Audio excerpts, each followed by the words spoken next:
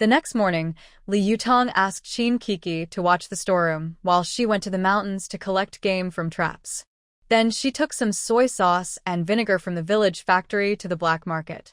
Lin Haonan saw Li Yutong arriving and greeted her with a smile. "Tong Jia, you're finally back. We are running low on supplies here. Please restock us soon." Li Yutong confidently waved her hand. "I just received a shipment yesterday, so our warehouse will be full." "That's great," Lin Haonan said happily. "Tong Jia, last time you saved my mother. My father asked me to invite you to our home to thank you for saving her." "No need for that. I helped your mother because you're my cousin's right-hand person. No need to be so formal. If you really want to thank me, help me with something." Lin Haonan knew Li Yutong was quite capable, and he was very interested in her request. "Tong Jia, just tell me what you need help with."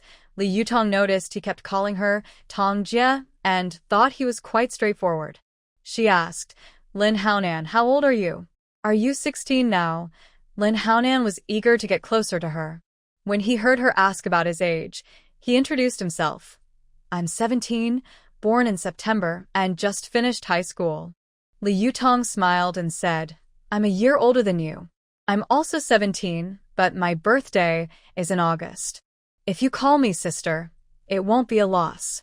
"Haonan, this time I came to ask for your help in promoting our Yangjiao Huai Brigade's soy sauce and vinegar factory. Our products are top quality, and I believe with your ability, you can help us open up sales." Lin Haonan confidently patted his chest and assured Li Yutong, "Sister Tong, just relax. I will handle this perfectly. I know many people in the city, and I will promote our soy sauce and vinegar well, making it famous." Li Yutong smiled slightly and took a sample bottle of soy sauce and vinegar from her bag, handing it to Lin Haonan. "Try this first. We made it carefully. See how it tastes."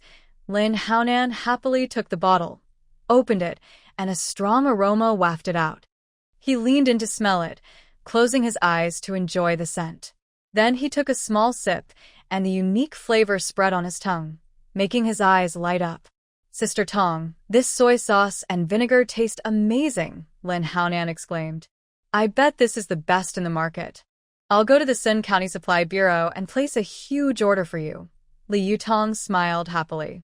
"That's great, but let's finish the deal first, then you can go to the Supply Bureau." Lin Haonan nodded quickly. "Sure, no problem. You go prepare the goods first, I'll come right after."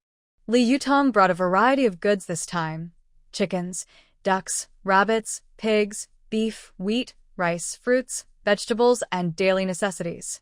The old items Lin Haonan brought, like yellow croaker fish, were collected according to Li Yutong's instructions. He also brought some cash, as Li Yutong requested. Both of them were experienced in business. They followed the usual process: inspect the goods first, then trade. One hand gives the money, the other gives the goods. After completing the deal, Lin Haonan hurriedly ordered his men to take the goods away. He himself took the soy sauce and vinegar sample straight to the supply bureau. Before leaving, he advised, "Sister Tong, you can walk around the market first. I'll be back soon." Li Yutong waved and smiled. "Go ahead, I'll browse around casually." She stored the money and goods from this deal into her space, then asked Cici to do a disguise for her. Only then did she enter the black market again. This time, she also brought wild chickens, rabbits, mountain goats, and a wild boar caught in a trap. Cici had already slaughtered the mountain goats and wild boar, and divided the meat accordingly. This is her joint property with Qin Kiki. She must sell it and then go home to share the money. Li Yutong took out her ID badge and confidently entered the black market carrying her basket.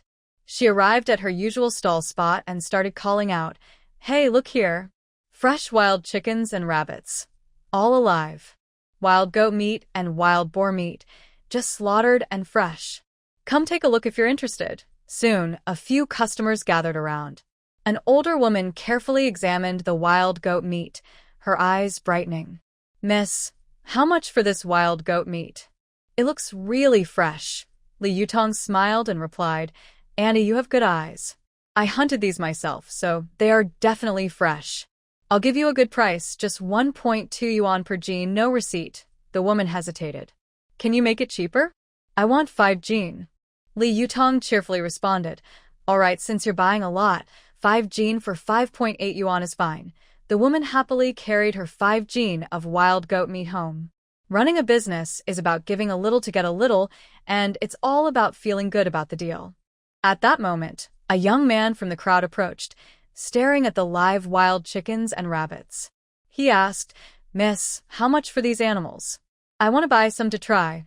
Li Yutong enthusiastically explained the prices and benefits of these wild meats. "Big brother, look, these rabbits are all alive. You can eat them with confidence. Wild rabbits are 4 yuan. Wild chickens are 3.5 yuan, no receipt. Alright, I won't haggle. Pick me 2 plump chickens and 1 rabbit." The man chose 2 chickens and a rabbit, paid happily, and left. In no time, all the goods in her basket were sold, earning a total of 888 yuan. That's a lucky number, 888, prosperity and good fortune. Li Yutong checked the time. She guessed Lin Haonan would be back soon. Holding the large sum of money, she felt happy and headed toward the place where Yujinlin usually stayed. Just as Li Yutong arrived, Lin Haonan also returned. Seeing her, he excitedly said, "Sister Tong, I've made a deal with the Material Supply Bureau in Sun County. They want to pre-order your half-year supply of soy sauce and vinegar, and the price is quite good." Lin Haonan looked very excited, with a shining look in his eyes. Li Yutong was very happy. She didn't expect this soy sauce and vinegar to be so popular. "Great. This is a big order. The villagers of the Yangjiahui Brigade will be busy for a while." Lin Haonan also smiled and said, "Sister Tong, you can go back and report. But you must tell them clearly that the delivery must be on time and the quality must be good." Li Yutong nodded and thought about her next plan. "Alright, thank you, Haonan. After we finish this order, I will have the village committee thank you properly." Lin Haonan was very happy and said, "Sister Tong, you have good vision. I believe that because you are leading, the Yangjiahui Brigade's business will grow bigger and bigger. By the way, Sister Tong, how is your black market business today?" Li Yutong smiled and said, "Not bad. All the wild game has been sold out, earning 888 yuan. Coco and I each got 444 yuan. Congratulations, Sister Tong. Your income makes me a bit jealous." Lin Haonan joked. "By the way, I have a friend who asked me to sell some medicinal seed, all from a rare herb. Do you need any?" Li Yutong's eyes lit up. She quickly asked, "What rare medicinal seeds? Tell me more." Lin Haonan became interested and explained, "It's tianma and ginseng seeds. These are valuable traditional medicines, especially tianma, which is in high demand and sells for a good price. If you plant them well, the profits are much better than regular crops." Li Yutong was tempted. Her space's black soil, nourished by life energy, had expanded several times. It was perfect for planting tianma. "Haonan, can your friend's seeds be trusted? How much do they cost?" Lin Haonan patted his chest and said, "Absolutely reliable. My friend specializes in growing medicinal herbs. The price is fair and much cheaper than on the market." Li Yutong thought for a moment and told a small lie. "Alright, I want them. Have your friend prepare the seeds. I'll go back and discuss with the village committee and give you an answer soon. If it works out, it will be another source of income for the brigade." Lin Haonan happily said, "Sister Tong, your vision is great. I believe you can make this happen. The Yangjiahui Brigade will surely become very rich." Li Yutong nodded with a smile, already planning the tianma planting. Initially, she started planting in the space. After the seeds were nourished by the spiritual energy in the space, she suggested that the sheep horn acacia team grow them. Yes, that was the happy decision made. Li Yutong, holding a large order from Lin Haonan, went to see Wang Taizhu. "Team leader, look at what I have here." Wang Taizhu looked suspicious but cooperated and asked, "What is it?" Seeing Li Yutong's excited face, he suddenly understood. "Li Yutong, you sold our team soy sauce and vinegar." "Exactly." Li Yutong handed him the order. Team leader looked carefully. "This has the stamp of the Sun County Material Supply Bureau. It's a firm order for half a year's production." Wang Taizhu took the order, his eyes widening with surprise and excitement. His hands trembled slightly. "Yutong, you really are our team's lucky star. With this order, the villagers' lives will have hope, He became more excited, pacing back and forth. Li Yutong took the opportunity to say, "Team leader, I have another thing. I met a friend who has seeds of tianma and ginseng. They're affordable and reliable. If we plant them, our future income will definitely be better than from ordinary crops."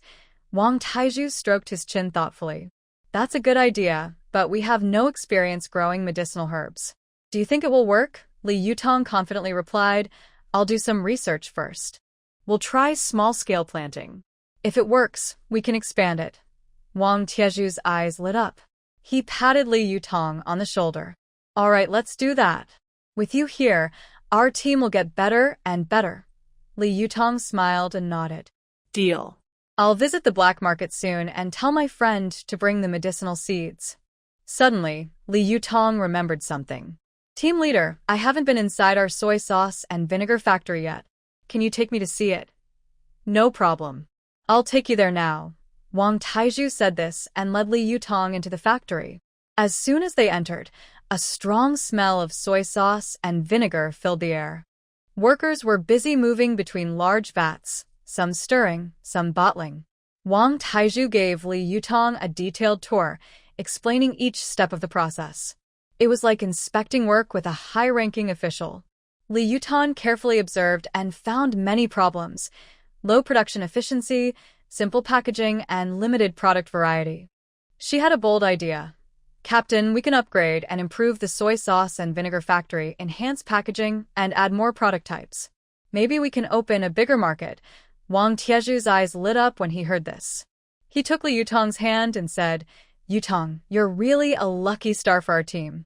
Come on, let's go to the team office and discuss this with the village officials." Li Yutong followed Wang Taizhu to the team office, where Secretary Fan, Accountant Wang, and the scorekeeper were all present.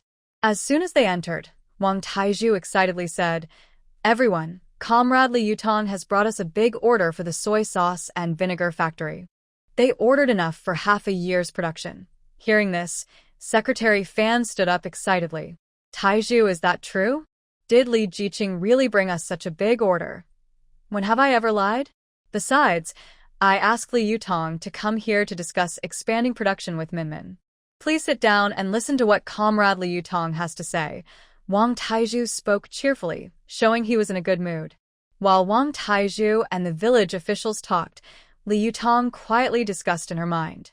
"Cici, can you figure out the recipes and methods for making light soy sauce, dark soy sauce, flavorful soy sauce, and steamed fish soy sauce?" Cici's clear voice sounded in Li Yutong's mind. "No problem. I can give you all those recipes and methods. But making these requires certain skills and ingredients, so we need to think of ways to meet those conditions." Li Yutong felt happy and nodded secretly. "Okay, Cici, tell me the methods quickly. When I have time, I'll go to the space to keep you company." At this moment, Wang Taizhu finished speaking and looked at her. "Yutong, if you have any ideas, just say them." Li Yutong cleared her throat. "Captain, everyone, I think besides expanding the scale, we can also diversify our products. I have a way to make light soy sauce, dark soy sauce, flavorful soy sauce, and steamed fish soy sauce. These will definitely be popular in the market." The village officials looked at each other in surprise. They had never heard of these products before, especially the different types of soy sauce.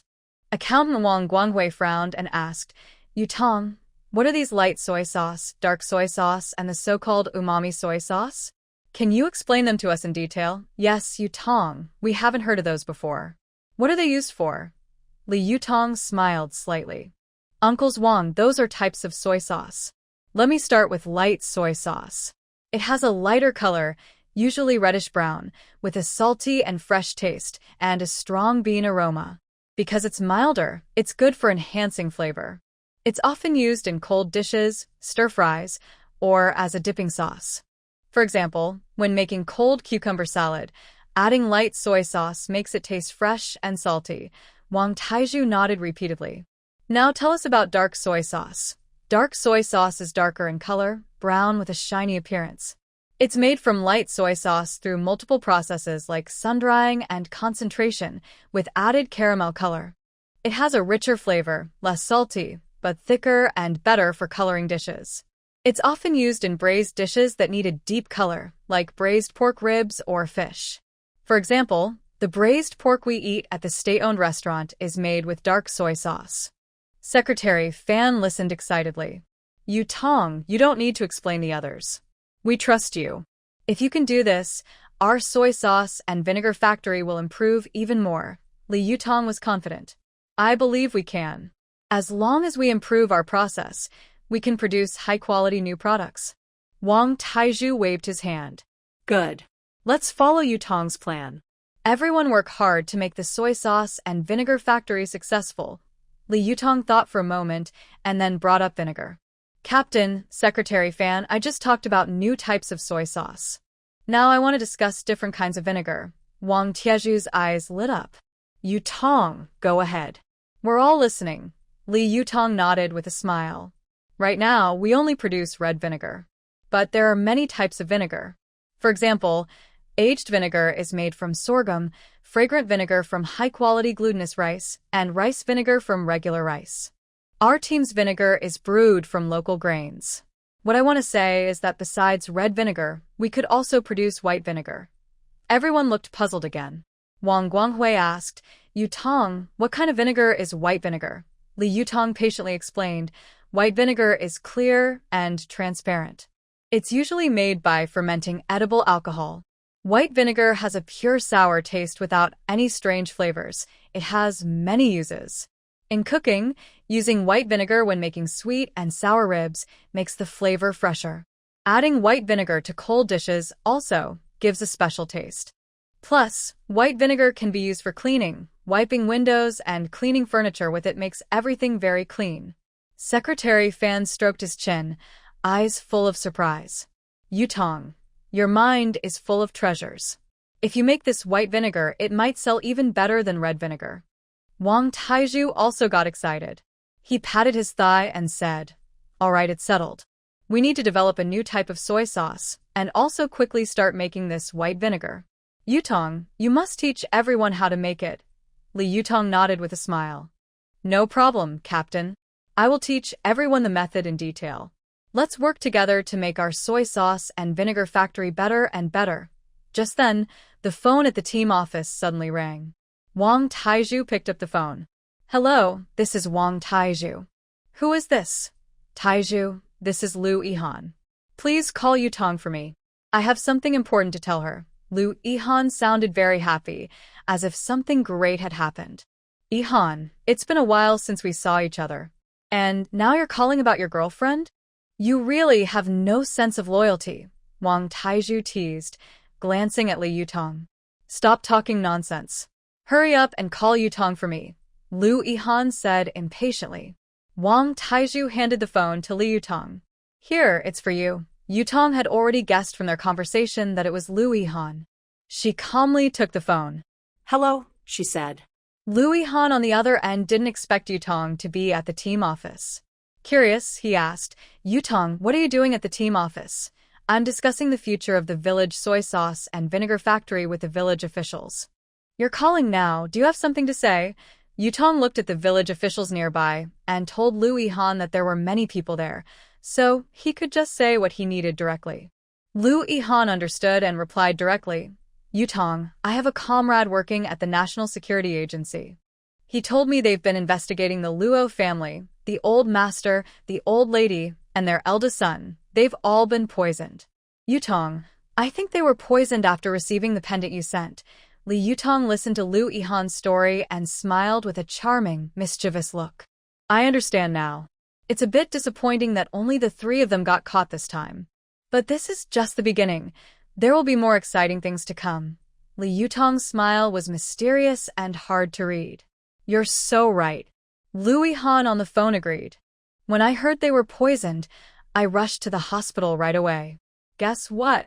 They're all in separate rooms, suffering terribly, rolling on the floor, but no one can find the antidote. Li Yutong sneered. It's not that easy to cure this poison. I carefully made it myself. Let them taste the pain for a while. To hide Qin Kik's storage ring, Li Yutong could only say she made the poison herself. Tong Tong, I've been so busy lately, I might not be able to visit you. You must take good care of yourself. If there's any new news, I'll call you right away, Lu Yihan said with a hint of guilt. Okay, I understand. You also need to stay safe. By the way, you said you're at the National Security Bureau? I have some materials here that might help your work, Li Yutong said gently. Tongtong, did you find evidence of Luo Han's crimes from Luo Zhenbang? Lu Yihan asked, surprised. Yes, I did. I'll send the materials to you by express tomorrow so you can pass them to your colleagues, Li Yutong replied calmly. All right. Tell your cousin to be more careful and not go out alone. I think the Luo family suspects he sent the pendant. They might cause trouble for him, Lu Yihan warned worriedly. Got it, I'll remember. After hanging up, Li Yutong looked at everyone's curious and gossiping expressions. She didn't explain and continued talking about the soy sauce factory. At the First People's Hospital in Kyoto, old Luo Haotian from the Luo family lay in bed, his whole body aching as if acid had been poured on his bones. As a poison expert, he knew he had been poisoned, but didn't know what poison it was. Luo Haotian lay on the hospital bed, his face pale and lips colorless, but his eyes were very sharp, fixed tightly on his second son, Luo Ke, who was standing by the bed. He struggled to speak, his voice slightly hoarse. Ke, what happened to me, your mother, and your older brother was definitely not an accident. We were carefully plotted against. But right now, it's still unclear whether Luo Zhenbang betrayed us, or if he was also part of the plan. Luo Ke stood by the bed, his brows furrowed, and his expression very serious. He paused for a moment, then slowly said, Father, I just received confirmed news that Luo Zhenbang has been shot by the Jin City police. So, that thing we received earlier is definitely not real. Someone deliberately used that news to buy us some time. Hearing this, Luo Haotian's eyes suddenly narrowed, and his face grew even darker. He clenched his teeth and said fiercely, Are you saying someone took advantage of us not knowing Luo Zhenbang was dead and struck us at the worst moment? Luo Ke nodded and continued calmly, That's probably it, Father. Didn't you ask Luo Zhenbang to find out where Jade Brocade Lawn was? If I'm not mistaken, this whole thing might be the work of the remnants of the Yu family. Luo Haotian showed a pained expression, his tone full of helplessness and despair. Ke, your mother, your older brother, and I all drank the same poison this time. The worst part is, after so many years dealing with poison, I still can't find a way to cure it. I don't even know where that little scoundrel got this poison. Luo Ke's eyes sharpened, and he clenched his fists. Father, no matter where this poison came from, we must find out who is behind it. If the remnants of the Yu family are so arrogant, we can't let them go easily. Luo Haotian panted heavily, weakly saying, Ke, you must be careful. If they can produce such a powerful poison, they must be prepared. At that moment, the door of the ward was gently pushed open, and a nurse entered, holding a report. Mr. Luo, here is the latest test report. Luo Ke took the report and looked at it carefully, his brow furrowing even more. Father, this poison seems to contain some special ingredients. Ordinary antidotes simply won't work. Luo Haotian closed his eyes and thought for a moment before saying, It seems we need to find another way.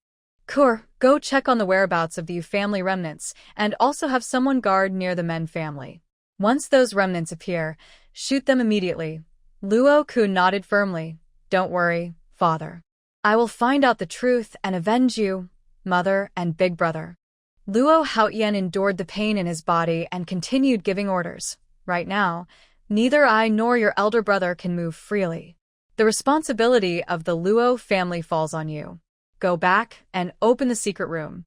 Inside, there's a sandalwood box with a list of people who can be mobilized. Take my token and find someone with the code name Nightcat and send him to Jin City. Luo Ke looked a bit confused. Father, why go to Jin City now? Isn't the most important thing to find out where Eugene Lan is first? Luo Haotian glared at him in frustration. Fool. That item was sent from Jin City, which means Eugene Lan has definitely been there recently. If he's been there, he'll leave clues. Follow that lead to find her. Yes, Father. I understand. I'll contact him right away. Li Yutong left the police station, not going home but heading straight to the county post office. She sent the criminal files of Luo Han via encrypted express mail and also called Louis Han at the post office. Han, I've sent the files. They're encrypted and urgent. You should receive them by tomorrow. Louis Han didn't expect Li Yutong to call him so quickly.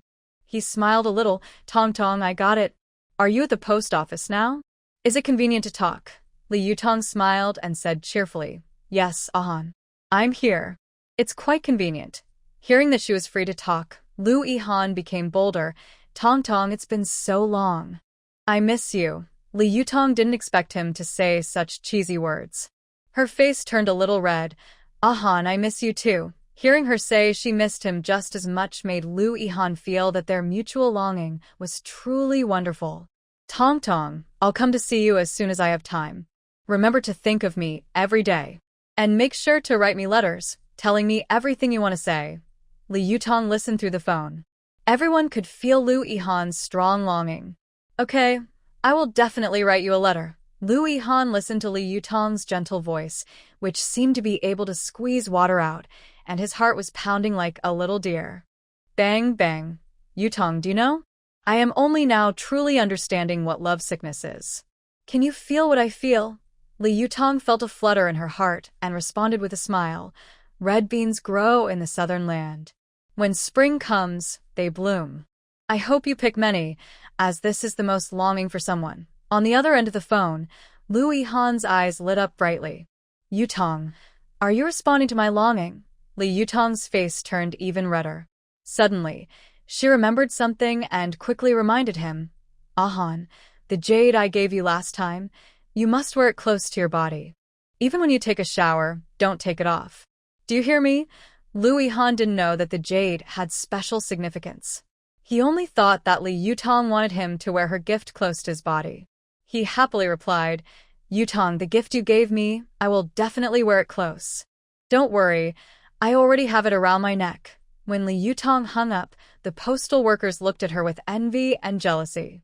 Comrade, your call lasted 15 minutes. At 1 yuan and 10 cents per minute, that's 16 yuan and 50 cents in total. Li Yutong understood their look and smiled slightly at her. Comrade, the call was a bit long. Sorry for taking up everyone's time. She then took out 16.50 yuan and placed it on the counter, turned around, and left gracefully. The staff and others waiting to make calls watched her leave with envy and admiration. Outside the post office, Li Yutong walked briskly along the street, feeling that today's sunset was especially beautiful.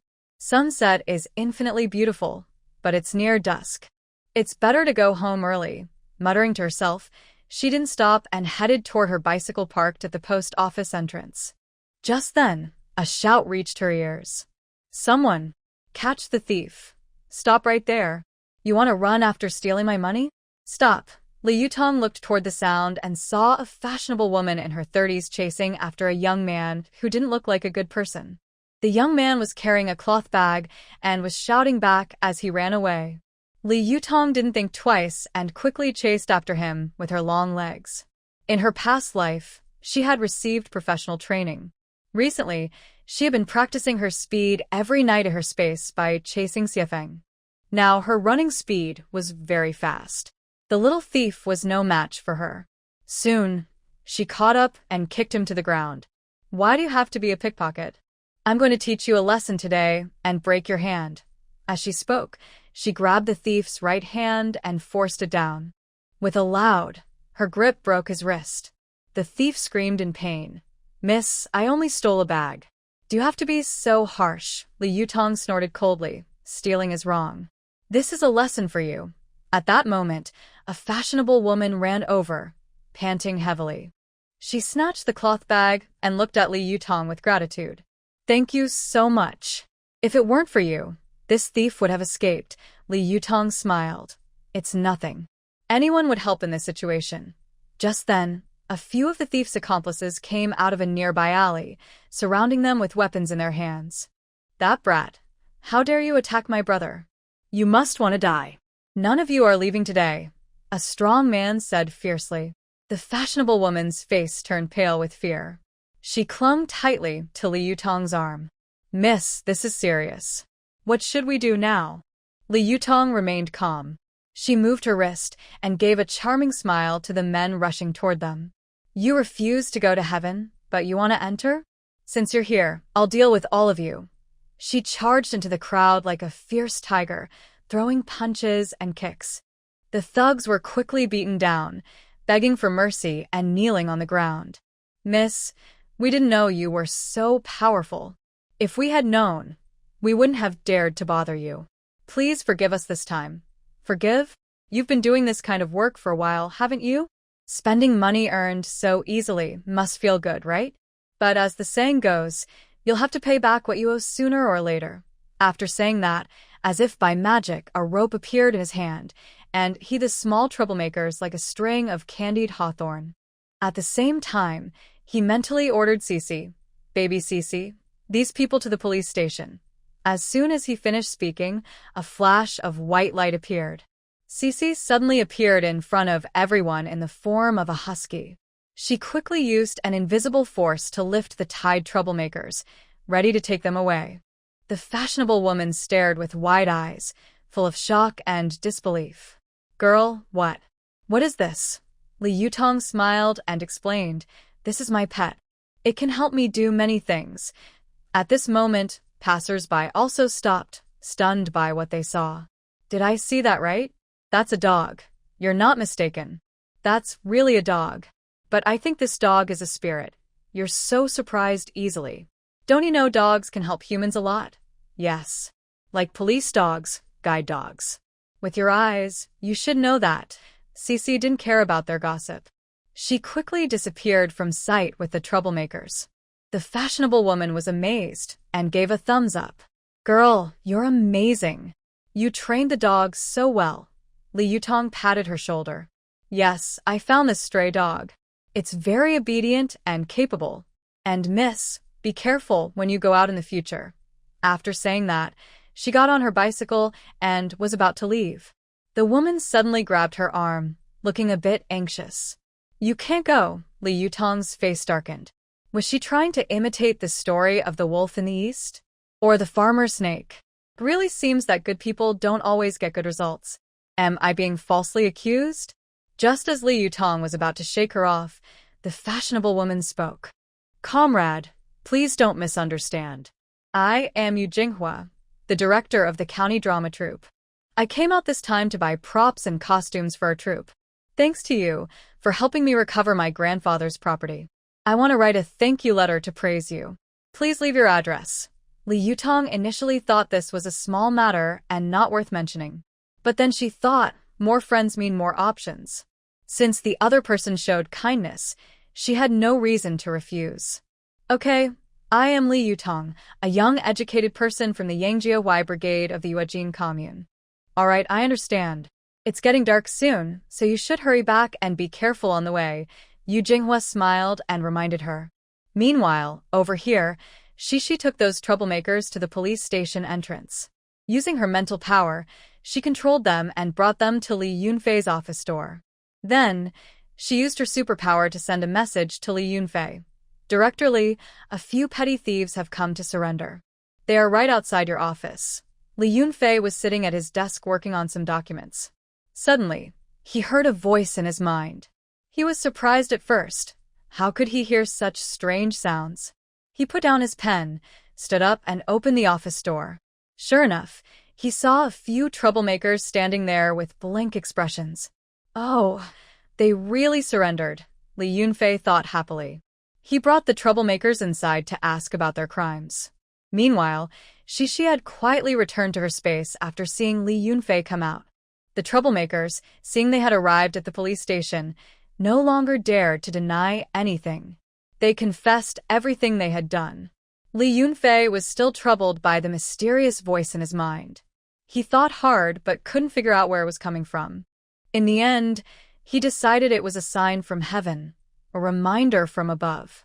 Li Yutong, who was riding away on her bicycle, didn't go straight back to the village. Instead, she headed directly to the black market on the main road, hoping to try her luck and see if she could meet her cousin there. Fortunately, Li Yutong was lucky this time. As soon as she arrived, she saw Yu Jinlan rushing over with a few followers. Tong Tong, what are you doing here? Do you need to see your cousin? Yu Jinlon asked right away. Li Yutong didn't reply. Instead, she pulled Yu Jinlon into a side room. Cousin, I have something very important to tell you. Please ask everyone to wait outside for a moment. Yu Jinlon nodded and gestured to her followers to leave. They understood and quietly stepped back. Cousin, I just received a call from Louis Han. The pendant we sent out has already been received by the Liu family. And those two old men, along with Liu Han, are all poisoned. He warned me that the Liu family will definitely think this was your work, and they will send people to find you with all their might. When Yu Jinlon heard that the Luo family members had been caught, she became very excited and completely ignored Li Yutong's warning. Great, Tong Tong. As long as the two old fools in the Luo family die, the others will be easier to handle. Seeing that he didn't pay attention to her warning, Li Yutong hurriedly repeated, Cousin, did you hear what I just said? The Luo family might go all out to fight you, so we need to think of a way to confuse them. Do you understand what I mean? As the boss of the black market, Yu Jinlon was not stupid. She understood her meaning. Tong Tong, are you suggesting we pretend to be weak on the surface, but secretly attack? Li Yutong smiled and nodded. Yes. The Luo family is now focused on you and doesn't know I exist. I want you to attract their attention while I secretly eliminate the Luo family members. Without hesitation, Yu Jinlon agreed. No problem, Tong Tong. We work together. I'll draw their attention, and you look for an opportunity to strike from behind. But, Tong Tong, how exactly should we do this? Yu Jinlon asked. Li Yutong confidently said, Cousin, I can change your appearance and body shape.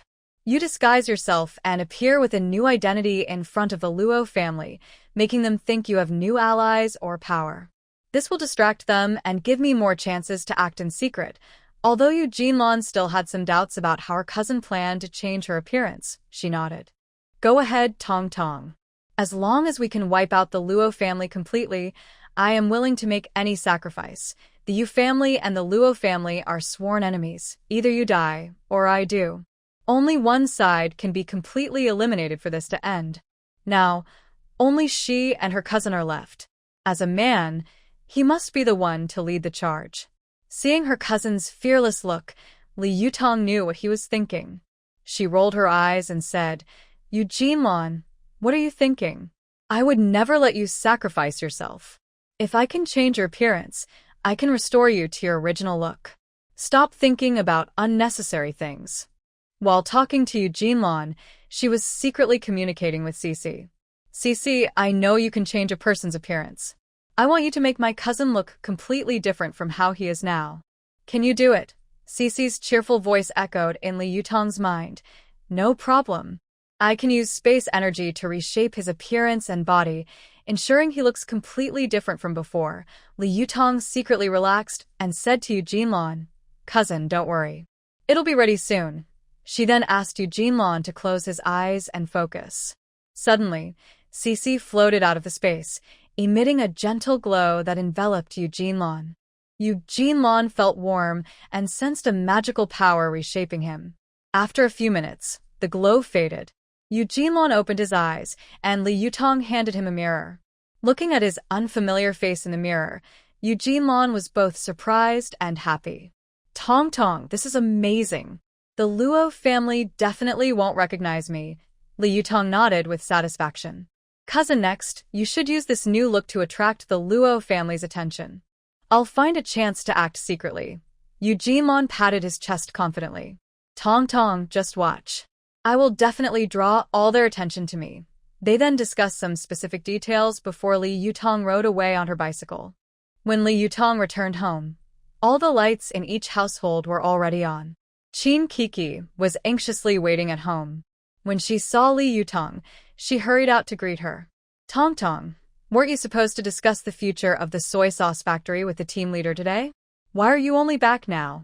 I was so worried. Li Yutong took out the money she earned from selling wild game at the black market and handed it to Qin Kiki.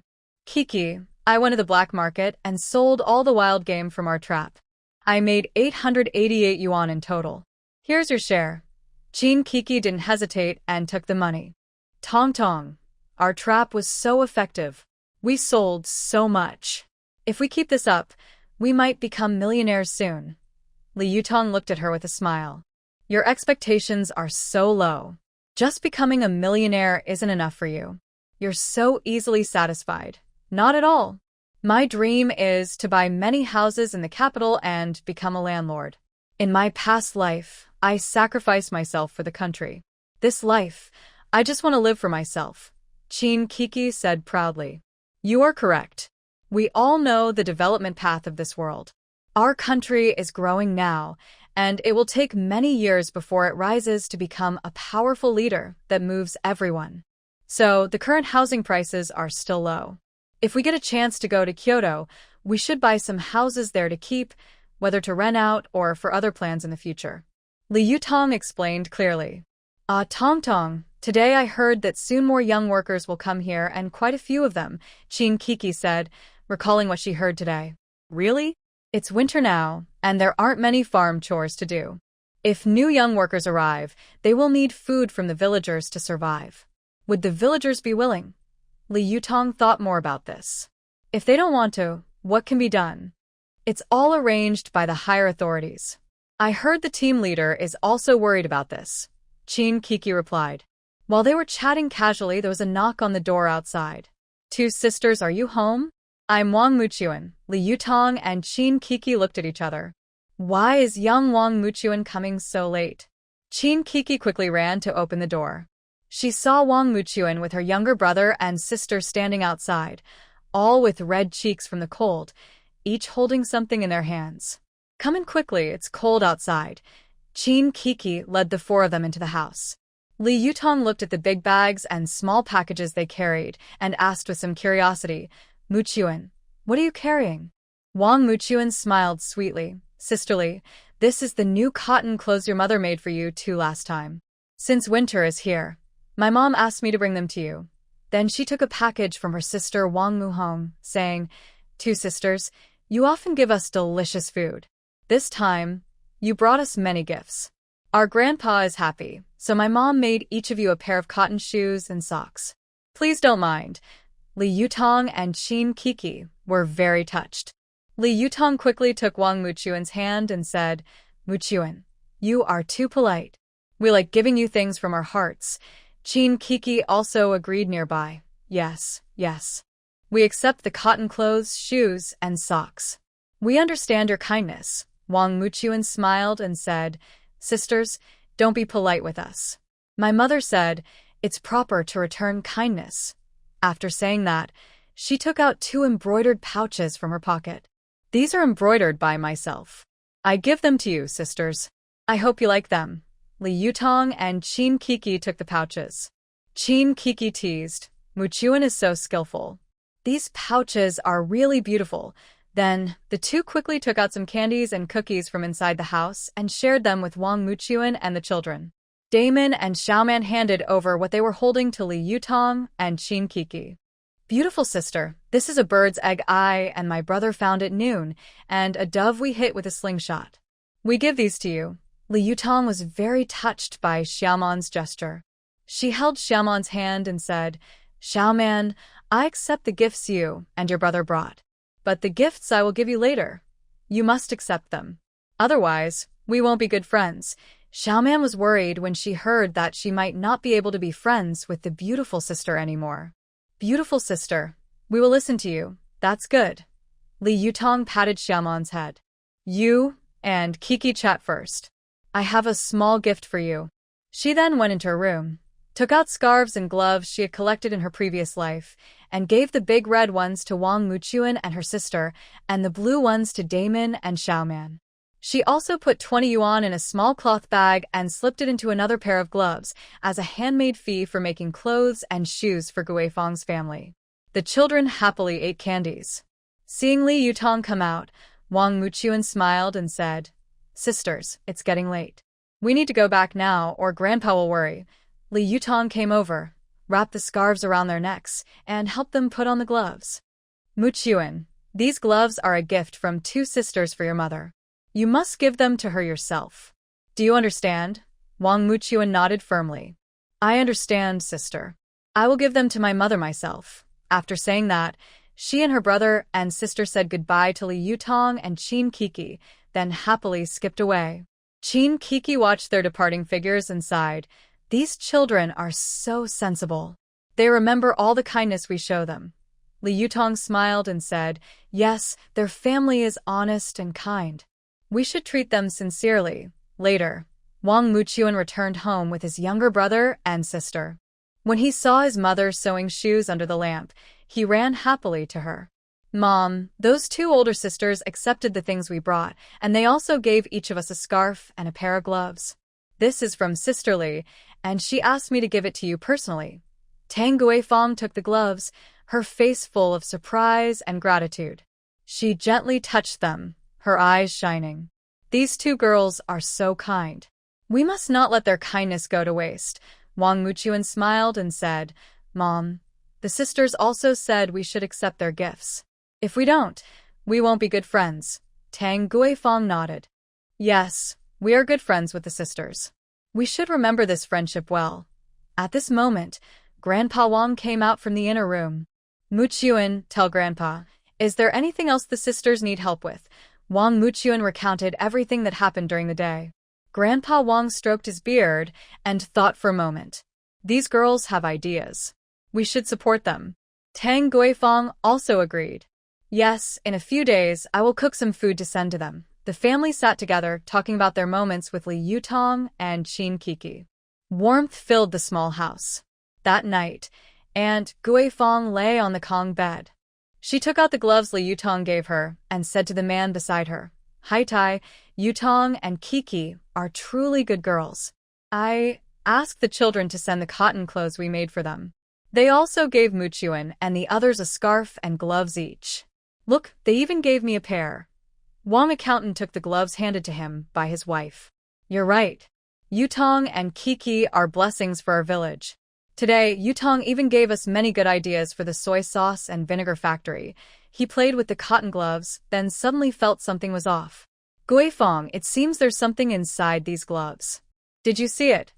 Tang Guifang looked surprised.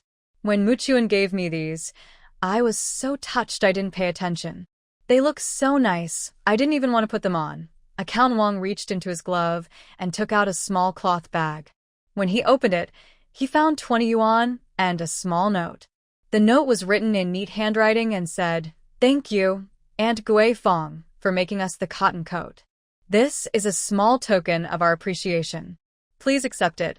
Aunt Guifang couldn't read and didn't understand what was written. Child, what does it say? She asked. Wang explained the note to his wife. My dear, those two children are good kids. We must treat them well in the future. Of course I know that. When someone shows us respect, we should respect them back. Go to sleep now. We have to work at the soy sauce and vinegar factory tomorrow. Meanwhile, Li Yutong returned to her room and went straight into her space. In her space, Snow Wind was eating a delicious meal of braised pork mixed with rice, prepared by Shishi. It looked very tasty. As soon as Li Yutong entered, she noticed Snow Wind had finished his meal quickly. He licked his lips and happily ran over. He wagged his tail and spun around in front of Li Yutong, acting like a happy dog. Li Yutong squatted down and patted Snow Wind's head. Hey, Snow Wind, your food is better than mine. I just had noodles this afternoon, but you're eating braised pork with rice. Snow Wind had been living in the space for a few months, drinking spiritual spring water and guided carefully by Shishi. He could understand what Li Yutong was saying now. Feeling a bit sad, he lay down at her feet and made a soft, woo-woo sound. Li Yutong surprisingly understood what Snow Wind meant. What's wrong? When I say a few words, you get upset. I'm not wrong. I eat vegetarian and you eat meat. That's better than what I eat. Snow Wind continued to make woo-woo sounds, seeming to express his displeasure. Seeing this, she found it very funny. She ran over happily and translated for Li Yutong. Master, Snow Wind says he's a carnivore by nature, so eating meat is normal. But you're a two-legged beast, so you should eat vegetables. After hearing Shishi's translation, Li Yutong couldn't help but laugh. She smiled at Snow Wind and said, Well, look at you, Snow Wind. You've even learned to talk back. Are you feeling mischievous? When Snow Wind heard Li Yutong's words, it suddenly jumped up, about 3 feet tall, and continued to make woo-woo sounds, as if arguing with her. Cece, the curious spirit who loves to watch trouble, found the interaction between Snow Wind and Li Yutong very funny. So, she translated Snow Wind's words word for word to Li Yutong. Master, how can you be so angry? Don't you allow others, or rather wolves, to tell the truth? Oh dear, being a wolf is really tough. Li Yutong couldn't help but laugh and shake her head. She said to Snow Wind, "Come here. You're really getting brave now, talking back like that. Since you're so good at talking, go stand on your head in the corner for half an hour. Also, I'll change your dinner to boiled chicken." Hearing this, Snow Wind's body instantly stiffened. Its proud head drooped, and its tail stopped wagging. It looked at Li Yutong with a sad expression. Slowly, it walked to the corner and reluctantly started to stand on its head, occasionally making faint, woo-woo sounds. Master is mean. Master is just a grumpy little girl. How can you treat such a cute wolf like this? Cece giggled loudly, clapping her hands. Snow Wind, just accept your punishment. If I translate your words to the master, it won't be just standing on your head. Snow Wind secretly glared at Cece with one eye. It's all your fault for talking too much. If you hadn't said anything, the master wouldn't have known. After a while, Snow Wind couldn't hold on anymore and fell to the ground with a plop. It quickly ran to Li Yutong's feet, nuzzling her legs with its head and making pleading sounds. Master, Silverhouse was wrong. Silverhouse promises not to argue with you anymore. But in its mind, it was thinking, from now on, I'll argue in my mind but never say it out loud. Cece is a traitor. Li Yutong looked at its adorable expression and couldn't help but smile. All right. I'll forgive you this time. No more arguing in the future. Hearing this, Snow Wind immediately perked up, happily circling around Li Yutong and jumping a few times, showing its joy. Cece teased from the side, Snow Wind, your mood changes faster than flipping through a book. At this moment, Cece suddenly remembered something. Master, what do you plan to do next about the soy sauce and vinegar factory? Li Yutong frowned slightly, deep in thought. After a moment, a confident light appeared in her eyes. She slowly said, I plan to improve the current plan further, focusing on selecting better raw materials and optimizing the brewing process. My goal is to improve both the quality and the amount produced. Then I want to discuss with the team leader and others about expanding production and see what preparations are needed in terms of funds, equipment, and manpower. Xiefeng, who had been lazily lying nearby, seemed to be drawn in by Li Yutong's words. Suddenly, it perked up, its lively ears standing tall as it listened carefully, full of curiosity. Li Yutong smiled and gently petted Xiefeng's soft fur. She softly said, Xiefeng, once our soy sauce and vinegar factory becomes very successful, maybe I can improve your diet so you can enjoy delicious meat every day. Hearing this, Xiefeng excitedly jumped up, happily bouncing around Li Yutong. It occasionally let out cheerful barks, wagging its tail like a drum. Seeing Xiefeng's lively and adorable behavior, Li Yutong felt very happy. She playfully scolded, Xiefeng, you're a noble snow wolf, not a mischievous little dog. Can you keep your cool and act a bit more aloof? Xiefeng seemed to understand her words. It stopped jumping and sat quietly at her feet, holding its head high with a proud look. But after a few seconds, it couldn't resist and rubbed its head against Li Yutong's leg. Li Yutong burst into laughter at Xiefeng's antics. She crouched down and hugged Xiefeng, saying, All right, no more acting. I'm going to start working on the improvement plan now so we can expand the soy sauce and vinegar factory soon. After saying that, Li Yutong stood up and returned to her office in the space, beginning to carefully review materials and write the plan. Xiefeng obediently lay in the corner of the office, occasionally glancing at Li Yutong as if guarding her.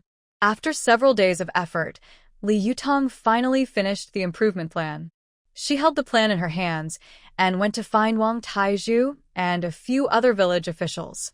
Captain, this is a plan I have prepared over a few days for expanding our soy sauce and vinegar factory size and product variety.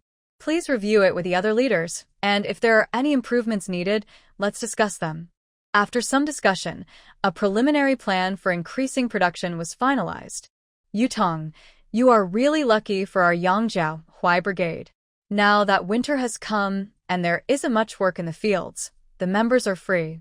I want to put your plan for sweet potato processing on the schedule. Do you think that's okay? Wang Taizhu is very proactive, always trying to change the situation in the brigade so that villagers can escape poverty. His enthusiasm also inspired Li Yutong. No problem, Captain. I've already assembled the machines needed for sweet potato processing with Lu Yihan, and they are ready to use at any time. Wang Taizhu looked a bit hesitant. Yutong, I've eaten rice noodles and vermicelli when I was in the army, but I don't know how to make sweet potato noodles. I really rely on your knowledge for this. Li Yutong patted her chest confidently. Don't worry, Captain.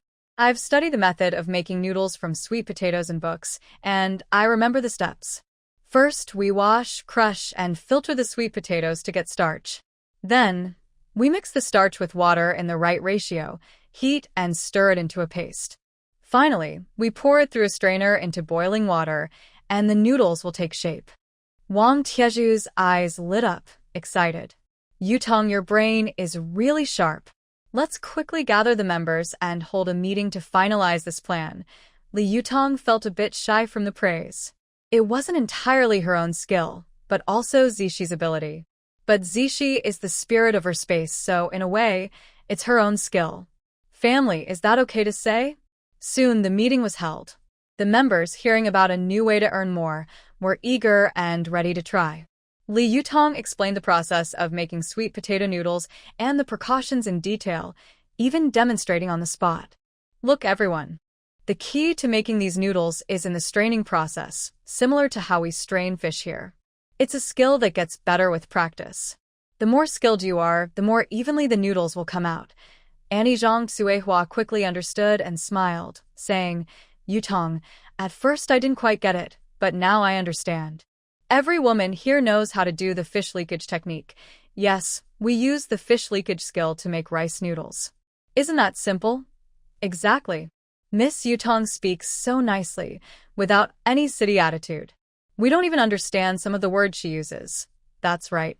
Miss Yutong, as a young educated person from the city, we welcome as many of you as come.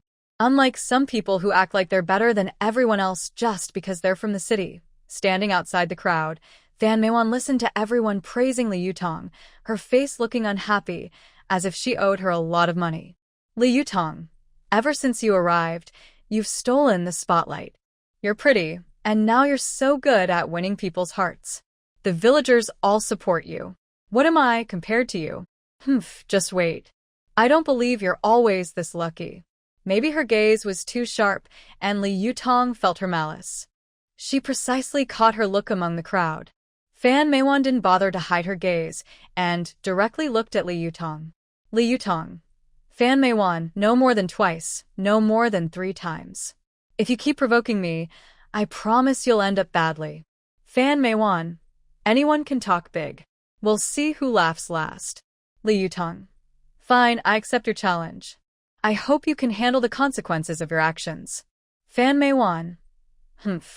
Come at me with your tricks. If I step back even once, I'll be a coward. In the following days, Wang Taizhu led the members of the Yangjiao Huai Brigade into the rush of making rice noodles. The soy sauce factory was also steadily following Li Yutong's plan.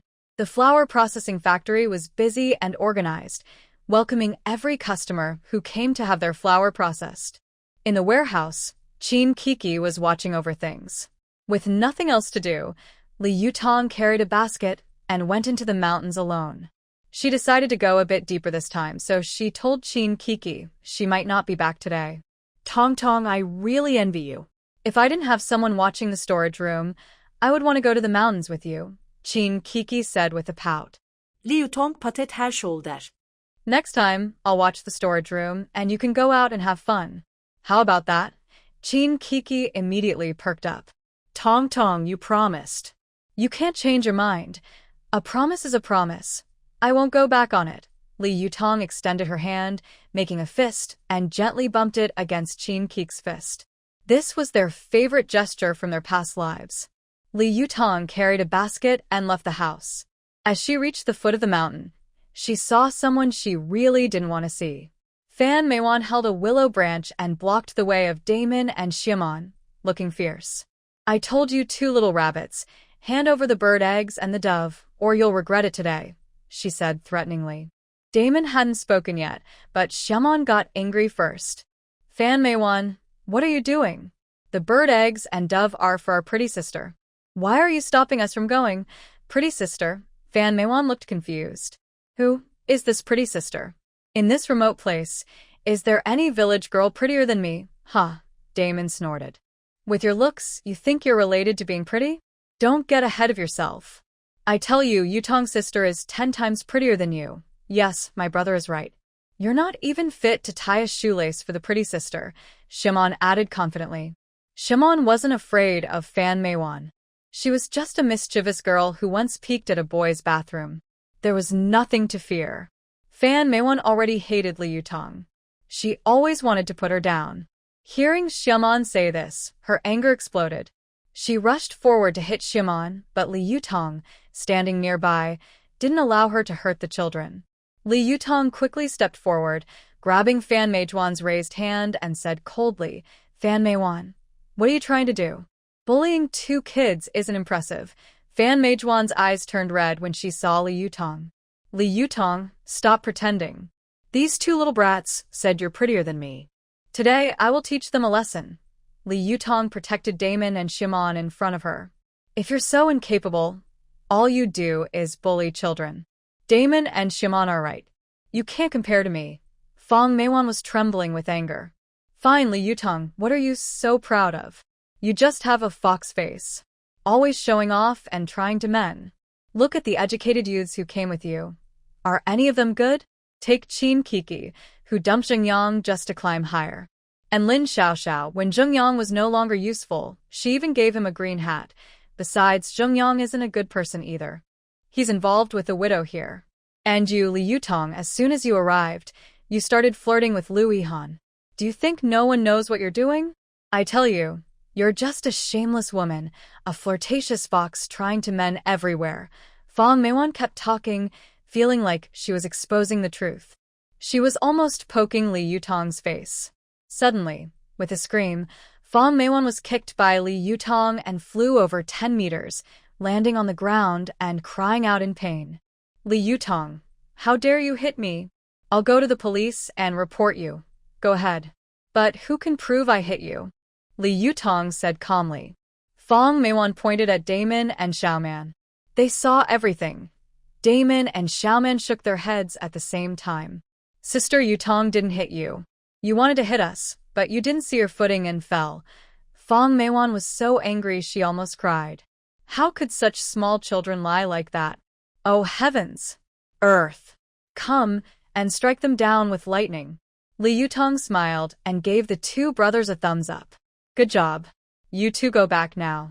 Remember not to tell anyone what happened today. Xiaoman, small but mischievous, grinned at Li Yutong. Pretty sister, we didn't see anything. Keep going. We're leaving now.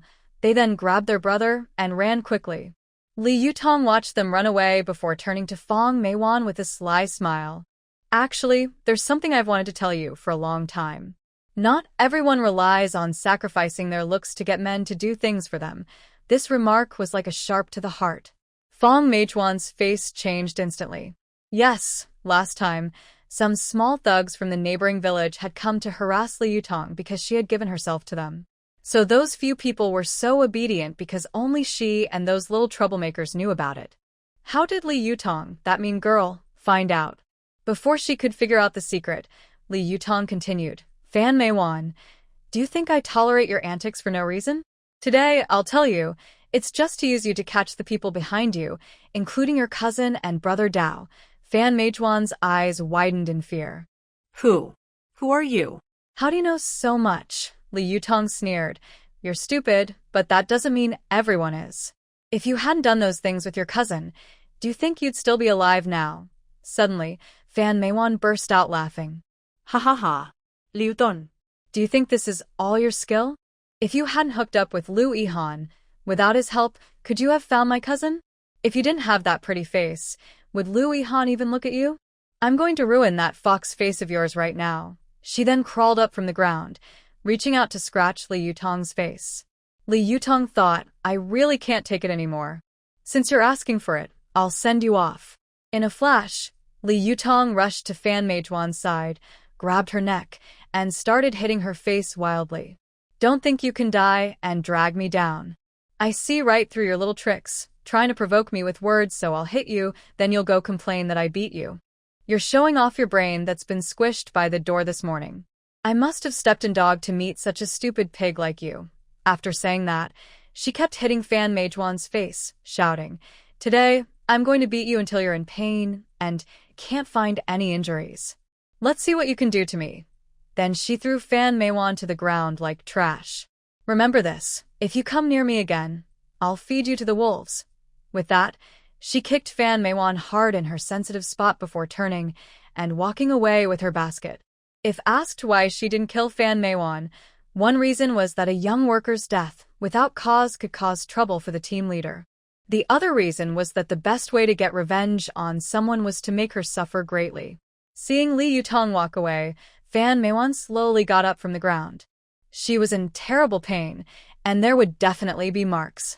Soon, she would go to the police station with her injuries and the slap marks on her face to report Li Yutong, making sure she paid the price. Just thinking about it made her feel very happy. Fan Meijuan thought this and returned to her room. She now lived alone, as no one wanted to share a room with her. She struggled back to her place and looked at her neck in the mirror. Li Yutong had just choked her, so there should be a bruise. But when she looked, her neck was smooth and clean, with no marks at all. How could that be? Fan Meijuan stubbornly took off her clothes. The spot on her chest where Li Yutong kicked should have a bruise. But the result disappointed her greatly. Although she was in terrible pain, there was not a single mark on her body. Where had the problem come from? If she had no evidence to accuse that woman, then her beating today would have been pointless. Fan Meijuan was very frustrated. She had accidentally seen Li Yutong talking to Wang's people and knew they were close. That's why she deliberately rushed out to grab Xiaoman and their things, hoping to use herself as bait so Li Yutong would attack her, leaving marks on her body. With the two boys as witnesses, no matter how capable Li Yutong was, she couldn't escape legal punishment.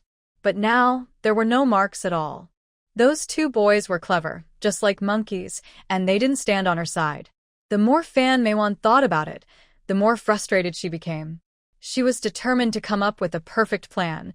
She had to make that woman fall into the mud. While Fan Meijuan was gnashing her teeth in anger, Li Yutong was feeling very happy. Humph. Fan Meijuan still wanted to use injury to threaten her. Dream on. Li Yutong knew her well and could see her little tricks.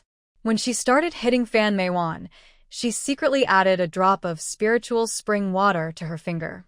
With the power of the spring water, it was almost impossible to leave any marks. Because of Fan Meijuan, who is a troublemaker, Li Yutong lost interest in going deep into the mountains. Instead, she went to set a trap with Qin Kiki to catch prey. However, for someone as foolish and malicious as Fan Meijuan, she must be completely dealt with. Otherwise, she might pop up now and then to bother you, which is quite annoying.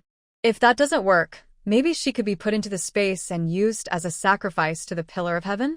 But I can't be sure if, in the Pillar of Heaven's view, someone as disgusting as Fan Meijuan counts as a bad person. Li Yutong asked, Cici baby, you said before that anyone who does things that hurt others and are against morality is a bad person.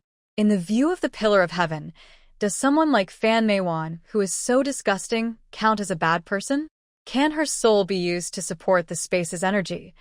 Cici's voice echoed in Li Yutong's mind. In the view of the Pillar of Heaven, someone who harbors malicious intent and tries to harm others repeatedly is considered a bad person. But using her soul to sacrifice to the Pillar of Heaven isn't enough to be truly malicious. If you want to use her soul as the space's energy, you'll need to separate her soul from her body first. This requires finding the right moment, perhaps when she's sleeping. But be careful, if her body's instincts resist during the soul separation, it could be troublesome. Li Yutong nodded and said, "Got it. Since the pillar of heaven can't directly absorb her soul, I'll think of another plan. My main goal is to make this disgusting person completely disappear from my life. It's now the end of 1975. If she wants to leave here, she must pass the college entrance exam, which will be restored in 1977. That leaves 2 years. How can she let this person keep bothering her now and then? She definitely can't let her annoy her to death. No, she must find a way to completely solve the fanned Manhwa problem. But what method should she use that won't cause trouble for the team or herself? This question needs careful thought. Family members, can anyone give us a perfect plan for Tong Tong? I'm waiting online, and it's quite urgent." While walking, Li Yutong was thinking. Since she was going into the mountains, why not let Xiefeng out to adapt to outdoor life? Thinking of this, she simply used her mind to release Xiefeng from the space. Suddenly changing environments, Snow Wind still couldn't adapt. When it saw clearly that it was the forest often brought by Shishi, it immediately became excited. It looked up to the sky and suddenly let out a loud howl. Unprepared, Li Yutong was startled. She quickly grabbed Snow Wind's ear and scolded it. "Are you crazy? Why do you get so happy when you see some sunlight? Do you believe I'll leave you here forever?" Unable to return to the space, Li Yutong pulled on Snow Wind's ear, and it whined sadly, hanging its head and scratching the ground with its forelegs. "It's not like I want to scare you. I just can't control my excitement. My owner is such a grumpy little girl." Sniff, sniff. Li Yutong let go and said irritably, all right, stop pretending to be pitiful. Get used to the forest here. Don't run around. I'll check the traps for any catch." Snow Wind understood her words, wagged its tail, circled around her twice, then ran deep into the forest. "I'm off to have fun. Bye-bye." Li Yutong watched its back, smiled helplessly, then turned to head toward the traps. When she arrived, she saw a few wild rabbits and mountain chickens caught in the traps. There weren't many this time. Could it be that the spring water in the trap was gone? Li Yutong looked into the container in the trap. It was empty. She casually dropped a few drops of water into it. Next time, there should be more prey. But even tiny insects are food. Tonight, she planned to cook braised rabbit and chicken with mushrooms. The remaining rabbits and mountain chickens would stay in the space until she could deal with them at the black market. Just as she was about to leave, she suddenly heard Snow Wind's angry roar from afar. Her heart tightened. What was going on? Was Snow Wind, the snow wolf, intercepted by someone? Or had it encountered a large beast?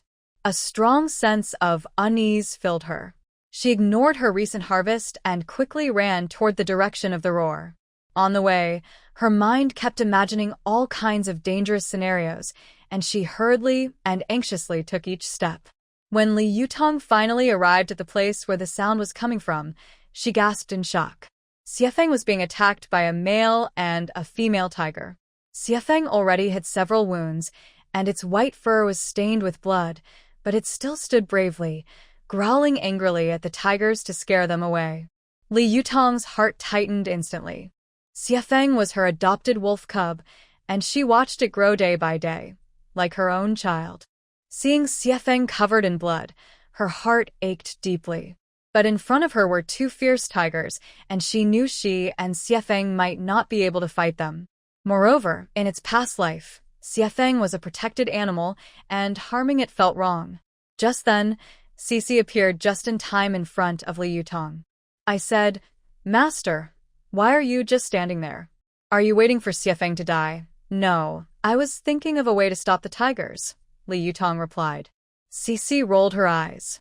"Master, are the guns and bullets in your space just gathering dust? Also, your spirit tool, am capable of anything. 2 tigers? No problem for me. Honestly, how are you getting so old and forgetful?" Li Yutong wasn't angry at Cici's teasing. Instead, she realized she was just worried. Thanks to Cici's reminder, her eyes lit up. Of course. How could she forget? She quickly took out a pistol from her space, loaded it with bullets, and aimed at one of the tigers. That thing, thinking it's the king of the mountain, bullying our Xiefeng? Today, I'll show you what it's like to get a headshot. The two tigers looked confused at the dark, shiny object in Li Yutong's hand.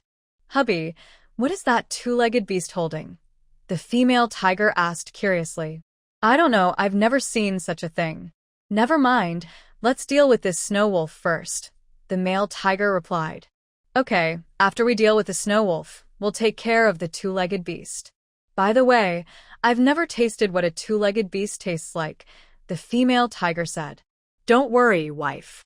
"I'll catch that two-legged beast for you soon," her husband replied. Just as Li Yutong was about to shoot, Cici suddenly said, "Master, don't shoot. Use the tranquilizer gun. That way, we can save Xiefeng and also catch it alive. Once we get the tiger into the space, they won't be in control anymore." Li Yutong nodded quickly and reacted without hesitation. She put down her weapon and picked up another tranquilizer gun. Her movements were quick and firm. She aimed sharply at the two fierce tigers. She gently pulled the trigger, and with a loud bang, the tranquilizer dart shot out like lightning, hitting the mother tiger right in the forehead. The mother tiger trembled violently after being hit, then seemed to lose support and swayed her large body. She fell to the ground and passed out. Before losing consciousness, the mother tiger was a bit confused and said, "Husband, why do I feel sleepy right now?" The male tiger thought for a moment and said, "Maybe we were too active last night." While they were talking, the male tiger suddenly felt a sharp pain in his forehead. He shook his body and, just like his wife, fell heavily to the ground and entered a deep sleep. Li Yutong quickly ran to Xiefeng's side, worriedly checking his injuries. "Xiefeng, hold on. I'll treat you right away." She took a cup of spiritual spring water from her space. "Xiefeng, bear with it a little. I'll clean your wound first." Xiefeng whined softly, as if complaining about his suffering. To Li Yutong's surprise, as soon as the spring water touched Xiefeng's wound, it healed visibly and rapidly. Li Yutong was stunned. "Cici, what's going on?" Cici proudly said, "Master, as the space recovers, the concentration of the spring water is increasing.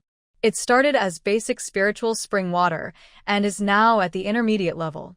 It contains rich life energy, so healing small wounds is easy." Li Yutong's eyes lit up. "Cici, if the space fully recovers, will this spring water become so powerful that it can revive the dead and turn bones into flesh?" She then fed Xiefeng a few more sips of the spring water. After drinking, Xiefeng's spirit improved significantly, and he happily ran around Li Yutong in circles. Seeing Xiefeng back to normal made Li Yutong very happy. "Master, if the space fully recovers, the spring water will reach the top concentration. It can indeed revive the dead and turn bones into flesh, as you said. But there are limits, and it can't be used casually." "Can't be used casually? What does that mean?" Cici explained. "Top-quality spiritual spring water has powerful effects, but each use consumes a lot of energy from the space and takes a long time to recover. Also, it can't help with people who have been dead for a long time and whose souls have dispersed." Li Yutong nodded, understanding the limits of using this precious spring water. At this moment, Xiefeng ran over and nudged Li Yutong's leg, as if reminding her about the two tigers. Li Yutong looked at the sleeping tigers and smiled. "Perfect. I'll put them into the space." Since a tiger's life force is similar to a human's, it can be used to restore the space. She easily stored the two tigers into her space, then walked back with Xiefeng, chatting with Cici. "Cici, if I use those two tigers to restore the space's vitality, can you help me keep the tiger bones?" Li Yutong looked at Cici with anticipation, a hint of cleverness in her eyes. Cici blinked and showed a cute smile. "Sure." The pillar of heaven absorbs the tiger's soul, but its body isn't useful to it. Hearing this, Li Yutong felt happy but then asked curiously, "If the body isn't useful to the pillar of heaven, why does it always absorb the bodies along with the souls of evil people?" Cici rolled her eyes elegantly and said, "Master, aren't you a bit slow? If it didn't absorb the bodies, wouldn't there be dead people everywhere in the space? If you're not afraid, I find it a bit creepy." Li Yutong suddenly understood, scratched her head, and smiled awkwardly. "Haha, I see. So, the pillar of heaven can also help destroy corpses?" Cici shook her head and explained, It's not that the pillar of heaven has that function, but it depends on whether I want to keep the body or not. The pillar of heaven only absorbs the soul. Everything else is decided by me. Li Yutong nodded thoughtfully and then said eagerly, I see. Then, let the pillar of heaven absorb the souls of these two tigers, peel off their skins, extract the bones, and then break down the meat. That should be fine, right? Master, there's no problem with that, but are you pushing me too hard? You've given me so much work all at once. Are you exploiting child labor? She said sadly. Li Yutong quickly comforted her. She is very capable. This little work is nothing for someone as skilled as you. Feeling praised, she happily said, You're right. Master has good judgment. I'll go start working now. Also, please let Shuefeng come in. The tiger's intestines and stomach can be given to it, so it can get revenge. After finishing her chat with Shishi, Li Yutong sent Shuefeng into the space and walked alone down the mountain.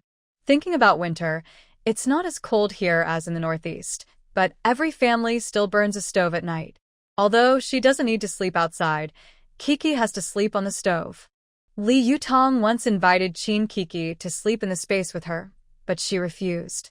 Kiki said, Tong Tong, I'm used to life outside. The space is nice, but it feels a bit too quiet. Sleeping on a warm stove, smelling the firewood, makes me feel safe. Also, even though we're like sisters, we should respect each other's privacy. Just like you don't ask about my storage ring, I only need to know you have a space that can save your life. That's respect for both of us. Thinking of Keek's words, Li Yutong couldn't help but smile. What is a true friend? A real friend cheers for you when you succeed, comforts you when you fail, and respects your privacy, keeping a proper distance. That's why, in their past life, the three sisters of steel got along so well. Since she's already in the mountains, she might as well gather some good firewood for Kiki to keep her warm this winter. As she walked, Li Yutong saw a patch of dead trees. An idea struck her. This is perfect firewood. Kiki, since you gave me divine power, I'll use this power to keep you warm. With the help of a powerful beauty-enhancing pill, she chopped down many sturdy dead trees. She stored the wood in the space and arranged. She help the master split these trees, okay? No problem, master. Since all these trees are already dead, you might as well cut them all down and store them in the space. I'll chop them into pieces for you. Li Yutong thought Cece's words made sense, and she also remembered a chat with Grandpa Wang. He once said, Young Yutong, look at these trees on the mountain. Some trees look dead on the trunk, but their roots are still alive. If you cut off the dead parts, they will grow back in spring. Maybe that's how the saying dead wood blooms again comes about. She remembered asking Grandpa Wang at the time, Grandpa Wang, I heard your family used to be landlords. When you were young, you were the eldest son of a landlord family, so you must have read many books, right? That's how you know so much. Grandpa Wang smiled and replied, I read some books. My father was a well-known man in our village and was good at both literature and martial arts. Although I was adopted by him, he treated me better than his own children. But he was never indulgent. To support our family, he was strict with me, making me learn many things. Of course, I also learned a lot from real-life experiences that books don't teach. As Li Yutong got to know the old man better, she felt he was not simple. Grandpa Wang, even though I just arrived as a young worker, I have a small hobby, liking to record local customs and traditions.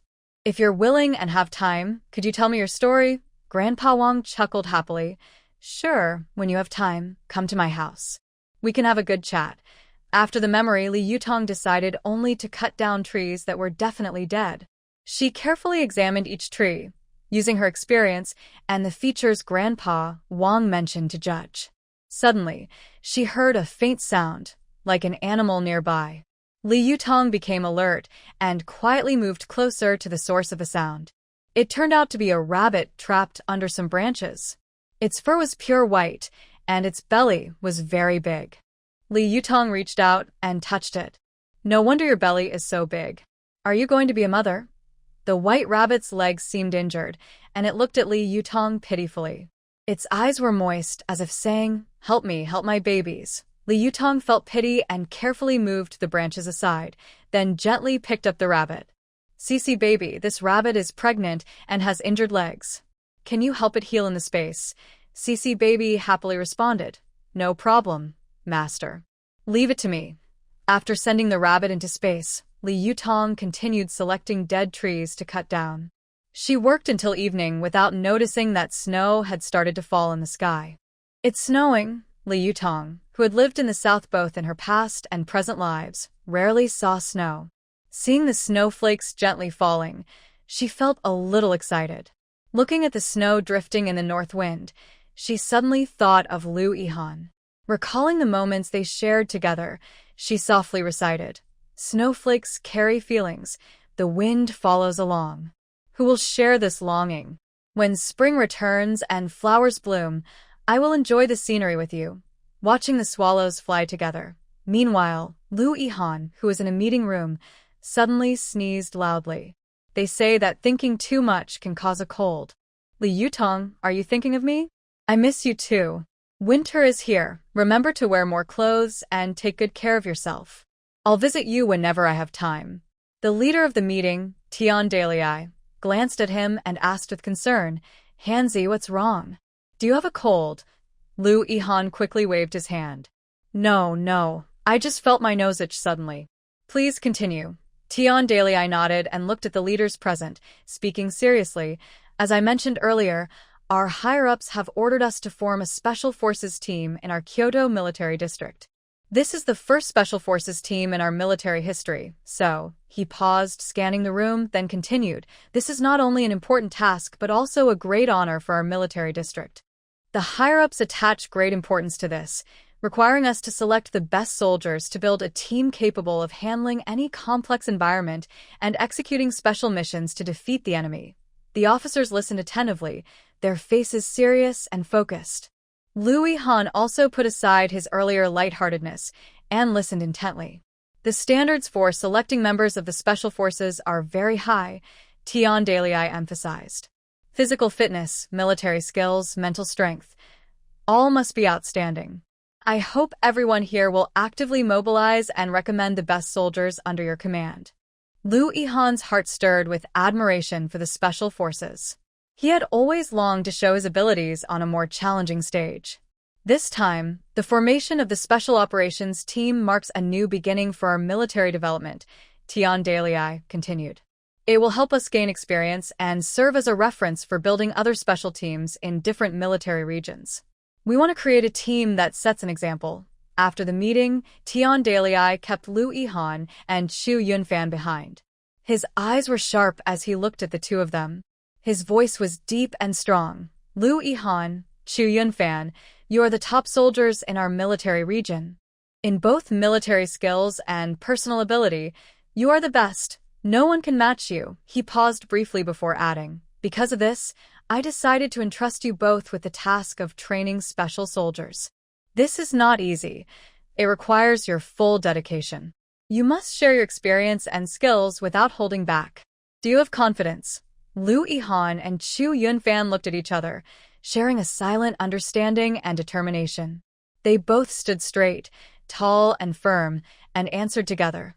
This simple word carried endless strength and confidence. Tian Dalei nodded with satisfaction. He felt their resolve and ability from their answers. "Above, they want us to form a special operations brigade. Appoint me as the brigade commander, Liu Yihan as the battalion commander, and Chu Yunfan as the deputy commander.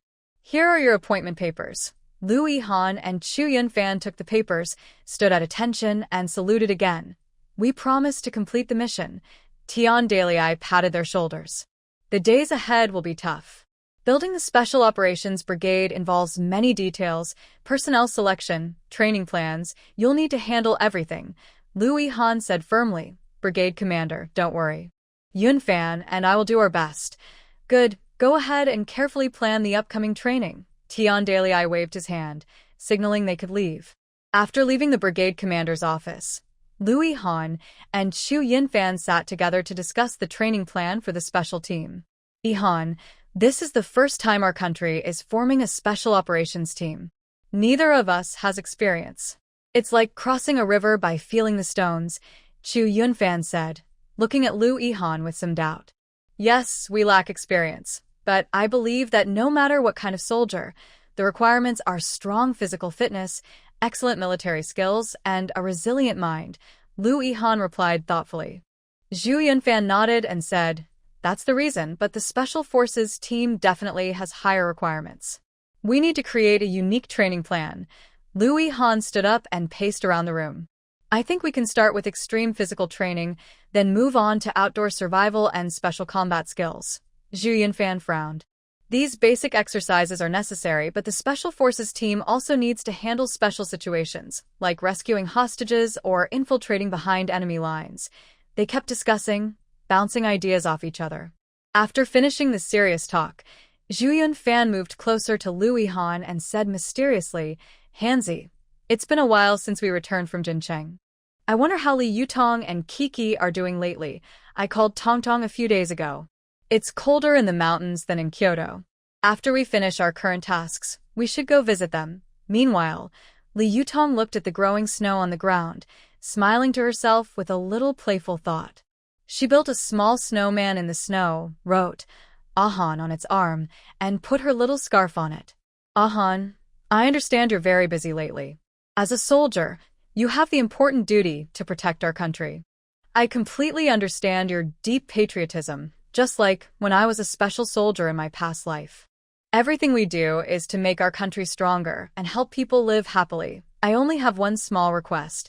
No matter when or where, please take good care of yourself. Because in my eyes, you're not just a brave soldier, but also the most important person in my life. I can't bear to lose you. So please promise me that no matter how tough things get, your safety always comes first." To keep this beautiful moment, Li Yutong took out her phone from her space and took a picture with the little snowman. She put away her phone, stored all the dead trees in her space, and returned home before dark. As soon as she entered, she saw Kiki Qin adding firewood by the Kong, muttering, "Why did it start snowing all of a sudden? I wonder how Tong Tong is doing in the mountains." Listening to Qin Kik's mumbling, Li Yutong quietly walked behind her. Suddenly, she covered her eyes with both hands and deliberately changed her voice, saying, "Qin Kiki, hand over everything you have or else." At first, Qin Kiki was startled. Then she reacted quickly, slapped Li Yutong's hand, and scolded, "Li Yutong, are you trying to scare me to death?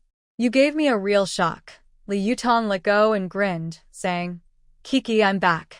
It's so fun to see snow in the mountains." Qin Kiki stood up and looked her over from head to toe. "Good to see you back. I was worried about you." The weather's really cold now. Did you get cold?" Li Yutong took Qin Kik's hand and led her inside. "I'm fine. It's lively in the mountains. I even built a little snowman." Curious, Qin Kiki asked, "A snowman? You're quite relaxed. Tell me, what does it look like?" Li Yutong excitedly described the snowman and showed her a photo on her phone. Looking at the picture, Qin Kiki smiled and said, "So cute. The snowman even has writing on it." "Ahan? Li Yutong, are you feeling a bit romantic?" Li Yutong rolled her eyes and said annoyed, "That's really rude of you. I'm not a cat, so I don't get those feelings. And besides, it's winter now. If I'm feeling anything, it's feeling wintry, okay?" Hearing this, Qin Kiki burst out laughing, almost gasping for breath. She laughed and said, "Tong Tong, your words are so clever. You should be a lawyer instead of wasting your talent. But honestly, since we're just chatting here, I wonder what Zhu Yunfan and the others have been busy with lately." Li Yutong looked at Qin Kik's longing expression and slightly smiled, half amused, half teasing. "Look at you, just now you were making fun of me, and now you're showing a girl's shy side too. We're pretty much the same. No one should laugh at anyone." Qin Kik's face turned slightly red from Li Yutong's words. She felt a bit shy and retorted, "I didn't. I was just asking casually."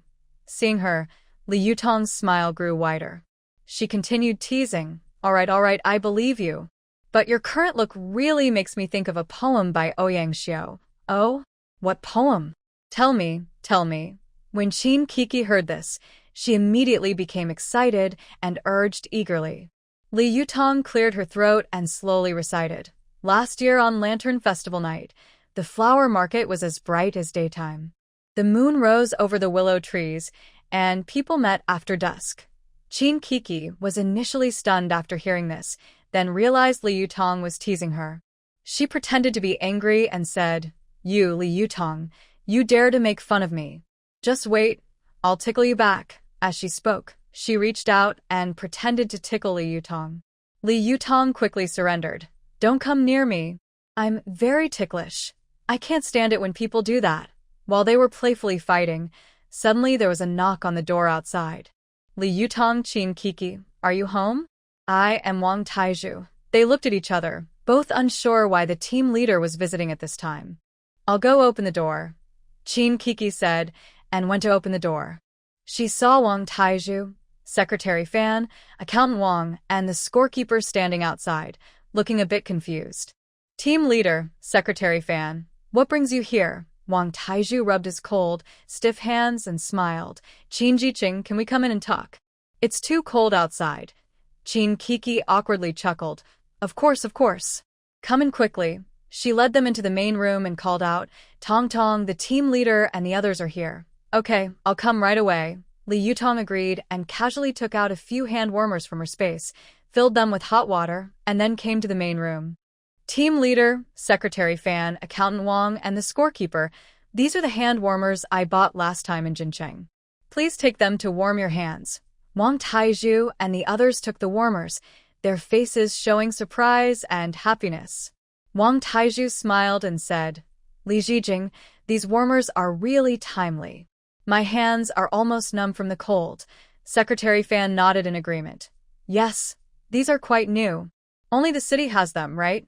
Li Yutong smiled and said, "I saw these when I was in Jincheng and thought they were good, so I bought some to help everyone stay warm." "Team leader, you came here late at night. Do you have something to discuss?"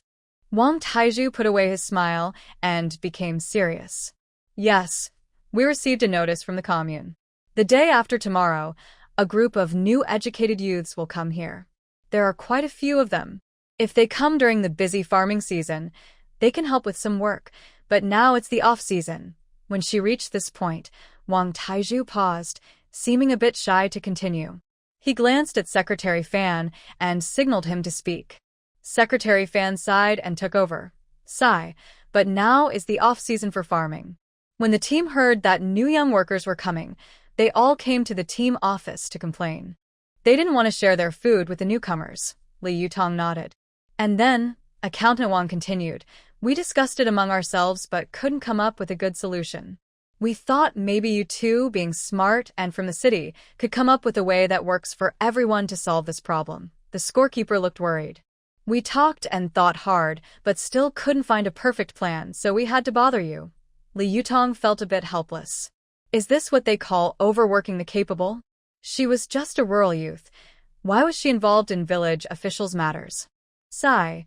She really was a hardworking person, just like the saying, "Members worry the leader." Seeing the villagers eagerly looking at their village officials, she could only go along with it. She thought for a moment and said, "Leaders, I have an idea. It might not work, but it's worth a try." Wang Tiezhu's eyes lit up. "Tell us, so we can discuss it together." Li Yutong thought for a moment. "Team leader, you and Secretary Fan can work together." "How do we do that?" Secretary Fan asked, a bit confused. Li Yutong smiled and explained, "Since the commune assigned the task to the teams, they should help share some of your pressure. Tomorrow, you two should go to the commune as soon as possible, before the others, and complain. Everyone knows that the children who cry get treats. That's the idea." Wang Taizhu nodded quickly, very supportive of Li Yutong's idea. He asked eagerly, "That's a good plan. What should we do next?" Li Yutong thought for a moment, imagining the scene, and couldn't help but laugh to herself. She steadied herself and continued, "When you come back from the commune, the villagers will be curious and ask about the results. At that time, you two can put on a show of pretending to be suffering. You need to pretend that you are angry after being scolded and having a tough time in the commune, then return to the team leader's office looking upset. Once there, you two start arguing and blaming each other, even pretending to give up and walk away from your work." Accountant Wang looks worried and asks hesitantly, "Will this really work?" Li Yutong confidently replies, "It should be fine. Think about it. Our team's flour mill, soy sauce factory, and the newly started noodle processing Aren't they all led by you too? The villagers are just beginning to have hope because of you. If you suddenly quit, what would happen? I believe everyone understands clearly what's more important. Wang Taiju strokes his chin and brightens up. That makes sense. The villagers probably won't want us to stop working. They might even offer to help solve the problem of food for the young workers. Party Secretary Fan nods repeatedly. This plan is clever. Seeing us suffer for everyone's sake at the commune might make the villagers feel guilty. Li Yutong continues. Once everyone's emotions are stirred up, you can suggest that they share some food with the young workers. That way, there's still hope, and our team can keep developing well. The scorekeeper gives a thumbs up. Li Jiqing, your idea is really smart. If we do this, maybe the problem will be solved. Accountant Wang stops worrying and smiles. All right, we'll do as you say. Tomorrow, we'll go to the commune, and when we come back, we'll act out this plan. Li Yutong smiles and says, Good luck. I hope everything goes smoothly. Everyone listens, full of confidence, as if they see a bright future after solving the problem. Wang Taiju stands up and says, Since that's the case, we won't bother you two to rest. Thanks for the warm hand warmer you gave us. The village officials happily leave. At this moment, Qin Kiki, who hasn't spoken the whole time, looks at Li Yutong with admiration. Tong Tong, how did your mind come up with so many ideas? Compared to you, I feel like I have a pig's brain, Qin Kiki says, patting her own head. In our past life, when we were the strong and beautiful trio, you were the main brain. Your thinking is almost as clever as Zhuge Liang. Li Yutong felt a little shy after being praised and smiled as she waved her hand. This is just a way to get by. Whether it works or not depends on how things go tomorrow. Qin Kiki held Li Yutong's hand with admiration. Tong Tong, I believe it will work. You don't even know, when you said those things just now, you were shining. All right, stop with the silly fangirl look. You're giving me goosebumps, Li Yutong said playfully as she gently pushed Qin Kiki away. They talked for a while, and then each went back to their rooms. When Li Yutong entered her space, she saw she had chopped all the dead trees into pieces and neatly stacked them. Shishi, my dear, your owner is here to see you. With a gentle call, Shishi's ears twitched quickly, accurately catching the sound. At this moment, Shishi was fully focused on training Snow Wind. When she heard her owner's voice, she immediately stopped what she was doing, a happy smile on her face, and ran like lightning toward her. Owner, you're here, Shishi cheerfully called out, jumping into Li Yutong's arms and affectionately nuzzling her face. Owner, I have good news for you, Shishi said excitedly. Thanks to our hard work these days, and today, Qing Tian absorbed the spirits of those two tigers. The space has recovered to 85%. Li Yutong looked surprised. Wow, it's recovering so fast. Yes, owner, Shishi proudly nodded her little head. When it recovers another 5%, I have a big surprise for you. Oh, what kind of surprise? Li Yutong asked curiously. Hee, I can't tell you yet.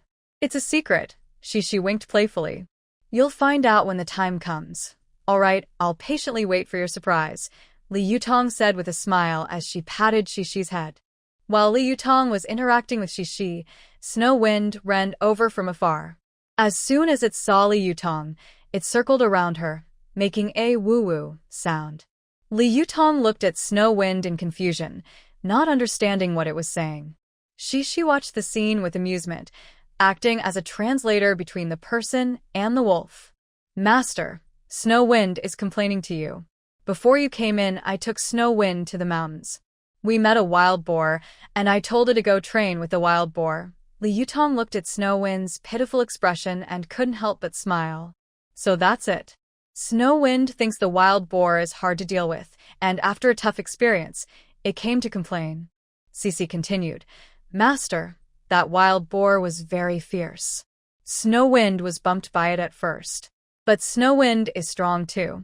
It found a chance to fight back and chased the wild boar away. Hearing Cece's words, Snow Wind proudly lifted its head, making a louder woof sound. Master, Silver is very brave, so tonight Silver wants to eat chicken steak rice. Li Yutong crouched down and petted Snow Wind's head, praising, Snow Wind is great. It bravely faced the wild boar, and even chased it away. But in the future, if there's danger, you need to protect yourself. Since Snow Wind is so capable, chicken steak rice is on the way. Snow Wind nuzzled Li Yutong affectionately, showing its gratitude. Cece teased, Master, Snow Wind considers you its most trusted person. It only talks to you when it's upset. Since Snow Wind chased away the wild boar, I'll go make chicken steak rice for it. Do you want to eat too? Li Yutong smiled and shook her head. I won't eat. You go ahead and make it. Thanks for your effort. Cece responded happily and skipped toward the kitchen. Snow Wind still circled around Li Yutong, wagging its tail like a drum. Li Yutong then went to the bathroom. After taking a shower, she lay on the big bed in the villa and quickly fell asleep. The next noon, Wang Taizhu and Secretary Fan returned from the commune. Both looked grim and didn't speak to anyone on the way back, heading straight to the team office. Soon, voices of their argument came from inside. Wang Taizhu, who are you showing that grim face to? It's Secretary Wu from the commune who scolded you, not me, Fan Yuntao. Why are you giving me that look? Yes, Secretary Wu scolded me. Who else is my partner? If I don't show you my face, who do I show it to? You know how our team is. So many educated youths came suddenly, and housing is tight. Food is even worse. The commune promised to help us with some of that. Why are you still arguing with me? What are you trying to do? This time, there are 8 young workers coming. The commune will take care of some, but what about the rest? Will you handle them? I don't have that ability. I can't just cook myself and give myself to them, can I? All right. Secretary Wu from the commune is pressuring me, and you're not helping. I, the team leader, can't do this anymore. Whoever wants to take on this broken job, go ahead. I'm not going to serve anymore. Who are you trying to scare by pretending you're no longer the team leader? If you quit, you're just leaving all the problems to me. I tell you, I'm not doing it either. Outside, the villagers who heard the arguing gathered and whispered among themselves. Is the team leader upset with Secretary Fan because of the commune? No need to ask. Didn't you hear them arguing loudly at the team office? What should we do? There are 8 young workers coming this time. Do we really have to give them food to feed them? What else can we do? Our flour mill, soy sauce and vinegar factory, and noodle processing workshop were all built by the team leader and Secretary Fan. If they give up, won't those factories shut down? That can't happen. Our lives have just started to improve. How can we give up so easily? Forget it. Let's pool some grain together. The team leader has a hard time too. Okay, let's go find them and tell them what we think. I think that's a good idea. When the villagers pushed open the door, Wang Taizhu and Secretary Fan were packing their things, ready to leave in a hurry. Team leader, Secretary Fan, what are you doing? We all know it's not easy for you too. The new young workers are sent by the higher-ups. Yes, we just discussed it. Each household will gather some grain. Once we get through this period, it will be fine. Wang Taizhu and Secretary Fan exchanged a quick, unnoticed look. Although they felt relieved inside, they still said, I, Wang Taizhu, thank everyone. But I'm young and impulsive. I can't stand this frustration. You should choose another team leader. At this moment, an older villager stepped forward and said earnestly, Taizhu, you and Secretary Fan have done good things for our team. Everyone remembers that.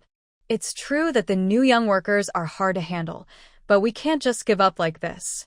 If you leave, what will happen to these factories? How will we live in the future? Other villagers also agreed, saying, Yes, Captain, please don't give up.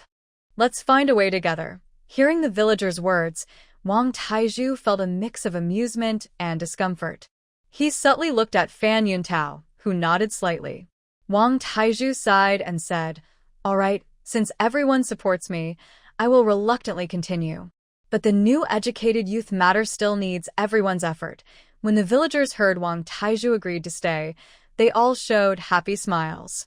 Fan Yuntao also smiled and said, Don't worry, with our united effort, we can get through this tough time. So, the crisis was resolved. The villagers began actively preparing food supplies for the arrival of the new educated youth. Following behind the crowd, Li Yutong and Qin Kiki exchanged a quiet look and quietly left the group. On the way home, they met Lu Ziqian and Grandpa Wang walking towards them, and they politely greeted each other. "Hello, Grandpa Lu." "Hello, Grandpa Wang." Grandpa Wang cheerfully gave Li Yutong a thumbs up. "Yutong, I've lived so long and never truly admired anyone. You're the first." "Well done." Lu Ziqian also smiled and said, "Girl, you and your friend are both smart. Not only do you fit in quickly here, but you also think about others. That's not easy." Li Yutong felt a little shy and smiled, saying, Grandpa Wang, our educated youth group wants to use our knowledge to improve the countryside. And only by working together can we build a better team." Qin Kiki nodded in agreement. Grandpa's Tong Tong is very clever. All these good ideas are hers. Lu Ziqian nodded and asked, "Girl, I heard you have ideas for those processing factories. Do you have any new thoughts? Share them." Li Yutong's eyes lit up and she said excitedly, "Grandpa, I was thinking about whether we can sell our rice noodles and soy sauce products further away, opening up the outside market." Grandpa Wang stroked his chin thoughtfully. "That's a good idea, but we're in a remote place with poor transportation. If we want more people to know about our products, it can only spread by word of mouth." Li Yutong confidently said, "Yes, let's start some publicity so more people can learn about our products.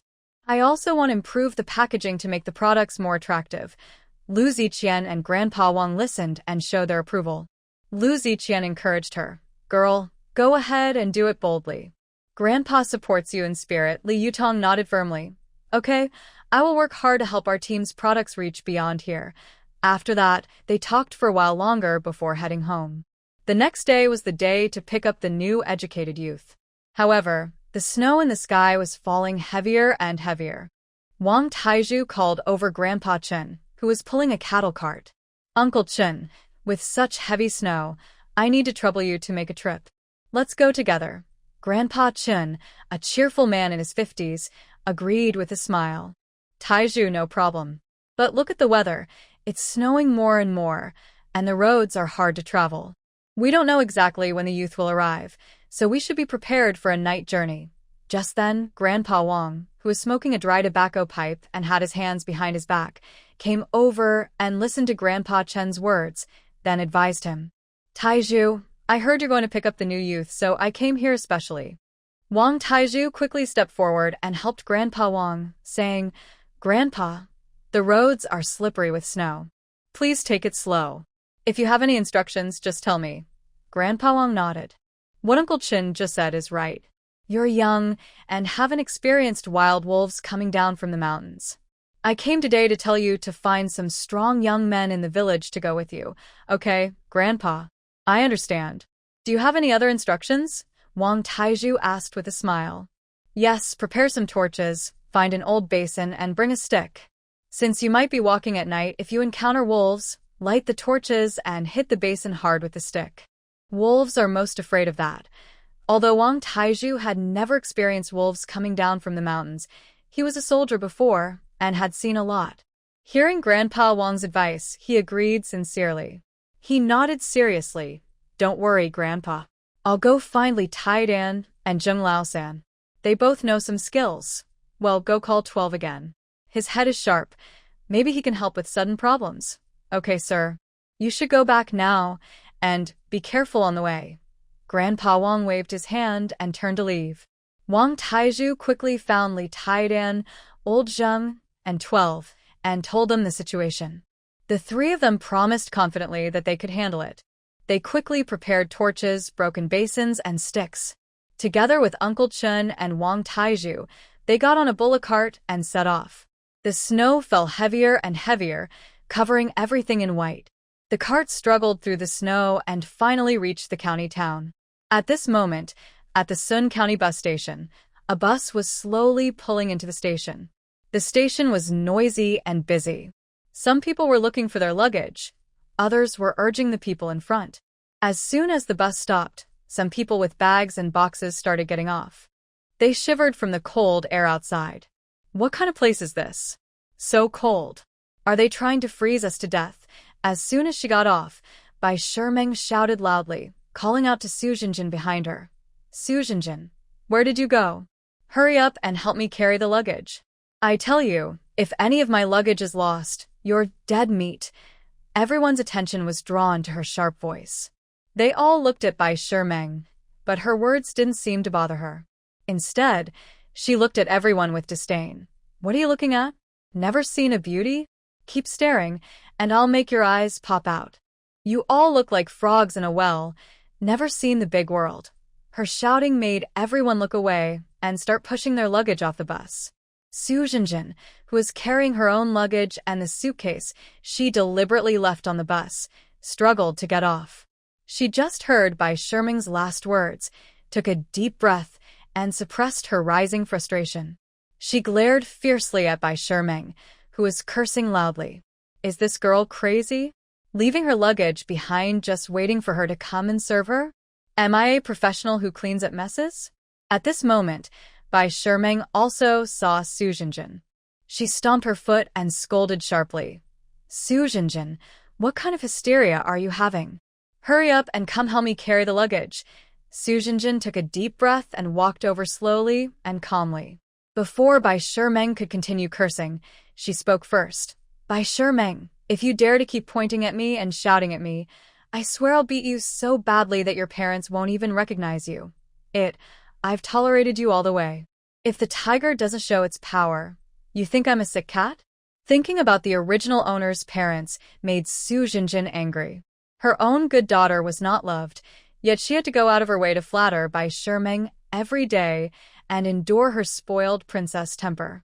Finally, Bai Shimeng was going to the countryside to be a youth worker, but her parents forced her to go with her. They ignored her protests and signed her up to go to the countryside. On the way to the train station, Bai Shimeng pushed her down on the street, hitting her back of the head on the curb and bleeding a lot. Although Bai Shimeng was panicked, she didn't immediately send the original owner to the hospital. Instead, she watched helplessly as the original owner died from excessive bleeding. That's better for her, a soul from another world. Talking about her past life, her death was somewhat meaningful. Back then, I was a member of a special combat team. Under the leadership of our captain, Li Yutong, we carried out a very dangerous mission to take down a terrorist hideout. On the way, everyone relied on their professional skills and teamwork, and the progress was smooth. The mission was nearing completion. Everyone, stay hidden and follow the plan, Captain Li Yutong calmly directed through her earpiece. Got it, Captain, we all responded. But who would have thought there was a time bomb lurking among us? Wu Mimi suddenly shouted loudly, everyone over here. I found the enemy. Her voice was especially loud in the quiet environment. Wu Mimi, are you crazy? Lower your voice. I shouted anxiously. Before we could react, the terrorists immediately discovered our position. Suddenly, gunfire erupted, and a fierce shootout began. Bullets whistled past us like rain, and the terrorists, familiar with the terrain, kept attacking us.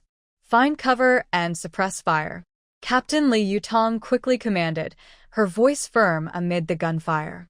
Captain, the enemy's firepower is too strong, shouted teammate Qin Kiki. Don't panic, stay calm, and cover each other in turns, Li Yutong shouted loudly. My teammates and I relied on each other closely, taking turns to cover and shoot. Every time I pulled the trigger, I felt anger towards the enemy and a strong sense of duty. However, the enemy's fire was too intense, and we gradually fell into a defensive position. One by one, teammates fell around us, blood staining the ground beneath our feet. Seeing my comrades injured or even sacrificed, I felt deep sadness and anger. I'll draw their fire. You all find a way to break out. Teammate Qin Kiki shouted loudly. No, it's too dangerous, I protested loudly. No time to hesitate. It's an order, Qin Kiki roared, then rushed forward. With Qin Kiki's cover, we started looking for a chance to escape. Omi-ai-mei, you stay with me, I called out. But when I looked back, I saw Omi-ai-mei's eyes flickering with hesitation, showing no intention to cooperate. Omi-ai-mei, what are you doing? Hurry up and follow, I shouted angrily. Suddenly, the terrorists threw a very powerful bomb toward us.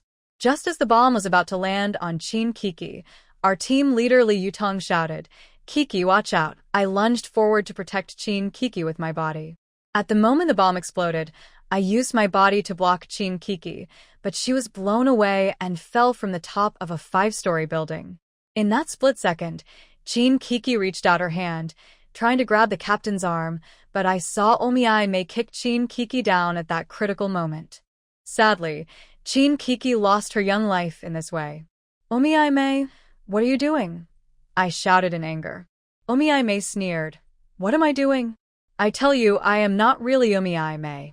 I've been hiding among you all this time just for this day. Haha, now it's your turn to die. She then raised her gun and started shooting at me. I quickly hid behind cover, filled with shock and anger. This traitor, hiding among us, was so ruthless. Why are you doing this? I demanded loudly. For money, for freedom. You so-called justice fighters don't understand how cruel this world really is. Omiai laughed wildly.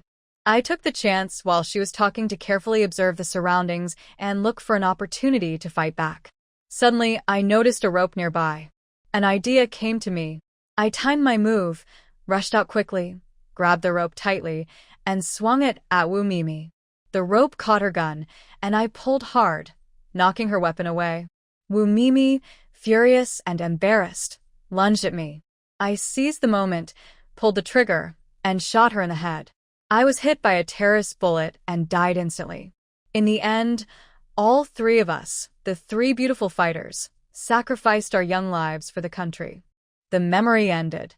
Su Xinjin packed her luggage without looking at Bai Shimeng and headed straight for the exit. The original owner had already lost a lot of blood and endured 3 days and nights of train travel. If it weren't for her strong will, she might have died on the train. She still wanted me to carry her luggage? Why not fly to the sun while you're at it? Behind her, Bai Shimeng shouted in a desperate rage, Su Xinjin, how dare you treat me like this? Do you believe I'll tell my dad and have him make things difficult for your parents, even get them fired? Su Xinjin sneered without turning around. Her parents, just like the original owners, cared only for their own interests and didn't care about their own daughter's life. Let them face the consequences. It had nothing to do with her, Su Xinjin. They weren't her real parents. Now that she was in this body, her only goal was to deal with Bai Shimeng and avenge the original owner. She wasn't going to flatter her. If she didn't punch her hard, that would be kindness enough.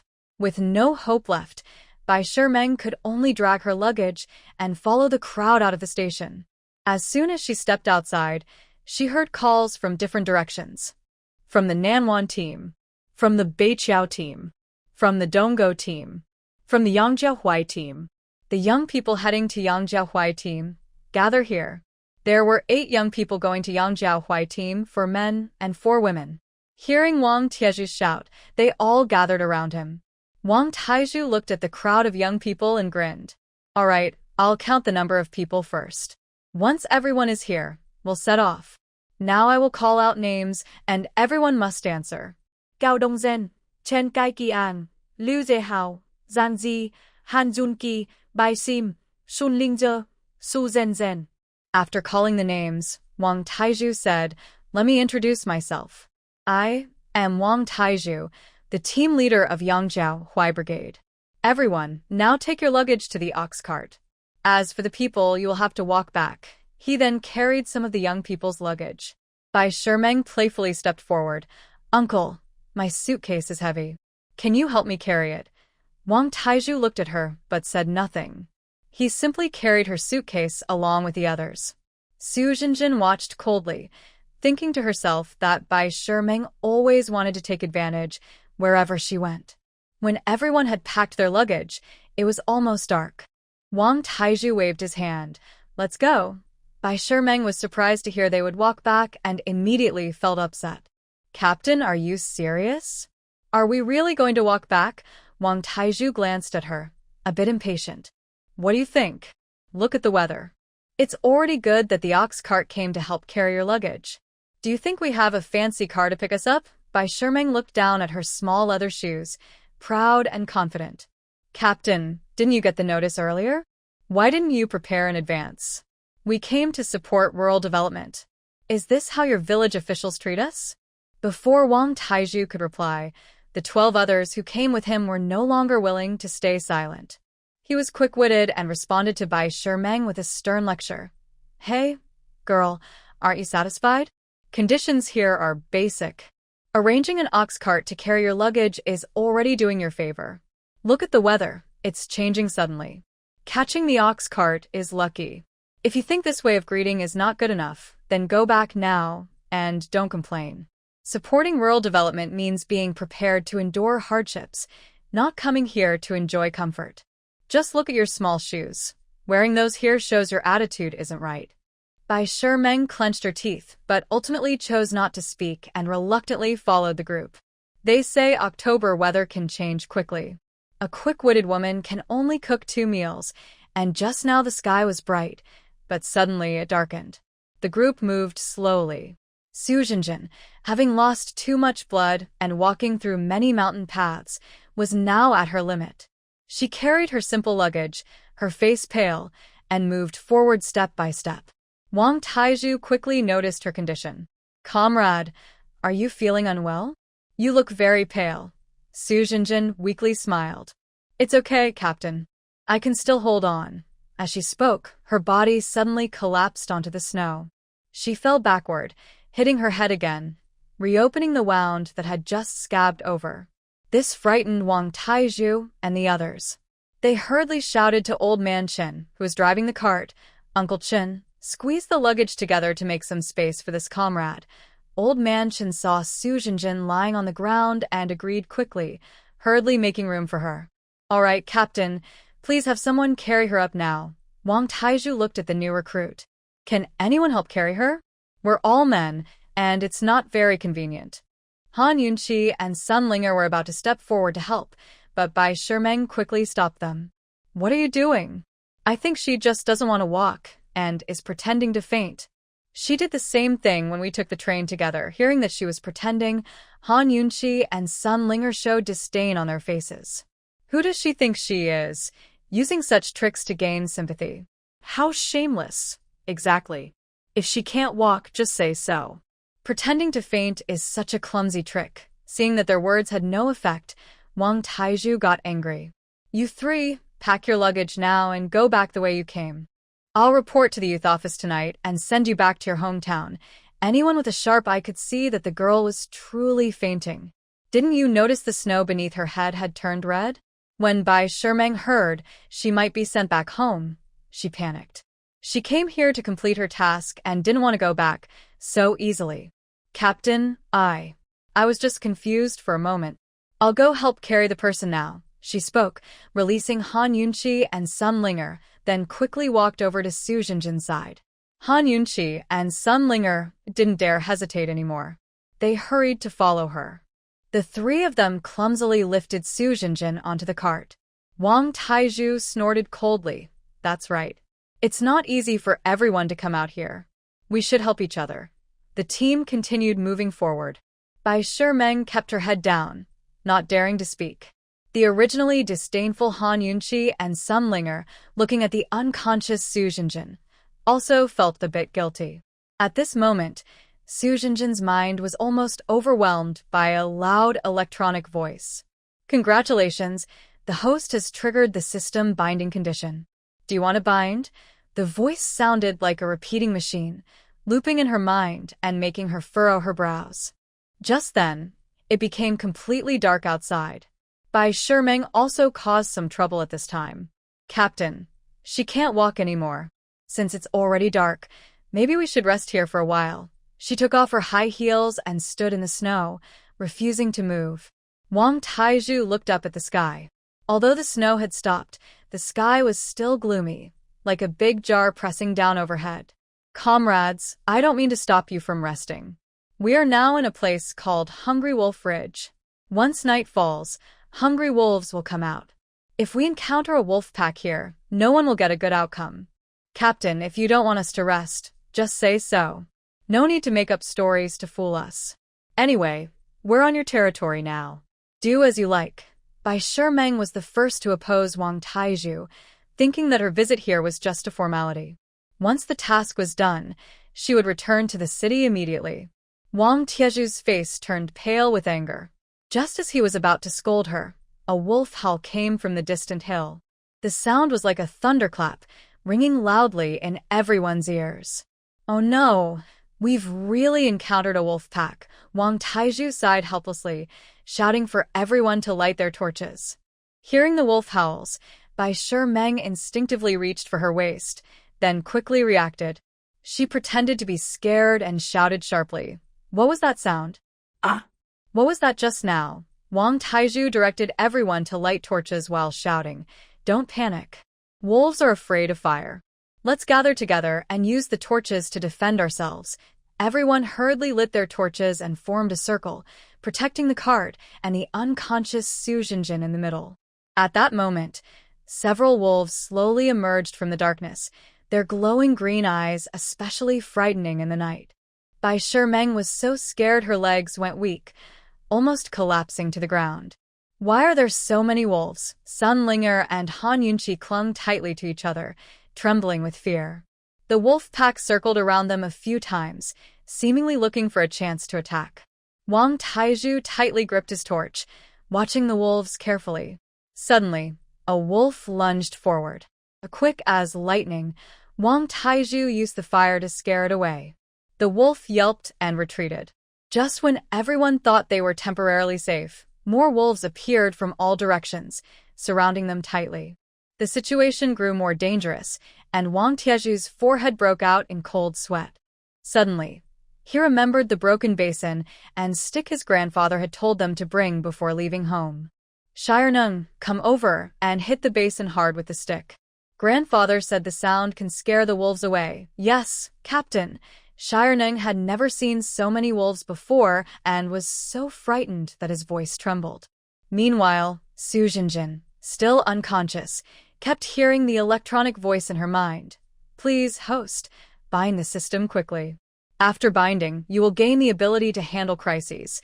It seemed that a turning point in their fate was happening through this system binding. However, Su Jinjin desperately wanted to open her eyes, but her eyelids felt glued shut, as if glued with glue, and she couldn't open them no matter what. At the same time, Wang Taiju, though nervous, was making arrangements. "Li Taidan, Zheng Laosan, you two hold the torches and be ready to fight at any moment." He also shouted to the young workers behind them. "Quick, everyone gather together. Don't scatter." Hearing this, the young workers, who had been wandering around like headless flies, hurriedly grouped together. Shire Nung trembled as he struck the broken basin with the stick, the sound echoing through the night sky. The wolf pack was startled by the sudden loud noise and took a few steps back, but they quickly regained their composure and continued to stare fiercely at the group. Wang Taiju felt a surge of hope, thinking that this method might actually work. Watching the wolf pack retreat, 12 was more determined than ever to keep fighting. However, the wolves did not run away as people expected. Instead, they kept a safe distance, and under the lead of the alpha wolf, they surrounded the group tightly. People and wolves faced each other, neither side daring to attack first. Time passed slowly, and the tension grew thicker. As time went on, the torches in their hands burned out, and the flames flickered and died. Darkness quickly swallowed everything around them. 12's arms ached terribly from the long hours of hitting. It seemed he had no strength left and could no longer swing his stick. At this critical moment, the wolves started to become restless. Their steps grew faster, and the circle around them shrank little by little. Seeing the wolves getting closer, the green eyes in the dark shimmered with cold light, as if they could pounce at any moment and tear them apart. Faced with the approaching wolves, the young workers finally lost their composure. Fear spread like a disease among them. Their mental defenses broke down instantly. Some shouted loudly, "The wolves are here! The wolves are here! We don't want to die! My mom is waiting for me at home!" Desperate cries echoed through the forest, ringing in everyone's ears. But Wang Taiju was not swayed by the panic. He knew he had to stay calm now, or they would all be lost to the wolves. He tightly gripped his machete and shouted to Li Taidan and Old Zheng, "Don't be afraid. Hold your weapons tight and listen to me. When I shout kill, We all cut down the alpha wolf together. Although Li Taidan and old Zheng were full of fear, they knew Wang Taizhu was their only hope. They answered in unison, "Okay, we're with you." Just then, the alpha wolf raised its head high, opened its mouth wide, and prepared to howl loudly, giving the command to attack. From a distant hilltop, a louder wolf howl suddenly sounded. This sound was like the last straw that broke the camel's back. Even Wang Taizhu couldn't help but cry out inwardly, "It's over. Today, I will lose my life here." Just as everyone was feeling very nervous, a pure white figure appeared in front of them, howling at the wolf pack surrounding the group. It seemed like it was angry, and the gray wolves that had surrounded everyone lowered their noble heads as if they had done something wrong. Wang Taizhu and the others stared with wide eyes, looking at this scene in shock. The white wolf was agile and looked serious. It paced back and forth among the wolves, occasionally nudging the gray wolves with its head, as if trying to comfort them. Soon, the wolf pack turned around quietly and disappeared into the darkness. Everyone's tense nerves finally relaxed. Bai Shimeng felt weak in her legs and sat down on the ground. Sun Linger and Han Yunqi also collapsed into each other's arms. Wang Taizhu stepped forward carefully to look at the white wolf. Its eyes showed a gentle warmth, with no sign of hostility. The family members guessed correctly. This white wolf was Xiefeng. It had been hunting nearby in the mountains with Cici, and when it heard the commotion here, it came rushing over. The reason the gray wolves obediently retreated was partly because of the bloodline pressure from the white wolf, and partly because Cici used her special ability to control the wolves' central nervous system. While Wang Taizhu was still observing Xiefeng, the white wolf suddenly turned and ran deep into the forest. "Wait!" Wang Taizhu instinctively called out, but the wolf didn't look back. At this moment, Su Jinjin, who had been unconscious, slowly woke up. She rubbed her head, and the electronic voice was still urging her to bind the system. "Forget about the system for now, let's see how everyone is doing," Su Jinjin thought. She stood up and saw everyone looking tired but relieved. "What happened?" Su Jinjin asked. Wang Taizhu recounted how he drove away the wolf pack. "White wolf. Such a magical creature in these mountains," Su Jinjin said in surprise. Just as everyone was preparing to pack up the carts and continue their journey, Xiefeng appeared again, holding a wild rabbit in its mouth and placing it at Su Jinjin's feet. Everyone was stunned, not sure what the white wolf meant. Su Jinjin knelt down, gently petting Xiefeng's head. The white wolf obediently rubbed against her hand.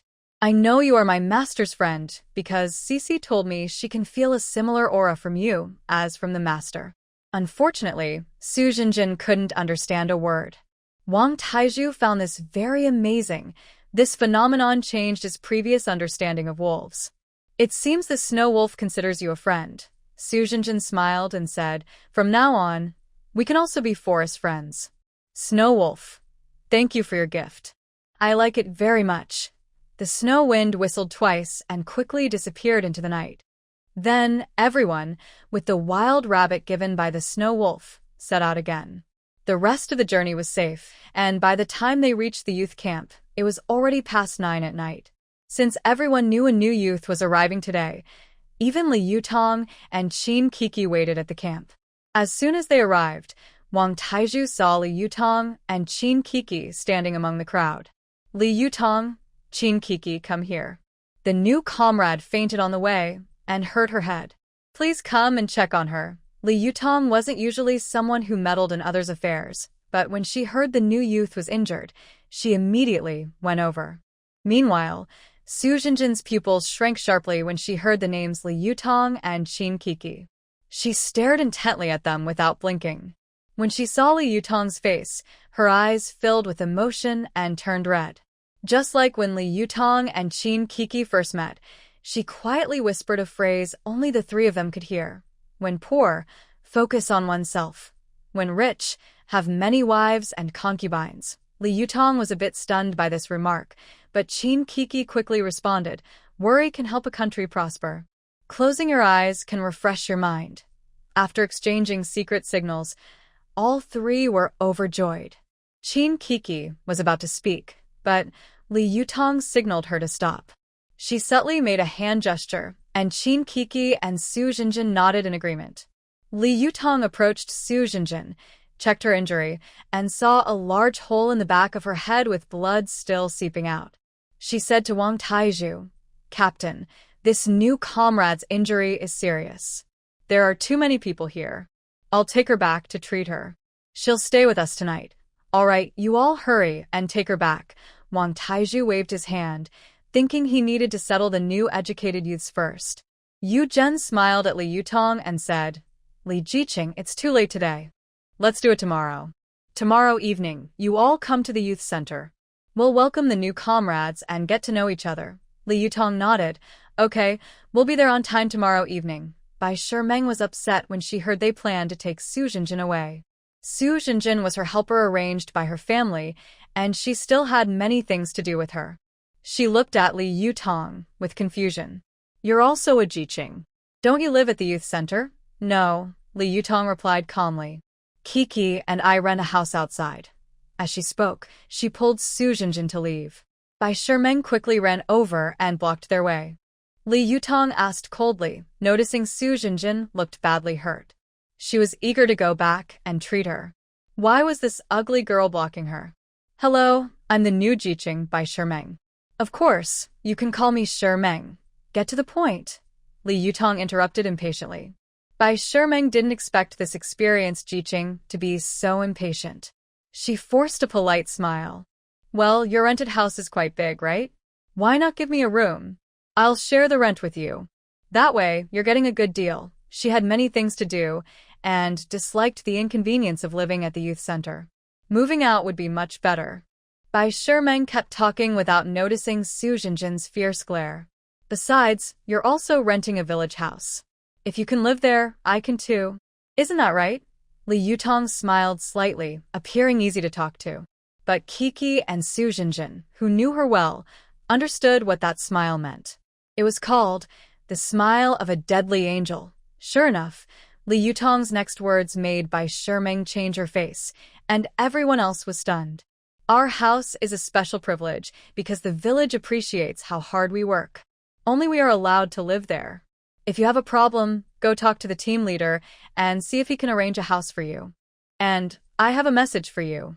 A good dog doesn't block the way. Get out of here." White Shimeng's face alternated between flushing and paling. She didn't expect Li Yutong to speak so rudely. Just as she was about to argue, Wang Taizhu came over. "White Shimeng, stop making trouble. There are empty rooms at the youth farm. You can stay there. Li Yutong and the others are in special situations, so don't bother them anymore," Wang Taizhu said seriously. White Shimeng clenched her teeth, glared fiercely at Li Yutong, then turned and left. Li Yutong also ignored her and helped Qin Kiki support Su Jinjin to quickly return to their rented house. As soon as they entered, Li Yutong started treating Su Jinjin's wounds. Fortunately, although the wounds looked scary, they weren't serious. She took some spiritual spring water from her space, applied some to Su Jinjin's wounds, and told her to drink the rest quickly. Watching her drink all the spiritual spring water, Li Yutong asked, "Jinjin, why are you here too?" Su Jinjin looked incredulous. "I was about to ask you the same thing. What's going on? How did you two end up here?" Li Yutong and Qin Kiki told Su Jinjin their experiences, then asked, "Tell us, what happened to you?" Su Jinjin then recounted how she outsmarted Wu Mei and finally shot her in the head. "From what you say, that Wu Mei isn't the original Wu Mei at all, but a terrorist in disguise. So where did the real Wu Mei go?" Li Yutong asked suspiciously, her face full of doubt and worry. "I also questioned that fake Wu Mei at the time. She told me that the real Wu Mei had already been killed by their people. Not only that, these cruel guys even cut off Wu Mei's face and made it into a human skin mask." Su Jinjin's voice trembled, clearly outraged by such brutality. Hearing this, Li Yutong and Qin Kiki were stunned, their eyes wide with shock. They couldn't believe what they were hearing. Every member of the Women's Special Forces team was like a sister, very close. Learning about Wu Mei's terrible fate made their hearts ache. Those terrorists are utterly crazy. They can't fight fair, so they resort to such despicable tricks. "I really want to pick up my rifle right now and shoot each of them one by one," Chin Kiki was so angry she was trembling all over, her fists clenched tightly, as if she might explode at any moment. In comparison, Li Yutong seemed a little calmer. She took a deep breath, trying to calm her emotions, then said, "Although this all happened in the past, we are really powerless now. But I believe our country will never let those terrorists run wild. Even if we fall, many comrades will step forward to continue fighting against these evil forces." Suddenly, she changed the subject. "Jinjin, I know you have a space, and Kiki also has a very powerful storage ring given by the king of. Do you have a special advantage when you wear it?" When mentioning a special advantage, Su Jinjin remembered the electronic voice that kept repeating in her ear. "You guys talk about a special advantage?" "I think I have one, but I haven't linked it yet." "What do you mean?" the two asked at the same time. Su Jinjin smiled mysteriously. "The injury on my head is from the original owner." Bai Shimeng pushed her onto the roadside, and she hit her back of the head, bleeding to death while she watched. "I only got the chance to come here after that. When I woke up, I was pushed to the train station, then took a train for 3 days and nights. My body was already weak, and the journey made me exhausted. I fainted again in the snow, and I don't know why." After the second faint, an electronic voice kept repeating a sentence in my ear, telling me to link to a system. Li Yutong and Chin Kiki looked at her with curiosity, their eyes bright. "What did the electronic voice say?" "Tell us," Chin Kiki urged eagerly.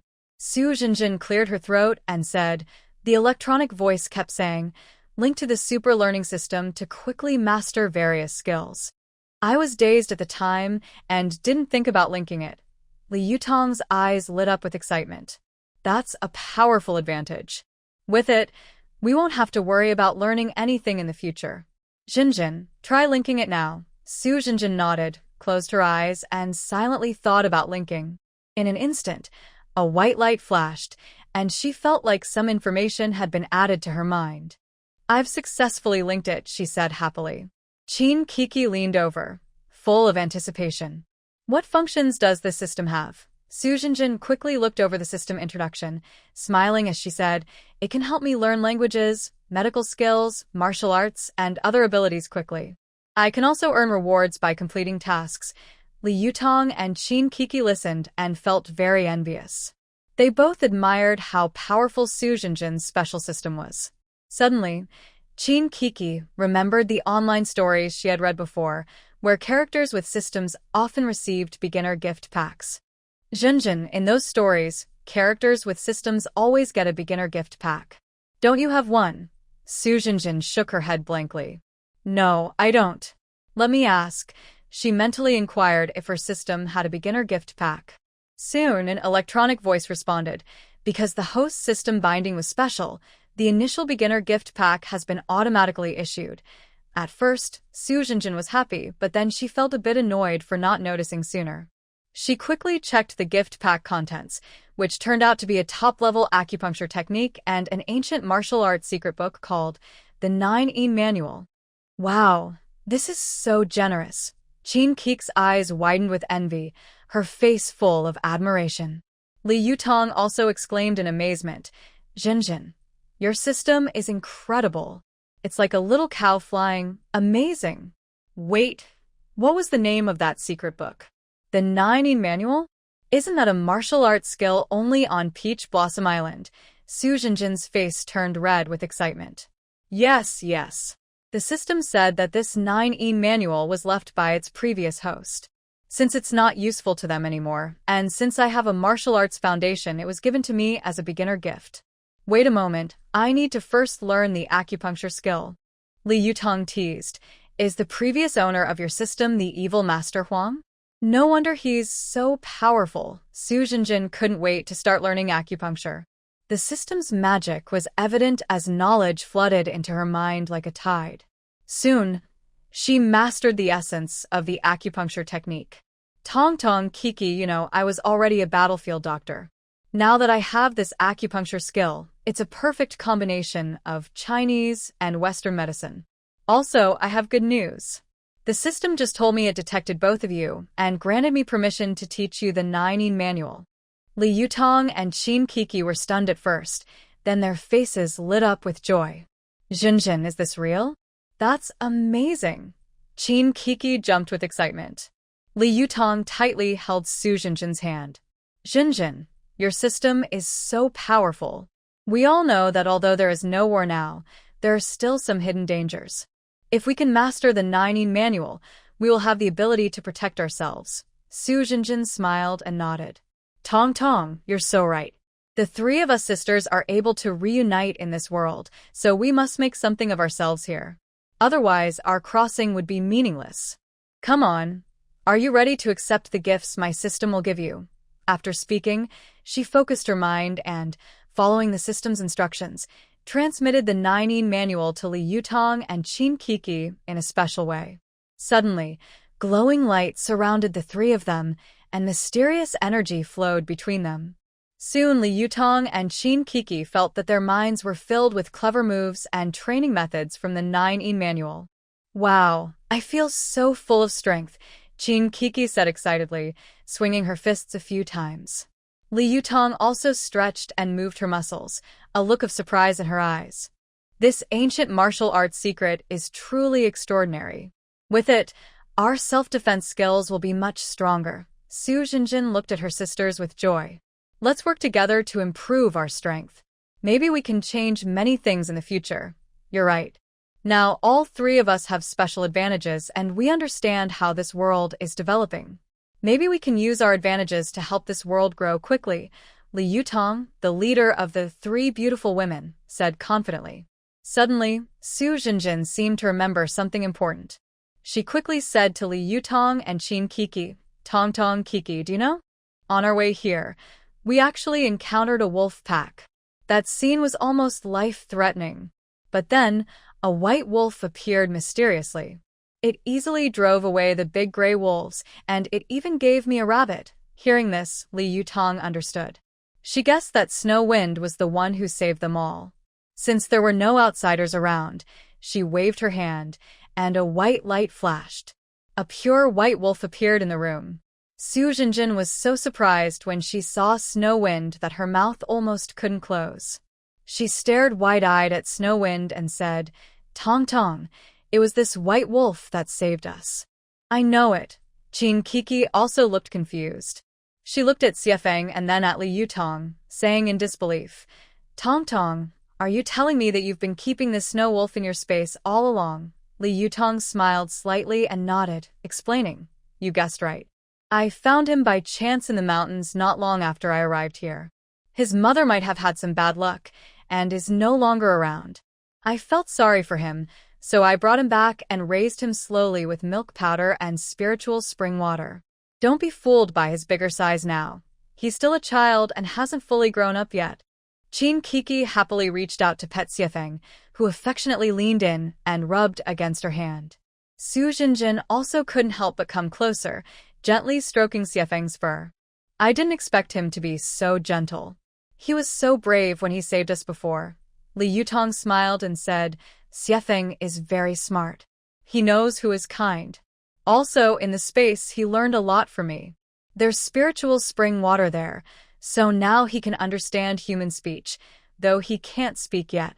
I named him Xiefeng. Wow, is that really so amazing? Qin Kiki's face lit up with excitement.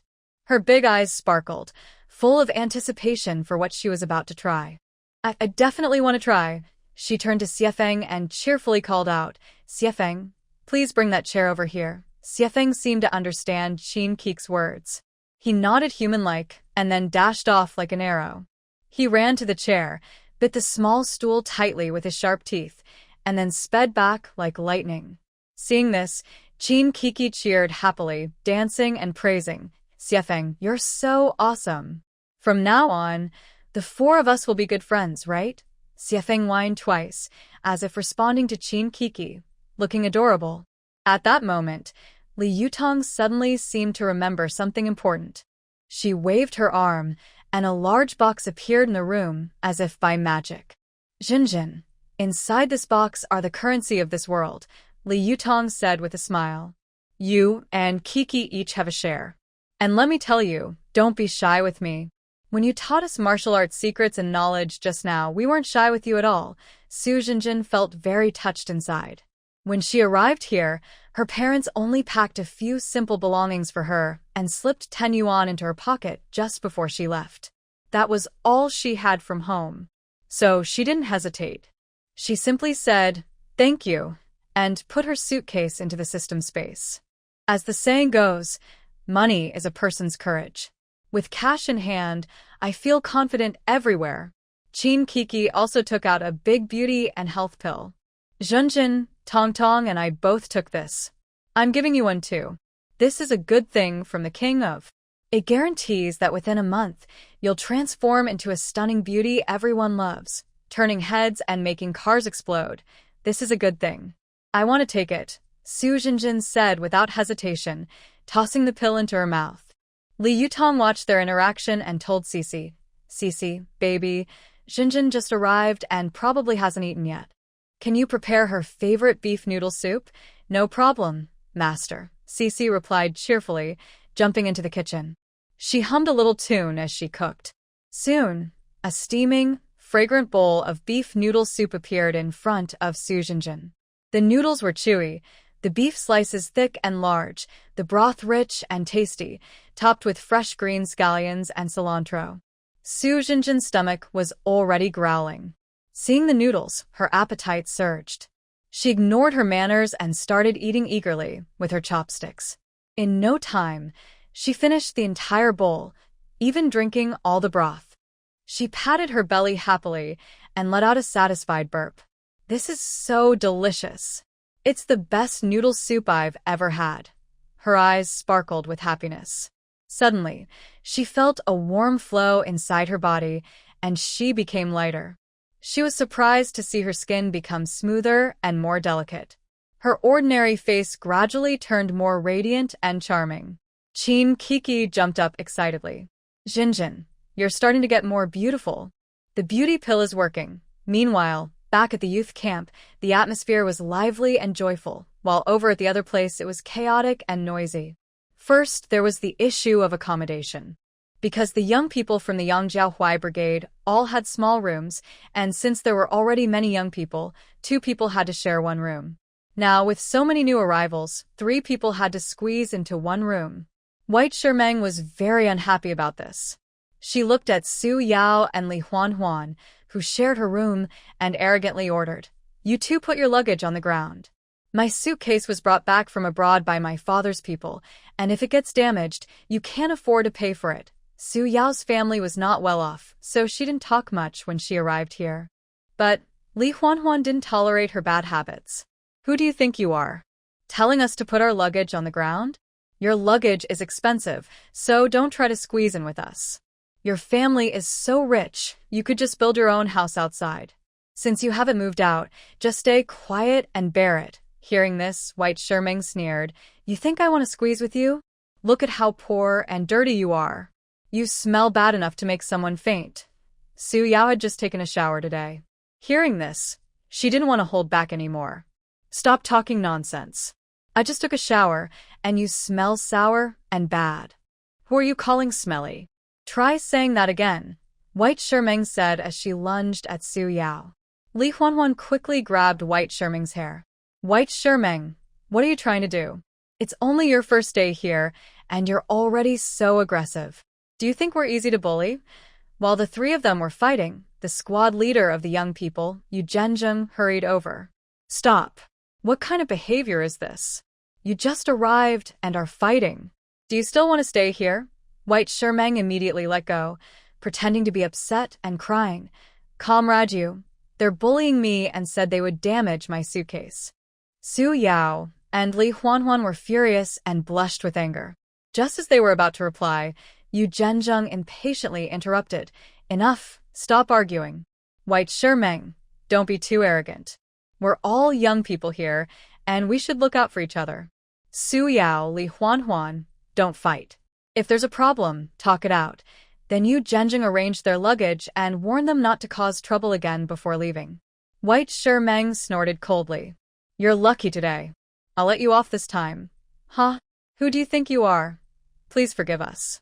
I tell you, We don't want to live with someone like you who is full of capitalist pleasure ideas.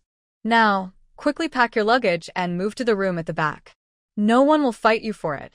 The room Li Juju mentioned is the one where Lin Xiaoxiao and Jiang Yumei used to live. One was sent for reform, and the other was caught as a suspect. Everyone found it unlucky, so even if they squeezed together, no one wanted to stay there. Only Fan Meiwan, who works cleaning manure every day, lives there.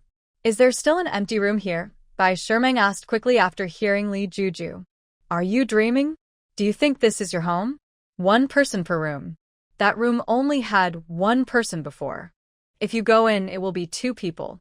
It's much better than 3 squeezing together, right? Li Juju said this because she didn't want to live with someone like Bai Shimeng, who is spoiled. Also, Fan Meiwan is not easy to get along with. If they lived together and closed the door, they would fight each other. Bai Shimeng was happy to hear this. Although she knew the previous occupant was unlucky, she could accept sharing with Su Yao and Li Juju. She snorted, "You guys have some conscience." Then she dragged her suitcase toward the room. When she opened the door, a faint smell of manure drifted in. Inside, a sturdy woman was sitting on the bed. It was Fan Meiwan. She looked up at Bai Shimeng. "Oh, new here." Bai Shimeng wrinkled her nose and said disdainfully, "Are you the one living here?" "The smell is really strong," Fan Meiwan sneered. "If you don't like it, you don't have to stay. This isn't your fancy house." Bai Shimeng stomped her foot angrily. "How can you talk like that? Even a poor girl dares to speak to me like that. Do you know who my father is?" Fan Meiwan stood up, crossing her arms. "I don't care who your father is. Just say it like that. If you can stay, stay. If not, get out. I'm tired of this. Calling yourself mother. Aren't you afraid you'll burn yourself? Anyway, I'm staying here. Hurry up and wash off that stinky smell. You've almost made the leftover food smell like you." The two argued back and forth, quickly escalating into a fight. The room was in chaos, with shouting and fighting sounds heard from afar. Meanwhile, Li Juju and Su Yao listened from a distance, smiling at each other. He heard fighting sounds, but late at night, as a man, he didn't want to go to the women's room to intervene. Forget it. Let them do as they please. Every day, it's just petty little things. The responsibilities of this young worker are really terrible, so annoying. Tomorrow, he plans to find the team leader. If they want to do this job, let them. He's done enough of it anyway. He pulled the blanket over his head, pretending not to hear, and soon fell asleep, as if he had gone to drink tea with the Lord of Sleep. As for Fan Meiwan and Bai Shimeng, they looked like refugees coming out of a shelter, hair messy, clothes torn, arms scratched. They were both exhausted from fighting, so they stopped and sat on the ground, chatting. "Hey, new girl, you're really strong. In our youth camp, not many can fight like you, throwing so many moves at me," Fan Meiwan said, surprised, looking at Bai Shimeng as if she was impressed. Bai Shimeng snorted and said dismissively, "Humph. What's so surprising about that? I learned martial arts from my dad since I was a kid. If you weren't so sturdy, I would have knocked you down long ago." "Oh, I see now," Fan Meiwan said, suddenly understanding. "They say a master's move reveals their skill. Your fighting shows you're pro. Stop talking nonsense," Bai Shimeng snapped, furious. "You're the real fighter here. Your whole family is full of fighters." Fan Meiwan burst out laughing. "All right, I was just joking. But your temper needs to be controlled here in the youth camp, or you'll have a tough time later." Bai Shimeng rolled her eyes. "I'm not afraid. Anyone who dares to bother me, I'll fight back." Fan Meiwan patted her shoulder. "I like your spirit. From now on, we'll live in this room together. If anything comes up, we'll discuss it." Bai Shimeng snorted. Fine. "I've always lived a comfortable life, never suffered any wrongs, and I'm used to being taken care of. When I came to the countryside, my parents arranged for Su Jinjin to stay with me. I didn't expect her to be so useless and get herself hurt." Fan Meijuan's eyes lit up when she heard this. She had come here because her family was poor and she was sent to the countryside to suffer. Since she arrived, her family has never sent her a single penny. If it weren't for her cousin occasionally helping her out, she might have given up long ago. But recently, her cousin has disappeared without a trace, with no news at all. so her life has been very hard lately. Now she hears that this young lady needs someone to serve her. Since they are living in the same house, if she can gain the young lady's approval, she won't have to worry about her life here for the next few years. Also, this young lady is very strong. If she can serve her well, she's sure the young lady will stand up for her and teach that Li Yutong a lesson. Thinking of this, Fan Meiwan looked at Bai Shimeng and smiled, saying, "Hey, newcomer, let me introduce myself. My name is Fan Meiwan. I've been here for 2 years. We've kind of become acquaintances. What's your name?" "Bai Shimeng," she replied, uninterested. "That's a poetic name. Your assistant got injured? You look like you don't touch water with your fingers. What are your plans for the upcoming youth work life? What can I do? I can only spend money to hire someone. I heard that the women in the youth work camp take turns cooking. I won't cook for those poor folks," Bai Shimeng said with a dismissive look, acting superior. Fan Meiwan was just trying to get information. Hearing this, she quickly played along and tried to climb higher. "You could cook for yourself, but you have to wait until all the other youth workers finish eating first." She then looked at Bai Shimeng with interest, observing her reaction. "But I don't know how to cook, and I don't want to use the things those poor folks have used." "Hey, you've been here for years. Can I set up a small stove and cook for myself?" Bai Shimeng suddenly thought of this idea. "Of course. As long as it doesn't disturb others, you can set up a simple kitchen in your room and hire someone to cook for you." Fan Meiwan guided her step by step with her words. Upon hearing this, Bai Shimeng's eyes lit up, and she looked at Fan Meiwan with excitement. "Fan Meiwan, since we are now living together, why don't we team up? You cook for us and I'll pay you a small wage, 50 cents a day. How does that sound?" This was exactly what Fan Meiwan wanted. Although she felt happy inside, she still hesitated a little. "Cooking for you isn't a problem. I have plenty of free time besides manure spreading. My family isn't well off, but I learned to cook from my mother, and I'm pretty good at it. If you want to improve your meals, you'll need to pay for the ingredients yourself. I don't have extra money." Bai Shimeng dreamed of having someone to take care of her. Since she wasn't short of money, she agreed quickly.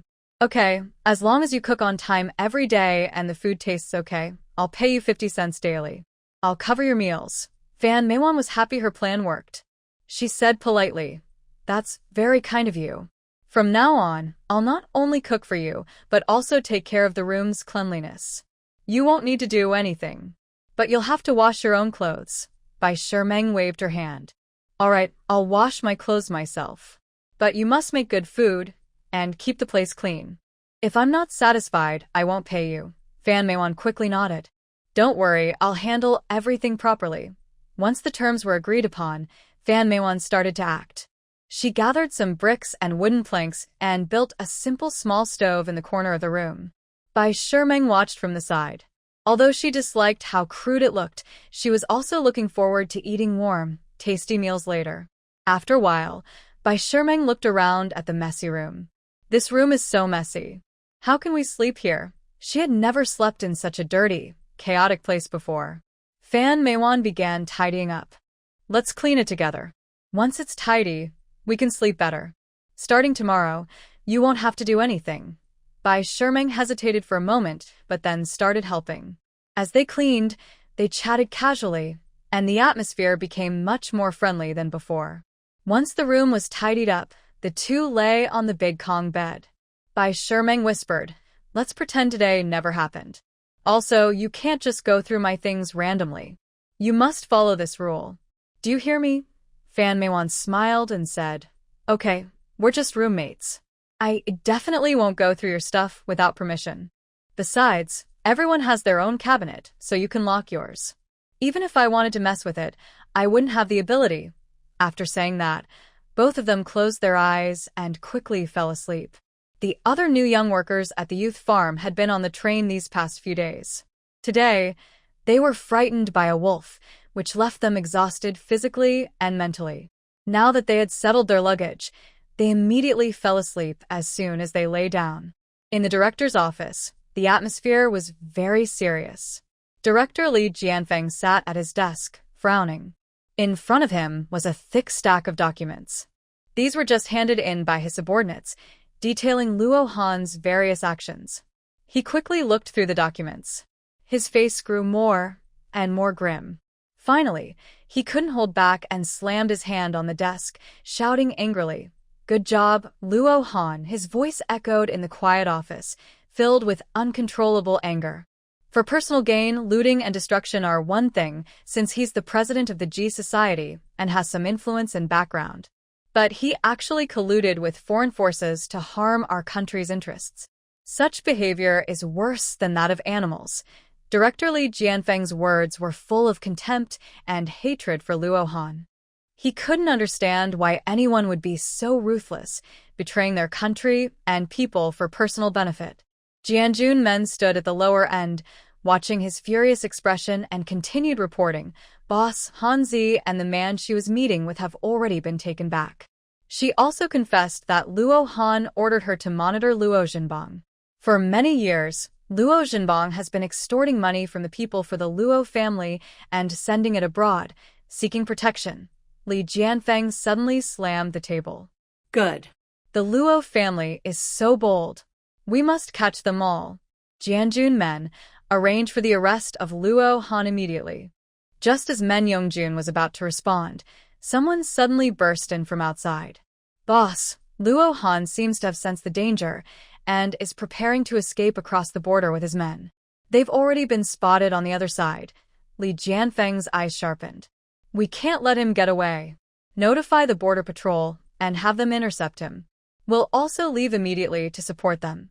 After speaking, Li Jianfeng and Men Yongjun quickly gathered their team and headed to the border. On the way, everyone looked serious, and the atmosphere was tense. When they arrived, they saw Luo Han confronting the border patrol with his men. Li Jianfeng shouted, "Luo Han, you have no way out now. Surrender peacefully." Luo Han suddenly burst into wild laughter. You think catching me means everything is over? It's not that simple. Anyway, I'm already poisoned, so escaping doesn't matter. Forget it, I'll go back with you. Li Jianfeng sneered. Whether it's easy or not, that's not the point. The Luo family has crossed the line of the country. No matter what tricks you have, you're just walking to your own doom. After saying that, he waved his hand at Men Yongjun. Men Yongjun immediately ordered his men to rush forward and arrest Luo Han and his followers. Li Yutong, who was in the capital, knew nothing about what was happening. She was currently in her space, practicing the 9 true scripture that Su Zhenjin had taught her. According to the manual, the 9 true scripture is divided into external skills, internal skills, and lightness skills. External skills focus on strengthening muscles, bones, and skin, increasing physical strength and resilience. Internal skills cultivate true energy inside the body to enhance power and heal injuries. Lightness skills improve speed and agility. Li Yutong looked at the descriptions in the manual and began practicing the external skills, starting with simple stance exercises, adjusting her breathing, and feeling her body's strength. However, after a short while, she felt her whole body ache and struggled to continue. At that moment, Shishi's figure appeared in front of her.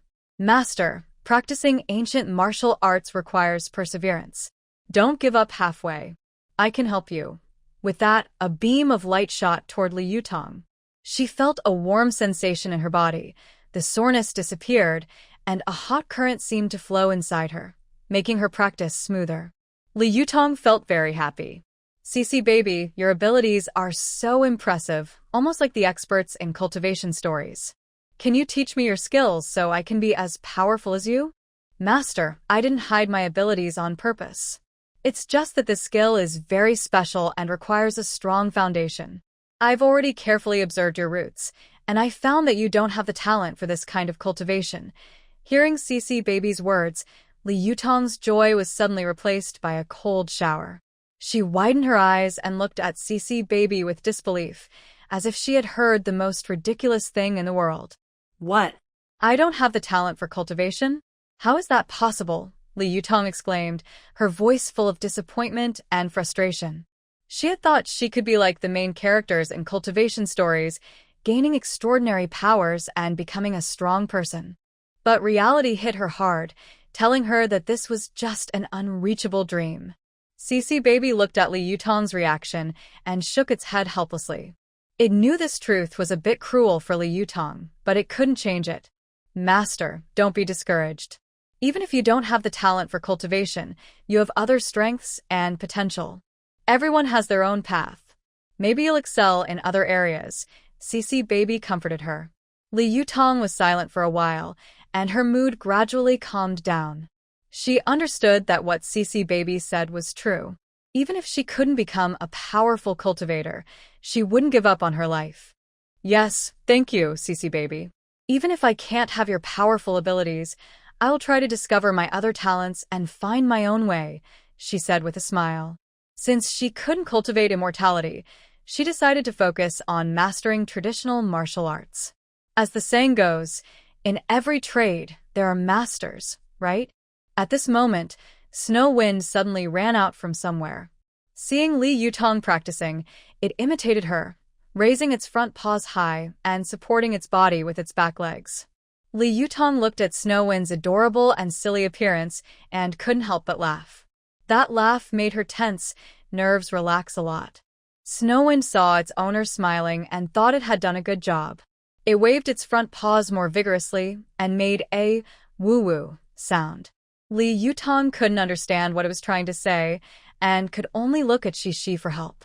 Shi, the translator, immediately responded, Master, Snow Wind is saying that even if you can't practice immortality, just like it can't speak, that doesn't stop you from living your own wonderful life in your own way. Li Yutong was a bit surprised. How could a wolf like Snow Wind understand such deep life philosophy? Master, it's been cold outside these days.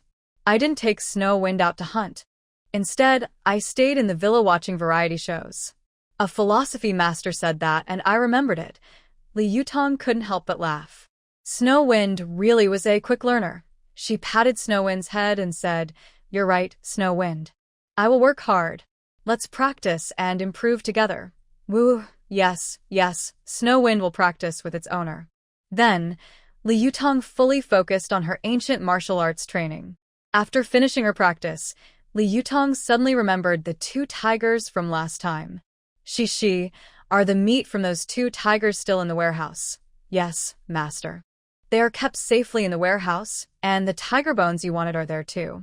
Master, tomorrow you should buy some high-quality white wine. I will prepare some tiger bone wine for you. Li Yutong kept the tiger bones to make tiger bone wine, which has many medicinal benefits. Drinking it can strengthen the body and help with cultivation. Okay, I'll buy some tomorrow. What about the other tiger meat? Li Yutong asked. The other one, Master, you said you wanted to try it fresh. I've put it in the fridge. Whenever you want to eat, it's ready, Shi happily replied. Li Yutong's eyes lit up.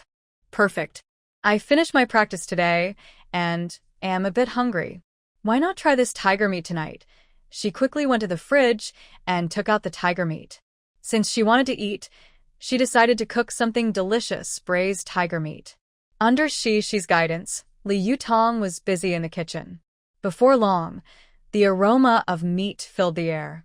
Snow Wind smelled the aroma and ran over, eagerly looking at Li Yutong, drooling at the corner of his mouth. Li Yutong fed Snow Wind a piece of meat, took a bite herself, and was surprised to find the taste quite good. Meanwhile, Li Jianfeng successfully brought Luo Han and others back. No matter how they questioned Luo Han, he only admitted to doing those things himself. He kept silent about everything else. Li Jianfeng had to order that Luo Han be temporarily detained for further questioning. Li Yutong's training in the space had also made good progress. As a former Special Forces soldier, she had received professional training, and with Shi's guidance, she improved even more. Her basic physical exercises were now solid, and her strength and resistance to hits had clearly increased. The next morning, when she left her room, Qin Kiki and Su Jinjin had already woken up. Good morning, Tong Tong. They both greeted her at the same time. Good. Did you sleep well last night? Li Yutong asked Su Jinjin with concern. Very well. I slept with Kiki last night. We talked until late before sleeping. But I sleep well, only need about 6 hours, Su Jinjin said happily. That's good. Today, We'll tidy up that room and make it suitable for Xinjin to live in. We'll move all the clutter to the basement, Li Yutong said, looking at Qin Kiki and Su Xinjin. No problem. It's just a matter of buying some furniture. We'll go shopping after dinner to get some pieces Xinjin likes, Qin Kiki suggested with a smile. I think the furniture in your rooms looks nice. I want the same, so we look like real sisters, Su Xinjin said, hugging both of them. Sure, they both agreed. Li Yutong and Qin Kiki said together, Kiki, go help Xinjin tidy up her room. I'll start cooking. Xinjin has a head injury, so she should rest. Li Yutong went into the kitchen and began preparing breakfast skillfully. She thought about Su Xinjin's head injury, which must have caused a lot of bleeding. Otherwise, the original owner wouldn't have died from blood loss. Today, she decided to make red date and longan porridge and spinach with pig liver soup, both nourishing and nutritious. The porridge on the stove was bubbling and giving off a sweet aroma, while the spinach and pig liver soup simmered gently, filling the air with a delicious smell. Soon, breakfast was ready.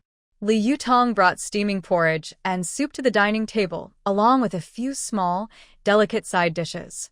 Qin Kiki also finished tidying up her room and came over, while Su Xinjin sat politely by the table waiting. Hurry up and try this. The porridge and soup are very nourishing, Li Yutong said with a smile. The three of them sat around the table and started their breakfast. Su Xinjin took a sip of the porridge, and her eyes lit up immediately. Tong Tong, your cooking skills haven't declined at all.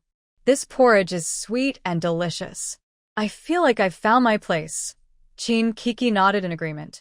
Yes, I haven't had such tasty porridge in a long time. Li Yutong smiled as she looked at them. The three of us are originally the strong and beautiful trio. Now that we're together again, it's really wonderful. After finishing breakfast, they rested briefly before heading out to pick furniture for Su Xinjin, starting a warm and busy day. Su Xinjin's chosen furniture was exactly the same as what Li Yutong and Qin Kiki had. She joked with a smile, "You two are just showing samples up front. I don't need to think much. I can just follow your lead." Li Yutong took some fabric from her space and helped Qin Kiki decorate Su Xinjin's room. Then she looked at the simple luggage she brought. "Xinjin, your parents are really stingy. Your family lives so far away in the countryside, and it's winter. They didn't even bring a thick blanket. I can't believe it. That's nothing. Do you know what I saw in the original owner's memory? Her mother gave her 10 yuan before she left, saying it was their last savings. She told her not to ask for money from the family anymore and to send any earnings back if she made money in the countryside," Su Xinjin said with frustration. Can you believe such parents exist? And they even made the original owner live with Bai Shimeng, doing chores like cooking and laundry. Bai Shimeng does whatever she says, or she won't acknowledge her as her daughter. Li Yutong and Qin Kiki were both very angry after hearing this. That's too much. Xinjin, don't worry about them anymore. We're here for you. Li Yutong comforted her, patting her shoulder. Qin Kiki agreed nearby. Yes, with how they treat you. Why bother caring about them? At this moment, Li Yutong took out a thick quilt from her space. Xinjin, I give you this quilt. I promise it will keep you warm this winter. Su Xinjin was deeply touched. Tong Tong, Kiki, it's so good to have you. While they were having a warm chat, suddenly there was a loud noise outside the door. Coco ran to look and frowned as she said, Bai Shimeng is here, and she brought Fan Meiwan. It seems like she doesn't have good intentions. Li Yutong's eyes turned cold. She stood up and said, perfect timing. Let's see what she wants. Then she led Coco and Su Xinjin outside. When they reached the door, they saw Bai Shimeng standing with her hands on her hips, shouting, Su Xinjin, come out, you little brat. Don't think you can hide inside and pretend to be dead. I won't let you get away with it. Su Xinjin wanted to go out and confront Bai Shimeng, but Li Yutong stopped her. I'm here. No one can bully you. Su Xinjin looked at Bai Shimeng and suddenly remembered there was something important she needed to tell her friends. She quietly moved closer to Li Yutong and Coco, lowering her voice. Tong Tong, Kiki, during the days on the train, I stayed with Bai Shimeng. She has a very familiar smell. She then gently patted her waist. Li Yutong and Coco's eyes widened instantly. They knew exactly what was there.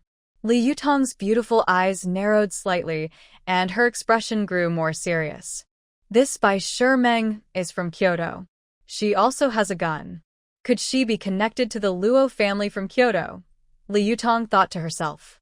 If she is related to the Luo family, then her purpose here is probably only one, to deal with my cousin.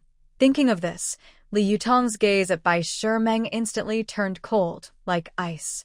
She took a few steps forward and asked coldly, Bai Shimeng, why are you shouting outside my house? What do you want? Bai Shimeng smirked with a mocking look, crossing her arms. She said disdainfully, what am I here for? Of course, to settle the score with you. Don't think hiding inside will stop me. Li Yutong sneered. Settle the score? I'd like to hear when we ever owed you anything. Bai Shimeng's eyes turned fierce. Stop pretending. Su Jinjin was sent by my parents to serve me. But you've hidden her. What does that mean? Li Yutong sneered coldly, serving you. Do you think you're the young lady of a landlord's family? When Li Yutong said this, Bai Shimeng's face immediately turned pale. In this era, if someone was labeled as a landlord or capitalist, the consequences could be very serious. Li Yutong, what are you talking about? Who is the young lady of a landlord's family? I only came to the countryside because I am not feeling well, and my parents asked Su Jinjin to come with me to take care of me. Not feeling well? Li Yutong smiled mischievously. Since you're not feeling well, I know a little about medicine. Come here, I'll check your pulse. Bai Shimeng took a step back, her eyes flickering. Who asked you to check my pulse? I think you just want to make things difficult for me. Li Yutong crossed her arms and stepped closer. If you're afraid of me checking your pulse, it means you have something to hide. Maybe you're not really sick, and you just want to use Jinjin as a servant. Bai Shimeng stomped her foot in anger. You're lying. My parents are really worried about me, so they asked Jinjin to take care of me. Qin Kiki sneered from the side. If your parents care so much, why don't they come to the countryside with you? Instead, they let an outsider like Jinjin take care of you. Who would believe that? Bai Shimeng was speechless, her face turning red with embarrassment. At this moment, Fan Meiwan, who had been silent nearby, looked at Li Yutong's icy expression and felt her heart pounding. She hadn't forgotten the last time Li Yutong had beaten her up. Quickly, she stepped forward to mediate. All right, we're all young people here. Let's not ruin the harmony. Bai Shimeng, stop causing trouble. Maybe there's some misunderstanding. Bai Shimeng snorted coldly. I don't have any misunderstandings with them. Today, I must take Jinjin away. Li Yutong's eyes were firm. Impossible. Jinjin is our friend now. We won't let you take her. Seeing that Jinjin was standing behind Li Yutong, trying to avoid conflict, she felt it was unfair. She pulled Li Yutong aside and stepped forward herself. Bai Shimeng, if you want to take me away, you'll have to come with me. Who do you think you are? My fate isn't something you can control. Bai Shimeng was surprised that Jinjin, who usually followed her, dared to speak to her like this. She was so angry she pointed her finger and started scolding her. Jinjin, have you eaten a bear's heart and a leopard's guts? How dare you talk to me like that? Aren't you afraid my father will get back at your parents? Bai Shimeng widened her eyes in disbelief, staring at Su Jinjin. She never expected that this usually timid girl would be so bold today and dare to confront her. Su Jinjin slightly smiled with a look of disdain. She looked at Bai Shimeng as if she were a fool and thought to herself, Bai Shimeng is really stupid. She can say such things in front of so many people. Isn't she afraid others will hear her? Su Jinjin knew very well that Bai Shimeng was only using her father's power to threaten her. But Su Jinjin wouldn't be scared by her tricks. Bai Shimeng, if you have the courage, call your parents now and tell them what I said. From today, I will no longer be controlled by any of you. I want to cut ties with Su Tianlin and Li Yuling. Su Jinjin's voice was firm and strong, without hesitation or retreat. She spoke with conviction, as if she had thought carefully before making this decision. In fact, this was indeed a well-considered choice. Since she took over the original owner's body, she had been thinking about how to handle her relationship with her biological parents. Last night, she also discussed this with Li Yutong and Qin Kiki. They all agreed that she should cut ties with the original owner's parents. Li Yutong said at the time, Junjun, I'm not giving you bad advice. If the original owner's parents truly care about their daughter, we should try our best to repay them. But it's clear they see her as a tool, just sacrificing her to keep their family safe.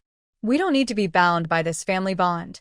Su Jinjin also thought carefully and decided to sever her relationship with the original owner's parents. Bai Shimeng didn't expect Su Jinjin to be so resolute. She looked at her in disbelief, shouting hysterically, Su Jinjin, remember what you said today. I promise you'll regret your decision. I'm going to call my dad at the village committee right now. Su Jinjin sneered, I will not regret this. Go ahead and call your father. I want to see if his hand can reach here.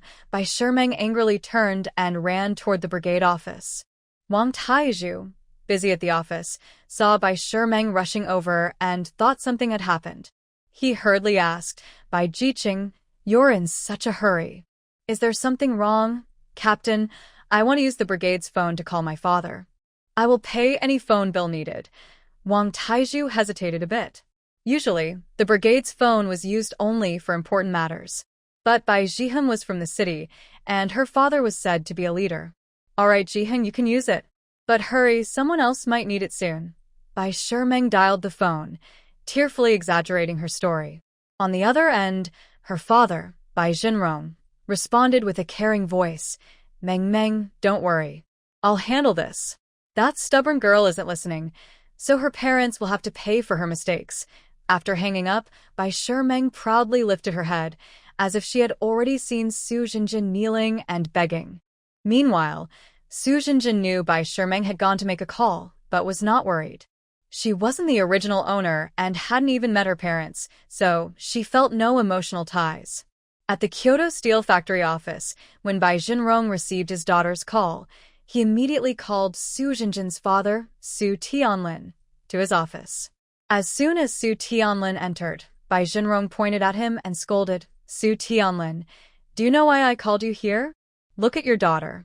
She just arrived in the countryside and wants to break free from Mengming's control. Is this how you raised her? Su Tianlin was stunned by the boss's anger, unsure why he was so furious.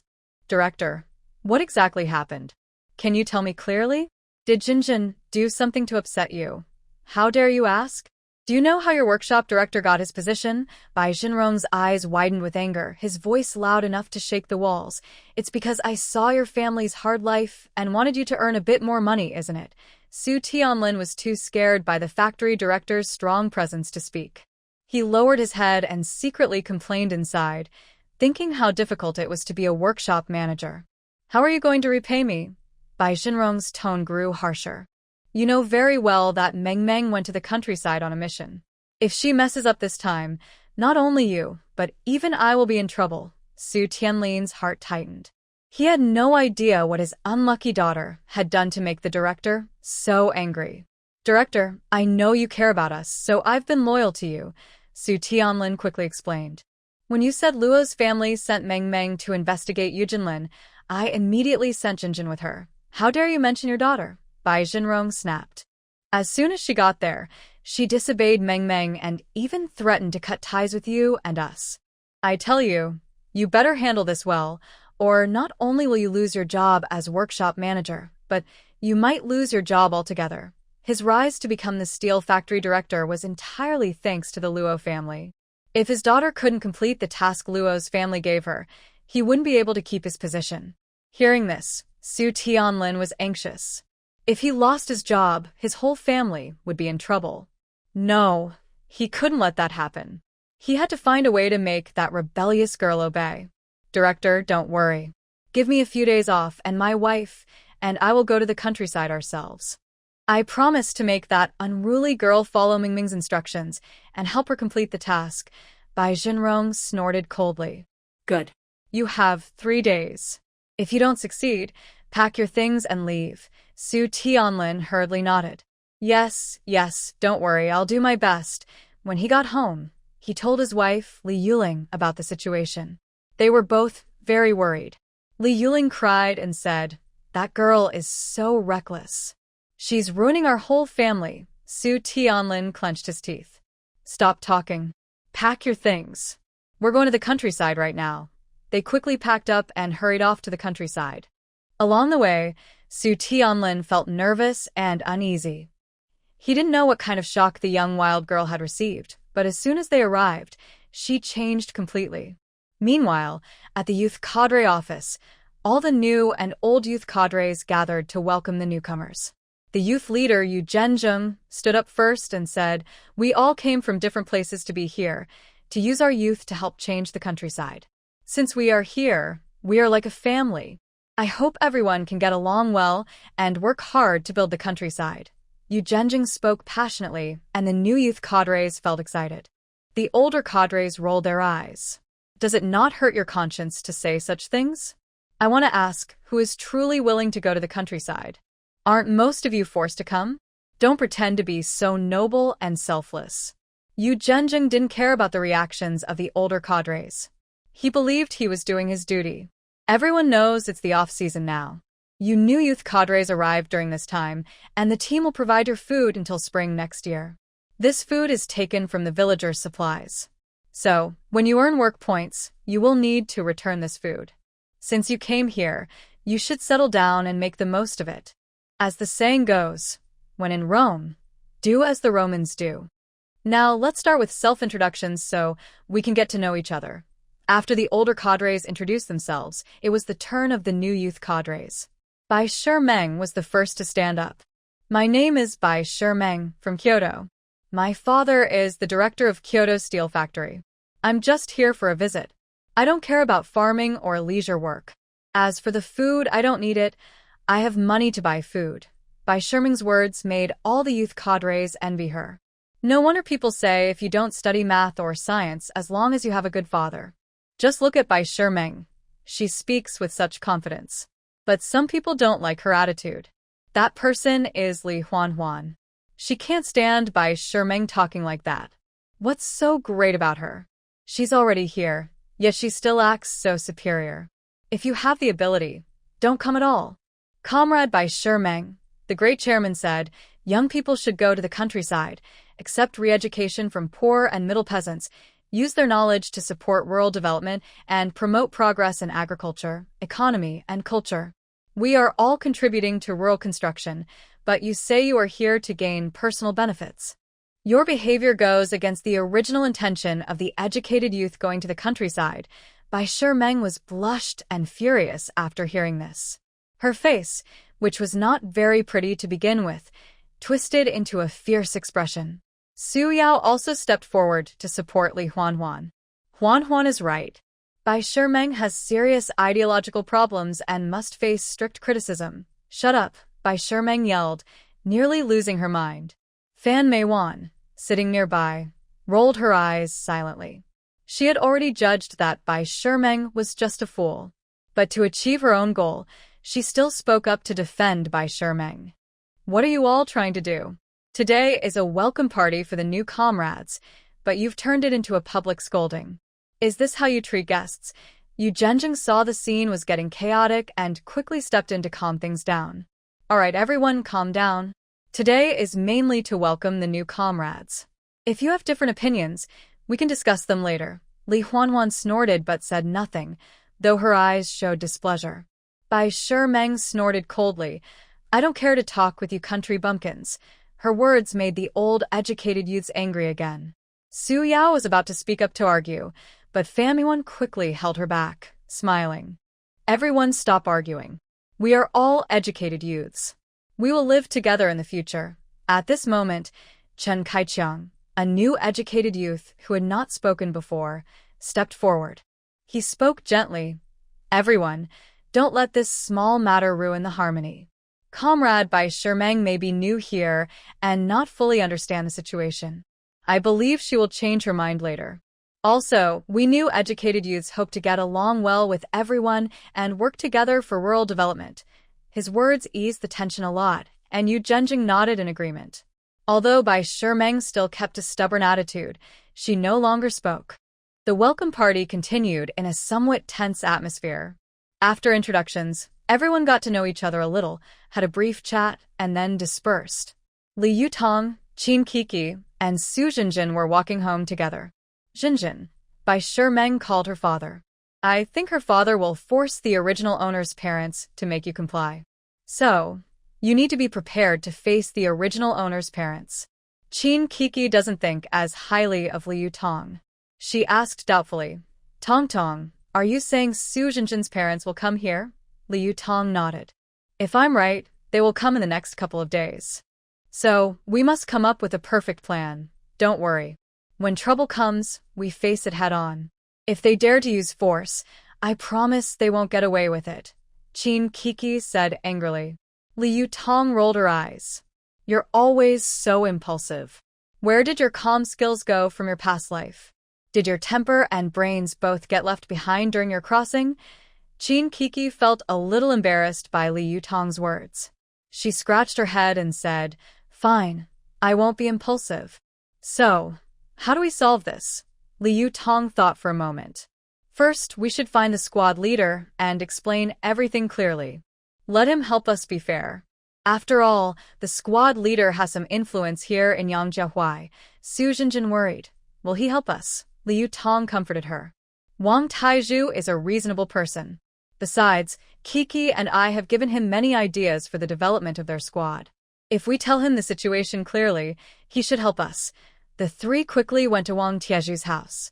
Liu Tong told him everything about Bai Shimeng and the possible pressure from Su Jinjin's parents. Wang Taizhu frowned after hearing. I will handle this. The youth coming here is to build the countryside, not for some people to get special privileges or show off. When Su Jinjin's parents arrive, I will also talk to them. Thank you so much, squad leader. With your words, we feel reassured. Su Jinjin sincerely thanked him. All right, now that you're here, I have a duty to ensure your safety. By the way, Su Jinjin, are you living at the youth camp or with them? Before Su Jinjin could answer, Liu Tong replied, Squad leader, yesterday we talked all night with Su Jiqing. We feel she's very suitable for us. So, we decided that Su Jiqing will live with us. She will pay rent to the village. After saying this, she subtly gave Su Jinjin a meaningful look. Su Jinjin quickly took out 12 yuan from her pocket and handed it to Wang Taizhu. Captain, this is my rent. Please keep it. Wang Taizhu took the money and smiled. All right, it's good for you girls to live together. But living in this village, you must follow the rules and work hard. Su Jinjin nodded quickly. Don't worry, Captain. We will work hard and won't cause trouble for the village. The three of them left Wang Taizhu's house feeling much lighter. Qin Kiki said excitedly, with the captain backing us up, what can Bai Shimeng and Su Jinjin's parents do now? Su Jinjin looked gratefully at Liu Tong and Qin Kiki. It's all thanks to you. I really didn't know what to do. Liu Tong patted her shoulder. What are you saying? We're good friends. Here, we share happiness and face difficulties together. Back home, the three of them chatted for a while before going to their rooms to sleep. Liu Tong returned to her room, still worried about what Su Jinjin had said during the day. She wondered if Bai Shimeng was really coming to deal with her cousin. If it was the Luo family sending someone, she thought Bai Shimeng was just a fool. But if not, how could Su Jinjin say she was carrying a gun? No, she had to go see for herself. She needed to find out what Bai Shimeng was really up to. Thinking this, she slipped into her space. As her space recovered, she could now control it to track things. Basically, being inside the space meant she could make it take her wherever she wanted to go. She controlled the space, and it brought her to the youth camp. She passed through the wall and entered the room where Bai Shimeng and Fan Meiwan were. She activated her mental energy, and a big screen appeared above the space. It showed live footage of Bai Shimeng and Fan Meiwan's every move and word. In the footage, Bai Shimeng said to Fan Meiwan, Meiwan, you said during the day that you have a grudge against Liu Tong. What's going on? When mentioning Liu Tong, Fan Meiwan felt very angry and said, it's because Liu Tong looks like a fox spirit and always tries to attract other men wherever she goes. You don't know, there's an old man named Lu in this village. He is a grandson who is in the army. The first year I came here, I saw him come to see her grandfather. I liked him back then. How does this relate to Liu Tong? Bai Shimeng asked, a bit confused. Don't rush. I like the soldier, but I haven't shown it. However, Li Yutong immediately started to flirt with the man I like. And he even came to the countryside with her. How can I stand this? I didn't expect Li Yutong to be so beautiful, but also so restless. Exactly. That's why, when they first arrived, I argued with them. Who knew that the soldier would actually side with that little troublemaker, Li Yutong? You always talk about soldiers. What's his name? His name is Lu Yihan. He's very handsome. His grandfather's name is Lu Ziqian, and he's settled here. Hearing this, Li Yutong's heart skipped a beat. So, Fan Meiwan secretly harbored such mean thoughts. No wonder she kept targeting her. She was interested in her boyfriend. She frowned, a hint of displeasure flashing in her eyes. At this moment, Bai Sherming's eyes suddenly brightened, and she smirked with a scheming look. Meiwan, why don't we come up with a plan to teach Li Yutong a lesson and let her know how powerful we are? Fan Meiwan nodded repeatedly, and the two of them started whispering together. Li Yutong sneered silently in her mind, thinking these two are really overestimating themselves. She decided not to reveal her hand first and see what bad ideas they come up with. So she continued to control the space, quietly observing Bai Shermeng and Fan Meiwan. On the screen, Fan Meiwan said to Bai Shermeng, I have a good idea. This time, I not only want to teach her a lesson but also make her disappear from this world completely. Bai Sherming's pupils shrank. She thought about how ruthless Fan Meiwan was, but such a person could be useful to her. Tell me, what good plan do you have? I've been watching them for a long time. She and Shin Kiki set a trap on the mountain and often go there to hunt. You're very strong, so help me knock Li Yutong out. Then, under the cover of night, I will take her deep into the mountains to feed the wolves. Li Yutong listened to their conversation inside the space, a cold glint in her eyes. Such a cruel heart. She remained calm and continued to listen. Bai Sherming's lips curled slightly. Fine, since your cooking is decent, I'll help you this time. But I only knock people out. I won't get involved in anything else. Knocking her out is a big help. As long as we get rid of Li Yutong this time, you can ask me for help any time in the future. I'll do anything for you. It's not that serious. I just arrived here and don't know much about this place. I heard there's a market nearby. Since you've been here longer, can you tell me about it? Fan Meiwan smiled proudly. You've come to the right person. I go to the black market often. My cousin lives nearby, but lately, he's been missing for a long time. Li Yutong thought, what's going on? Is she contributing to my space? Really? Have you seen the person behind the black market? Bai Shermeng blinked eagerly, looking at Fan Meiwan with anticipation. Hiding in the space, Li Yutong showed a knowing expression. This Bai Shermeng is after her cousin. I haven't seen him, but my cousin told me that the boss behind the black market is a young man under 30. He has a scar on his face and looks very scary. Really? I thought he was a handsome guy, Bai Shermeng said, but inside, she was thinking that she had finally found out Eugene Lan's whereabouts. Did your cousin say where the black market boss lives? She asked. Fan Meiwan shook her head. No, he never told me. Think about it, black markets operate secretly. The boss's residence must be hidden. Unless they are insiders, how would anyone else know? Bai Shermeng nodded. You're right. How about this? One day, you take me to the black market. I want to find him. He's my cousin. A few years ago, he had a fight with my father and ran away secretly. I came here this time to look for him, Li Yutong thought quietly in her space. Bai Shermeng is pretending to find her cousin, but she probably has other plans. She decided to watch Bai Shermeng closely and also warn her cousin to be careful. At this moment, Fan Meiwan on the screen said again, but my cousin said the boss of the black market has a group of very strong followers. Ordinary people can't get close. Bai Sherming's eyes flashed with a sinister look. So what? I have my ways. The two discussed their plan to deal with Li Yutong and agreed on a time to act. Li Yutong's ne. Such petty tricks won't work on her. She plans to use their own scheme against them and make them suffer the consequences. After they went to sleep, Li Yutong used her space to leave the youth training center and return to her room. According to Fan Meiwan and Bai Sherming's plan, they wanted Bai Shermeng to take the opportunity to knock her out when she was gathering prey in the mountains, then throw her into the deep woods to feed the wolves. But how could she turn their plan to her advantage? Li Yutong's eyes lit up with an idea. She first prepared a realistic doll in her space, resembling herself. That night, Li Yutong rested in her space. Due to the difference in time flow between her space and the outside world, she woke up naturally and began practicing ancient martial arts. As the saying goes, train the muscles and bones outside, cultivate the breath inside. Her body was inherited from the Yu family and was naturally good for martial arts training. Plus, with her diligent practice and the blessing of spiritual spring water, she no longer needed to focus on external skills. Today, she was going to start cultivating internal energy. Li Yutong sat cross-legged on a mat in her space, following the method in her secret manual, and began to circulate her breath. At first, her breath moved very slowly inside her body, as if something was blocking it. But Li Yutong was not discouraged. She calmed her mind and focused entirely on guiding her breath. As time went on, her breath gradually became smoother, circulating through her meridians.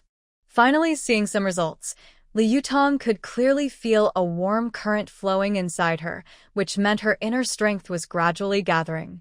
After a few hours, Li Yutong slowly opened her eyes, a look of surprise on her face. She sensed the faint but real presence of inner power within her. Although still weak, it was a good start. Li Yutong knew she needed to keep practicing and strengthening her skills.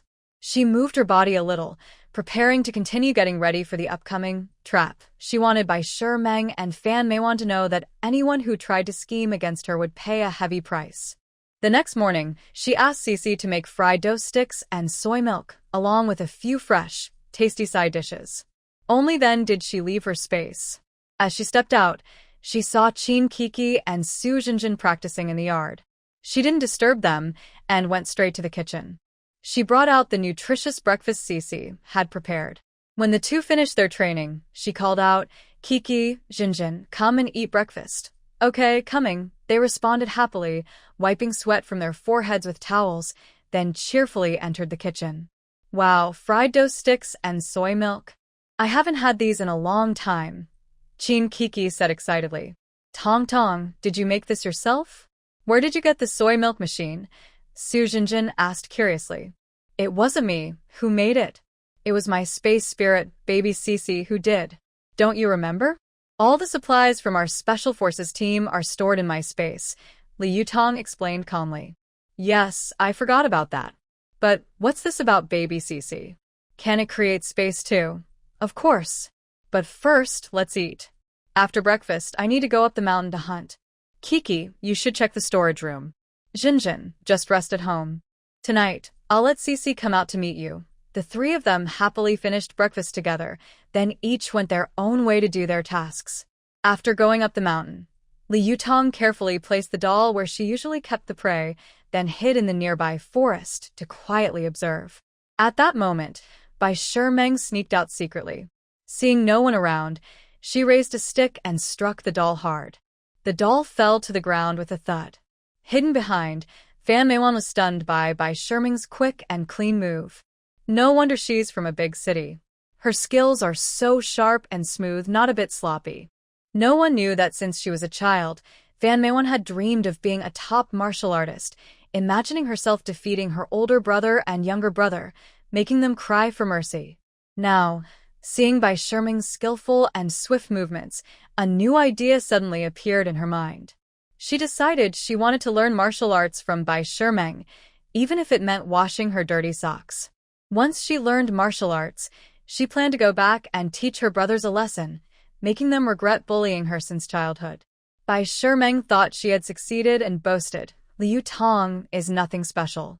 She's not as fierce as the rumors say." Then she called out to Fan Meiwan, "Why are you just standing there? Come and drag her away." Fan Meiwan finally snapped out of her admiration and walked over, rubbing her hands. "Shimeng, thank you so much. Don't worry, I'll wash your clothes from now on. You can go home. I'm going to take this little troublemaker deep into the mountains. Can you do it alone? Do you want me to help?" "No need. I may not be as good as you, but I still have strength. Besides, I don't want to drag you into this." Bai Shimeng nodded with a smile. "All right, be careful. It gets dangerous in the mountains at night. She then turned and headed down the mountain on her own. Meanwhile, Fan Meiwan kicked Li Yutong a few times, saying, "Shameless fox, seducing Lu Yihan. Today's your unlucky day." After that, she grabbed the doll's hair and headed into the deep mountains. Li Yutong followed behind, witnessing Fan Meiwan push the doll off a cliff. At that moment, Fan Meiwan burst into a fierce laugh like Mei Chaofeng, shouting, "Ha ha! Li Yutong, this is all your fault." Li Yutong looked at Fan Meiwan, who was acting wildly, her anger reaching its peak. "Grandma has tolerated you for so long. Now it's time for you to pay the price." There's a saying, the cruelest way to get revenge is to make her live a life worse than death. Li Yutong felt exactly like that now. She decided to take Fan Meijuan's life, something that would be too easy for her. So she directly ordered Shishi, "Baby Shishi, I heard from the women in the village that behind this mountain there is a very poor small valley. Most of the men there are single. I want to send this woman, Fan Meiwan, who wants to kill me, to that small mountain village. Can you help me?" Shishi cheerfully replied, "No problem, mistress. Leave it to me." With a wave of her small hand, a strange light covered Fan Meiwan. Fan Meiwan was still struggling and shouting, but in the next moment, she disappeared from the spot. In that poor small mountain village, Fan Meiwan suddenly appeared in the center of the village. A group of ragged, greedy-eyed single men immediately gathered around her. Fan Meiwan looked around in fear, her eyes wide, and shouted desperately, "Don't come near. I'm from the city. I'm a young, educated person. If you dare to hurt me, my family won't let you go." Humph. From the city, a tall, burly man, who looked like a village leader, stepped forward. "Our small mountain village doesn't usually have young, educated people. We can't even support ourselves, let alone city folks. Since you came here on your own, we can only follow our village rules." "What village rules?" Fan Meiwan asked nervously, sensing it wouldn't be good. Humph. "Here, women are rare. Any woman who enters without permission has to start with me. She will take turns being the wife of one of us single men. As long as we want, you have to serve us anytime." This made Fan Meiwan very scared. What kind of strange rules are these? If that's the case, how is she different from those comfort women? And how did she end up here? She remembered dragging the unconscious Li Yutong and throwing her off a cliff. Why is she here, safe and sound? The men didn't care what Fan Meiwan was thinking. The tall man waved his hand and said, "Tie this woman up. Same as before, tie her to the post." "We take turns." The men, following the order, rushed forward and held Fan Meiwan tightly on the ground. Fan Meiwan, having regained consciousness, struggled wildly. "You pigs and dogs, I tell you, if you dare to touch me, I will make the whole village pay the price." No matter how she resisted, the men with glowing green eyes dragged her into a special cellar. Meanwhile, Li Yutong felt much happier. She stretched lazily, as if all her bad luck had been swept away. "Cece, good job," she praised with a smile. Cece blushed shyly. "It's nothing, master. I have more skills than that." After sending Fan Meiwan away, Li Yutong went to check the trap for her prey. She didn't go down the mountain but wandered alone in the big mountains. The snowy mountain path was difficult to walk. She tiptoed along, using her treasure-detecting eyes to scan the mountains. Suddenly, her gaze was caught by several large boxes buried underground. Through the boxes, she saw they were filled with neatly stacked gold bars. However, the boxes were buried quite deep. To dig them out, she would need to put in some effort. "I wonder whose things these are, buried so carefully," she thought. But Li Yutong, sticking to her principle of not missing good finds, took out a military shovel from her space and started digging in the snow. She dug vigorously, snow and dirt flying everywhere. As she went deeper, the work became harder. Just as she was about to reach the boxes, she suddenly heard a noisy commotion nearby. She stopped cautiously, listening carefully. It sounded like people arguing. Curious, Li Yutong hid her shovel in her space and quietly moved toward the sound. To her surprise, she saw two villagers, each holding a large bundle that looked heavy. The two were a couple. The man's surname was Qian, called Qian Chuan Chuan. The woman's surname was Gua, called Gua Chun. They had a son named Qian Gun Gun, who was a small official in the local Ji society. These two often boasted about their son being part of the Ji society, threatening to intimidate others by saying, "Believe it or not, I'll have my son take you to be criticized." But to the honest farmers in the village, such talk was as useless as old cow dung. Li Yutong wondered silently what these two were doing deep in the mountains at this time. At that moment, the voices of the two men reached Li Yutong's ears. "Old man, our son said that this stuff is not meant to be seen by others. We need to find a safe place to hide it. Of course, just like the things we buried last time. We must bury it deep, or else someone might find it." "You're right. But our son also mentioned that he's interested in the new educated youth, Su Jinjin. How do you plan to get her back for him?" "Are you talking about that girl named Su Jinjin? I saw her today. She looks good. No wonder our son liked her at first sight. Humph, what's the use of being pretty? She's just a girl. You know our son's bad habits. He's been with many women, probably more than 10. It's just for fun." Li Yutong felt angry listening to this. The Qian father and son were so mean. She quietly observed from the shadows, trying to see what they were hiding and how they planned to deal with Su Jinjin. She saw Qian Chuan Chuan and Gua Chun go to a hidden spot and start digging a hole. Li Yutong sneaked closer and used her treasure-detecting eyes to see that inside the bundle were some valuable cultural relics. It seemed that this was the forbidden stuff they mentioned, perhaps something Qian Gungun had obtained through his position. Li Yutong watched as the two dug the hole, a small smile on her face. "Keep digging," she thought. "Let's see who finishes faster, them or me." "Cece baby, swap the cultural relics in their bundle with stones. Let them be disappointed." "Yes, master. But I feel like you're a bit mean, master." "But I like it." Li Yutong rolled her eyes. "Cece baby, this isn't meanness.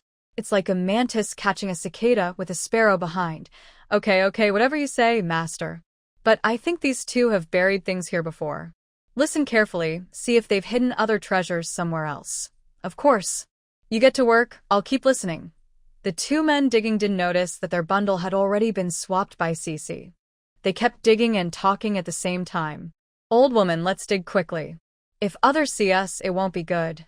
We're already digging. Besides, with all this snow on the mountain, who would come here for no reason? But old man, you still haven't told me how you're going to get that young person to like our son. What can I do?" "That young person got hurt, right? When we go back, you take some eggs from home to visit her. Build a good relationship first, and then things will be easier." "Okay, I'll go later. But do you think the things we buried are safe?" "Just relax. Who would think we could bury things deep in the mountains? But remember where you buried them. Don't worry. Our son said to bury them in a circle, right? Did you see that big locust tree? That's the center. We're on the 4th spot now. I remember it clearly." Li Yutong's eyes lit up. "There are more hiding spots. Isn't this just rushing to get caught?" She quietly followed the two, and after they finished burying the 4th spot and left, she quickly replaced the items inside with stones. Li Yutong was very happy. This trip was quite successful. Then, she used the circular layout the two mentioned, with the big locust tree as the center, to find the other hiding spots. Each time she found one, she used her ability to replace the gold, silver, jewelry, or artifacts with stones.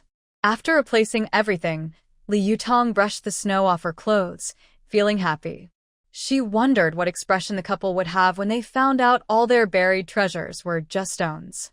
Meanwhile, the couple was happily holding eggs, planning to get closer to Su Jinjin, completely unaware that their treasures had been robbed by Li Yutong. Li Yutong hummed a little tune, carrying the artifacts she collected with Shishi, and quickly headed down the mountain. She needed to go back first and tell Jinjin what had happened.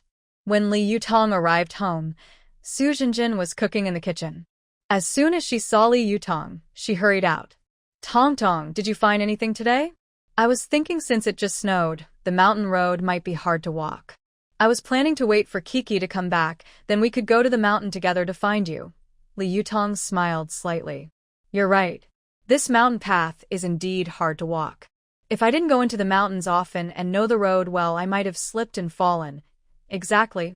That's why I'm relieved you came back safely. You should wash your hands and face first. When Coco returns, we can have dinner. Okay, true. Don't worry. I have something to tell you, and you should be prepared. Tong Tong suddenly looked serious. What is it? You're so serious. Just tell me, Su Jinjin said, feeling a bit nervous. Well, I heard that the son of the Qian family at G Club found out about you somehow. He has bad intentions and even tried to get his parents to trick you, Tong Tong said, frowning and a little angry. What? He's after me? That guy is dreaming. He's not even worth my time, Su Jinjin snapped, furious. Just then, they heard a knock on the door. Li Yutong looked at Su Jinjin. Jinjin, I think it's Qian Gunggun's parents. They want to win your favor first before making a move. Be prepared, Su Jinjin snorted. Let's see what tricks they have. She straightened her clothes and walked quickly to open the door. At the door stood a middle-aged couple, smiling warmly, holding a few eggs. Miss, we heard you got hurt. We came to see you, Guo Chun said kindly, handing over the eggs. Su Jinjin didn't take them. She coldly said, Thanks for your kindness, but I don't need these eggs. Just tell me what you want. Qian Chuan smiled awkwardly. Miss, we won't beat around the bush. Our son likes you and wants to get to know you. What do you think? Su Jinjin rolled her eyes. No, I'm not interested in your son. Please go back, she said, about to close the door. Guo Chun hurriedly blocked it. Miss, think about it again. Our son works at G Club and he has a bright future. Li Yutong then came over and said, You two might as well stop wasting your effort. Jinjin doesn't like your son at all. Please don't bother us again. Qian Chuan, who was used to being bossy in the village, was never treated like this before. Hearing Li Yutong and the others being so rude, Guo Chun immediately changed her attitude completely. She pointed at them and started insulting, You two little troublemakers, you're here? Thinking you're so important from the city? My son is lucky to even look at you. Don't be so ungrateful. Li Yutong smiled coldly and suddenly remembered a common joke from stories she read. Feeling playful, she decided to try it out and said, Who are you calling troublemakers? You're the troublemaker. Guo Chun quickly shot back without thinking. As soon as Guo Chun spoke, she realized she had fallen into a trap. Her face turned bright red. Qian Chuan also understood and, angry and embarrassed, glared at Li Yutong and Su Jinjin. You two little troublemakers dare to mess with us. You're really sharp-tongued. Li Yutong crossed her arms, almost laughing inside. It seemed that everything in the stories was true. People really do jump into their own traps. She teasingly looked at Qian Chuan and Guo Chun. Oh, are you angry now? With your son like that, do you think he's a match for Jinjin? Look at yourselves first. Guo Chun wanted to say more, but Qian Chuan stopped her. Let's go. Since they won't accept our toast, they'll have to accept the penalty. After saying that, she glared fiercely at them and pulled her wife away. Watching their figures leave, Li Yutong gave an order to Shishi, Baby Shishi, keep an eye on those two. If they cause any trouble, don't be polite. Yes, master, Shishi cheerfully responded and disappeared in a flash. Su Jinjin worriedly tugged at Li Yutong's sleeve. Tong Tong, do you think they might come back to get revenge because of what they said about the penalty? Li Yutong patted her hand confidently. Don't worry, Shishi is here. Besides, if they dare to cause trouble, we won't be afraid. Meanwhile, Qian Chuan and Guo Chun angrily returned home. Qian Chuan sat on the sofa, gritting his teeth and saying, These two little girls dared to play tricks on us. I will definitely not let them go. Guo Chun also agreed nearby, saying, Exactly, we need to think of a way to teach them a good lesson. After discussing for a while, they decided to find someone to give Li Yutong and Su Jinjin a little scare. Cici had been following behind them, listening to everything. It quickly ran back to Li Yutong and reported all the details. Li Yutong smiled slightly, a hint of cleverness in her eyes. Since they want to play, then let's play with them properly. The next day, Wang Taizhu, busy at the team office, was startled by a panicked voice. Team leader, something's wrong. Fan, Meiwen has had an accident. Yu Zhenjing was running and shouting loudly. What trouble is she causing now? Every day, she just won't behave. I haven't done much proper work, just dealing with your young people's messy affairs. Wang Taizhu put down his work, looking unhappy. Yu Zhenjing quickly said, Fan Meiwan is missing.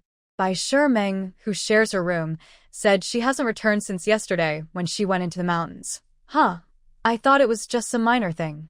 She went into the mountains. What did you just say? She hasn't come back since yesterday. Wang Taizhu raised his voice sharply. Oh my, this matter is getting serious. Tell me clearly, it just snowed recently. Why would Fan Meiwan, a girl, go into the mountains? Yu Zhenjing was sweating profusely. I don't know either. Bai Shimeng just came to tell me. I think this is a big deal, so I hurry to tell you. Oh dear, Fan Meiwan really is a troublemaker. Come on, let's go to the youth station and find out the truth. Wang Taizhu and Yu Zhenjing went to the youth station, where they saw Bai Shimeng pacing anxiously in the yard. She was nervous, her heart fluttering like 15 buckets of water being shaken. She was afraid others would find out what she did with Fan Meiwan yesterday, but she also couldn't understand it.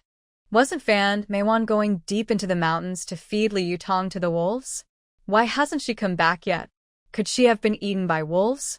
If that's the case, she definitely couldn't admit that she went into the mountains with her. At that moment, Wang Taizhu and Yu Zhenjing hurriedly entered the scene. White Jiqing, come and tell us, what's really going on with Fan Meiwan? White Shimeng hadn't yet figured out what to say when Wang Taizhu suddenly asked, making her feel very nervous. They say quick thinking comes in emergencies. In her panic, White Shimeng suddenly thought of a good excuse. Captain, yesterday morning after breakfast, Fan Meiwan asked me to go into the mountains with her to see if there were any hungry rabbits or other animals looking for food. I thought the mountain road was difficult to walk after snow, so I didn't agree. She was upset and went alone. How do you know she went into the mountains? Wang Taizhu stared closely at White Shimeng. I'm not sure she went into the mountains. I only guess she did based on what she told me, Captain. You see, Fan Meiwan is just a girl. If she didn't come back all night, where could she have gone? Wang Taizhu stroked his chin, carefully observing White Shimeng, feeling that she was hiding something. All right, I understand. He turned around and ordered people to organize a search team to go into the mountains and look for Fan Meiwan. Meanwhile, Li Yutong also heard about this matter. She leaned close to her ear and whispered a few words. Li Yutong's lips curled into a cold smile. Let them search all they want. Even if they turn the mountain upside down, they won't find Fan Meiwan. But to avoid suspicion, she still asked Su Jinjin to rest at home. She and Qin Kiki went with the young workers and villagers into the mountains to search. The group searched all day in the mountains, nearly turning over the entire night platform mountain, but they found no trace of Fan Meiwan. Instead, they found drag marks near the traps set by Li Yutong. Sure Air looked at the marks and began analyzing. Captain, look at these drag marks. I feel like someone was dragged along the ground by something. Wang Taizhu also noticed the marks, but there were footprints everywhere, some animal tracks, making it hard to tell if they were human or animal. Captain, do you think Fan Meiwan might have been bitten by a wild animal in the mountains and then dragged into the deep forest? That's very possible. Did you see these tracks leading deep into the mountains? If that's the case, the chance of Fan Meiwan surviving is very slim. What a unlucky child. She went into the mountains and was taken by a wild animal. Such bad luck, there's no one like it. That's right. But still, why did Fan Meiwan, a young girl, run into the mountains in the snow? Wang Taizhu listened to everyone's talk and frowned deeply. Although Fan Meiwan was a troublemaker, she was still a good girl who suddenly disappeared. Plus, she was a young, educated youth. After such a big incident, as the team leader, he would definitely report it to higher authorities. But he needed to discuss carefully with the village officials how to report it so that it wouldn't damage the team's reputation or cause trouble for the villagers. He waved his hand and said, "Fellow villagers, we've been searching all day. Now it's cold, and we're hungry. I think Fan Meiwan was taken away by a wild wolf looking for food. Let's go back. Everyone felt relieved after hearing Wang Taizhu and started walking back, tired. Fan Meiwan already had a bad reputation in the team. Everyone had done their best to search the mountains in the cold weather. Back at the team office, Wang Taizhu called a meeting with some village officials. They sat under a dim yellow light, all looking worried. We need to come up with a good plan. We can't let the higher-ups think we are not managing well, Wang Taizhu said. At this moment, the scorekeeper suggested, why not just say the wild wolf took her? There are clues. However, Secretary Fan worried, what if the authorities come to check and find something suspicious? After thinking for a moment, Accountant Wang said slowly, everyone, think carefully. In this cold, snowy weather, Fan Meiwan, a young girl, went into the mountains alone. That's clearly against village rules. Plus, Bai Shimeng can testify to this, which proves that Fan Meijuan's actions did violate the village's ban on individuals entering the mountains. He paused and continued, moreover, she is an adult. How can we keep her always under control? If she doesn't follow the rules and something happens, it has nothing to do with us. And now, there are obvious drag marks in the mountains, clearly showing she went into the mountains alone and was attacked by a wild animal, leading to her unfortunate death. Do you think what I said makes sense? Everyone nodded after hearing Accountant Wang. Wang Taizhu also brightened his eyes, thinking it was a good idea. Accountant Wang is right. If the authorities come to check, we will honestly report everything. With Bai Shimeng as a witness and the traces in the mountains, they can't find fault with our team. The scorekeeper also agreed. Yes. Fan Meiwan went into the mountains illegally. Who can we blame if something happens? Secretary Fan was no longer worried. All right, let's report it this way. As long as we can clear our team's responsibility. Everyone reached an agreement. Wang Taizhu stood up and said seriously, then it settled. I will report to the higher-ups tomorrow. Everyone go home early and rest. Today, everyone worked hard looking for Fan Meiwan. After the meeting, the village officials left one after another. Wang Taizhu looked out the window at the night, feeling a bit lost. How could a person just disappear like that? While the village officials thought the problem was perfectly solved, Li Yutong and Qin Kiki almost exploded with anger when they got home. This all started from their search in the mountains for Fan Meiwan. The three of them agreed that because Su Jinjin had a head injury, she should rest at home. Li Yutong and Qin Kiki went to help look for Fan Meiwan. But not long after they left, Su Jinjin heard a knocking at the door.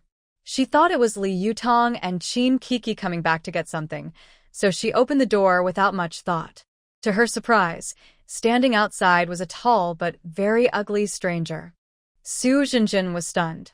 She then asked, "Who are you looking for, comrade?" The ugly man saw Su Jinjin and showed a lecherous smile. His words made it hard to refuse. "Are you the new educated youth?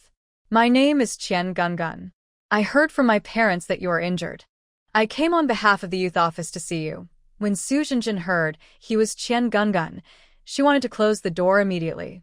But since he was here on behalf of the youth office, she thought it wouldn't be good to be too rude. Qian Gungun kept talking and tried to squeeze into the house. Chose en jeunesse alarme Belleran. She quickly turned sideways to block him. "Comrade Qian, you don't need to come in. My injury isn't serious. Thank you for your concern." But Qian Gungun refused to give up.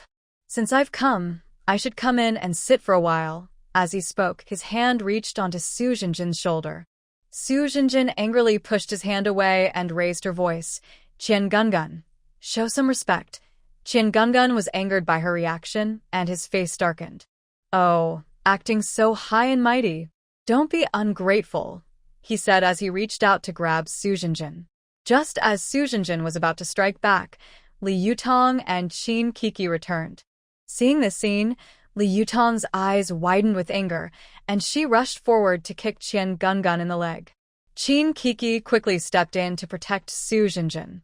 Qian Gungun winced in pain, feeling humiliated and furious.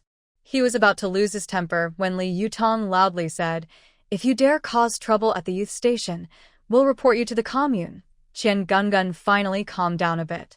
Although he was a minor official in the Ji society and secretly involved in many bad deeds, he knew he couldn't afford an investigation. If things got out of hand, it wouldn't be good for him. But he wouldn't give up on the woman he liked so easily. With a gloomy face, Qian Gungun sneered. Fine. You have guts. I'll let you go for now, but this isn't over.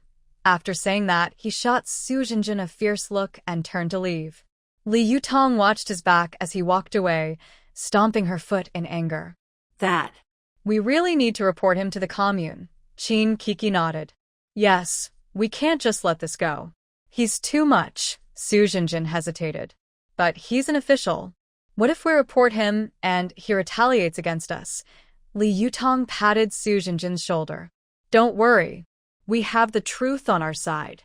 The commune won't ignore it. Plus, if we stick together, he won't dare do anything to us. At that moment, Su Jinjin's system spoke.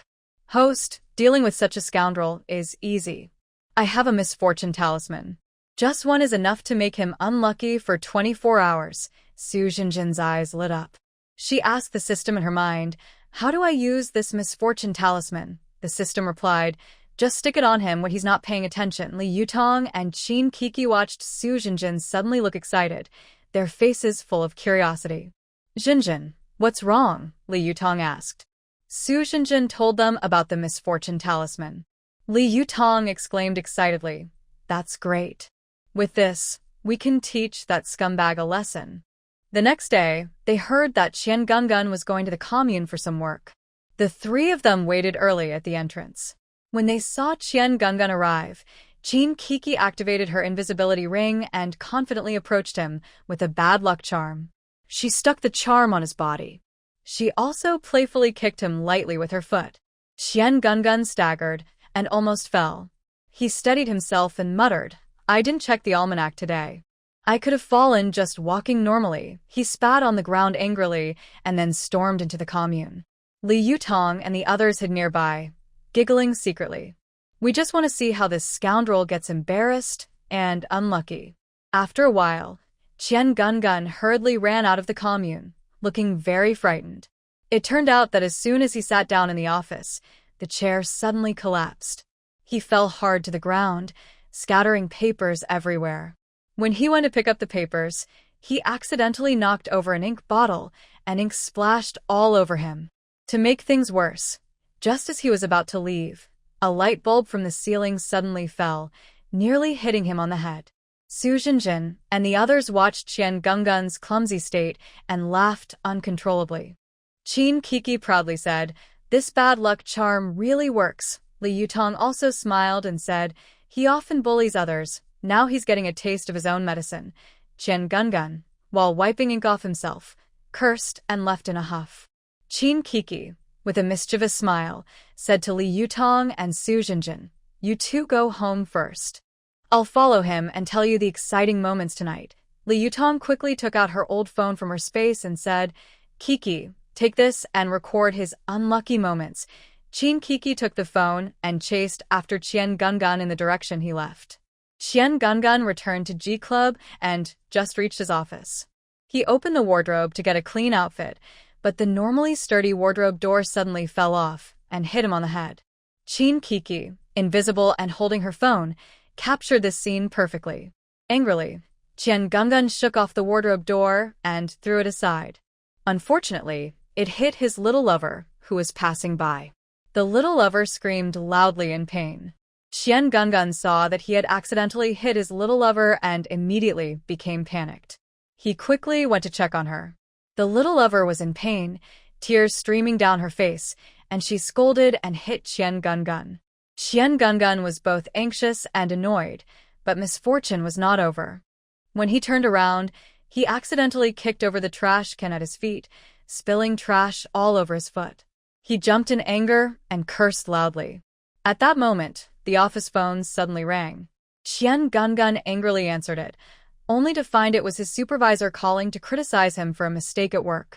He wanted to explain, but the call was immediately disconnected. Qin Kiki was nearby, laughing so hard her stomach hurt, and she recorded all these scenes. Qian Gungun looked at himself, so messy and covered in trash, and saw the crying little lover. Thinking about the criticism from his boss, he almost fainted. He could only patiently try to comfort his little lover. Xiao Dai, don't cry. I didn't do it on purpose. I don't know what's wrong with me today. Even drinking cold water feels like it's stuck in my teeth. Yu Xiaodai was unhappy and hit Qian Genggen's chest. You idiot! The person you hit just now is in a lot of pain. How do you plan to make it up to them? Qian Genggen hugged Yu Xiaodai tightly.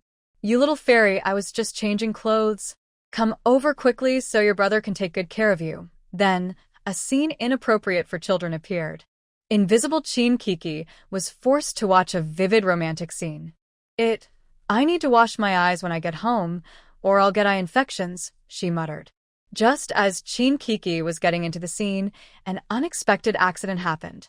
She saw the chandelier in Qian Genggen's office fall and hit him on the back of the head. Ah! Yu Xiaodai screamed in shock at the sudden event. Qian Genggen was hit and dazed, falling forward onto Yu Xiaodai. Yu Xiaodai, feeling pain and fear, pushed Qian Genggen away and cried out, What's wrong with you? Nothing good has happened today. Qian Genggen held his head, grimacing in pain. He wanted to comfort her, but noticed the chandelier's wires still sparking. Before he could react, the short circuit caused the office's electrical system to fail, plunging the room into darkness. Chin Kiki watched this chaos with amusement and quickly used her phone to record the scene. In the dark, Qian Genggen groped around and accidentally knocked over a teacup on the table, spilling tea everywhere. Yu Xiaodai was splashed with tea, which made her even angrier. She started fighting with Qian Genggen. Coco Chin didn't want to watch their ugly fight anymore. She walked over and tapped the back of both of their necks, causing them to faint. Then she searched in Qian Genggen's office. During her search, she found not only a lot of money, jewelry, and gold that hadn't been taken home yet, but also a ledger. The ledger detailed his bribe-taking, harming innocent people, and even included proof from other families. Holding the ledger, Coco Chin fell into deep thought. She couldn't understand why these bad people liked to record their crimes. Were they afraid others wouldn't know what they did? Suddenly, Coco Chin had a bright idea and smiled mischievously. Qian Genggen, aren't you fond of flirting around? Today, I'll give you a full dose of fun. She took out a powerful love potion from her storage ring, one she had previously given to Liu Tong, and poured a dose into each of their mouths. After that, she went to Wu Kaishuan's office, the secretary of the community committee. She placed the ledger she found in Qian Genggen's office on his desk. Wu Kaishuan, who was on the phone, was startled when he saw the sudden appearance of the ledger. Wu Kaishuan hung up and, full of suspicion, opened the ledger. As soon as he looked at it, he was furious. He slammed his hand on the table. Good job, Qian Genggen. You dare to harm innocent people so openly. You're worse than an animal. He then shouted toward the door. Xiaozhong, come in for a moment. Xiaozhong quickly walked in, looking a little nervous. Secretary Wu, you called me? Wu Kaishuan, with wide eyes, threw the ledger in front of Xiaozhong. Look at what Qian Genggen has done. We can't just ignore this. Take some people and go to G meeting. Bring Qian Genggen to me. Got it, I'll go right now. Xiaozhong agreed and hurriedly took 2 people to G meeting's office. Meanwhile, in Qian Genggen's office, the place was chaotic. The sounds of a woman's breathless moans and a man's muffled groans attracted the attention of people in the next office, who came to see what was happening. Soon, everyone at G meeting was drawn to the lively scene. This is just too outrageous. Doing such things in the office is unacceptable. Exactly. Qian Genggen usually causes trouble outside, but this time she's doing something inappropriate in the office. It's too much. While everyone was talking, Xiaozhong and his team arrived. Seeing the messy scene, Xiaozhong frowned and shouted, Everyone stop. Qian Genggen, come with us. Qian Genggen, who was still enjoying herself, was startled by the shout and almost collapsed to the ground. He hurriedly fixed his clothes and tried to act calm. Why are you arresting me? I am an important person in G society. Xiaozhong sneered and threw a ledger in front of him. Look at this. See what you've done. Hurting innocent people and openly acting out in the office. Do you think you can get away with it? Qian Genggen looked at the ledger, his face turning pale. He shouted, It's over. Everything's finished. The people around gasped in shock, surprised by the extent of Qian Gunggun's wrongdoings. Under everyone's watch, Qian Gunggun was taken away by Xiao Zhang and his team. The Ji Society office returned to calm, but the incident caused a big stir in the community. After watching the drama, Qin Kiki happily returned home with the video recordings she made. She told Li Yutong and Su Jinjin everything she saw today, including Qian Gunggun's ending. Li Yutong and the others couldn't stop laughing after hearing the story. Kiki, you really did it. This kind of villain needs to be dealt with this way. Exactly.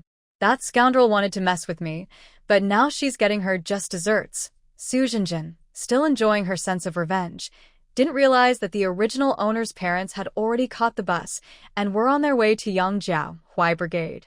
Li Yuling was exhausted and sat by the roadside, complaining. What kind of place is this? Taking the train is fine, but then we have to take a 3-hour bus ride. I feel like I'm going to faint. Li Yuling suffers from severe motion sickness. She gets carsick easily, and over the past 3 days, she's been vomiting almost constantly, feeling dizzy and lightheaded. Even Su Tianlin didn't want to sit next to her. He preferred to stand in the corridor rather than sit beside her. After finally getting off the car and learning that there were still several hours of mountain road ahead, she immediately lost her enthusiasm and sat by the roadside, refusing to move. Can you believe this place? Listen, old Su, I don't want to walk another step. I have no energy left at all. Su Tianlin also sat down to rest by the roadside, trying to comfort her. Yuling, we've already come this far. We can't turn back now. Director Bai only gave us 3 days, and today is the 3rd day. If we can't finish the task, we might as well wait and see what happens. Li Yuling looked at her husband with a helpless expression. I know the time is tight and the task is hard, but I really have no strength left. This place has no roads for cars. Even a cart pulled by oxen would be fine. Just then, luck seemed to be on their side. Old Chen was driving a slow-moving ox cart and happened to pass by. Hey, old man, stop and give us a ride, Su Tianlin said confidently, acting like an official giving orders. Old Chen looked at them and said simply, All right, but it costs 2 cents per person. I don't know you, so pay first before getting on. Before Su Tianlin could say anything, Li Yuling suddenly stood up. Listen, you lousy cart driver. What are you talking about? You're just pulling the cart, not us. Why are you asking for so much money? If you love money so much, why don't you just carve it on your face? A country bumpkin daring to talk to them like that. Does he think he's got a lot of face? Old Chen had always been honest and never argued with anyone. Now he was getting angry. What's wrong? Don't oxen need to eat grass? You, a lousy cart driver, are asking for 2 cents, and you're just wasting our time with all this nonsense. Paying for a ride is natural. Why do you think you can bully us? How dare you talk like that, country bumpkin? It's only 2 cents. We can pay. Hurry up and help us load our luggage onto the cart, Li Yuling said proudly, lifting her chin. Old Chen snorted coldly. If you want to ride, carry your things yourself. If not, move aside. Don't block my way. There are people on the cart. This made Su Tianlin and Li Yuling furious. They thought, poor mountain villages produce rude people. I can't believe that as the director of the steel factory workshop in the city, I have to suffer this from a country bumpkin. Forget it. A big boss shouldn't bully a smaller one. I won't argue with the ugly cart driver anymore. Just as the two were about to load their luggage onto the cart, Old Man Chen's voice rang out again. Where are you two going? Let me tell you, I charge an extra dime for each village I pass. We call out the price first and don't complain. Don't say, I cheated you later. That's right, Old Man Chen was deliberately doing this. They say respect is mutual. Since he looks down on me, I see no need to show him kindness. Li Yuling was stunned by this sudden change of events. Do you really charge more just like that? You said it was only 2 dimes before. Now suddenly it's more? Are you taking advantage of us as outsiders and trying to cheat us? Whether you want to ride or not, the ox is mine and the cart is mine. I can set any price I want.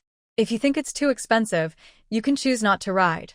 After saying this, Old Man Chen prepared to drive away with the ox cart. Seeing this, Su Tianlin and his wife hurried over to block the cart. All right, How much does it cost to go from here to the Yangjiahui Brigade? Old man Chen counted on his fingers. From here to the Yangjiahui Brigade, passing through 6 villages, it comes to about 8 dimes per person. Li Yuling almost jumped in anger. That's just extortion. 2 dimes turned into 8. Why not go ahead and rob us? Su Tianlin also looked grim. This is unreasonable. Who charges such sky-high prices? Old man Chen remained unmoved. I told you, each village adds a dime. If you think it's too expensive, walk the mountain road yourself. Just as the two sides were at a standstill, a group of burly men suddenly emerged from the woods by the roadside. The leader, a face full of rough features, said fiercely, "Hey, what's going on here?" Such a lively scene. Li Yuling, clutching at a straw for salvation, hurriedly shouted, "Big brother, this man is deliberately trying to cheat us. You have to help us get justice." The man looked at Old Man Chen and then at Su Tianlin and his wife, smirking. "All right, I'll handle this. But you have to pay me a protection fee, or I can't guarantee justice." Li Yuling and Su Tianlin looked at each other in surprise. They had just escaped one trap and fallen into another. Su Tianlin had clearly seen the world outside. Seeing the scene, he quickly said to Old Man Chen, "Brother, we're going to Yangjiahui Brigade. We will ride in your cart. No need for anyone's help." He then hurriedly threw his luggage onto the ox cart and, without hesitation, pulled Li Yuling to climb aboard. How could those big men so easily let go of such an easy target? They said to Old Man Chen, "Old man, I'll let it go for your sake. We have 5 people here, each paying 1 yuan for the ride. Otherwise, today's trip won't be so simple." Inside the cart, Wang Taizhu couldn't stand it anymore. He jumped down. Seeing Wang Tieju's tall figure, the thugs quickly tried to act friendly, saying, "Captain Wang, we didn't realize you were on the cart. Sorry for bothering you. We'll leave right now." Wang Taizhu snorted coldly. "You want to leave? Not that easy. Extorting money in broad daylight. Today you have to give an explanation." The thugs' faces changed. The leader bravely said, "Captain Wang, we're just trying to make a living. Please show some mercy." Wang Tieju's eyes turned cold. "Making a living doesn't mean you can do whatever you want. Today, either you hand over the money you extorted or come with me to the commune." The thugs looked at each other, not wanting to go to the commune. Suddenly, one's eyes turned fierce. He pulled out a small knife from his waist and said, "Wang Taizhu, don't think just because you're the captain, you're invincible. I'm not backing down today." He then lunged at Wang Taizhu. Wang Taizhu reacted quickly, sidestepping and kicking the wrist, causing the knife to fall to the ground. Seeing this, the other thugs rushed forward. Wang Taizhu was fearless. With his agility and strong body, he quickly subdued several of them. Old Man Chen and Su Tianlin's wife and husband were stunned. After a while, Old Man Chen gave a thumbs up. "Taizhu, I didn't expect you to be so skilled. Today, I've truly learned something." Wang Taizhu brushed off the dust from his clothes and said to the fallen thugs, "Get up. Don't do this kind of thing again. If I see you blocking the road and extorting money again, it won't be so easy to get away next time." The thugs, ashamed, got up and apologized, then hurriedly ran away. Then, Wang Taizhu got on the ox cart, and the group continued heading toward Yangjiahui Brigade. Inside the cart, Wang Taizhu looked at the 2 people in front of him. He understood that they were probably Su Jinjin's parents. He didn't say much, just chatted casually with Old Man Chen. However, Su Tianlin had just heard a few young troublemakers call Wang Taizhu captain and started talking to him voluntarily. "Hello, comrade. You are the captain of Yangjiahui Brigade, right? I am Su Jinjin's parents, the new educated youth in your village. Nice to meet you here."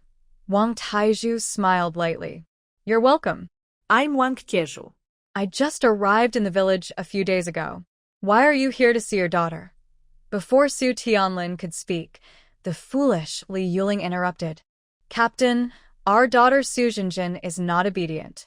She said before she left that she would listen to Bai Shi Meng in the countryside, but once she got here, she acted like a wild horse that had broken free, disobedient and uncontrollable. As parents, we had to come personally. Wang Taizhu, having heard from Li Yutong and others about this matter, understood it well. He smiled faintly, keeping his tone calm, and asked, "Ma'am, I don't quite understand. Parents usually want their children to live well. Why do you want your daughter to be controlled?" Sighing, Su Tianlin said, "Captain, I hope you won't laugh at us. Bai Shiming's father is my direct superior. If my daughter doesn't listen to Bai Shiming, we might lose our jobs. We just can't help it." "Exactly, Captain. That girl, Su Jinjin, is causing trouble for our whole family. If old Su and I lose our jobs, what will happen to our 2 sons?" Li Yuling pretended to wipe away tears. Wang Taizhu didn't want to interfere in the Su family's personal affairs. But since the educated youth's household registration was arranged with the brigade, they should have their own independence here, not depend on anyone.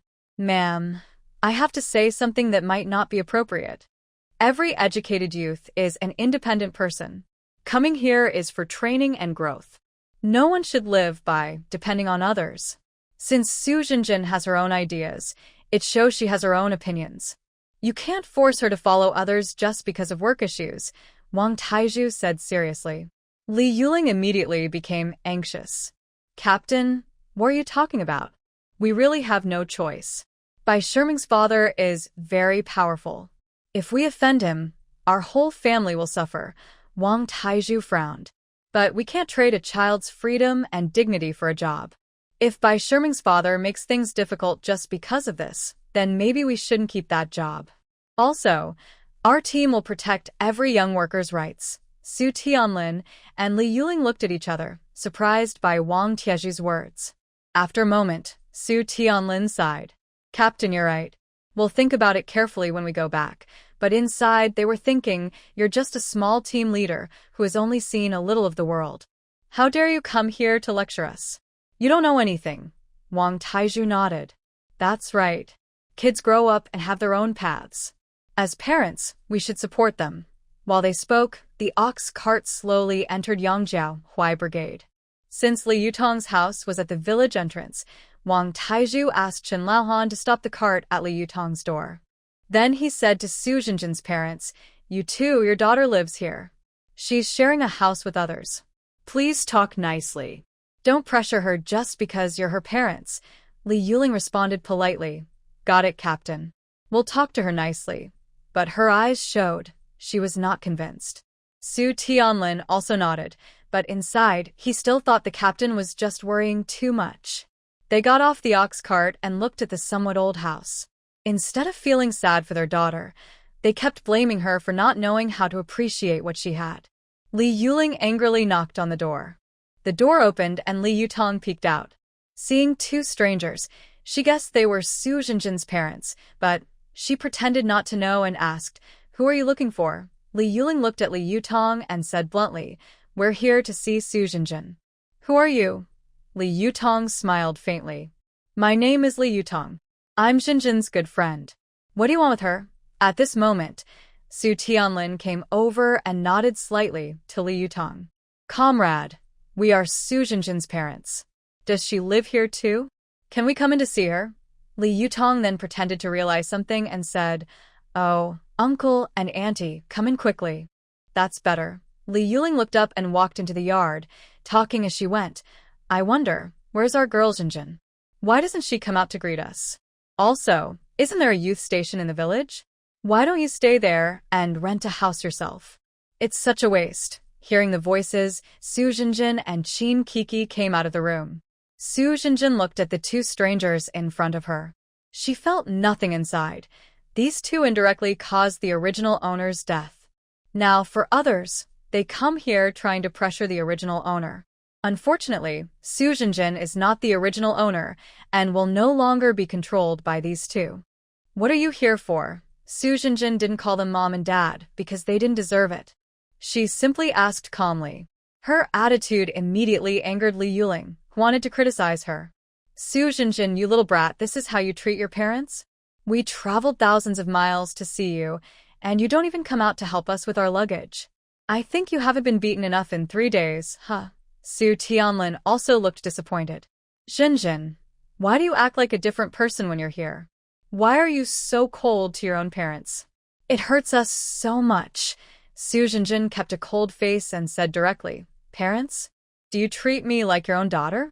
On such a cold day, I left wearing only a stiff cotton coat, with a few old clothes in my bag, and not even a thick blanket.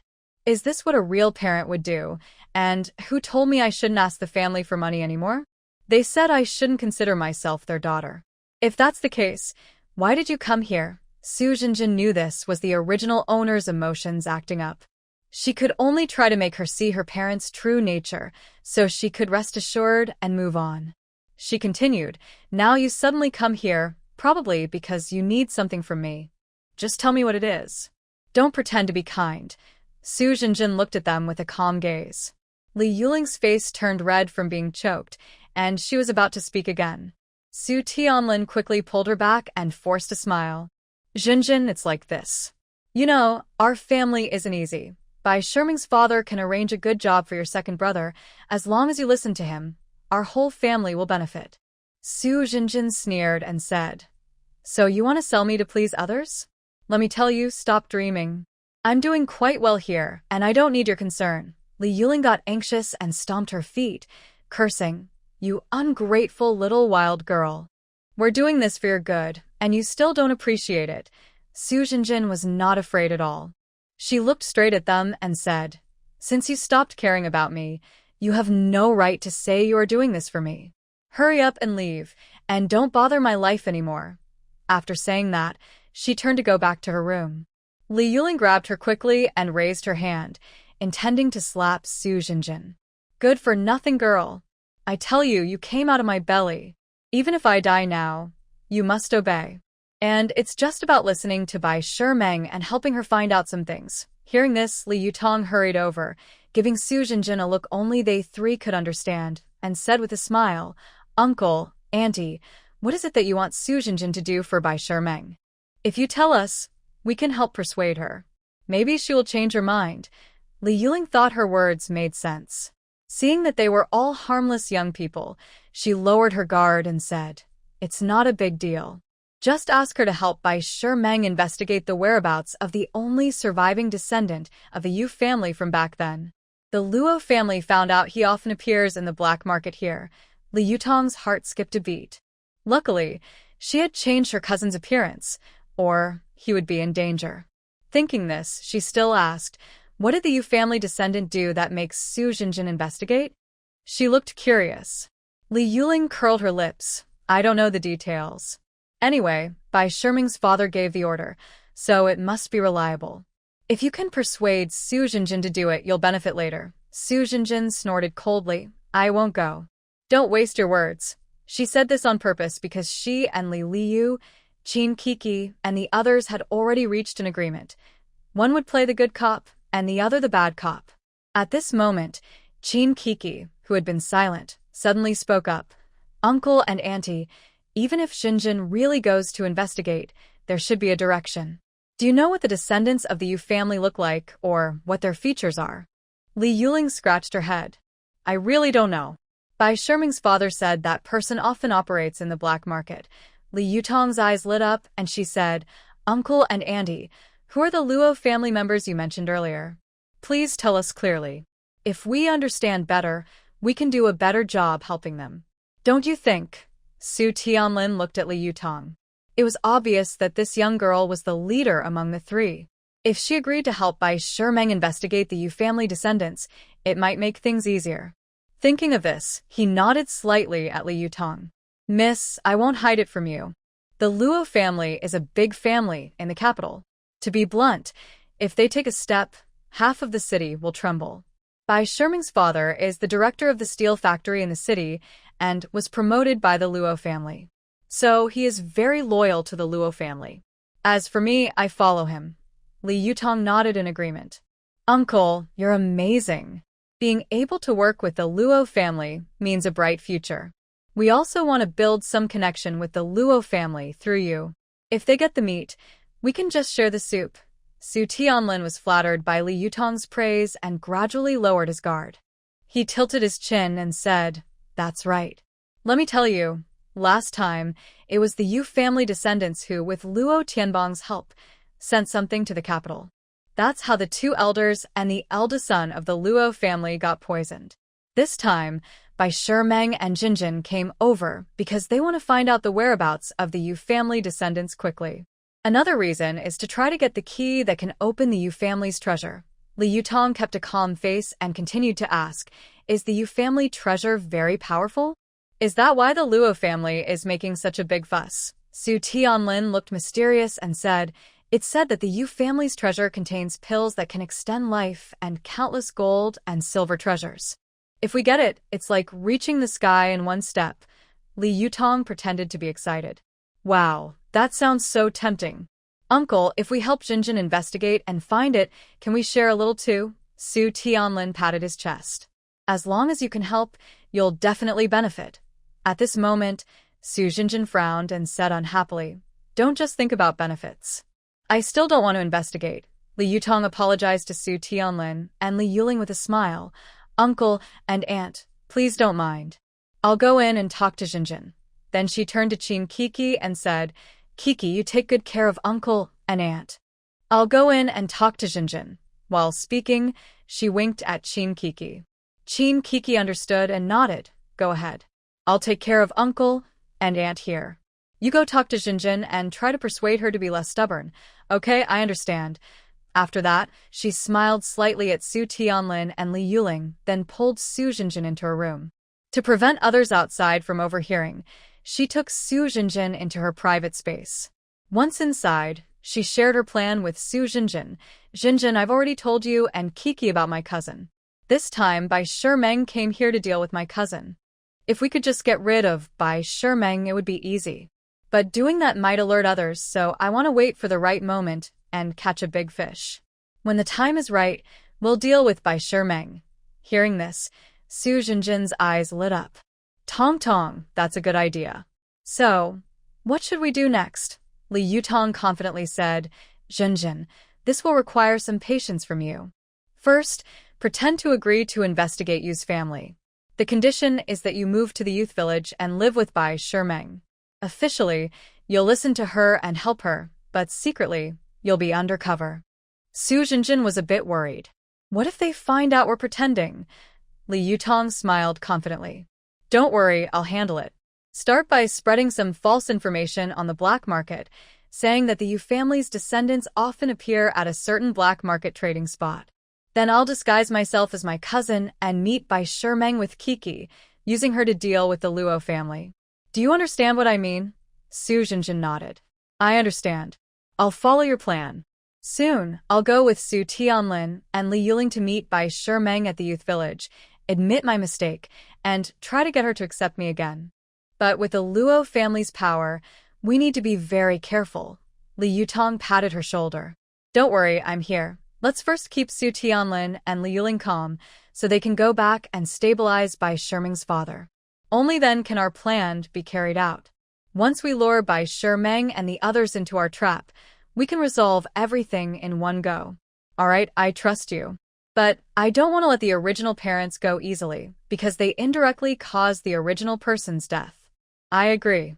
When you go out later, negotiate with them, and make sure they pay a heavy price, more than just selling their blood. Also, Bai Shimeng is carrying a gun, so be very careful. She then took out a small, elegant pistol. Jinjin, take this for self-defense. Remember, nothing is more important than your life. Su Jinjin nodded firmly. Tong Tong, I understand. Don't worry. I come from a special forces background and have the system with me.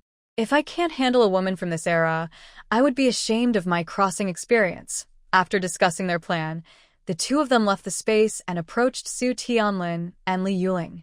Li Yuling smiled and said, Uncle and Auntie, Jinjin agreed to help Bai Shimeng investigate the Yu family, but since you treated her badly before, she still feels a bit upset. Maybe you should make it up to her. Li Yuling immediately wanted to scold, but Su Tianlin stopped her. You're right. As parents, we also made mistakes. Here's what we'll do. As long as Jinjin changes her mind, we'll give her more money for support. He then looked at Li Yuling. Take out 100 yuan from your bag. Our daughter just arrived here, and it's not good for her to have no money. Li Yuling rolled her eyes. We don't have that much money. We spent everything on that little wild girl. Our family is just waiting to starve. Jinjin sneered silently and thought to herself, look at her parents. Calling me a little wild girl. I even doubt if you're really my parents. What is there for me to cling to? The original Su Jinjin sighed softly and said, sigh, I was too attached to family love. Now I realize they never saw me as their daughter. I was just a stepping stone for them to climb higher. I hate them, but they are my biological parents, so I can't do anything extreme like harming them. I am leaving this body in your hands. You must avenge me, kill them, and also get rid of Bai Shimeng. Okay, I promise you. Rest assured, and go reincarnate. I hope you have a good life. Su Jinjin smirked with a hint of sarcasm, but pretended to be sad. Mom and Dad, I know you've had a hard time. I don't want the money. But since I'm going to investigate the Yu family for Shimeng, I need to look presentable. Otherwise, I'd embarrass Shimeng and ruin your good reputation. Li Yuling was happy to hear she would need to spend money. Alright, I'll buy you some clothes. At the state-run store, Su Jinjin chose only expensive items. Li Yuling winced, but had to pay to help her investigate the Yu family. In the end, Su Jinjin bought a lady's watch, 2 sets of high-quality clothes, a cotton coat, blankets, and more, spending a total of 300 yuan. That night, Su Tianlin and Li Yuling took Su Jinjin back to the youth commune and made Bai Shimeng feel quite embarrassed. I say, Uncle Su and Aunt Li, if it weren't for my dad supporting you, your family wouldn't be anything in Kyoto. So, don't blame me for speaking harshly. From now on, Su Jinjin must do everything I say and cooperate with me to complete the task. My dad won't let your family down. Su Jinjin pretended to realize her mistake and said, Shimeng, I was blinded by my pride before. Now I understand. Don't worry, I will listen to you from now on. If you tell me to go east, I won't go west. If you tell me to chase away a dog, I won't chase the chickens. I will do whatever you say. That's more like it. I'll call my parents now and tell them to go back to work. Remember, your behavior affects your whole family's future, Bai Shimeng said confidently. Yes, I know I was wrong. You go ahead and make the call. I'll prepare dinner.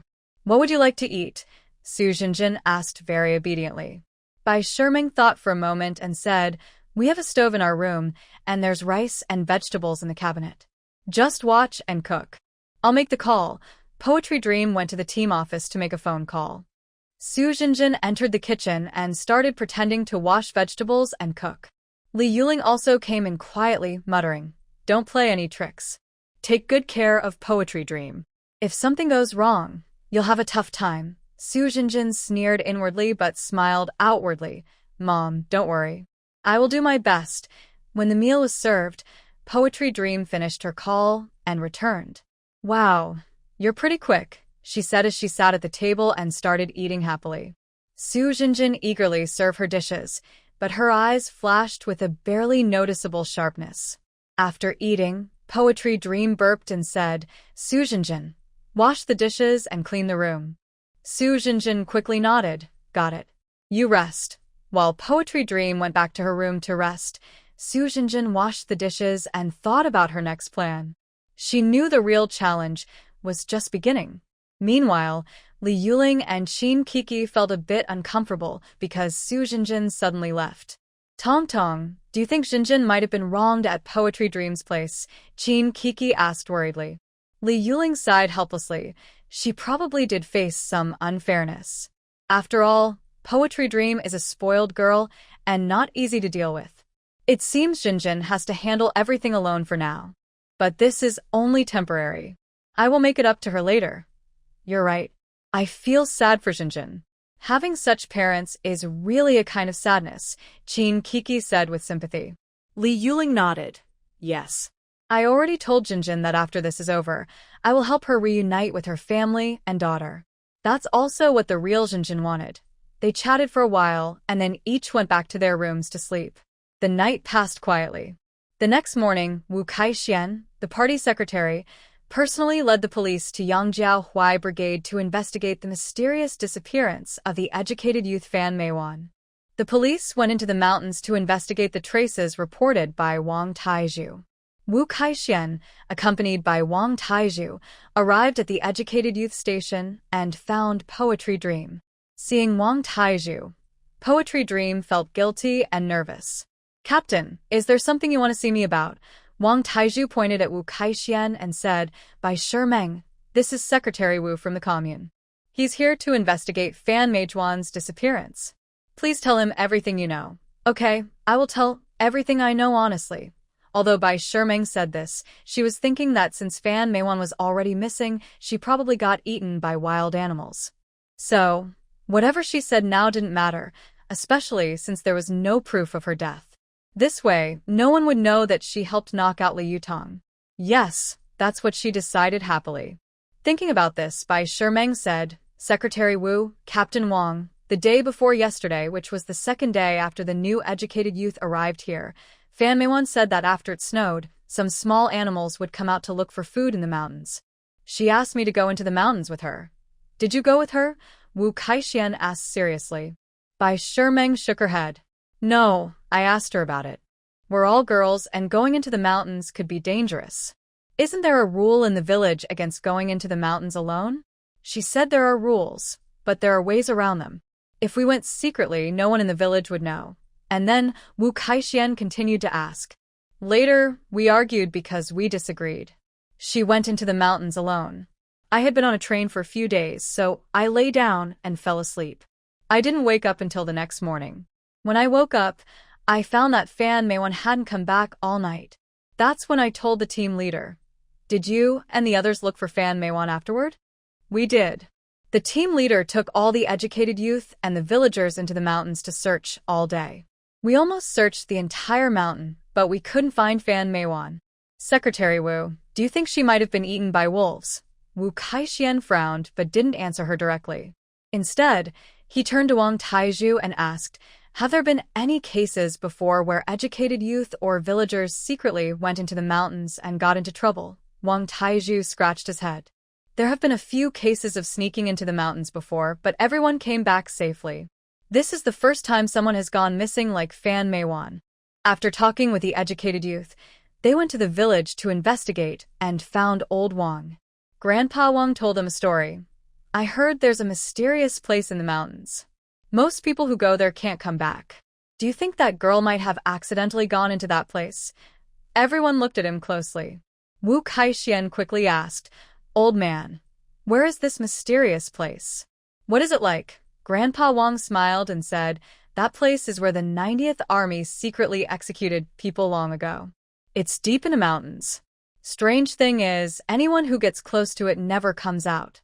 Wu Kaixian thought for a moment and said, "No matter what, we can't give up. Tomorrow, we'll organize a team of experienced people to go into the mountains and look for her. We must give the family of Fan Meijuan an answer." The next day, the whole village and the police went into the mountains again, searching all day, including the place Grandpa Wang mentioned. Strangely, whenever someone got near that place, they felt nervous, short of breath, and anxious. Unfortunately, after a long search, they found nothing. Despite everyone's hard work, they couldn't find any trace of Fan Meijuan. Under these circumstances, the local authorities had to make a tough decision. They declared that Fan Meijuan's disappearance was due to her breaking village rules, wandering into the mountains alone, and being attacked by wild animals. This conclusion was hard to accept, but with no other evidence, it seemed the only explanation. The mountain environment was complicated, with many wild animals, and Fan Meijuan had gone into the deep mountains alone, so something bad might have happened to her. When Fan family heard about her death, they shared the news with Ahua's family. They also gave them a large sum of money and warned, "Although your daughter is now gone, it was her own fault. She didn't follow the rules, went into the mountains alone, and faced danger. If you tell anyone the truth, I promise your whole family will follow her to the afterlife." Ahua's parents, who already valued boys over girls, felt that since their daughter was dead and they received a lot of money, it was a kind of justice. They quickly promised, "Don't worry, we won't tell anyone. We swear that if we say a word, we will be struck by lightning and face bad luck." Meanwhile, the local police in Sun County reported this situation to the whole county, especially to those in remote mountain areas. Fan Meiwan now resides in a small mountain village. The village leader received this news and was very frightened. He quickly called a meeting with the village officials to discuss how to deal with this big problem caused by Fan Meiwan. I say you all need to talk to. This really surprised me. Who would have thought that the woman locked in the cellar is actually a young, educated person? Now, everyone in the county is talking about her. What should we do? We must find a way to solve this problem quickly. Yes, the leader is right. That woman has been tortured so much, she looks terrible. If the higher-ups find out she's here, we will be in big trouble. Maybe we should deal with her tonight so we don't cause more trouble. It's easy to say, but how can we secretly get rid of her without anyone knowing? Haha, I have an idea. I know of a cold pond deep in the mountains where there is a big shark. Tonight, we can take her to the cliff and push her off. That way, no one will know what happened. After some discussion, they agreed to take Fan Meiwan deep into the mountains that night. Late at night, the leader and some village officials quietly opened the cellar and dragged the barely conscious Fan Meiwan out. They moved carefully, afraid of being seen. When they reached the cliff, a strong wind was blowing, making it hard to stand. At that moment, Fan Meiwan woke up. She sensed their intentions. After days of cruel treatment, she felt like she wanted to die. She looked at the group and shouted angrily, "You animals, trash, worse than pigs and dogs. What skills do you have? Just showing off on a woman's belly. I tell you, if I don't get out alive, none of you will have a good time." The leader heard this and quickly ordered, "Hurry, throw this crazy woman down and end it." The man holding Fan Meiwan forcefully pushed her off the cliff. They watched helplessly as the big shark swallowed her whole, and then they finally breathed a sigh of relief. "Captain, I heard that people swallowed by sharks don't die immediately.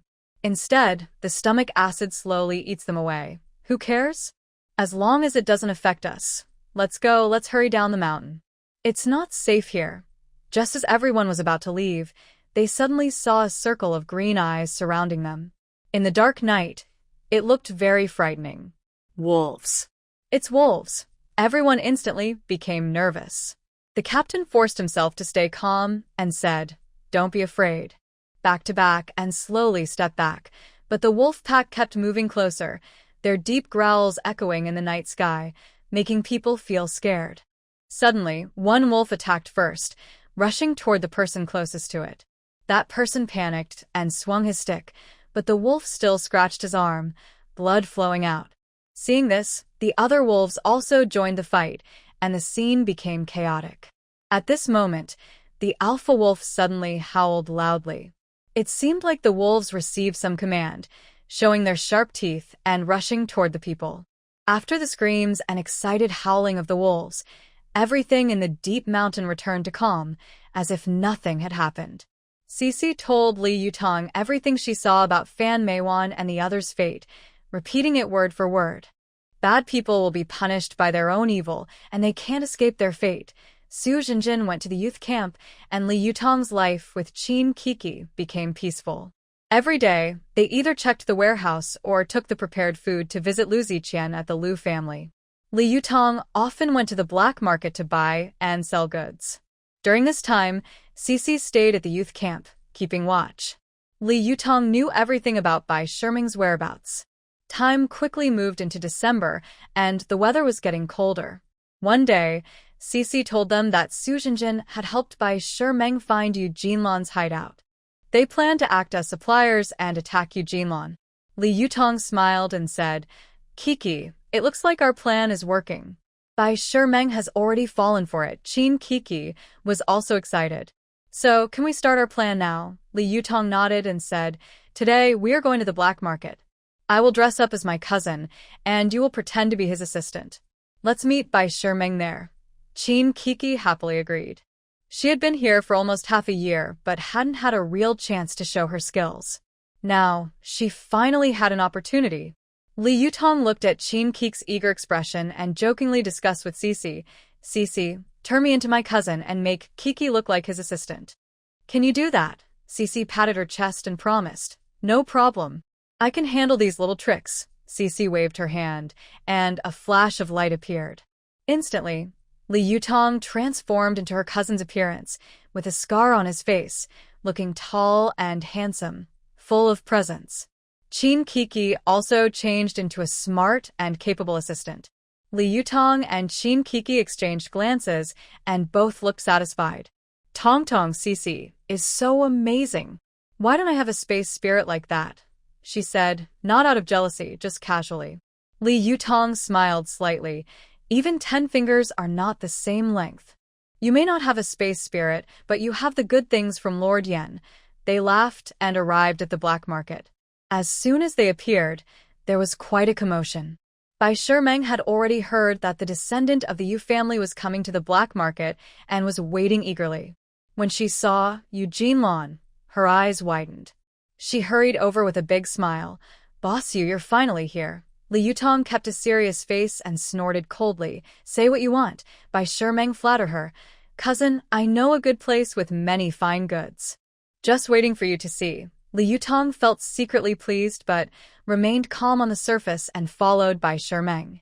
Qin Kiki stayed close behind, watching carefully around her. A good show was about to begin. Bai Shimeng walked beside Li Yutong, smiling as she explained, Boss Yu, I brought these goods from the south. They're all genuine and high quality. It took a lot of effort to get them here. Li Yutong didn't speak but listened quietly, occasionally nodding. Soon, they arrived in front of the house Bai Shimeng mentioned. Boss Yu, the goods are inside the house. Please come in with me to check them. If you're satisfied, we can make the deal. Li Yutong nodded, waved to Qin Kiki, and Qin Kiki immediately stood outside, watching cautiously around. Li Yutong followed Bai Shimeng into the room. The room was really full of burlap sacks, looking full and packed with things. Li Yutong pointed at the sacks. Miss Bai, is this the goods you mentioned? I need to take a good look. She then bent down, ready to check what was inside the sacks. Suddenly, an unexpected event happened. Bai Shimeng pulled out a pre-prepared pistol and pressed it against Li Yutong's lower back, sneering. Humph. No wonder the Yu family was wiped out. You're just a fool with no caution at all, thinking you can run a black market. Feeling the gun against her back, Li Yutong knew it was a pistol. She stiffened her body in response. Miss Bai, what are you trying to do? Don't forget, this is my territory. Aren't you afraid you can't get out?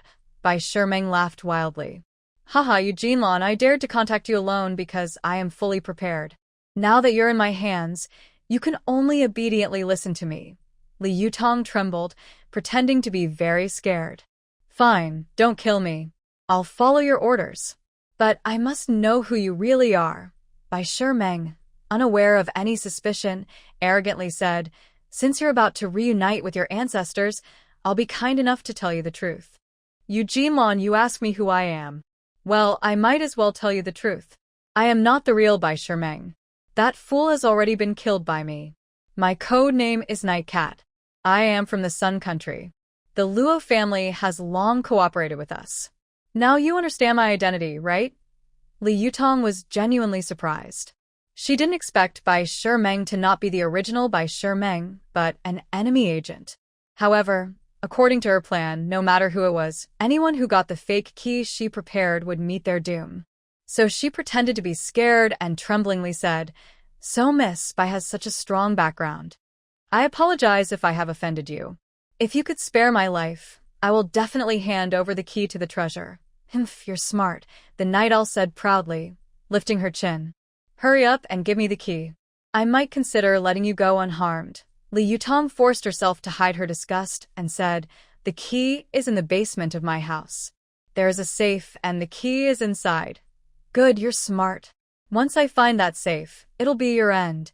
While they were talking, there was a sudden sound outside, a thud. This caught Bai Shimeng's attention. She stepped in front of Li Yutong and asked loudly, Who is it? It's me, Su Jinjin. Hearing this, Bai Shimeng finally relaxed and said, Come in. Su Jinjin entered, carrying a safe, and respectfully said to Bai Shimeng, Shimeng, I found this safe at Yu Jinlan's place. It's very light, and I don't know what's inside. I brought it here for you to see. The night owl's eyes lit up. She snatched the safe and said, Looks like this is the box that holds the key. She eagerly started to examine the safe, trying to open it. Li Yutong felt secretly pleased but pretended to look anxious and scared. Miss Bai, only I know the password. Please don't damage the safe. The night owl looked at her cautiously. Tell me the password. Li Yutong gave her a fake password she had prepared. Bai Shimeng was about to open the safe when she suddenly remembered her superior's orders. Night owl, I tell you, you must bring back the items intact. If there's any mistake, I will hold you responsible. As for the descendants of the Yu family, that's their Luo family's matter, and it doesn't concern us much. Remember, once you get the items, come back immediately. Thinking of this, Bai Shimeng swiftly struck Li Yutong at the back of her neck with a hand, causing her to fall into deep sleep. Su Jinjin knew this was part of Li Yutong's plan, so she didn't say much. Instead, she asked Bai Shimeng, Shimeng, my task is done. Can I go back now? White Shimeng looked at Su Jinjin and saw no signs of suspicion on her face. She then said, go back and tell the team leader that my family has come to pick me up. Have them mail the invitation letter and my household registration documents to me. Okay, I understand. Hurry and leave now. I'll keep watch here. White Shimeng nodded, quickly grabbed her suitcase, and disappeared into the crowd. Su Jinjin walked over and injected something into Li Yutong, who then slowly woke up. She said irritably, Li Yutong, your method of using yourself as bait is too dangerous. Nothing is more important than your life. Li Yutong smiled apologetically. Jinjin, please don't be angry. I had no choice. If I didn't do this, how could I get Bai Shimeng to bring the gift prepared for the Luo family back? At that moment, Qin Kiki also came in from outside. Tong Tong, I overheard your conversation with Bai Shimeng just now. I didn't expect Bai Shimeng to actually be a spy. She replaced her identity. Su Jinjin was confused. What are you two talking about? What spy? Li Yutong explained. Earlier, I tricked Bai Shimeng into talking. She said the real Bai Shimeng is dead. She's been pretending to be her to get the key that can open the Yu family's treasure. So, the current Bai Shimeng isn't really her? She's an enemy spy in disguise? No wonder she didn't care about the blood she shed. Li Yutong nodded. Exactly. That's why I set a trap, using a fake key and fake password to lure her in. When she goes back to open the box, she'll trigger my trap. Their hideout will probably be blown up. Qin Kiki cheered. Tong Tong, you're amazing. You fooled that night cat so well. What should we do next? Li Yutong thought for a moment. Now we just have to wait and watch. We'll bring True's luggage here. The new year is coming soon, and the three of us will spend it happily here. Li Yutong asked Cici to change herself and Qin Kiki back to their original appearances. Then, they returned to the village and moved Su Jinjin's luggage out of the youth camp. People living at the youth commune found it strange. Li Yutong, Su Jinjin just moved in a short time ago, and now you're going to live together? Li Yutong smiled and explained, actually Bai Shimeng's family has taken her back home. Jinjin is a bit scared sleeping alone, so she's going to stay with us. Upon hearing this, everyone at the youth commune suddenly started talking excitedly. Some were envious, some jealous, and others made sarcastic comments. Wow, all from the same youth commune. Why is their life so good? No wonder they usually ignore us. Li Jujuan couldn't stand hearing such words. Isn't it better that she left? Seeing her act so high and mighty every day makes me want to slap her a few times. The three of them smiled at everyone and then left with their luggage. Su Jinjin went to the brigade office and told Wang Taizhu what Bai Shimeng had said. Captain, Bai Shimeng has been taken back by her family. She asked you to mail her the recommendation letter and her household registration details. Wang Taizhu immediately approved the documents and arranged for them to be sent back. Having taken care of the matter, the three returned to their yard, closed the door, and focused on practicing the 9-yin divine skill. From time to time, they sparred with each other, and their ancient martial arts skills improved rapidly. Soon, it was the 20th day of the 12th lunar month. While practicing inside, the three suddenly heard a knock on the door. Who could that be? It's so cold outside, and no one is home to keep warm. Why are they here? Qin Kiki muttered as she finished her practice and went to open the door. Li Yutong and Su Jinjin also came out. Outside stood Lu Yihan and Chu Yunfan. Seeing the girl they had been thinking about day and night, they dropped their luggage and hurried over, grabbing each other's hands and gazing at her with passionate eyes. Su Jinjin looked at the two couples with curiosity and said irritably, Li Yutong, Qin Kiki, do you want to explain something to me? Standing outside were also Men Yongjun, who looked speechless. I say, you two, do you have no sense of shame with the opposite? Li Yutong quickly agreed. Yes, I will tell you properly later. Men Yongjun pouted. All right, let's go inside first. It's cold outside. Everyone finally realized and hurriedly let them into the house. Lu Yihan and Chu Yunfan put down their luggage, which was filled with gifts for the girls. Everyone sat together, and the atmosphere became lively. Lu Yihan took out a delicate necklace from his pocket and handed it to Li Yutong. Tong, this is for you. Do you like it? Li Yutong's eyes sparkled. I like it. Han, thank you. Chu Yunfan also took out a beautiful hairpin and gave it to Qin Kiki. Jinjin teased from the side. Wow, these gifts are so thoughtful. Hurry up and introduce them.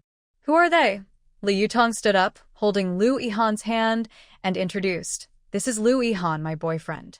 His grandfather is the Mr. Lu we often visit. Then she pointed at Chu Yunfan. This is Chu Yunfan. He is in the same unit as Han and is dating Kiki. She then looked at Men Yongjun. And if I'm not mistaken, you must be one of the members of that Iron Triangle. Men Yongjun. Men Yongjun also stood up. You're right. I am Men Yongjun. I am good friends with Hanzi and Fanzi, like brothers. Can I call you by your names directly? Li Yutong smiled and nodded. Of course, Yongjun. Feel free. Then she pointed at Jinjin and introduced. This is Jinjin. We are good friends. Men Yongjun grinned openly and extended his hand. Comrade Jinjin, nice to meet you. Jinjin was straightforward and shook his hand. Nice to meet you. After everyone got to know each other, Li Yutong asked, Han, how did the three of you come together? Is there something going on? Lu Yihan's eyes brightened as he looked at her. Yunfan and I have been busy lately. We finally have some free time, so we came to see you. When Junzi heard we were coming here, he also decided to come along to visit Grandpa. Chu Yunfan added, with the New Year coming soon, we also told our families that we will spend the holiday here. Men Yongjun looked at Lu Yihan and Chu Yunfan and said sadly, I'm just making things hard for myself. A single guy like me follows two people with partners, and I really have no sense. Chu Yunfan teased with a smile. Then from now on, don't eat anymore. Just eating dog food every day is enough. Good manners. When I find someone I love, I will show off our love every day in front of you too, and it will drive you crazy. Li Yutong suddenly brightened up. Maybe she could help match Men Yongjun with Su Jinjin. She turned her eyes and said happily, Yongjun, Su Jinjin is still single too. How about I set up a date for you two to go out and get to know each other better? Maybe sparks will fly. After saying that, Li Yutong winked at Su Jinjin. Su Jinjin immediately understood. Her cheeks slightly reddened. She gently nudged Li Yutong and said, You little girl, what are you scheming? But her tone showed she didn't really refuse. Men Yongjun was first surprised. Then he laughed happily. Okay, if I can find my fate here, that's good. Li Yutong, please help arrange it. Lu Yihan and Chu Yunfan teased from the side. Yongjun, maybe this is your chance to find love. You should seize it. Qin Kiki also smiled and said, Exactly, Jinjin is a good girl. If Yongjun can win her over, it will be his good fortune. Su Jinjin felt even more shy and said annoyed, If you keep teasing me, I won't talk to you anymore. But her lips curved up unconsciously, and her eyes were full of hope. Have you gone to see Grandpa? Li Yutong asked Lu Yihan. Not yet. We came straight here when we arrived because your house is at the village entrance. Men Yongjun rolled his eyes at him and directly uncovered his embarrassment. All right, stop talking so seriously. It's just so I can see the girl you've been thinking about day and night, Tong. Lu Yihan kicked him playfully. You're good at talking, huh? Men Yongjun quickly dodged and said with a smile, See? I told you, you're so embarrassed now, huh? Chu Yunfan teased from the side. You deserve it. You're still single at your age. With that terrible mouth, which girl would want to be with you? Su Jinjin's eyes twinkled as she grinned mischievously. Since everyone knows each other so well, let's play a game, truth or dare. Everyone got excited and agreed eagerly. In the first round, Chin Kiki drew Dare. Su Jinjin slyly said, "Go outside and shout, 'I love Chu Yunfan,' 10 times into the snow." Chin Kiki blushed, clenched her teeth, and ran outside to do as told. Chu Yunfan watched her back, full of affection. In the second round, Men Yongjun chose Truth. Su Jinjin immediately asked, "Do you like someone?" Men Yongjun hesitated, his eyes flickering, then scratched his head and said, "Yeah, I do, but I can't say who right now." Everyone was curious and kept asking, but Men Yongjun refused to answer. The room was filled with laughter and joy, warm and lively despite the cold winter day. After some playful teasing, Li Yutong said, "You haven't eaten yet, right? Let's go cook. You three go see Grandpa first, then bring him over to eat with us." "Okay, we'll go now," they replied. Lu Yihan nodded and reached to pick up his luggage. Men Yongjun rudely ordered from Li Yutong, "Tong Tong, we're starving. Don't make too much, just some braised ham hock, salt-baked chicken, preserved vegetable pork, sweet and sour fish, and some chicken with Chinese herbs and spicy rabbit." "We're not picky." Li Yutong rolled her eyes. "Are you still sleepy? Go back and take a nap. You'll dream of everything." "No need to dream," Lu Yihan said. "In my dreams, my future wife looks stunning." Earlier, Lu Yihan often boasted that his girlfriend's cooking was better than that of top hotel chefs, making everyone drool. After Lu Yihan and his friends left, Li Yutong and the others started busying themselves in the kitchen. "Kiki, Jinjin, I have chicken, duck, fish, rabbit, beef, and lamb in my space. Since they're visiting, let's make a nice meal to satisfy their requests." "Sure." "We're all in," Chin Kiki and Su Jinjin agreed at the same time. When Lu Yihan and his friends arrived at the Lu family's door with their luggage, Lu Ziqian was seeing Grandpa off. Lu Yihan quickly went over to greet him. "Hello, Grandpa Wang. On such a cold day, you still came to visit my grandfather. That's very kind of you." Chu Yunfan and Men Yongjun also greeted Grandpa Wang together. "Hello, Grandpa Wang." Grandpa Wang looked at the three tall, handsome, and outstanding young men and smiled, saying, "Good. All of you are well. Xiaozi, are you here to see your grandfather? It's good that you came. Spend some quality time with him and have a good New Year." "Yes, Grandpa Wang. The road isn't easy to travel, so I'll take you back," Lu Yihan said as he reached out to help him. Grandpa Wang waved his hand. "No need. I'm still strong for my age. Just go inside quickly. I'll be leaving now." After seeing Grandpa Wang off, the three of them entered the house. Lu Ziqian looked at them and asked with a smile, "You three little troublemakers, why are you back at this time?" Chu Yunfan and Men Yongjun hurried over. "Grandpa Lu, we came to see you. It's been many years since we last saw you. Are you feeling well?" Lu Ziqian smiled and patted their hands. "I'm doing fine. You're thoughtful. Come in and sit. It's so cold outside." After placing his suitcase down, Lu Yihan also came over. "Grandpa, we're only staying a few more days this time. We'll leave after the New Year." "Good. Your parents also wrote to say they and your uncles will come here for the New Year too." "Really? That's wonderful. It's been so long since our family was all together."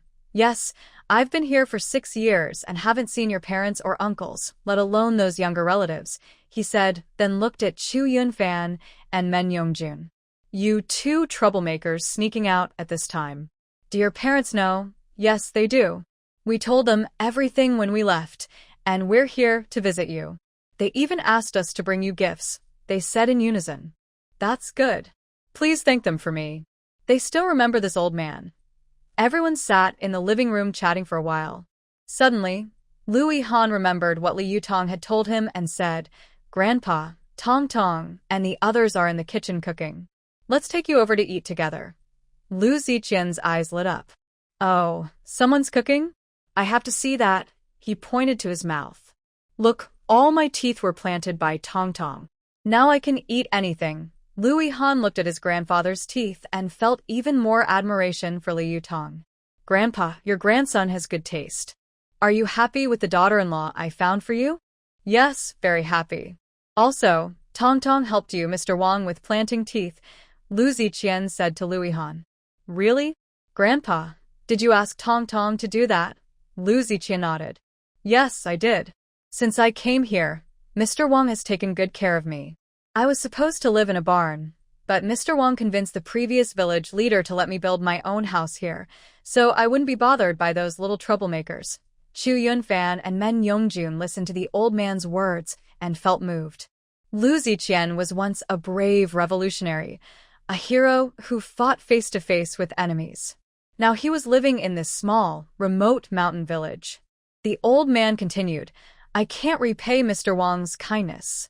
Knowing he and I both have trouble with our teeth and can't eat hard food, I asked Tong Tong to plant teeth for him too. I've already written to your parents and told them that when they come this time they should prepare a nice gift for Tong Tong and Mr. Wang. Of course, Grandpa. I came here on orders from above. Director Da has approved. After the new year, you'll go back to Beijing to report. The old man was stunned by this good news. After a while, Lu Ziqian came back to himself, eyes reddening and voice trembling. Really? After all these years, I can finally go back. Lu Yihan nodded heavily. Grandpa, it's true. The higher-ups still remember your contributions. Men Yongjun and Chu Yunfan also smiled and congratulated him. Lu Ziqian was so excited he stood up and paced back and forth inside the house, muttering, It's good to go back, it's really good. Then he looked at Lu Yihan. You must tell your parents and your eldest uncle. Let them be happy too. Lu Yihan smiled. Grandpa, I'll call them at dinner. For now, let's go see Tong Tong so they won't wait too long. Lu Ziqian finally calmed down. Yes, let's eat. I want to taste the girls' cooking. The four of them left the house and headed toward Liu Tong's home. From afar, they could smell the aroma of food, and Lu Ziqian quickened his steps. Men Yongjun sniffed and said excitedly, Wow, that smells so good. It seems Tong Tong's cooking skills are really impressive. They entered the kitchen, where Li Yutong and the others were busy preparing food. Seeing them come in, Li Yutong smiled and said, Grandpa, you arrived just in time. The meal will be ready soon. Li Yutong served the cooked dishes on the table, poured tea for old Master Lu, and also gave him some special spicy beans made by Cici, which he liked. During the meal, old Master Lu started a conversation. Yunfan, Yongjun, you're both grown up now. Have you started dating anyone? Don't you know? Chu Yunfan asked with a smile, showing that Li Yutong and Qin Kiki are very discreet. What do you mean? The old man asked with a smile. Grandpa Lu, Kiki, and I are just getting to know each other. If everything goes well, she will be my future wife. Bragging. Qin Kiki rolled her eyes at him. I haven't even agreed to that yet. Don't get ahead of yourself. Old Master Lu laughed loudly. Good boy, you have good taste. Grandpa Lu approves of you. Men Yongjun, who was eating squirrel fish, was worried he might be next, so he quickly said, Grandpa Lu, I'm still single for now. But I believe my luck will come soon. The old man smiled and said, Good boy, confidence is a good thing. Youth is wonderful. Talking with you makes me feel young again. They chatted for nearly an hour. Finally, old Master Lu smiled and said, You three can stay here. Tonight, the four of us will have a good talk. The three younger men listened to the elders' arrangements and responded together. Li Yutong smiled and nodded. Grandpa, they'll stay over there. When we eat, they can come over. We're all girls, so we take turns cooking. Yongjun was the first to agree. No problem. Just because of your cooking skills, we have to come over and eat. Yunfan also smiled and agreed, but we're not freeloaders. We'll bring our own rice and vegetables. You just need to cook them. Yunfan knew that they were all workers relying on work points for food. The three men couldn't eat their girls' food for free. Li Yutong looked at them with a funny smile. Don't worry, we have plenty of food here. You won't go hungry. Everyone shared a few jokes. Then Lu Yihan started talking about Kyoto. Tong Tong, a big event happened in Kyoto a few days ago. The old master of the Luo family, his wife, and the factory director Bai Jinrong all died instantly in a boiler explosion at the steel factory. No one survived. Li Yutong and the others exchanged glances, knowing their plan had succeeded. They all smiled knowingly. Have the two old folks of the Luo family been buried now? Li Yutong asked with a smile. We haven't yet. The Luo family said they want to investigate the explosion first, they replied.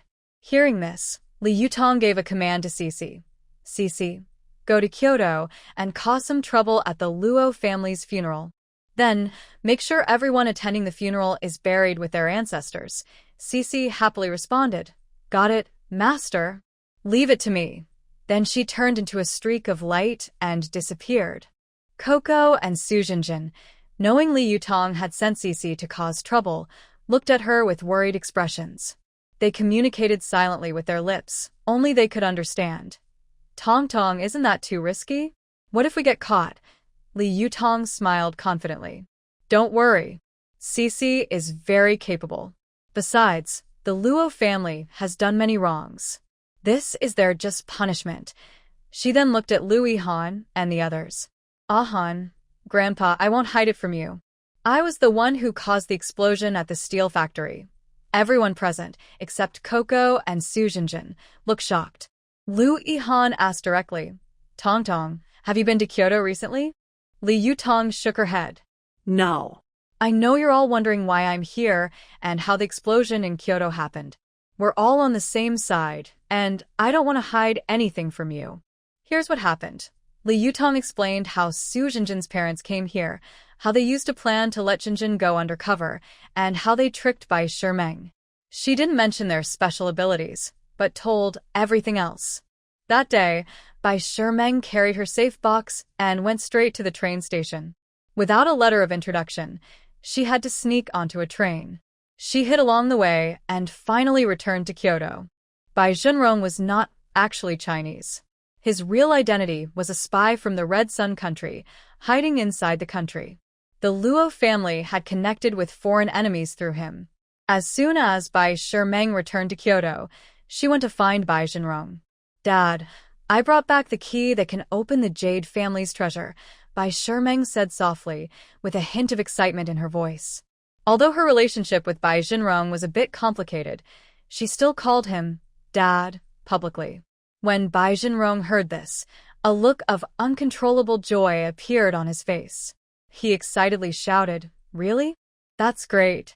With this key, the longevity potion and the gold and silver jewelry from the Jade family will all be ours. His voice was full of greed and desire, as if he could already see the precious treasures right in front of him. Seeing this, Bai Shimeng slightly smiled, revealing a subtle smile. She knew Bai Junrong's desire for wealth, so she took the opportunity to say, Yes, Dad, this key was very hard for me to find. On the way back, I suffered a lot because I didn't have a letter of introduction. She cleverly emphasized her effort to find the key and also implied that Bai Junrong should reward her. Bai Junrong understood her meaning immediately. He nodded quickly and said, Good, you've made a great contribution this time. I will definitely report your achievement to the emperor. But Luo Haotian is a clever guy. Although he cooperated with us, he didn't tell us where the treasure is. So, we still need to find a way to bring them here. Bai Shimeng thought for a moment and suggested, Dad, Su Jinjin helped us a lot this time. Why not invite her and her parents over? If we can turn them into our people, that would be even better. Bai Junrong agreed with this idea. He thought it would strengthen their power and help them control the situation better. So Bai Junrong sent people to bring Luo Haotian, who was paralyzed in bed from poisoning and had his bones corroded, and his wife to his secret room. Inside, there was a small boiler used for heating, and it was very hot at the moment. Su Tianlin was in the medical room, receiving an 4 because he had a stomach upset. His wife was there to take care of him and couldn't come immediately. Bai Junrong was a bit unhappy, but didn't say much. In the warm, cozy secret room, Bai Junrong sat at the main seat, looking down at Luo Haotian and his wife lying on a stretcher. Master Luo, we have found the key to the treasure left by the ancestors of the Yu family. I've brought you here today to see if this key is real. Luo Haotian lay on the bed, staring intently at the locked box. Your people only found the key. Did you not kill the evil offspring of a Yu family as well? Bai Shimeng stepped forward and said, To find this key, I endured a lot in unfamiliar places. Our cooperation didn't require me to kill that Eugene Lon. So, you'll have to figure out what to do about that person yourselves. Luo Haotian sighed. Let's first check if this key is real. But I must tell you, The reason my wife and I are like this is because we fell into the trap set by the Yu family's evil. So, no one should touch the key with their hands. Bai Shimeng nodded and pressed some numbers on the box. The lock clicked open with a sharp sound.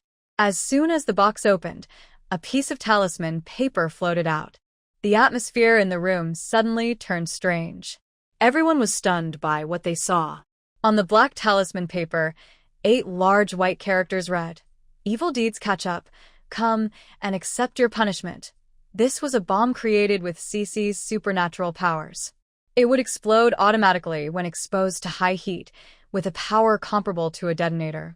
Luo Haotian reacted first. We've been tricked. Let's get out of here quickly." Before he finished, a loud explosion erupted. The blast threw everyone in the room outwards, shattering everything, with blood and debris flying everywhere. Meanwhile, Su Tianlin's family narrowly escaped the explosion. Because Bai Zhenrong died in the blast, he took the opportunity to clear himself of suspicion by writing a report exposing Bai Zhenrong and the Luo couple's crimes, thus avoiding being implicated and continuing his role as the workshop director at the steel factory. The loud explosion also woke up the people in Kyoto who had been sleeping.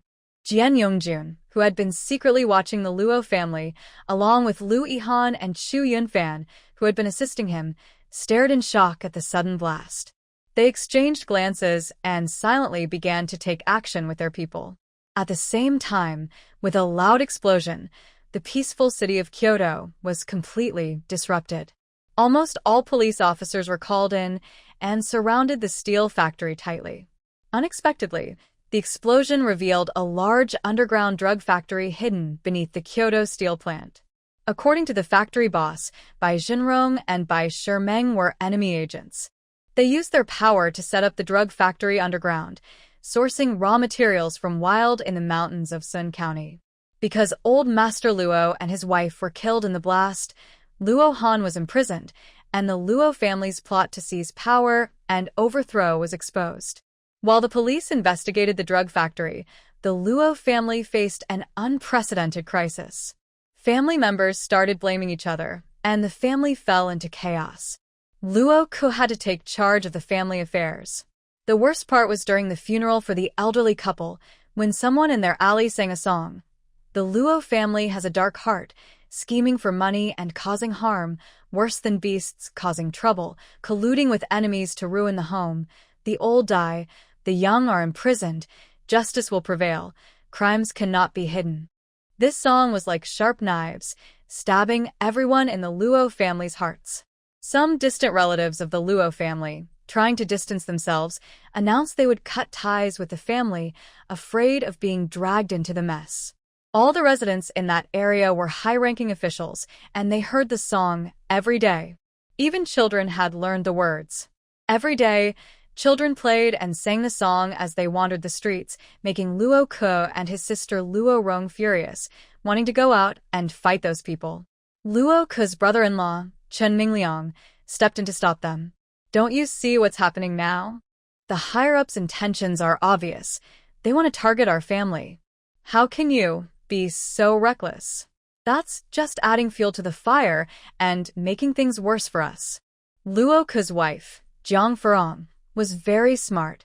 She understood how serious the situation was, so she quickly pushed Luo Ke, who was angry, hoping he would stay calm. "Sister, husband, there are so many eyes watching us outside. If we make even the smallest move, they will seize the chance and ruthlessly destroy us." Chen Mingliang nodded and continued. "So, under these circumstances, we absolutely cannot hold a memorial service for our parents. That would only attract more attention and trouble. We can only offer a simple tribute at home and hope they rest in peace soon. That is the safest way." Locke gritted his teeth in anger, knowing all this was caused by the remnants of the Yu family, but they could do nothing about it. This frustration made his lips. Meanwhile, when Shishi arrived at the Kyoto Locke family's home, they had just finished sealing the coffin and were preparing for the funeral. The family was crying heartbreakingly. At this moment, Shishi had transformed into a middle-aged man and was standing among the crowd, watching the scene. While the family mourned, on the other side of the street, A group of children dressed as beggars were singing popular songs from Kyoto. Shishi found it interesting and asked the people nearby, "Excuse me, big sister, what do those children's songs mean?" An elderly woman looked at Shishi and felt he seemed unfamiliar. She guessed he probably didn't know about the Locke family's affairs. She watched the morning and explained the terrible things the Locke family had done. "Let me tell you, brother, the old couple of the Locke family killed 23 people over the Yu family's property. That's not all. They also colluded with people from the Red Sun country to betray their own country. Such a family, now they are getting their just deserts." The elderly woman had witnessed the Yu family being framed and killed and hated the Locke family intensely. But over the years, the Locke family had risen to great power. They dared not speak out, but now it was clear that the higher-ups wanted to target them. Those who knew the truth would definitely try to bring them down.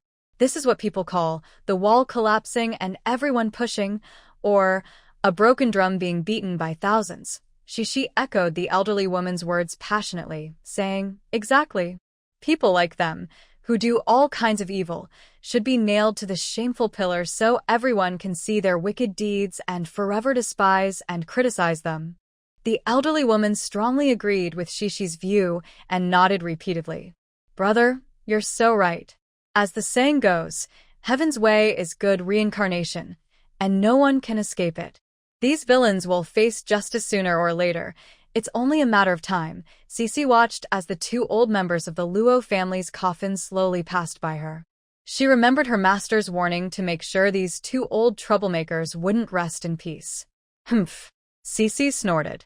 "With me, baby Cece, here, do you think you can smoothly send these two old guys to the afterlife? Not a chance. I will make you pay." She pointed with her small hand, and an invisible force instantly covered the two coffins. The normally steady funeral procession suddenly stumbled, and the coffins began to shake violently. The people around, frightened by this sudden change, turned pale and gasped in shock. Cece watched with a proud smile on her face. At that moment, an old man dressed in a Taoist robe stepped out from the crowd.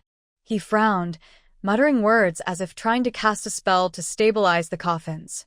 Cece thought to herself, this old man knows a bit of magic. She waved her small hand, increasing the power of her spell.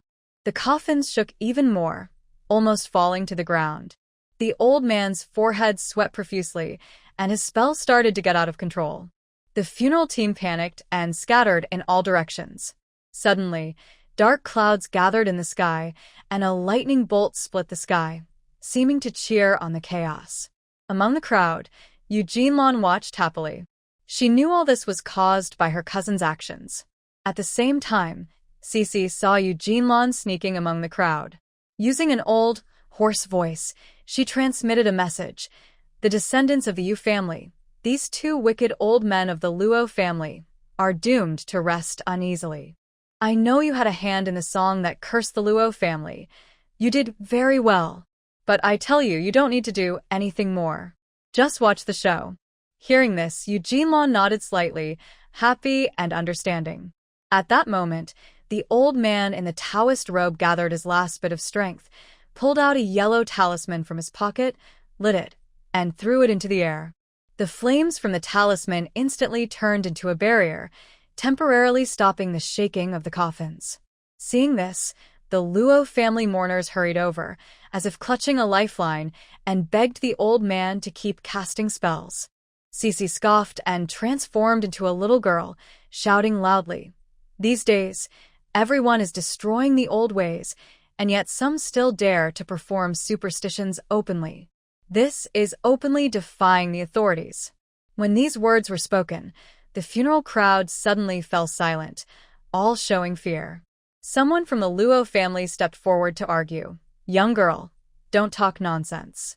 This is our family rule, a sign of respect for the deceased." Cece crossed her arms and said confidently, "Respect? That's just superstitious nonsense. If you keep doing this, I'll report you." The old man in the robe frowned, a hint of panic flashing in his eyes, but he quickly calmed himself. "Young girl, this isn't superstition. It's our tradition to ward off evil and keep peace." Cece sneered. What era is this? Still using these tricks to deceive people. Just as the two sides were at a standstill, suddenly a strong wind blew. The yellow talisman flames on the coffin were extinguished, the barrier disappeared instantly, and the coffin began to shake violently again. The mourners panicked and ran in all directions. Seizing the moment, Cece intensified her spell. The coffin slipped from the pallbearer's shoulders and fell heavily to the ground. The lid cracked open, and the bodies of the two old people tumbled out. Luo was the first to react. He begged the pallbearers, "Uncles, please help repair the coffin so my parents can rest in peace. I will thank you greatly afterward." "Of course, no problem," they replied, beginning to gather tools. They started hammering and fixing the coffin. The onlookers around couldn't resist joining in the gossip. "This is more exciting than a show, even better than a play. Too many bad deeds in that family. They can't find peace after death." "Exactly. I've never seen a good person in the Luo family. They're rotten from top to bottom." "That's right. They're eating the blood of the Olju family and trying to wipe them out. Even heaven is angry and punishing them." "You're right. Good will be rewarded. Evil will be punished. Justice will come when the time is right." Finally, the pallbearers repaired the coffin and placed the two bodies back inside. They moved to the cemetery. At the funeral site, Cece looked at the Luo family members crying desperately, sneering inwardly. "Cry all you want. This is your last cry. Soon, you'll be underground with your ancestors." Then she quietly cast a spell. The clear sky suddenly darkened with thick clouds, and a fierce wind began to. Then, the corpse in the coffin suddenly sat up in a strange way, frightening the mourners and causing chaos. "Is it a resurrection? A ghost?" As everyone shouted in fear, many ghostly shadows appeared around them, snarling and lunging at the people of the Luo family. The usually arrogant Luo family members were now terrified and ran in all directions. Only Luo knelt on the ground, crying out, "Dad, Mom, I know you're not willing to leave. Don't worry, I will avenge you."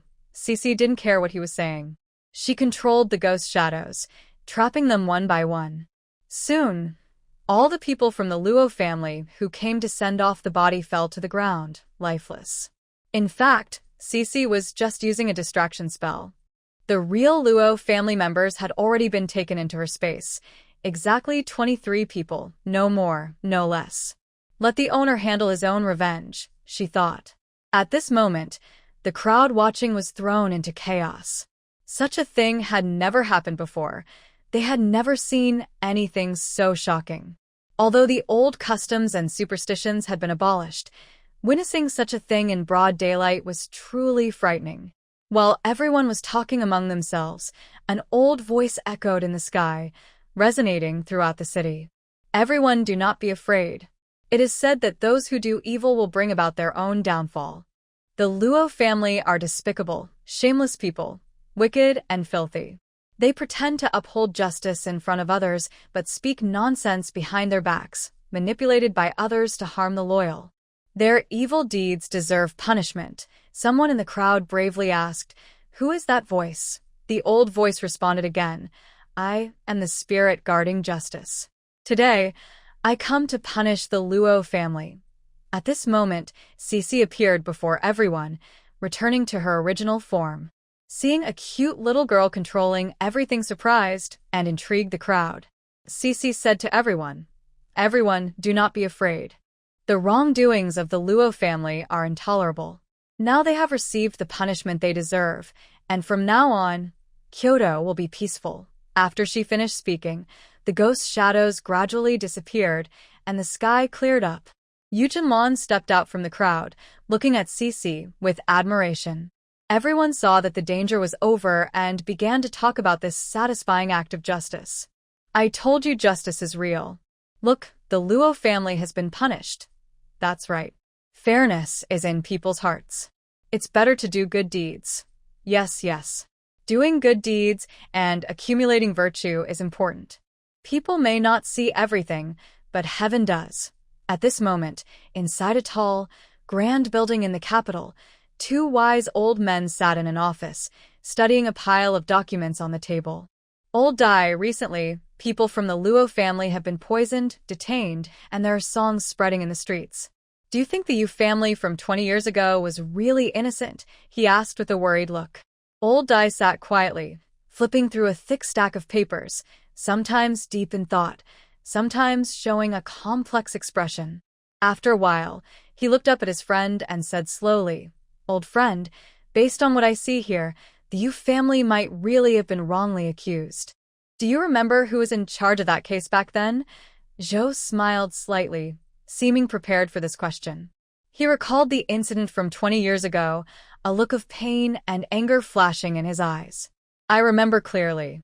Even though it's been 20 years, it feels like it just happened yesterday. The Yu family lost 23 lives, all tortured to death. You can't say the person responsible had no selfish motives. No one would believe that. Even a 3-year-old. While they discussed the injustice against the Yu family, an old voice suddenly echoed from the sky. Old Dai and Zhou stopped talking and looked up at the sky. "Old friend, even though we don't believe in ghosts or gods, this phenomenon really can't be explained by science." "You're right, Old Dai. Maybe it's a sign from heaven reminding us that there's corruption within us." After this event, the Luo family completely disappeared from history. Their evil deeds became a topic of gossip in the capital, and justice was finally served. The city, after the storm, temporarily enjoyed a new peace. Cece, who had completed her task, returned to Li Yutong's space and told her everything she saw and heard in the capital. Listening to Cece's retelling, Li Yutong smiled as she shared her dream about what happened in Kyoto with everyone. "Do you know? I had a very strange dream last night." Everyone listened to this unusual story and sighed in amazement. Old Master Lu smiled and said, "Girl, maybe this is real. People say that what you think about during the day appears in your dreams at night. I believe that some things that are hard to describe with words show up in dreams." Lu Yihan nodded in agreement. "That might be true, because I have a strong feeling that the Luo family won't give up easily. They probably still have tricks up their sleeves." Guan Yongjun listened to Lu Yihan and looked serious. "I'll call the director later to check what's happening in Kyoto." "Okay, I'll take you to the main office now." "Let's call Director Li right away to ask about the situation in Kyoto," Lu Yihan said, eager to confirm if this was real. They arrived at the main office. Lu Yihan greeted the village official and said with a smile, "Taizhu, please step aside with everyone. We need to make a call to confirm some things." Wang Taizhu, a retired soldier, understood the importance of confidentiality and nodded, leading everyone out. When the phone was answered, a stern voice said, "Hello. This is Li Jianfeng." Guan Yongjun quickly asked, "Director, this is Guan Yongjun. I heard that the entire Luo family was killed? That they died at the funeral of the 2 old people from the Luo family? Is that true?" There was a pause before Li Jianfeng replied, "Aren't you in Sun County now? How do you know about what's happening in Kyoto?" "Director, I am in Sun County. There is a descendant of the Yu family here. She had a dream last night about the fate of the Luo family in Kyoto. I called to confirm. Yes, her dream was very real, exactly like the truth. But although the Luo family members died strangely, the forces behind them haven't completely fallen. We can't let our guard down. By the way, who is this Yu family descendant you mentioned?" Guan Yongjun looked at Lu Yihan and told the truth. "Her name is Li Yutong. She's a young intellectual in Sun County, and she's also Hanzi's girlfriend." "Li Yutong? As far as I know, the only descendant of the Yu family is a man named Yu Jinlan. How is there another Li Yutong?" Commander Men Yongjun did not dare to hide the truth.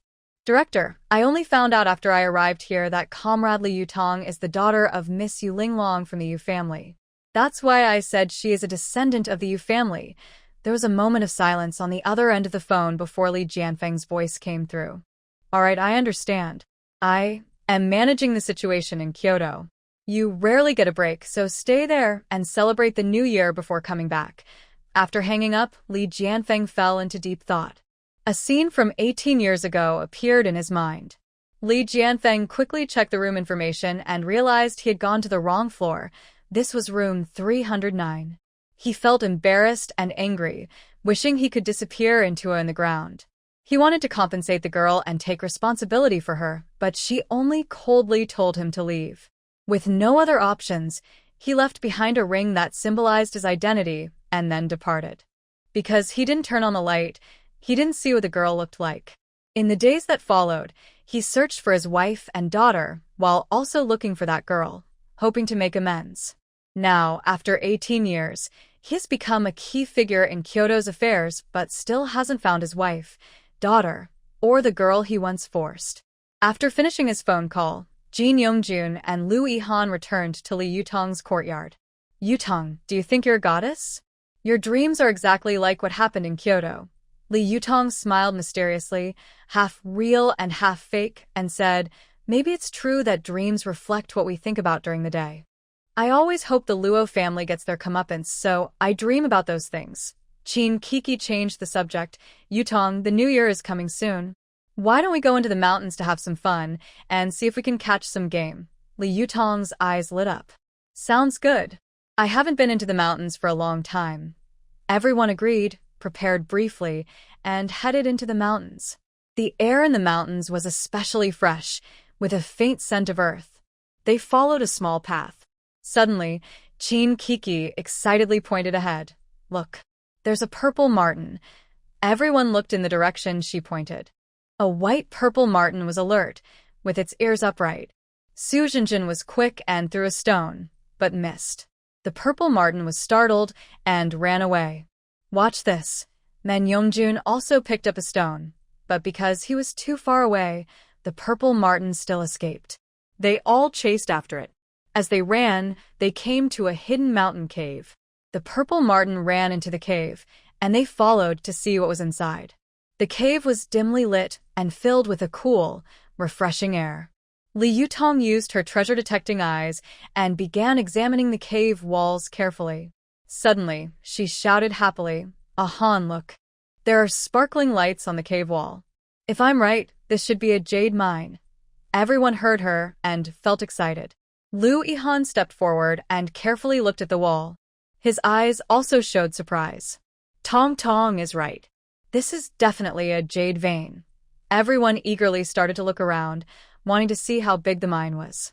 At that moment, a deep roar came from the back of the cave, like a fierce animal inside. Everyone instantly became alert and held their tools tightly. Li Yutong used her treasure-detecting eyes to see what was inside, but she noticed a pair of green eyes staring at them. "Be careful, there's something inside," she whispered. As the roar grew louder, a huge black bear slowly emerged from the darkness. It was large, with shiny fur and a fierce look. Men Yongjun stepped in front of everyone, picked up a stone, and prepared to defend. The black bear seemed angry at their intrusion and roared loudly, rushing toward them. The 6 people there were all skilled fighters, and none of them backed down.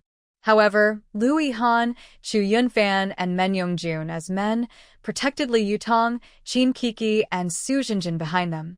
The black bear roared again, its voice echoing through the cave and making everyone's ears ring. "Hey, do you think because there are many of us, you can scare us with your roar?" Su Jinjin suddenly said. The black bear. "You misunderstand. I want to eat you all." "What? You want to eat us? Come on then, let's see who's really on the menu," Su Jinjin challenged, waving her small fists in front of the bear's eyes. Her provocation finally angered the black bear. It roared loudly and charged at them. "Little thing, just a few 2-legged animals and you dare to challenge me? You're asking for death." Liu Yihan reacted quickly. He took a quick step forward, dodging the bear's attack sideways, then swung his wooden stick and hit the bear's head hard. The bear, in pain, growled and turned to charge at Chu Yunfan. Chu Yunfan moved swiftly, kicking the bear's leg. Men Yongjun took the chance to circle around and hit the bear's back with a stone. Li Yutong, Qin Kiki, and Su Jinjin were not idle. They looked for opportunities and kept throwing stones at the black bear. The bear was surrounded and gradually began to struggle, getting injured in several places. But as a fierce beast, it became even more aggressive. Suddenly, it swung its body and knocked Chu Yunfan to the ground. "Yunfan!" Everyone shouted in surprise. Liu Yihan and Men Yongjun quickly ran over to help Chu Yunfan up. Qin Kiki looked at Chu Yunfan on the ground, her anger reaching its peak. "It I didn't even say a harsh word to him, and you dare to hurt him? I think you don't want to live anymore. She then kicked the black bear right in the head. It's important to note that the three girls, Chin Kiki included, had all taken strength-enhancing pills and were practicing ancient martial arts with secret techniques. Chin Kiki's kick was delivered with full force. This kick caused the black bear's head to open, and it let out a painful cry. These two beastly kicks are so scary. Why does my head hurt so much? Li Yutong and Su Jinjin weren't willing to fall behind. They also threw punches at the dazed black bear. It was fortunate that Lu Yihan and the other two men were present. Otherwise, with these three powerful women, taking down a black bear would be like playing. Under the fierce attack from the three girls, the black bear finally couldn't hold on and collapsed to the ground, motionless.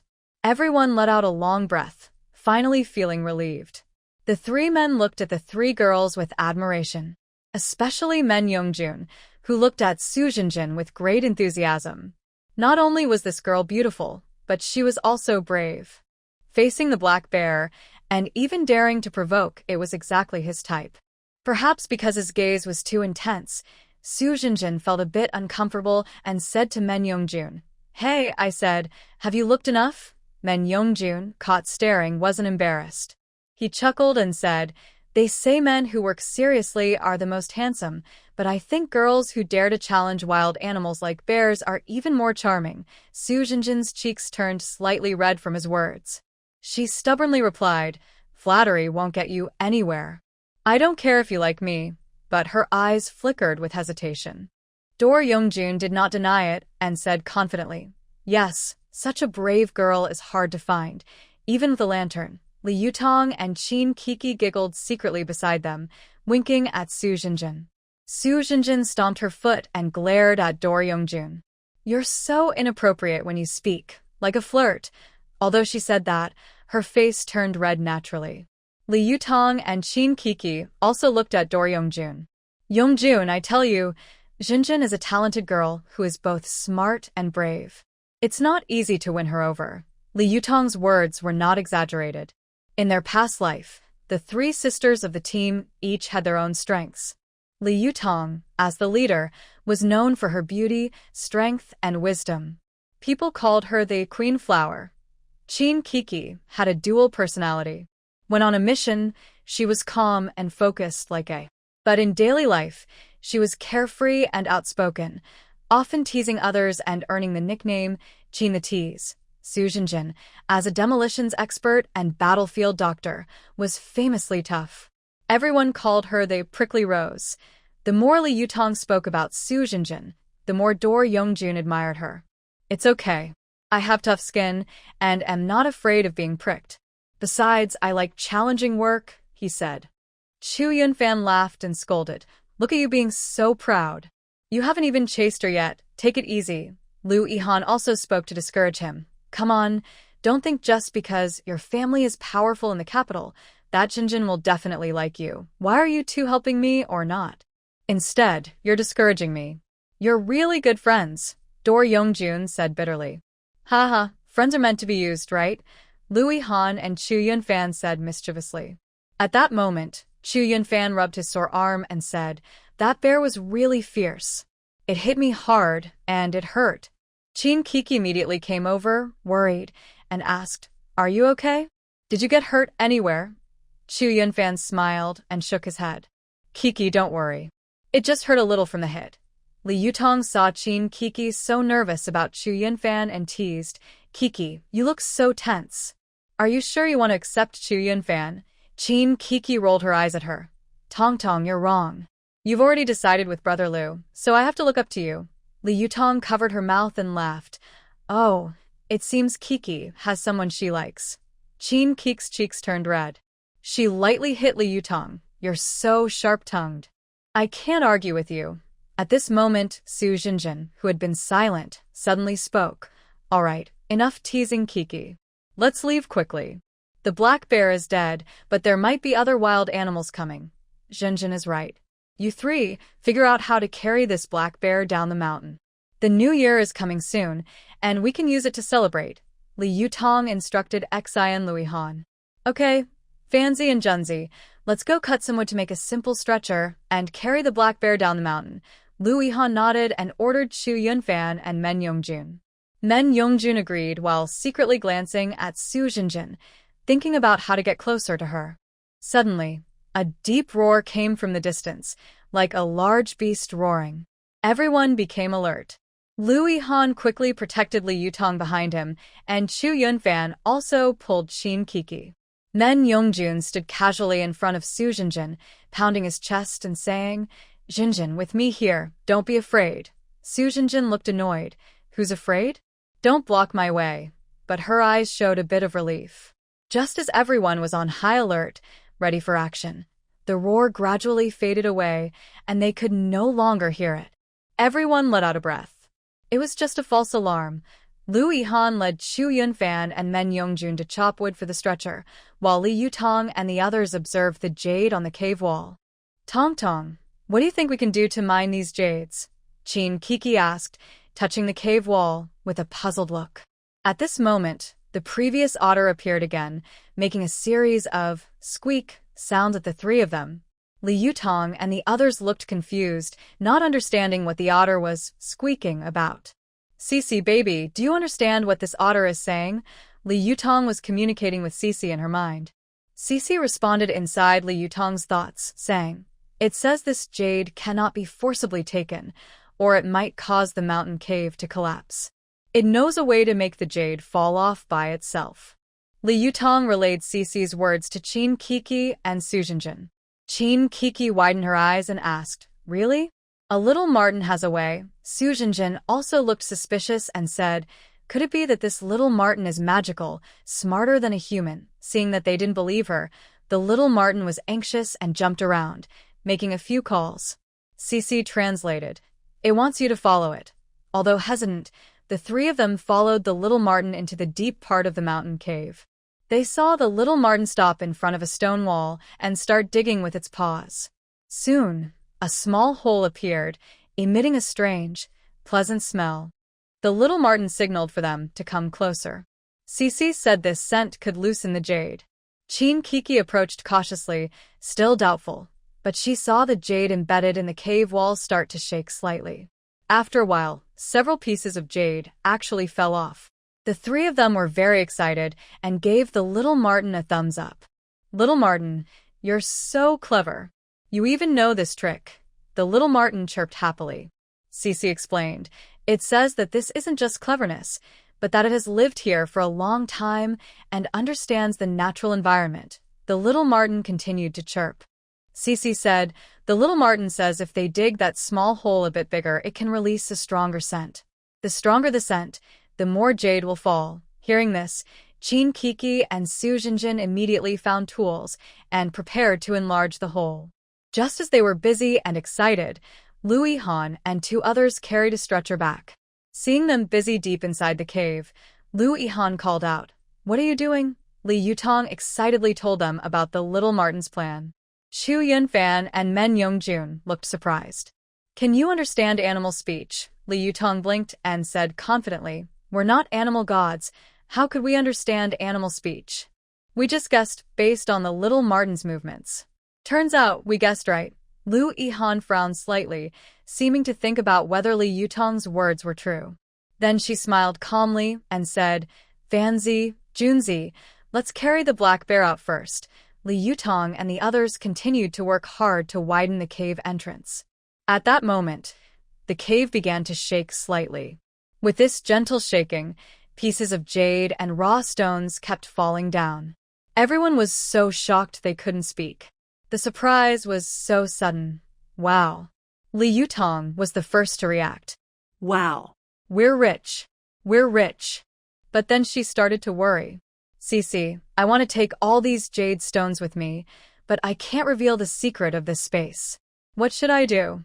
Cece thought quickly. "You can ask others to help carry them, then find a safe place to store them. After we leave the cave, you can use the space to hide them when no one is looking." Li Yutong's eyes lit up. She thought it was a good idea. She quickly told everyone, "Don't just stand there. Hurry up and carry these jade stones out. They're all treasures." Everyone suddenly woke up and started moving. Yes, yes, yes. This place isn't safe. Let's get these raw stones out quickly. Lu Yihan helped carry the stones while watching the cave carefully. The shaking grew stronger. Suddenly, a huge rock fell from the top of the cave, almost hitting Su Jinjin. Men Yongjun rushed over in a flash and pushed her aside. Jinjin, be careful. This move was instinctive for Men Yongjun, but it moved Su Jinjin deeply. At that moment, her heart opened a little to Men Yongjun. People say that how to tell if a man truly likes you is by his instinctive actions. Just then, a sable squeaked and signaled everyone to run toward the cave entrance. Everyone didn't hesitate. They grabbed the jade stones and desperately rushed outside. Once everyone was safe outside, the cave completely collapsed. At the moment the cave collapsed, Li Yutong quickly stored all the large raw stones that hadn't been carried out into her space. They had already moved out quite a few, enough to fill a small truck. Everyone looked at the unexpected treasure and couldn't stop smiling. King kakapata Li Yutong. Tong Tong, these raw stones are much better quality than the jade raw stones we saw last time in Rui City. Exactly. Chu Yunfan also agreed. But with so many raw stones, how are we going to carry them back? Once he said that, everyone thought about the problem. Yes, it's just a pile of stones. Moving them out of the mountains won't be easy. Su Jinjin thought for a moment. How do we get them back? Like the story of Yugong moving mountains, Li Yutong nodded. Right, there are 6 of us, and when we entered the mountain, we all carried baskets. We can only carry a few at a time. At that moment, Men Yongjun suddenly brightened.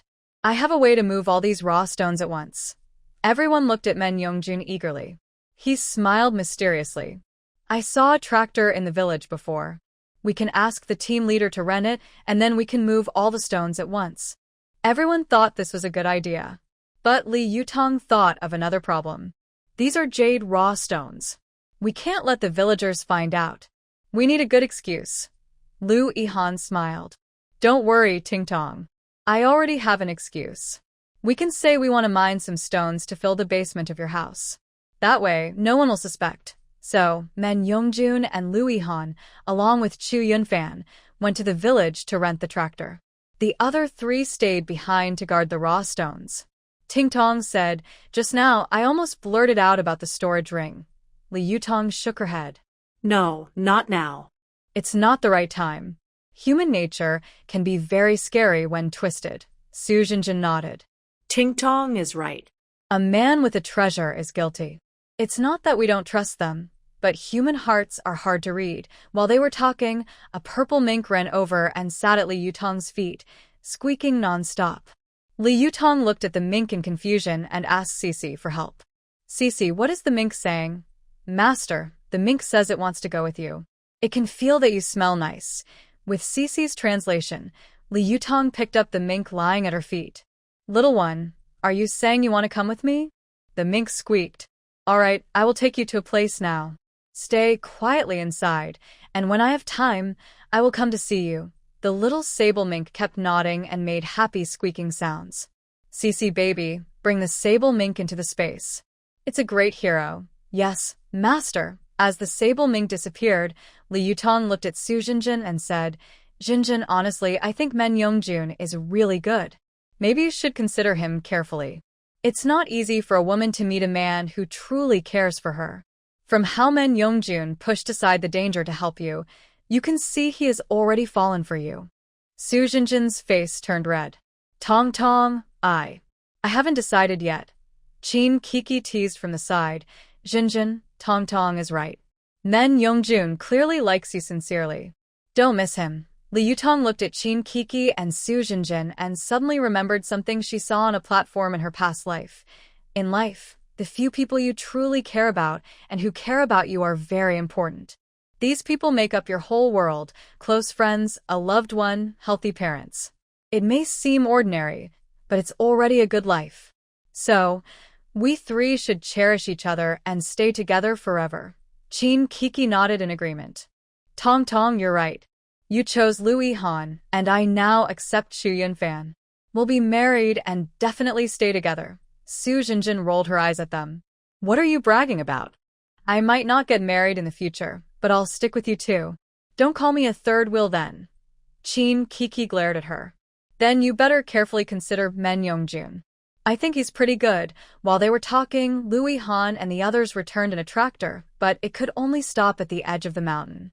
From the deep mountain to the outskirts, they still had to carry the stones in baskets.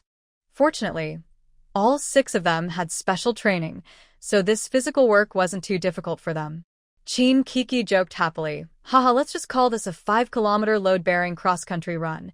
Everyone worked together quickly, loading all the raw stones onto the tractor, feeling a strong sense of achievement. Sitting on the tractor, they excitedly discussed how much they could sell these stones for. Chin Kiki's eyes lit up. Maybe we can make a lot of money from these raw stones. Chu Yunfan also cheered. Then we'll all become little rich people. Men Yongjun joked with a smile. Now we all have our own savings. After saying that, he glanced at Su Jinjin, smiling brightly and confidently. Su Jinjin rolled her eyes and said, "Just talk. Why are you always looking at me?" Suddenly, the tractor jolted violently, almost causing everyone to lose their balance. It turned out they hit a big hole, and one of the tractor's wheels sank in. Everyone quickly got off to check the situation and try to get the tractor out. Louis Han examined it and said, "Looks like we need some stones to put under the wheel to increase friction." So everyone started looking for stones. Chin Kiki found a large stone nearby and excitedly shouted, "Come help. This one should work." They all worked together to lift the stone and place it next to the tractor wheel. While they were trying to free the tractor from the hole, a strange sound suddenly came from afar. They looked in that direction and saw a man and a woman, both not dressed properly, behind a big tree, doing something very focused, not noticing the tractor passing by. Chin Kiki spat on the ground and, at that moment, recognized the man's face. It was Zheng Yang. She waved her hand to signal everyone to stay silent. Everyone nodded in understanding. The voices of the 2 people talking were very clear and reached everyone's ears. "Brother Yang, we've been with you for so long. You said you wanted to divorce that shrew, but why is there no action yet?" "Hua, don't worry. Brother Yang is thinking of a way." "What kind of way?" "I think you just want to take advantage of me and have your cake and eat it too." "Hua, you don't know. Han Hongmei, that shrew, and her brothers are like hungry wolves. They watch me closely. If you really want to be with me, then have your family cause trouble at Han Hongmei's house. Say you're pregnant with my child. If they refuse to divorce me, then have your family break into their house. Will that work? We're not from the same village. Can just our family handle a whole village? What's there to fear? They never dare to cause serious harm. The bigger the trouble, the better, and then they will have no choice but to agree to a divorce," Zheng Yang said impatiently. The woman hesitated for a moment, but then nodded and said, "All right, Brother Yang, I trust you. Also, Chin Kiki from the Yangjiao Hui Brigade. If it weren't for her, I wouldn't be in this situation. Isn't there an old widower in Donggo village? It would be best if that shameless woman Chin Kiki could marry him." Everyone nearby was listening with clenched teeth. Chin Kiki muttered under her breath, "Zheng Yang is really a bad person. Why did Han Hongmei fall for him? And he even wants to ruin my reputation. I won't let him get away with it." Lu Yihan gently held Chin Kiki's arm and whispered, "Don't be in such a hurry. Let's see what they do next and think of a plan." Everyone continued to hide and watch. The conversation on the other side kept going. "Brother Yang, if someone helps you fix this, you'd better marry her quickly. You little temptress. If you can find a way for me to divorce Han Hongmei and clear Chin Kiki's name, I'll immediately go to your village and become your son-in-law. When I go back to the city, I'll take you to live a good life." "Yeah, right." Zheng Yang curset silently. His plan was just to escape Han Hongmei's family control and also get back at Chin Kiki. He wouldn't be so foolish as to walk into a wolf's den and then into a tiger's trap. Anyway, no one knew about his relationship with Hua, and he could just pass the blame if things went wrong. That's the plan. The 2 of them flirted for a while longer before parting ways. Once they were out of sight, everyone returned to the tractor and continued trying to get it out of the hole. Finally, the tractor was freed, and everyone got back on. Chin Kiki said angrily, "Zheng Yang is so bad. We can't let him get away with this." Li Yutong thought for a moment and said, let's go back to the village, deal with the raw stones, and then figure out how to deal with him. We can't let his schemes succeed, and we also need to warn Han Hongmei. On the way back, everyone was still discussing the matter, all feeling that Jingyang, this scoundrel, must be dealt with. Especially Chu Yunfan, who was so angry his face turned green. He said to Qin Kiki, "Kiki, let's get married now. I'll take you to join the army and leave this place of trouble." Qin Kiki rolled her eyes at him and said impatiently, "We haven't even confirmed our relationship yet, and you're talking about marriage? Besides, Annie has never been a coward. With Zheng Yang's type, I could punch him to death several times. Back at the Yangjiao Huai Brigade, they didn't rest. They immediately moved the raw stones into Li Yutong's basement, planning to cut them when they had time. Right now, the most important thing was to tell Han Hongmei about Zheng Yang's plans and make sure she watched out for that troublemaker, so he wouldn't cause more problems. Li Yutong discussed with everyone and decided to let others spread the news, then have it reach Han Hongmei's ears. But they needed to plan carefully how to do this. At that moment, Louis Han's eyes lit up, and he said, "I have an idea. We can ask Aunt Wang, the village's biggest gossip, to exaggerate Zheng Yang's affair with that woman. Aunt Wang will spread the story everywhere, and it will quickly reach Han Hongmei." Everyone nodded, thinking it was a good plan. Li Yutong added, "But we need to be clever about it, so no one can tell we deliberately spread the story." So Louis Han and Li Yutong went to Aunt Wang's house and saw her coming out to sweep the yard. Louis Han pretended to casually say, "Tong Tong, do you know? I just saw Zheng Yang sneaking around outside the village with a woman. That woman even said Zheng Yang should marry her." Aunt Wang's eyes widened in surprise, and her gossip fire burned brightly. She quickly called out, "Louis Han, Li Yutong, are you telling the truth? Didn't Zheng Yang marry Han Hongmei?" Li Yutong looked around and said mysteriously, "It's true." The scene was quite dramatic. "Auntie, you just need to know, but don't let others find out." Aunt Wang immediately perked up. I know. I won't tell anyone," she promised with her mouth, but then turned around and started spreading the story everywhere. Not long after, Han Hongmei found out and was furious. She gathered her 3 brothers and gave Zheng Yang a good beating. Zheng Yang was beaten so badly, he cried out for his mother, begging for mercy, and saying nice things non-stop. Han Hongmei was not moved. She pointed at Zheng Yang's nose and scolded, "Zheng Yang, let me be honest with you. I chose to be with you because of your looks and family background. Now that you're married to me, don't think you can escape my control. Just obediently send money to my family every month, or I will accuse you of being a hooligan. Also, I used to think that when you go back to the city, our family could follow you to enjoy a better life. But now I've changed my mind. You must work hard to support the family. Never think about returning to the city again. If you dare to flirt with those disreputable women again, I will personally cut off your 3rd leg and turn you into a..." Zheng Yang was beaten and scolded at the same time. He looked so miserable, like a stray dog. Sigh. Everyone's joys and sorrows are different. Meanwhile, Li Yutong celebrated today's success by inviting old Master Lu over. Everyone was gathered around, eating delicious mutton hot pot. Lu Ziqian looked at the thin slices of lamb and was very curious. "Tong Tong, who sliced this lamb? The knife skills are as good as a professional chef's." Li Yutong lied smoothly, "Grandpa, I did it myself. How about it? Is my knife work okay?" Actually, it was Shishi's effort, but she couldn't say so. She had to take credit for Shishi's work. Louis Han and the others had never tasted this kind of hot pot before, where the ingredients are cooked in boiling broth and then dipped in vegetables and raw meat. Li Yutong finished speaking and nervously watched Lu Ziqian's reaction. Lu Ziqian's eyes lit up. He gave a thumbs up. "Tong Tong is really clever. Your knife skills are impressive." Everyone else also praised her. Louis Han picked up a piece of lamb and put it into the hot pot. Soon, the meat turned pink. He took it out and put it in his mouth, his eyes widening. "This tastes so delicious, completely different from usual." To suit everyone's tastes, Li Yutong prepared 2 pots, one spicy and one not. Actually, she had a special electric hot pot in her space, a double flavor one, but it wasn't convenient to bring out. Those were things from later times, and it was hard to explain them now. Everyone chatted happily while enjoying the fragrant mutton hot pot. Girl, eating this in winter really keeps you warm. In a few days, Dad and Mom will come from Hansi, and we should all eat this together, okay? The old man, who had lived so long, was trying this kind of food for the first time and found it a bit disappointing. Sure, tomorrow when Ahan and the others go to the county to buy New Year supplies, buy more vegetables.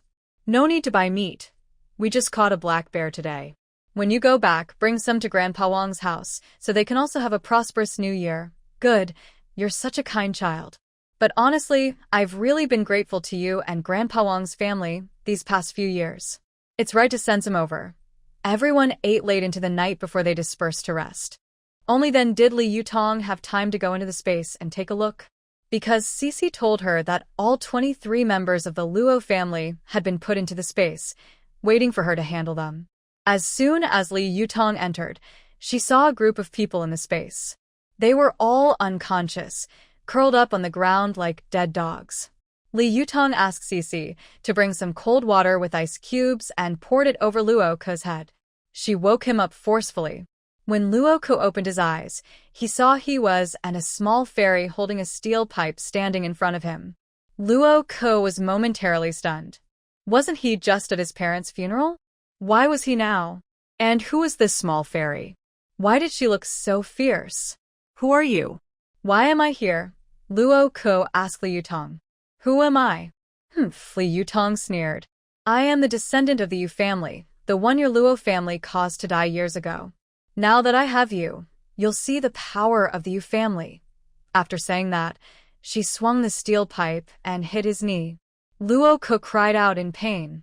With a scream. He widened his eyes, terrified, and looked at Li Yutong. Are you here for revenge? The things from years ago were done by the older generation, not me. Li Yutong snorted coldly. Not your business? Your Luo family caused my Yu family's entire clan to perish. That debt must be paid. She swung the steel pipe again, hitting his other knee. A pig-like scream echoed in the space. Luo Ko was in pain, sweating cold, his face pale as paper.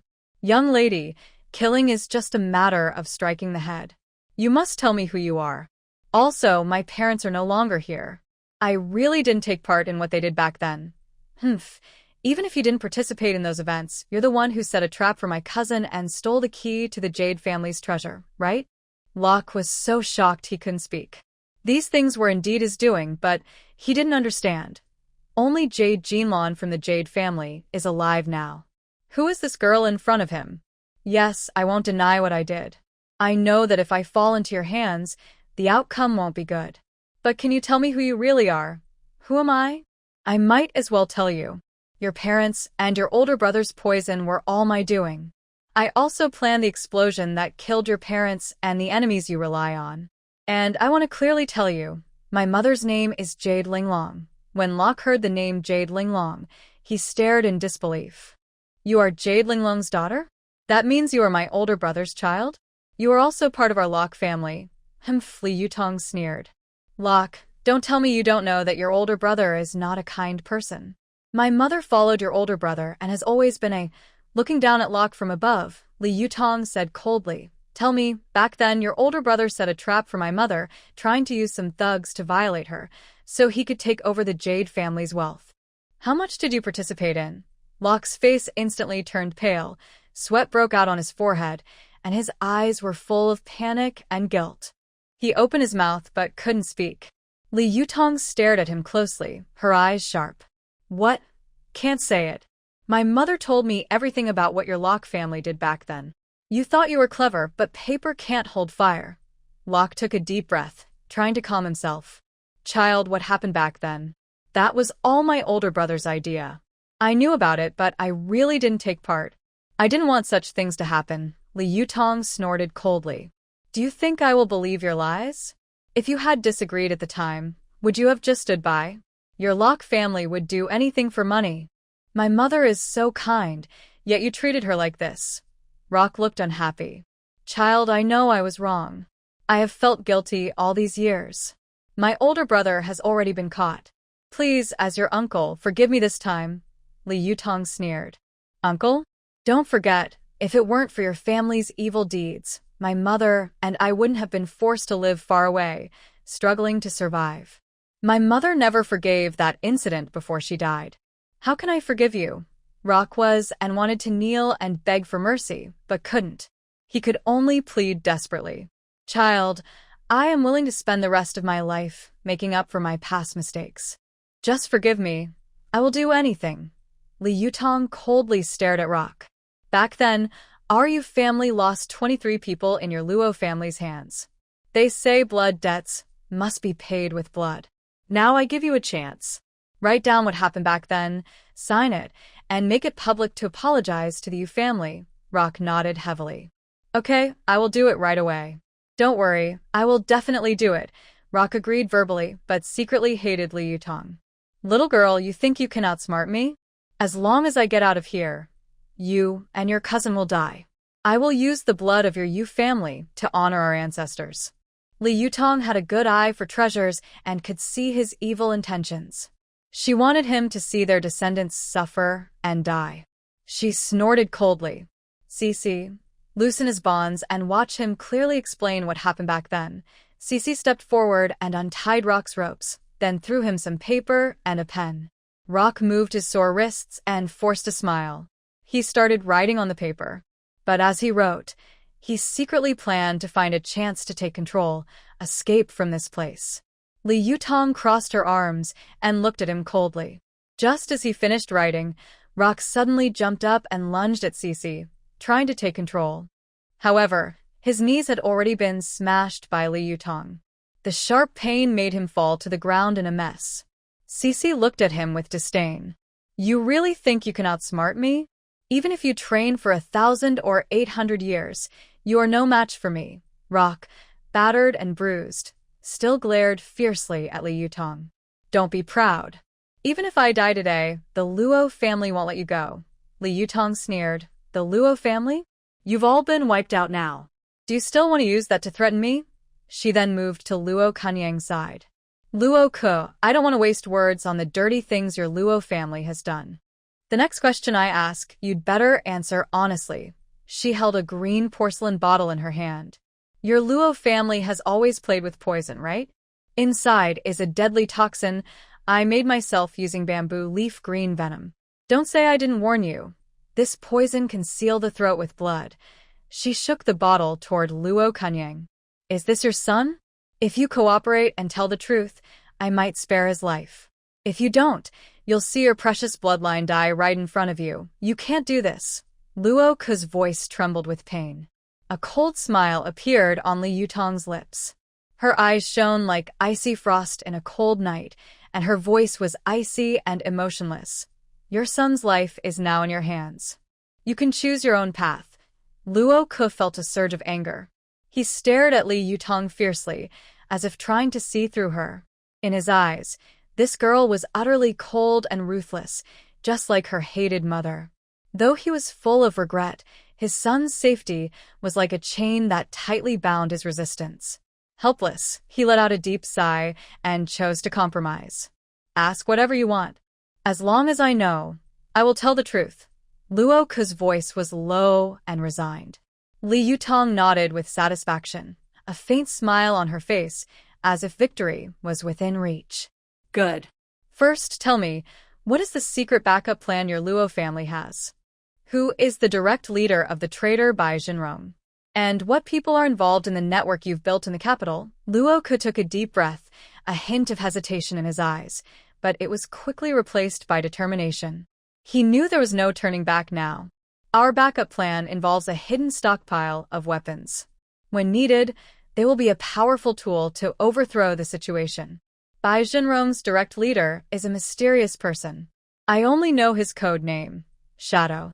His true identity is unknown. Regarding the network in Kyoto, it involves some government officials and business people who are tempted by benefits or threatened with leverage by the Luo family and are used by them.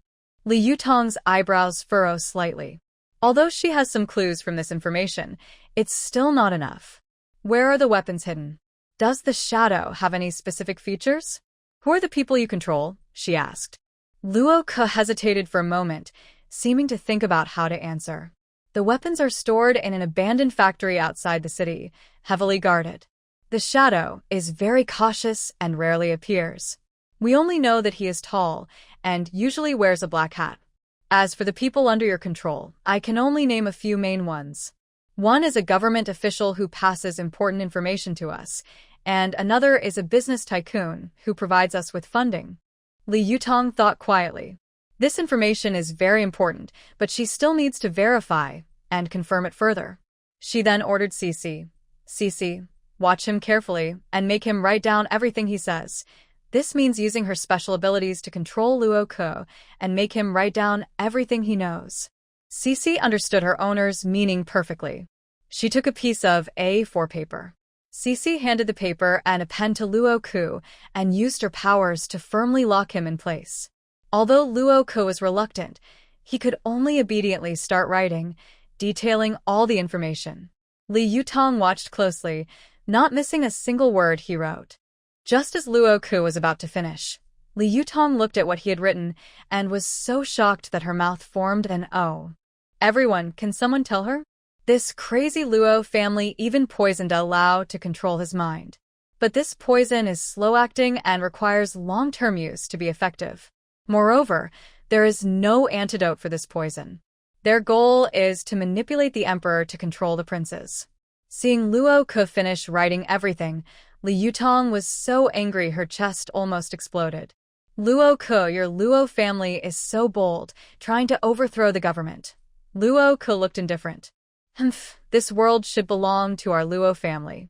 Li Yutong sneered in anger. Just you? The Luo family is already at its end. By the way, I forgot to tell you earlier that your precious son is not your biological child. He is actually the illegitimate child your wife had with another man. Li Yutong was not lying. She had already analyzed the chromosomes in both their blood samples. They are not biologically related as parent and child. Luo Ke's face twisted with anger. You're lying. Stop talking nonsense. How could Kunyang not be my son? Li Yutong looked at Luo Ke, then at Luo Kunyang, and burst out laughing. Ha ha ha, Luo Ke, not only are you blind, but you're also clueless. Open your eyes and see. How does Luo Kunyang look like you? Anyone with eyes can tell he's not your son. Yet, you treat someone else's child like a treasure. You're really good at pretending, you green-haired turtle. Luo Ke was naturally suspicious. After hearing Li Yutong's analysis, his gaze on Luo Kunyang was full of hatred. He begged Li Yutong, Tong, wake up that. I want to ask her directly. What did I do wrong?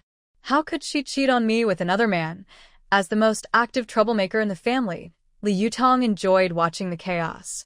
Without hesitation, she poured cold water on all the Luo family members, waking them up. Jiang Furong woke up and, seeing Luo Ke nearby, said something very hurtful. Luo Ke, your Luo family is finished. I want a divorce. I'm leaving with my son to live on my own. Luo Ke's sister, Luo Mingyan, couldn't believe it. She yelled at Jiang Furong. Jiang Furong, you shameless woman. Don't think I don't know what you've been up to. Now that our family is falling apart, you want to find your lover? I tell you, no way. Hearing their argument, Luo Ke's anger flared. His eyes turned red. Jiang Furong, I've supported you, fed you, clothed you. I've always listened to you. Yet you've been cheating outside, wearing a green hat. Tell me, whose child is that illegitimate kid? At this point, Jiang Furong was willing to risk everything. As long as she could free herself and her son from the family's control, revealing the truth was worth it. She sneered. Look at yourself. You seem tall and strong outside, but everyone knows you're just a coward. Every time it's only 3 seconds. I've been with you for so many years, and I've never been satisfied. Hearing this, Locke's face turned bright red. He was furious and wanted to get up and hit Jiang Furong, but his legs were already useless, and he couldn't move. Jiang Furong looked straight at him without fear. So, you still want to hit me? Go ahead. Hit me, and everyone will see that you can't do it. They will see you can't even have children. Locke's hand froze in the air, then he finally let it go harshly. He gasped heavily and said fiercely, Then tell me, whose child is Luo Kunyang? Jiang Furong sneered. Luo Kunyang is your father's son. Back then, you begged me to please your father, hoping to get benefits from the family. Now that the Luo family is gone, you want to use me and my son as scapegoats? No way. Everyone was shocked by her words. Locke's eyes widened in disbelief, his face full of shock. Luo Mingyan stood frozen, speechless. Li Yutong raised an eyebrow, surprised by this unexpected turn of events. Luo Kunyang, who had been lying nearby in confusion, looked shocked and lost when he heard this. The scene fell into complete silence, only the heavy breathing of everyone echoing in the air. Suddenly, Locke burst out laughing, tears streaming down his face. "Ha ha, father. You're truly a good father. No wonder the Luo family ended up like this. It's all fate." At this moment, Luo Kunyang finally found his voice. He pointed at Jiang Furong and Locke, shouting, "You two are trash. No wonder Grandma always scolded me for being a bad seed. I didn't understand back then, but now I finally see. I am just a bad seed, born from you and Grandpa. Ha ha, shut up. Shut up, you bad seed." Locke trembled with anger, shouting at Luo Kunyang with a hoarse voice. Humph. "If I tell you to shut up, I will. Who do you think you are? Should I call you Dad or Big Brother?" Ha ha ha. Jiang Furong looked at her crazy son with deep pain in her heart. "Kuiner, don't be like this. It hurts me to see you like this," she said while crying and laughing. "When I used to call out Mom, I felt incredibly happy inside. But now, I feel disgusted and sick.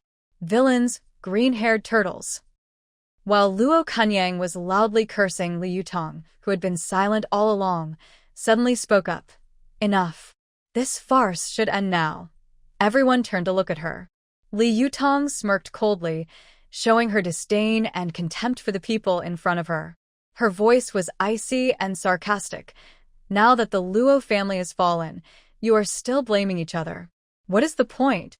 It's better to calm down and think carefully about how to survive next." Hearing Li Yutong's words, Jiang Furong stopped crying suddenly. She looked up with swollen eyes, tears on her face, and asked chokingly, "In your opinion, what should we do now?" Li Yutong raised a corner of her mouth and raised an eyebrow, looking at Jiang Furong with a half-smile. Her tone was calm, but her words were like a cold wind that made people shiver. "The solution is simple. The Luo family cruelly killed 23 members of the Yu family. Now, there are exactly 23 of you. It's said that one life for one life, blood for blood, tooth for tooth. Only then can this blood debt be repaid." Before she finished speaking, Li Yutong ignored the angry protests and vicious curses of the Luo family.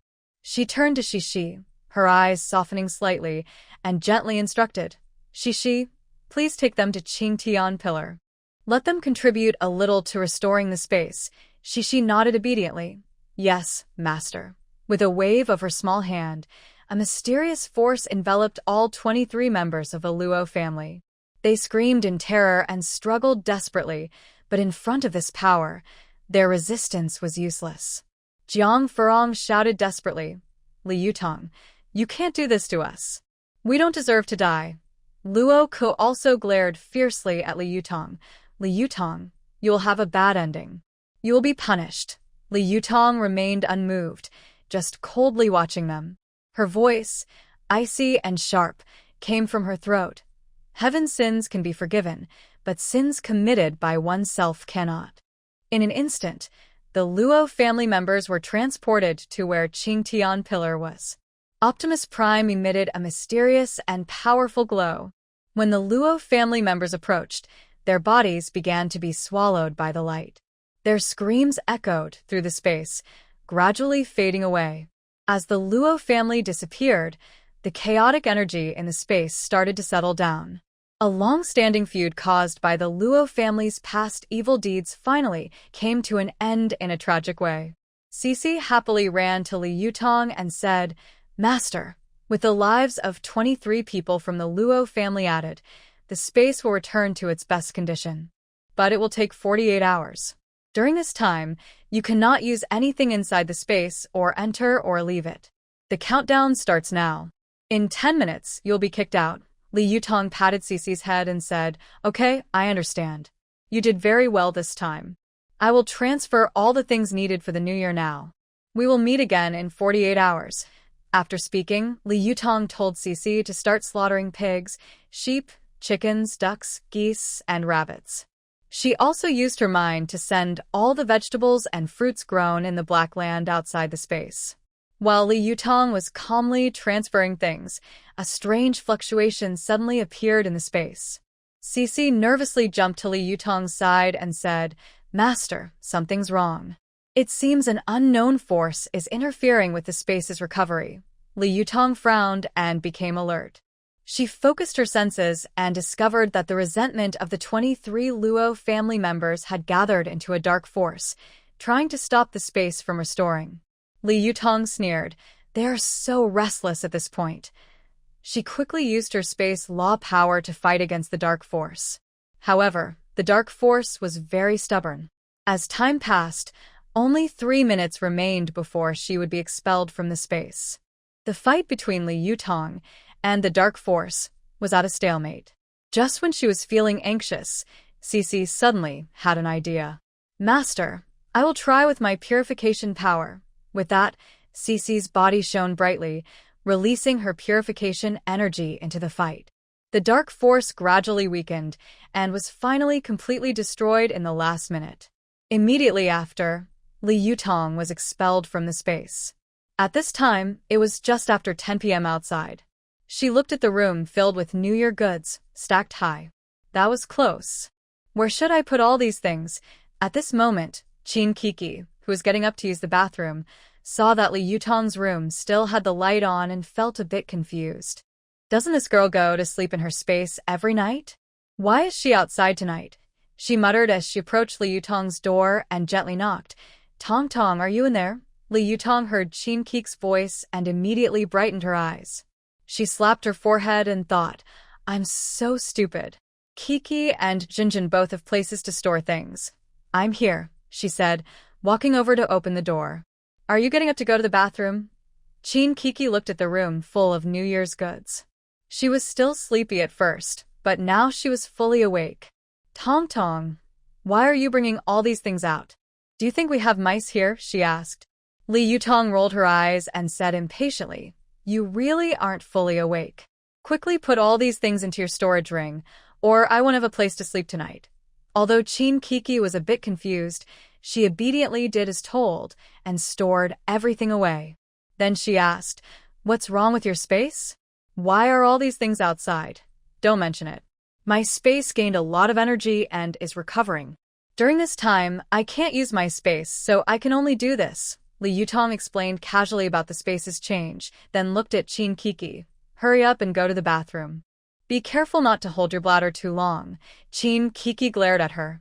"It's all because of you. I thought something happened to you. Hurry up and pack your things so you can sleep at my place. Your room is empty most of the time and freezing cold." I'm about to burst from holding it. Chin Kiki hurried to the bathroom, while Li Yutong started tidying up the bed. As Chin Kiki said, her room was often empty and really cold. No wonder people say a house has a soul. Without a soul, the room really has no warmth. When Chin Kiki returned, Li Yutong was already in her room. The two lay on the bed, neither sleeping. They started chatting casually. "Tong Tong, do you think your space will change after it recovers?" Li Yutong thought for a moment and said, "Cece said it might reach a peak state, maybe with new functions." Just then, there was a knock on the door outside. "Kiki, open the door." "It's me." Su Jinjin's voice came from outside. Chin Kiki quickly went to open the door. "What's wrong? Jinjin? Did something happen?" Su Jinjin tightly wrapped her clothes around herself and squeezed inside. "I just overheard your conversation. If you have too many things, my system space can help store some of them." Li Yutong looked kindly at Su Jinjin standing on the ground and smiled. "Jinjin, come up quickly. Tonight, the three of us can squeeze together and keep warm. Since there are so many things, Kiki can take some out and put them in your place." Chin Kiki playfully pointed at her finger and pouted, complaining, "Oh, really? My storage ring is already full.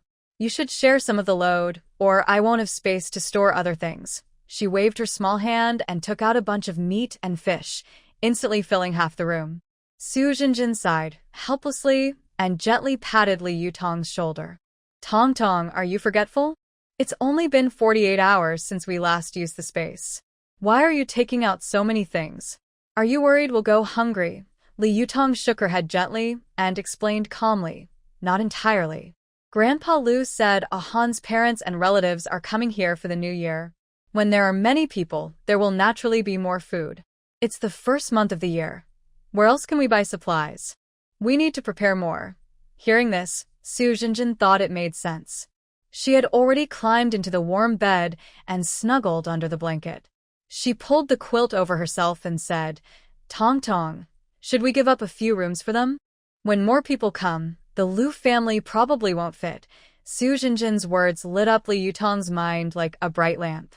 Her eyes brightened, and she nodded repeatedly. You're right, Jinjin. You've thought everything through. Let's squeeze into 3 rooms and free up the other 2. We can have the women stay here, and the men from the Lu family can stay together. That'll be more convenient. Everything was ready, and the 3 of them started discussing the menu for the New Year's dinner. Chin Kiki excitedly said, we can make braised pork, sweet and sour ribs, steamed fish, and a nourishing soup. It will be very delicious. Su Jinjin also spoke confidently, and dumplings. How can we celebrate the new year without dumplings? We can make different fillings. Lirong, since this is our first new year here, should we put up red couplets on the door? Li Wudong asked for their opinions. Yes, both friends answered together.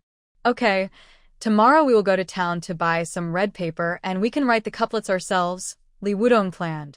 No problem. I'll leave this task to you since you're famous for your calligraphy. Chin Kiki casually assigned the task to Li Wudong. All right, I promise to finish it. The 3 chatted casually for a while before falling into a deep sleep. The next morning, Li Wudong was still a bit confused. It took him a moment to remember that he had slept in Chin Kiki's room last night. They looked at each other and all smiled. Good morning. A new day begins. Today is the last day of 1975, New Year's Eve. Early in the morning, 3 young men arrived. Tong Tong, shall we go to the county town to buy New Year supplies today? Lu Yihan was the first to speak. Okay, let's eat breakfast first, then go, Li Wudong replied. Chu Yunfan also chimed in. Kiki, let's go together today. After shopping, we can watch a movie. How about that? Chin Kiki didn't hesitate. Sure. We haven't watched a movie here yet. Men Yongjun also looked at Su Jinjin and invited her. Jinjin, let's go to the movies with them. Okay. Su Jinjin rolled her eyes at him. Tong Tong and Kiki are going, so I definitely will go too. Men Yongjun didn't care why she wanted to go to the county town. As long as he could go with them, he was happy. At the village entrance, Old Man Chin was waiting. Seeing the 6 of them coming, he greeted them with a smile. Yutong girl, are you going to the county town? Uncle can give you a ride. Yes, Uncle Chin. Today is New Year's Eve, and we're going to buy some supplies. Could you give us a ride? He took a handful of sunflower seeds from his pocket and handed them to Old Man Chin. Uncle Chin, you can snack on these while driving. Old Man Chin wanted to refuse, but seeing the full, big seeds, he smiled and accepted them. Li Yutong took out 2 dimes and handed them to Old Man Chin. Uncle Chin, here is the fare. Keep it. We're going to buy some things and watch a movie, then come back. Can you wait for us? Sure, I'll wait for you, at the usual spot. Don't rush too much. It's rare to go out, so you should enjoy yourselves. The ox cart moved slowly and steadily. Li Yutong used this time to plan. I've already prepared chicken, duck, fish, eggs, and some vegetables and fruits with cocoa and Jinjin. Today we'll buy some snacks and candies, then buy red paper and ink. In the afternoon, we'll write couplets ourselves. Good, you just take care of the arrangements, Lu Yihan replied with a smile. Tong Tong, you're such a busybody. We don't need to worry about anything, Jinjin teased with a smile. You're right. Anyway, someone is always worrying for us. We just need to listen and follow, Coco agreed with a smile. Sigh, I'm just a hardworking person. Who made me meet 2 people who don't worry about anything? Li Yutong pretended to complain helplessly. The 3 men happily watched the girls argue, each defending their own partner. They chatted and laughed all the way, the atmosphere very friendly. When they reached the county town, everywhere was decorated with lanterns and banners. The crowd was much larger than usual. First, they went to the grocery store. The shelves were full of goods, candies, cookies, and all kinds of snacks. Coco excitedly picked out various candies, while Chu Yunfan helped carry the bags. Li Yutong and Lu Yihan carefully chose red paper and ink. Lu Yihan even picked a calligraphy brush, saying he wanted to write couplets with Li Yutong. Jinjin and Men Yongjun bought other New Year goods nearby. Soon everyone was carrying full bags. After shopping, they went to the cinema. Maybe because of the festival, the movie was a joyful, sweet love story. When the 6 handsome young people entered, they immediately attracted attention. Their seats were next to each other, naturally forming 3 groups. Lu Yihan and Li Yutong sat together, while Qin Kiki and Chu Yunfan sat together. Men Yongjun naturally sat with Su Jinjin. Li Yutong divided the prepared sunflower seeds into 3 parts, and each man held a bag of seeds. The movie was still black and white, and it started quickly. All 3 girls were immersed in the sweet story, and the 3 men occasionally handed them a handful of sunflower seeds. Men Yongjun focused on cracking the seeds, handing the shelled seeds to Su Jinjin. Jinjin, eat some seeds. Su Jinjin kept her eyes on the screen and reached out her hand. Men Yongjun gently placed the seeds in her palm, his fingers accidentally touching hers. In that moment, a faint electric shock seemed to pass through both of them like lightning. This sudden touch made Men Yongjun feel a shiver in his heart. He paused slightly and couldn't help but look at her hand. Her hand was soft and warm, giving off a charming feeling that made him feel restless. Su Jinjin also felt the shock, and her hand back as if she had been touched by electricity. She turned her head to look at Men Yongjun. Their eyes met, and for a moment, everything around them seemed blurry, except for each other. That brief contact was like a small storm, stirring ripples in their hearts. Seizing a moment, Men Yongjun spoke softly. Jinjin, shall we start dating? Su Jinjin's cheeks turned red instantly. She didn't expect Men Yongjun to suddenly confess. Her heart pounded loudly, and her mind went blank, unsure how to respond. Just then, the voices of the main characters embracing passionately came from the movie, and the audience around them chuckled kindly. Panicking, Su Jinjin turned her head away, afraid to look into Men Yongjun's eyes. Men Yongjun waited nervously, his palms sweaty. After a while, Su Jinjin softly said, "Let me think about it." Men Yongjun felt a bit disappointed but nodded and said, "Okay, I'll wait for you." After the movie ended, they left the cinema. Others noticed the subtle atmosphere between them, but wisely didn't ask. Everyone carried their New Year gifts and got on Old Man Chen's ox cart. Throughout the journey, Su Jinjin kept her head down, lost in thought. Men Yongjun kept sneaking glances at her, full of hope. When they got home, Qin Kiki and Chu Yunfan, along with Su Jinjin and Men Yongjun, started preparing the New Year's Eve dinner together. Su Jinjin watched Men Yongjun busy in the kitchen, and she felt a gentle tug in her heart. Meanwhile, Li Yutong and Lu Yihan laid out red paper on the table, carefully cutting it into strips suitable for sticking on doors. The dinner preparations were going smoothly. In the kitchen, Qin Kiki skillfully picked vegetables, while Chu Yunfan helped wash them. They worked well together, often sharing warm smiles, filling the small kitchen with a cozy atmosphere. Su Jinjin stood by the stove, focused on stir-frying the dishes. Men Yongjun helped her by passing seasonings and utensils, his eyes never leaving her. The sizzling sounds of the dishes and their tempting aroma made the air between them feel even more tender. Suddenly, Men Yongjun accidentally touched Su Jinjin's hand. Their eyes met instantly. Su Jinjin blushed, and Men Yongjun's heart fluttered like a young deer. Outside in the yard, Li Yutong and Lu Yihan carefully cut red paper. Lu Yihan picked up a small knife, carefully following the drawn lines, while Li Yutong watched closely, reminding him now and then not to cut crooked. A gentle breeze blew, causing Li Yutong's hair to sway softly. Watching her focused expression, Lu Yihan felt a special feeling rise in his heart. He paused his work unconsciously, staring at her intently. Li Yutong noticed his gaze and turned her head. Their eyes met and seemed to freeze in time. She smiled sweetly. "Ahan, what do you think we should write for the couplet?" Lu Yihan blinked, and suddenly an idea for a couplet describing the new rural scene appeared in his mind. "Liang Liang, I have a good one that would be perfect for your door." Li Yutong nodded.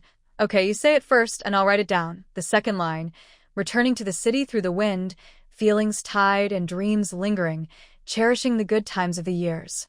Horizontal inscription, "Unforgettable Road of the Youth."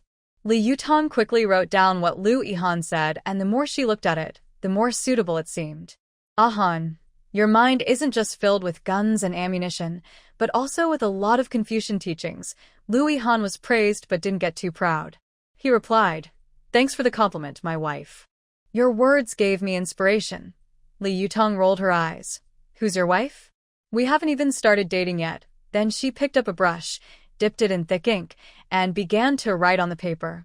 Lu Yihan watched her write smoothly and effortlessly, with strong, flowing strokes that looked powerful and elegant. He couldn't help but praise. "Tong Tong, your calligraphy is really good. It can compare with famous calligraphers I've seen." Li Yutong smiled modestly. "Oh, I dare not claim that. It's just a small skill, nothing special." They both smiled at each other happily. "Our door has a couplet now, but Grandpa's door doesn't. We need to write one for him too," Li Yutong said while blowing on the ink. "If it were in the past, Grandpa's door wouldn't be suitable for a couplet, but this year is different. After the new year, Grandpa will leave, so putting up a couplet can ward off bad luck," Lu Yihan said seriously. "All right, I'll write this one." Li Yutong took the brush and wrote a couplet on red paper. The upper line, "Conquering the heavens and fighting the earth, mountains and rivers change appearance. All members are brave warriors." The lower line, "Developing the cooperative and farming, days and months shine brighter. The village shows a new face everywhere." Horizontal inscription, "New scene in the countryside." Lu Yihan looked at the couplet and was impressed by his little wife's talent. "Tong Tong, a Chinese idiom just popped into my head that perfectly describes you." Li Yutong looked at him with a bright smile. "What idiom?" "Talented and learned, knowledgeable and wise." Li Yutong grinned, showing her teeth. "I'm not that amazing. Let's go put the couplet on Grandpa's door." They took the prepared glue and the couplet to Lu's house. Because the wind was a bit strong, sticking the couplet was quite difficult. Li Yutong complained, "Why is the wind so strong today?" Lu Ziqian came out from the door, smiling, and said, "There's a saying that describes strong wind. Grandpa told me to tell you." "What is that catchy rhyme?" "Sun County's wind is fierce, hats fly off when you go out. Dust swirls all around, walking feels like floating on water." This made the three of them all laugh happily. "This rhyme really fits well."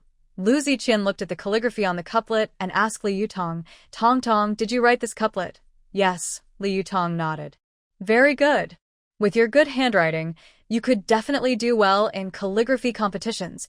After putting up the couplet, Lu Yihan and Li Yutong accompanied the old man to Li Yutong's courtyard. As they walked, the old man said, "Hanzi, your parents will come tomorrow morning. We can only stay here for 2 days, then they have to go back to work." "When will you return to Kyoto?" "Grandpa, I'll go back on the afternoon of the second day of junior high, and early on the third day, I need to return to the army." "You have to come with me," Lu Yihan whispered as he supported his grandfather. "Okay, Grandpa will go with you. But tomorrow, after your parents arrive, you should visit Uncle Wang's house to thank them properly." "All right, when we go tomorrow, we'll bring some more things." As the three reached the door, they heard Qin Kik's voice. "Grandpa Lu, just in time. Dinner is ready too." Lu Ziqian smiled and said, "Thank you, Miss Kiki." Everyone sat around a table filled with New Year's dinner. The warm, dim light reflected happiness on each face. Grandpa sat at the main seat, smiling contentedly. He raised his glass and said, "It's rare for us to gather together for this New Year's dinner. Let's toast to everyone's safety and success in the new year." Everyone raised their glasses, wishing Grandpa good health and long life.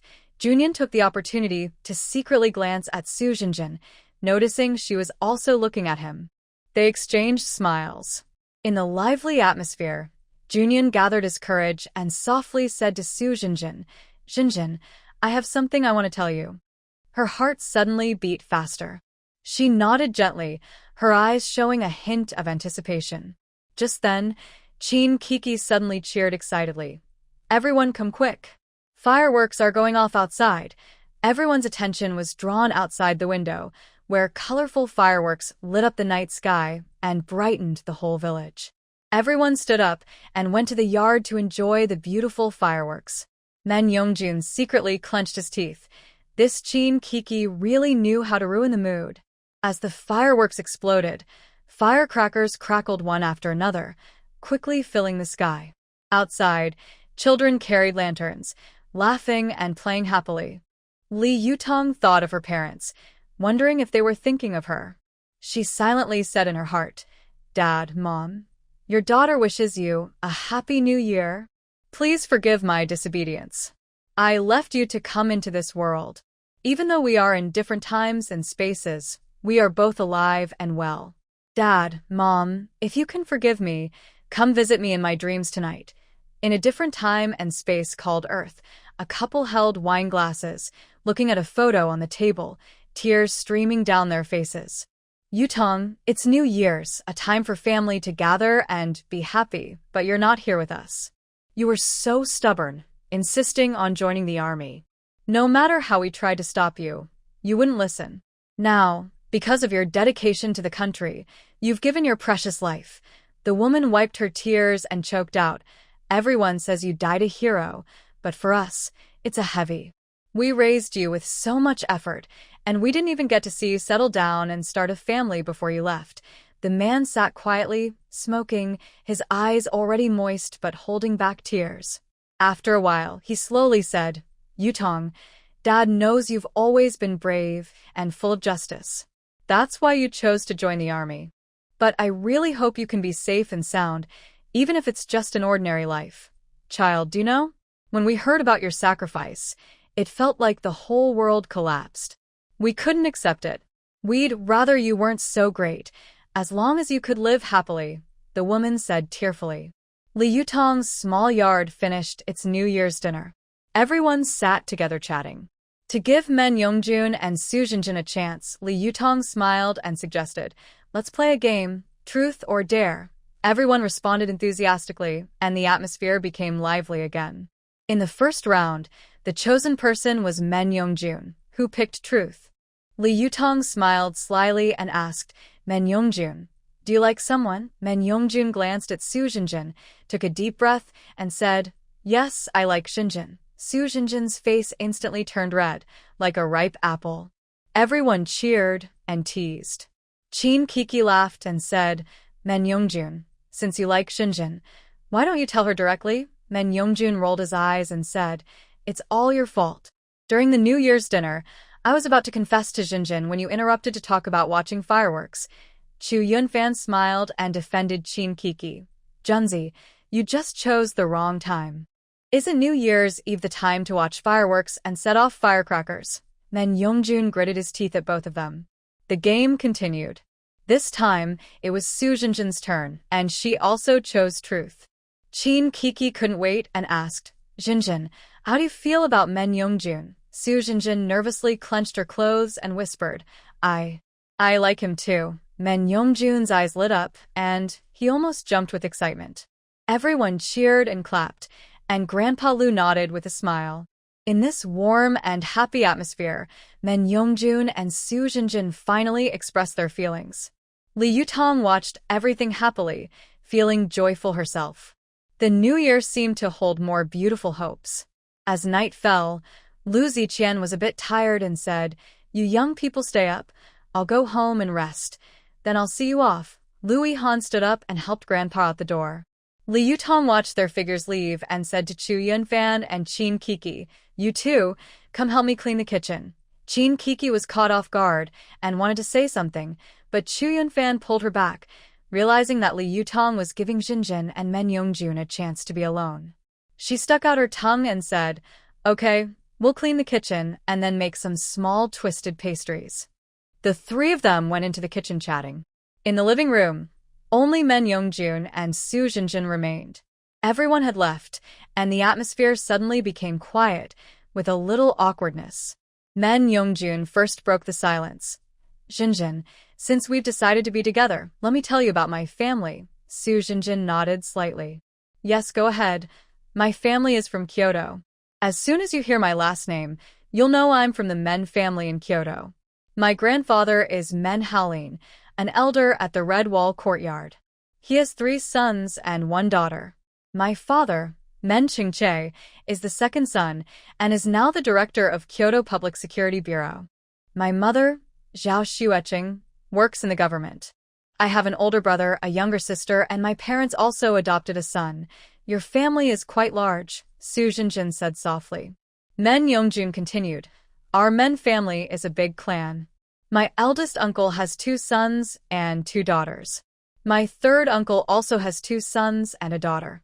So altogether I have 12 siblings. I am the 4th oldest, 23 years old. I once served in the army with Hanzi and Fanshur, but I was injured and had to leave. Now I work for the national security.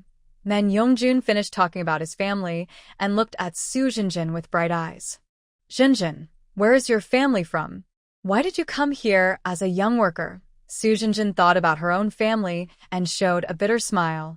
My family is also from Kyoto, but compared to your Men family, we are like heaven and earth. My parents work at a steel factory. I came here as a young worker because my parents wanted to curry favor with Bai Jinrong, so they sent me with Bai Shimeng to the countryside.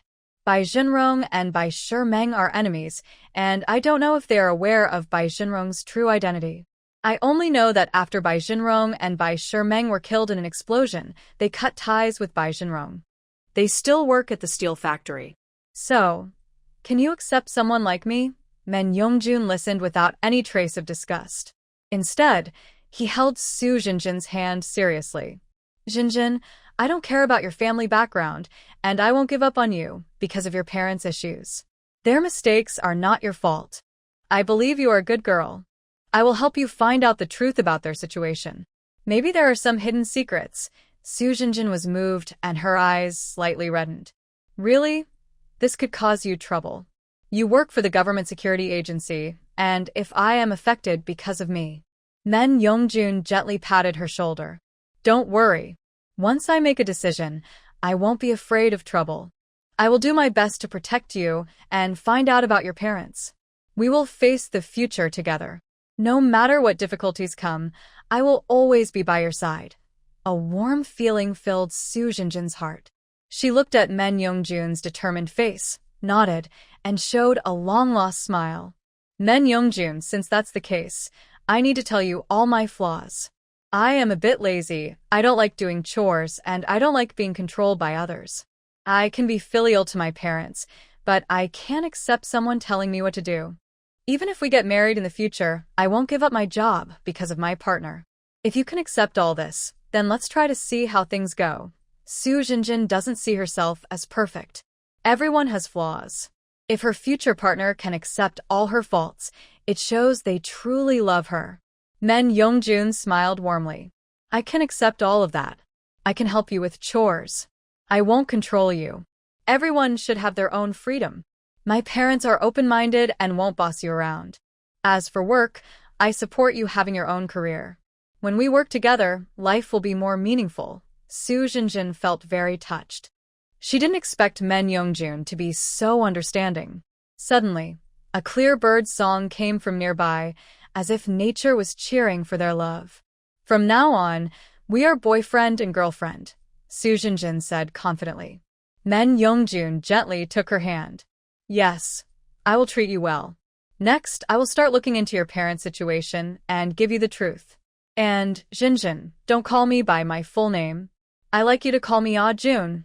Ah Jun, Su Jinjin hesitated a little before calling out. This made Men Yongjun's heart blossom. Jinjin, say it again. Ah Jun this time, Su Jinjin said it more naturally, with a hint of affection. Men Yongjun's lips curved into a big smile, full of tenderness and affection. He gently stroked Su Jinjin's hand. Jinjin, do you know? When you call me that, it makes me feel like the whole world becomes beautiful. Su Jinjin's cheeks slightly reddened. She looked down at their clasped hands and softly said, Ah Jun, my parents' situation involves some enemies. If possible, I want to cut ties with them. Men Yongjun gently held her hand and said firmly, Jinjin, don't worry. Men Yongjun always keeps his promises. Since I promised you, I will do my best. Having some connection to enemies doesn't mean they are truly enemies. I have many contacts and resources, and I will find out the truth behind this. Jinjin shook her head.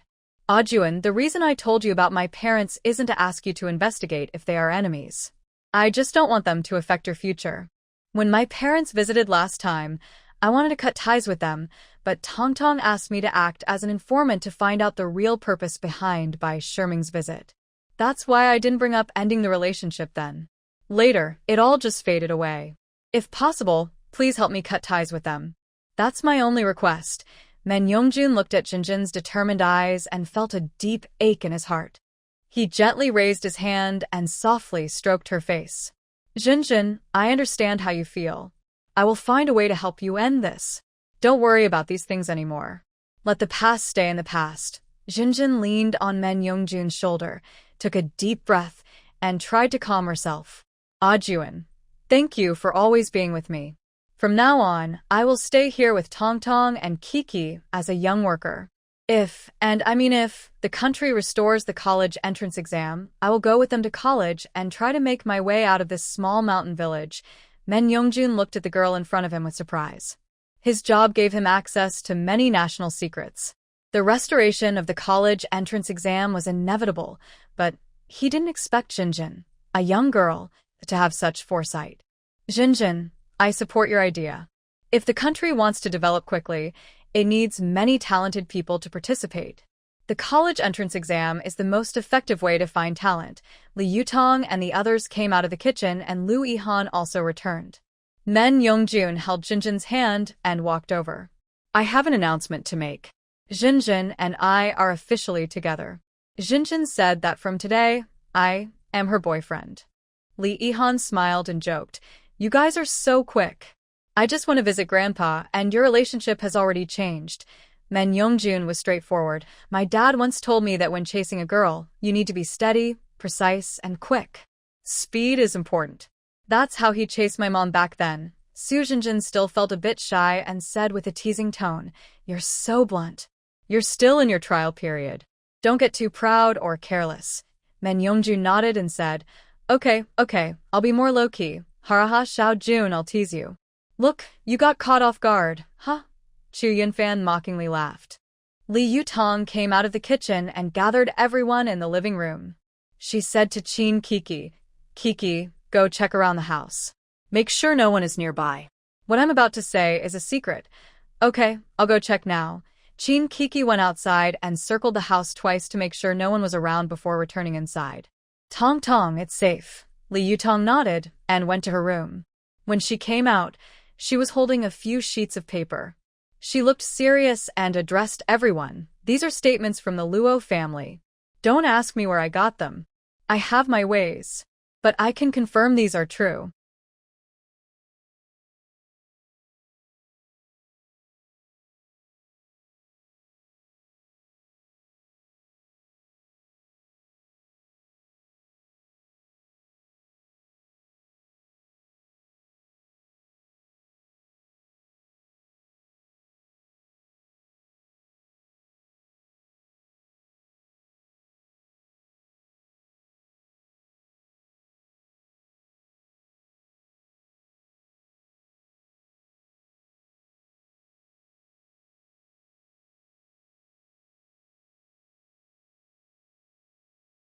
He had heard before that Bai Jinrong's backing was very strong. They had been investigating, and now they finally had concrete clues. The person was tall, liked to wear a black hat, and a face appeared in his mind. As Li Yihan looked at the papers, his brow furrowed. Junzi, your third uncle's name is on this list. I didn't expect him to be so deeply involved with the Luo family. He handed the materials to Men Yongjun and said, Your third uncle has been managing your family business all along. I didn't expect him to support the Luo family financially. Men Yongjun took the documents, his face turning pale instantly. He never imagined his third uncle would do such a thing. I always thought he was just focused on the family business. I didn't realize he was colluding with the Luo family behind the scenes, he said through clenched teeth. Li Yutong comforted him. It's not too late to find out now. Let's think of a way to solve this together. Chu Yunfan patted Men Yongjun on the shoulder. Don't get too upset. The most urgent thing is to find out how deep your third uncle is involved in this. Lu Yihan thought for a moment. We need to gather more evidence about your third uncle before planning our next move. Junzi, since you're convenient to act in the family, keep an eye on your third uncle's movements. Men Yongjun nodded. Hanzi, Fanzi, I think I need to go now. After I meet your parents and family tomorrow, I will buy a ticket back to Kyoto. We can't delay this anymore. Lu Yihan nodded. Yes, go back. The day after tomorrow, Fanzi and I will leave with my grandfather. After that, I will fully support your work. Suddenly, Qin Kiki remembered the warm jade she had left for Jinjin. She pulled her into her room and took it out of her storage ring. Jinjin, this piece of jade was obtained from Lord Yama. It can nourish people and also has protective powers to ward off disasters. Fan Qi and I each have one. Fan Qi gave hers to Lu Yihan. I gave mine to Chu Yunfan. This one is for you. You can decide whether to give it to Men Yongjun. Jinjin took it without hesitation and said, since I've decided to be with Men Yongjun, he is now my person. His work can be dangerous. When he leaves tomorrow, I will give it to him. When they left the room, for people outside had already discussed their plan. Lu Yihan was seriously talking to Li Yutong. Tong, when we return to Kyoto, if Lord De can't cure the poison, you will have to step in. Li Yutong smiled slightly. Okay. You all go back first. If I really need to help, just call me. I'll come immediately. Next, everyone sat by the fireplace in the living room, chatting and keeping watch. They stayed up until midnight before heading back to rest. Li Yutong and the others squeezed together to sleep and soon fell into a dream. Li Yutong did not sleep peacefully. She had a strange dream. In her dream, her parents from her past life appeared. Her mother held her hand and told her about her past and present lives. Tong, ever since you left us, our hearts have been torn apart. We are filled with endless sadness. Our spirits and bodies have changed quickly, like a candle in the wind. We just hope to meet you again in the afterlife. Maybe the heavens pity our love for you. In our sleep, a mysterious voice told us that both your father and I are born with twin souls. If we want to find our daughter, one of our souls can travel to another time and space. We agreed without hesitation. But when we crossed over, we did not meet each other. My mother became a beautiful jade ornament in this world, just at the moment when the wicked Luo Han got her drunk and tried to ruin her reputation. Later, your father also entered the room drunk and accidentally had a close moment with me. The room was dark, so we didn't recognize each other. Your father said he wanted to take responsibility for me. But since we both carried some of our future souls, we didn't think much of this sudden event. He left a token and then turned away. The token is a green ring. In your last dream, your mother gave it to you. Her life in this world has ended, but your father's other soul still exists in your current time. His name here is Li Jianfeng. I only learned after your mother passed away that he is not remarried since we met. Tong, he is your biological father. If possible, I wish I could stay with you and your father forever, never parting, always together. Li Yutong held her parents' hands, tears of joy in her eyes.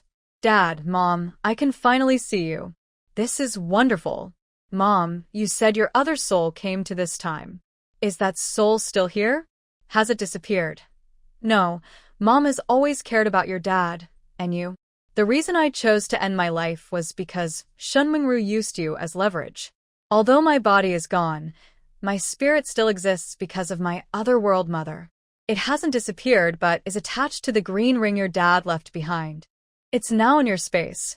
Li Yutong quickly took out the green ring from her space. The ring glowed softly, as if her mom's spirit was truly inside. Mom, I miss you so much. Are you always with me in this ring? Li Yutong whispered. Suddenly, the ring shimmered, and her mom's gentle voice echoed in her mind. Tong, I am always here. Now that you know about your dad, go find him. I hope you can meet again. Li Yutong nodded firmly.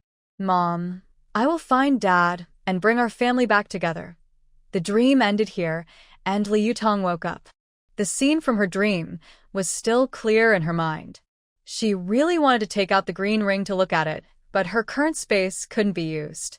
Li Yutong, rarely losing her temper, exclaimed. Next to her, Qin Kiki and Su Jinjin were still asleep. Li Yutong checked the time. 5:30 a.m. It was winter, and it wouldn't get light until 7 a.m. But she couldn't fall back asleep, so she quietly got up and went to the nearby mountain. The winter morning air was fresh and cold. Li Yutong started her morning exercise. After a full set of military-style punches, she was covered in sweat. The eastern sky was beginning to brighten with the first light. At that moment, a colorful bird resembling an eagle flew over her head. Seeing the eagle, Li Yutong remembered stories about the phoenix from Greek legends. But phoenixes live in the Arabian deserts. Why would one appear here? She decided not to think too much and quickly threw a stone at the bird. In an instant, the phoenix flapped its wings and fell down. Haha, no wonder they say the early bird catches the worm. Look, I came to the mountain and got a reward. Li Yutong carried the phoenix back to her place. Qin Kiki and Su Jinjin had already woken up. Tong Tong, you went to the mountains so early. Su Jinjin peeked out from the kitchen and asked. I woke up early and didn't want to disturb you too, so I went for a walk in the mountains. Come look, this bird has very beautiful feathers. Tong Tong, I suspect you like its feathers, which is why you caught that bird, Qin Kiki said with a playful smile, looking at the proud bird. The proud bird. I'm just a bit more beautiful.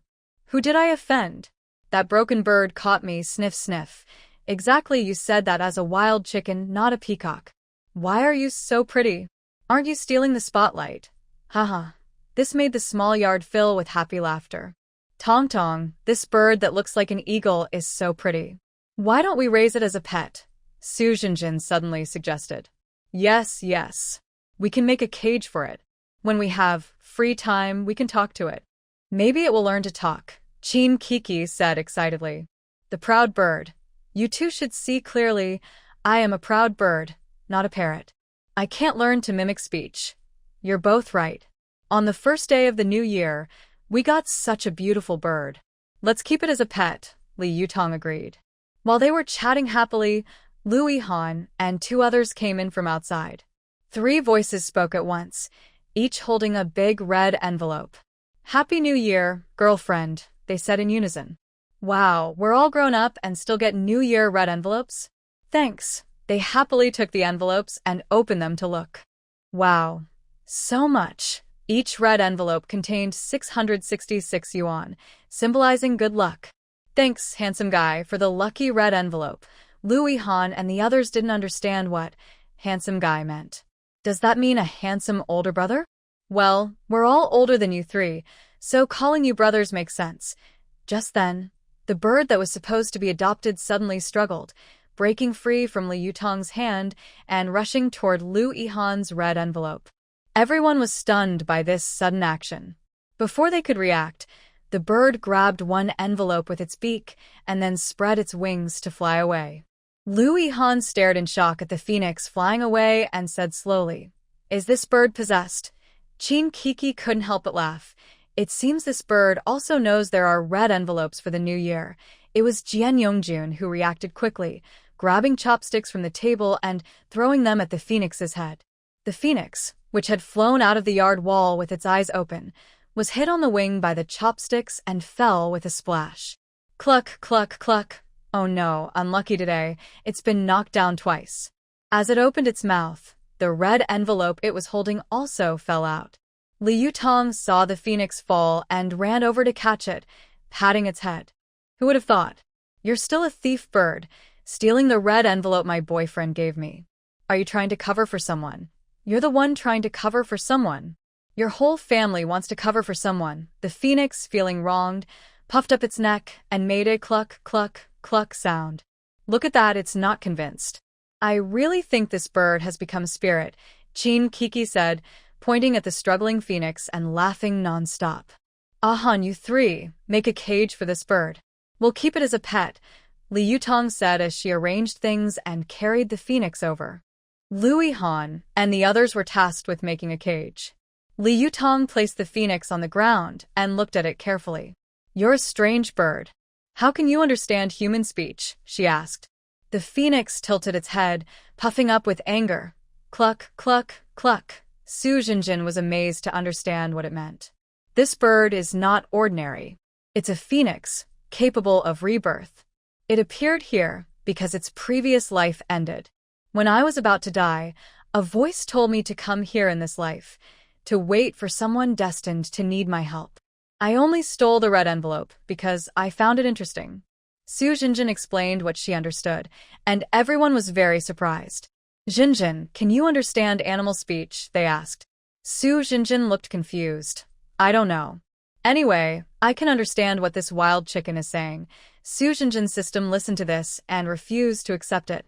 "Host, you don't understand your own system at all. The beginner's gift pack I gave you already has language functions. This language includes beast language and human language. Is that true? Do you mean I can now understand beast language and also other languages like English?" "Of course. As long as it's a human language, you're proficient in it." Wow, I've never seen such a careless host who doesn't even know what abilities they have.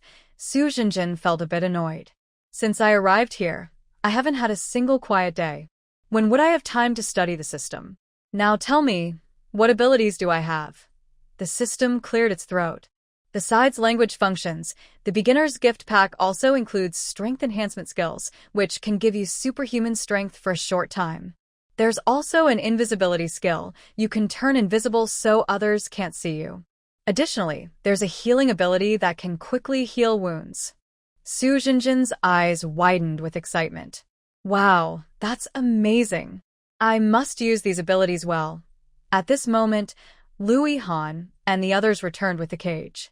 Su Jinjin drove the phoenix into the cage and said to everyone, "Good news! I can understand what this phoenix is saying. Not only that, but I can understand any human language." "Really?" Men Yongjun looked a bit doubtful, but Li Yutong and Qin Kiki knew that this was a skill given to Su Jinjin by the system.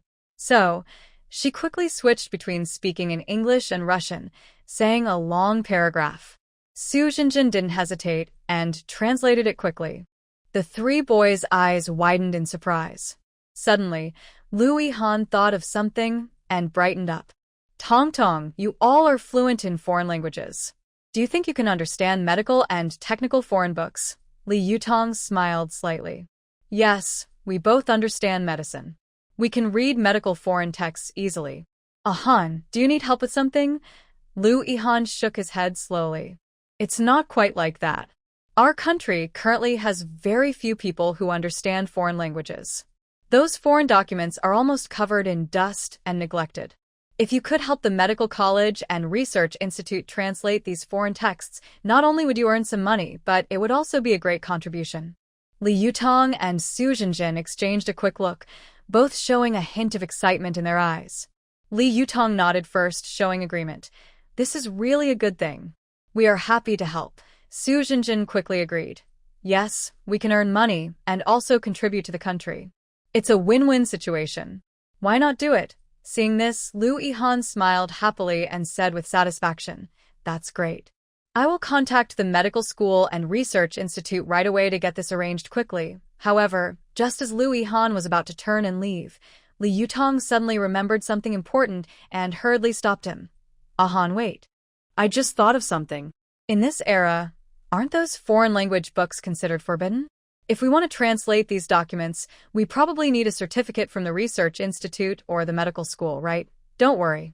Leave this to me. It definitely won't cause you any trouble," Men Yongjun said confidently, as if this was an easy task for him. Standing nearby, Qin Kiki and Chu Yunfan heard Men Yongjun's words and clapped together, feeling happy for their friends. Li Yutong turned to look at Qin Kiki, suddenly having an idea. She winked at her and smiled. "Kiki, weren't you into writing before? I think you could try writing a novel. Maybe you could even earn some money from it." Qin Kiki listened and nodded subtly, thinking back to her past life. She was a college graduate in Chinese literature, and because of her skills, she was specially recruited into a special forces team. In her free time, she liked to write stories to record her military experiences. Her works often appeared in newspapers. But to hide her crossing identity, she looked at Chu Yunfan and asked, "Is that okay?" "Of course.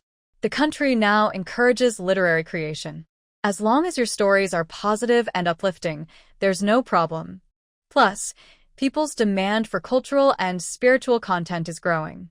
If you write good stories, many readers will like them and earning money from them will be easy," Chu Yunfan replied. Qin Kiki listened to Chu Yunfan and pretended to be excited. "Then I definitely want to try. I believe I can do it." At this moment, the immortal phoenix in the cage flapped its wings and kept cackling. Su Zhenjin listened for a while, then smiled and said to everyone, "It says the person it came here to find is Tong Tong, and it wants to stay close to her." Everyone was surprised at first, then burst into laughter. They didn't expect the immortal bird to be so clingy. "I say, immortal bird, we can't keep calling you immortal bird all the time. That's not very nice. How about we give you a name?" Li Yutong said to the cage. The immortal bird flapped its wings and made a cackling sound. Coco looked anxious and said, "Why are you cackling? Can't you just say it directly, the immortal bird? You think I want to cackle? I can't speak your human language." Su Zhenjin found it funny and looked at Coco, then continued translating. "The immortal bird says it has a name. Its name is Flower Feather." Everyone listened to the name and nodded. "That name suits its appearance quite well. All right, since you have a name, from now on we'll call you Flower Feather," Li Yutong agreed. At this moment, Cece's voice echoed in Li Yutong's mind. "Master, find a chance to put the immortal bird into the space. It will be very useful later." Li Yutong was a bit surprised. "Cece, I can't use the space right now. How can I put it inside?" Cece rolled her eyes. "Master, just because you can't use the space doesn't mean I can't. If you release Flower Feather from the cage, I can take it into the space." Li Yutong nodded silently, curious about what great use Flower Feather might have. She continued to smile at Flower Feather and said, "Flower Feather, from now on, you'll stay with me." The bird happily flapped its wings and made a cackling sound, as if responding. At this time, Louis Han spoke up. "Tong Tong, once I finish contacting the medical school and research institute, I'll bring over the documents to translate." Li Yutong replied, "Okay, Xian and I will finish as soon as possible."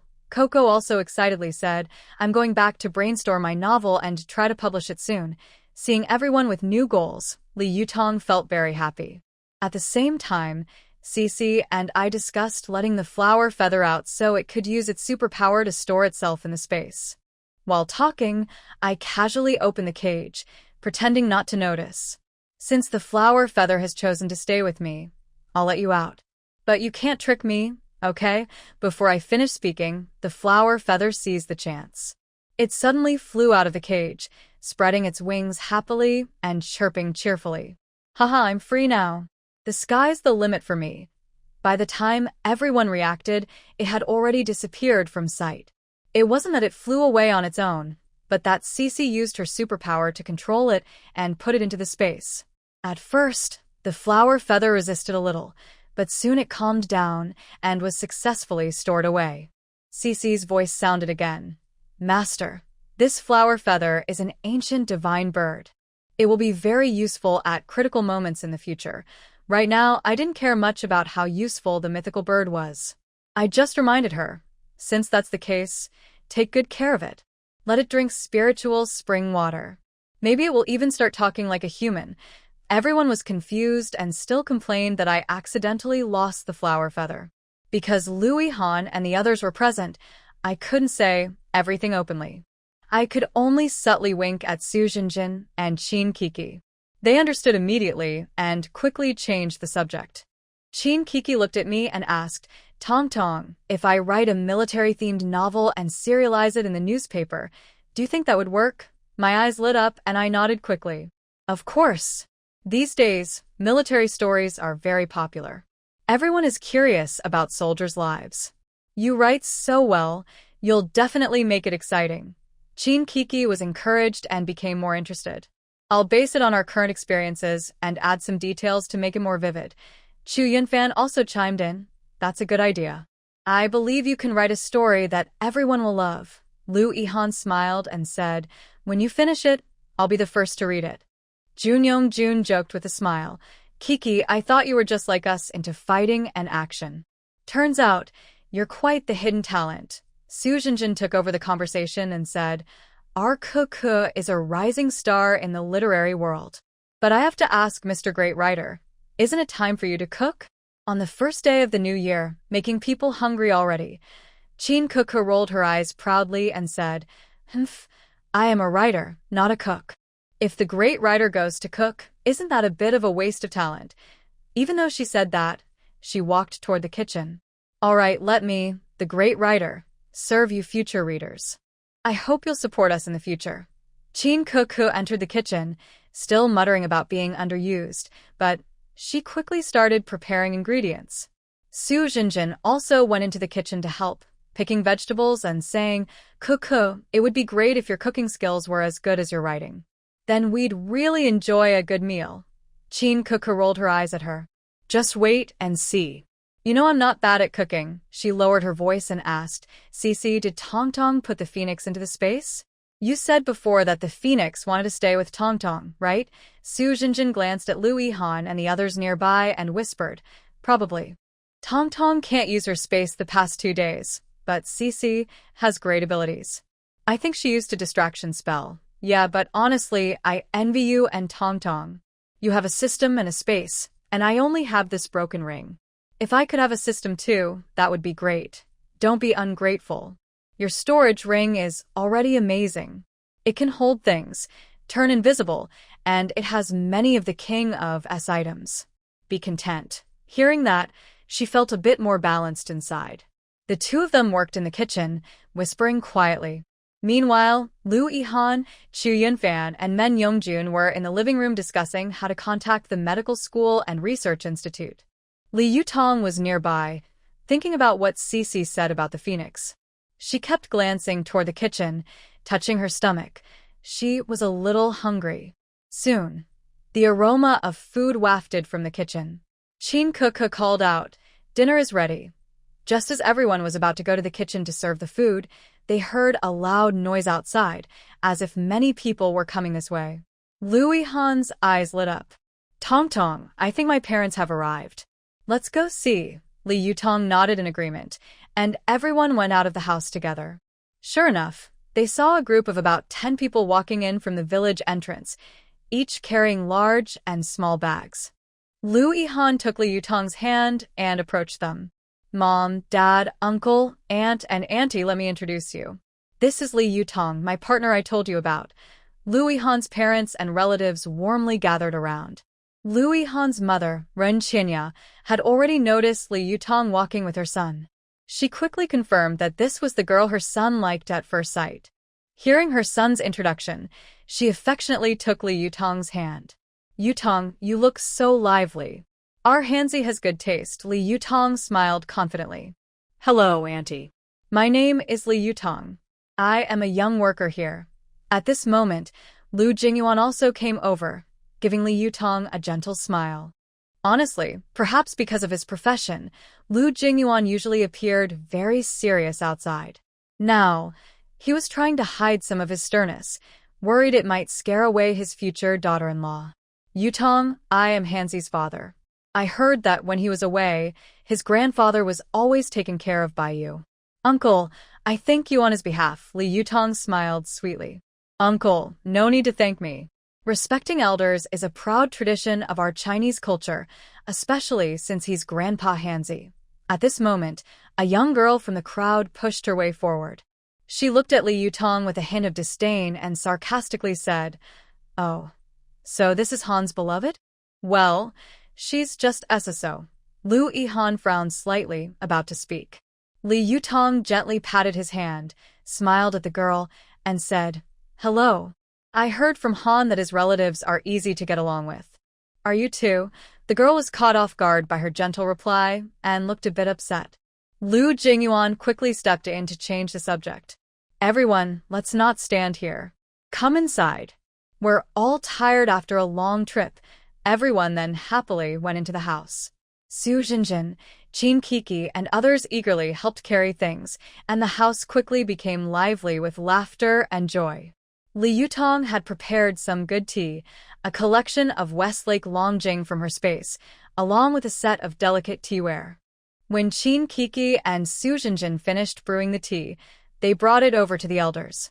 Uncle, aunt, uncle, auntie, and sister, please enjoy the tea. Yutong, you've worked hard. Ren Xianyao especially liked her daughter-in-law and looked at her with satisfaction. It's not hard at all. Li Yutong smiled slightly, acting polite and graceful. I didn't know what kind of tea you all liked, so I just prepared Longjing. I hope you like it. Like it. Like it. Lu Yihan's aunt and sister-in-law also smiled and said.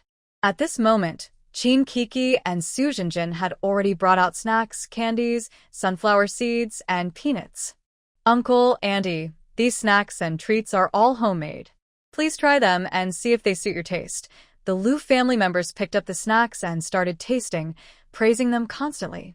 The young girl, however, pouted and muttered softly. Humph, who knows if they really made these themselves? Qin Kiki also pouted, but Li Yutong pretended not to hear and continued smiling and chatting with everyone.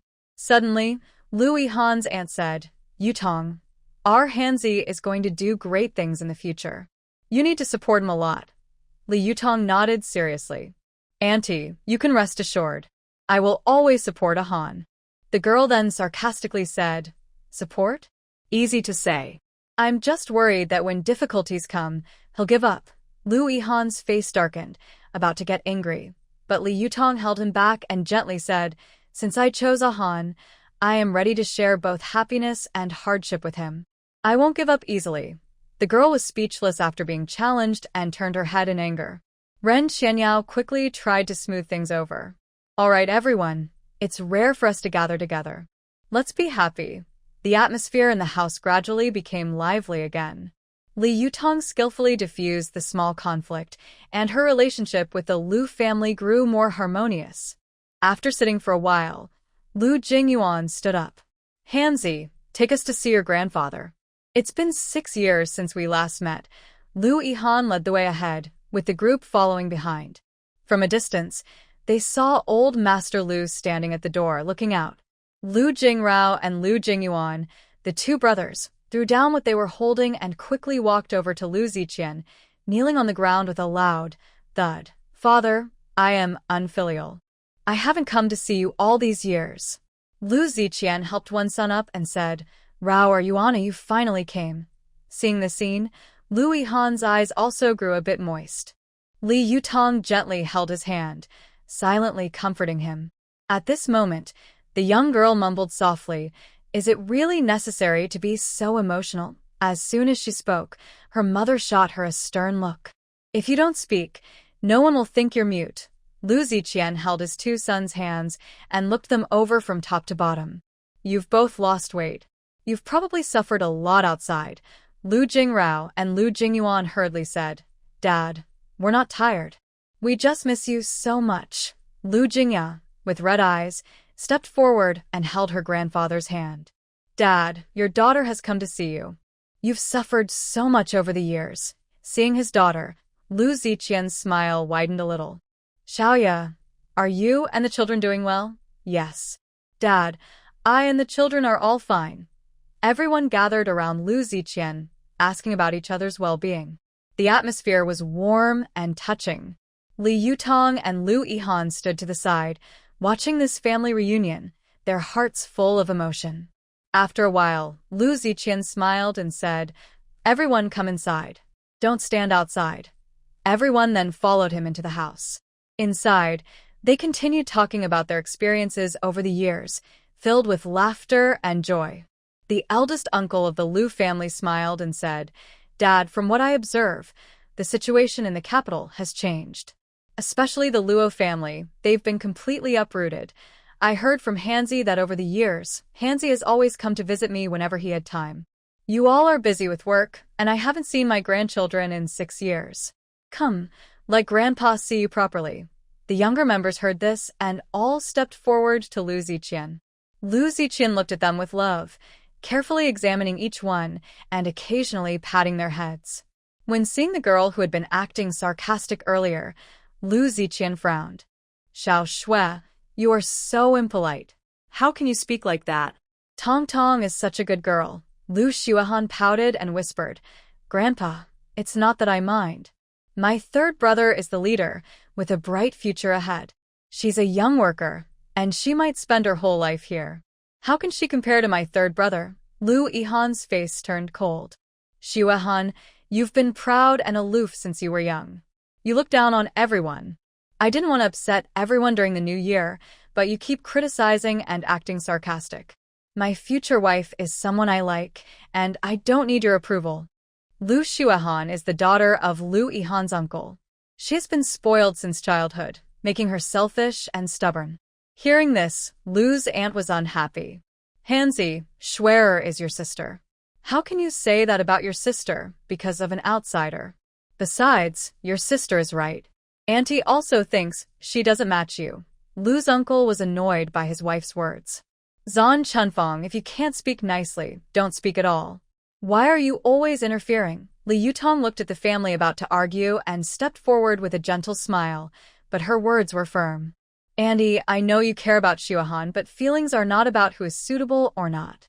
I may be a young worker, but I have my own dreams and goals. I won't be stuck here forever. Plus, Ihan and I truly love each other. We will work hard to build a good life. During the new year, let's not let this small matter ruin our harmony. It's better to be happy together. Li Yutong's words were reasonable, polite, and well-spoken. Lu's aunt was speechless for a moment, her face alternating between pale and red. Lu Shuahan wanted to argue again but was sharply glared at by her uncle. Lu Ziqian nodded happily and said with a smile, The girl is right. Everyone calm down. Family unity and happiness are the most important. The atmosphere gradually eased, and the younger family members helped smooth things over. The conflict was temporarily resolved. Li Yutong held Lu Yihan's hand and exchanged a smile, as if telling each other that no matter what the future held, they could face it together. Lu Yihan's younger sister, Lu Shihan, came over to Li Yutong. She said, Sister Tong, my second brother already told our parents about you two dating. He said my future sister-in-law is very beautiful. It's true when I see you. Li Yutong smiled and said, Shirhan, I also heard from your second brother that you just finished high school and have been staying at home recently. Have you thought about what to do next? Dad told me to apply for the arts troupe, but I don't like that kind of place. You know, the performers in the military arts troupe are all high and mighty, very scheming. I don't like dealing with such people. Li Yutong thought this future sister-in-law suited her well and quietly told her, Shirhan, if you don't want to go, don't force yourself. When you have time, read more books at home. The college entrance exam will be back next year, and you can go to university then. Really? Shirhan exclaimed excitedly, but seeing so many people around, she quickly covered her mouth with her hand. This gesture made Li Yutong smile softly and whisper, It's true. Just keep it to yourself, okay? Don't tell others. Shirhan wasn't stupid. She was quite clever. She understood who Li Yutong was talking about and nodded eagerly. Yes, I know. I'll study my own, secretly. Lu Yihan's older brother, Lu Binghan, and his younger brother, Lu Shuehan, also came over. What are you two talking about? Such a lively chat, they said. Shirhan quickly changed the subject. Sister Tong, let me introduce you. This is my eldest brother, Lu Binghan. He's just like his name, cold and aloof. Li Yutong politely greeted him. Hello, big brother. Lu Binghan nodded lightly. Yutong, my second brother often talks about you. You two are a good match. Thank you, big brother. Shirhan pointed to another person and said, This is my third brother, Lu Shuehan. He's quite gentle and is a Navy soldier. Hello, sister-in-law. Lu Shuehan called Li Yutong sister-in-law right away, which made her a bit confused. Great. Shuehan, all three of you look very handsome. Definitely three big handsome guys. Li Yutong said this out loud, but inwardly she was a bit suspicious. Lu Yihan and Lu Binghan looked very much alike, clearly brothers. However, Lu Shuehan, though handsome, didn't seem to resemble them much. Li Shirhan smiled and asked, Sister Tong, is the handsome guy you're talking about someone who looks good? Yes, yes, Li Yutong replied softly with a smile. In idiomatic words, he is like a handsome young man standing tall and elegant. Her voice was clear and pleasant, like a songbird, making people feel enchanted. Sister Tong, you are so right, Li Shirhan quickly agreed. My three brothers are all very handsome. Not only do they look good, but they also have a charming presence. I really envy them. Haha, you are not far behind, Li Yutong said with a smile, looking at Li Shirhan. You look like a beautiful girl, inheriting your aunt's good looks. You truly have excellent genes. The younger ones nearby saw them talking so happily and gathered around. Li Shirhan introduced Li Yutong to each of them. At this point, Li Yutong finally recognized all the members of the Li family. Old Master Li had two sons and a daughter. The eldest son, Li Jingrao, was the director of the mechanical factory in the city. His wife, Zhan Chunfang, was the factory accountant. They had two sons and a daughter, Li Qihan, Li Yuhan, and Li Xuehan. Old Master Li's daughter, Li Jingya, was the deputy director of the military general hospital. She had a son and a daughter. Her son, Shui Zihan, also worked at the hospital as a surgeon. Her daughter, Shui Linghan, worked in a government department. Li Yihan was the third among the grandchildren and the most promising. Li Yihan's parents were not in the city. They were in the Huaqing military district. Li Jingyuan was the commander of the Huaqing military district, and Rin Qianya worked in the rear department of the military. After recognizing the Li family, Li Yutong said sincerely, I am really happy to meet everyone today. I will stay in Yangjiao, Huai Brigade for the next 2 years. If you have time, come and visit. Hearing this, Li Xuehan pouted. This remote place isn't fun. Only someone like you, who grew up in the city, would like to stay here. If my dad hadn't forced me to come, I wouldn't bother coming. Before Li Yutong could say anything, Li Shirhan was not willing to back down. Sister Shui, just because you don't want to come doesn't mean we don't want to. You're from the city and have seen the world. We, who come from small places, aren't worthy to stand with you. You should go with Auntie Li instead. Lu Xuehan's usually pretty face suddenly looked upset. Shirhan, how can you talk like that? I am your sister after all. If you won't help me, fine, but why are you also defending a stranger from the countryside? Are you still my cousin? Lu Shirhan seemed to have taken the wrong medicine. Why is she acting so out of line?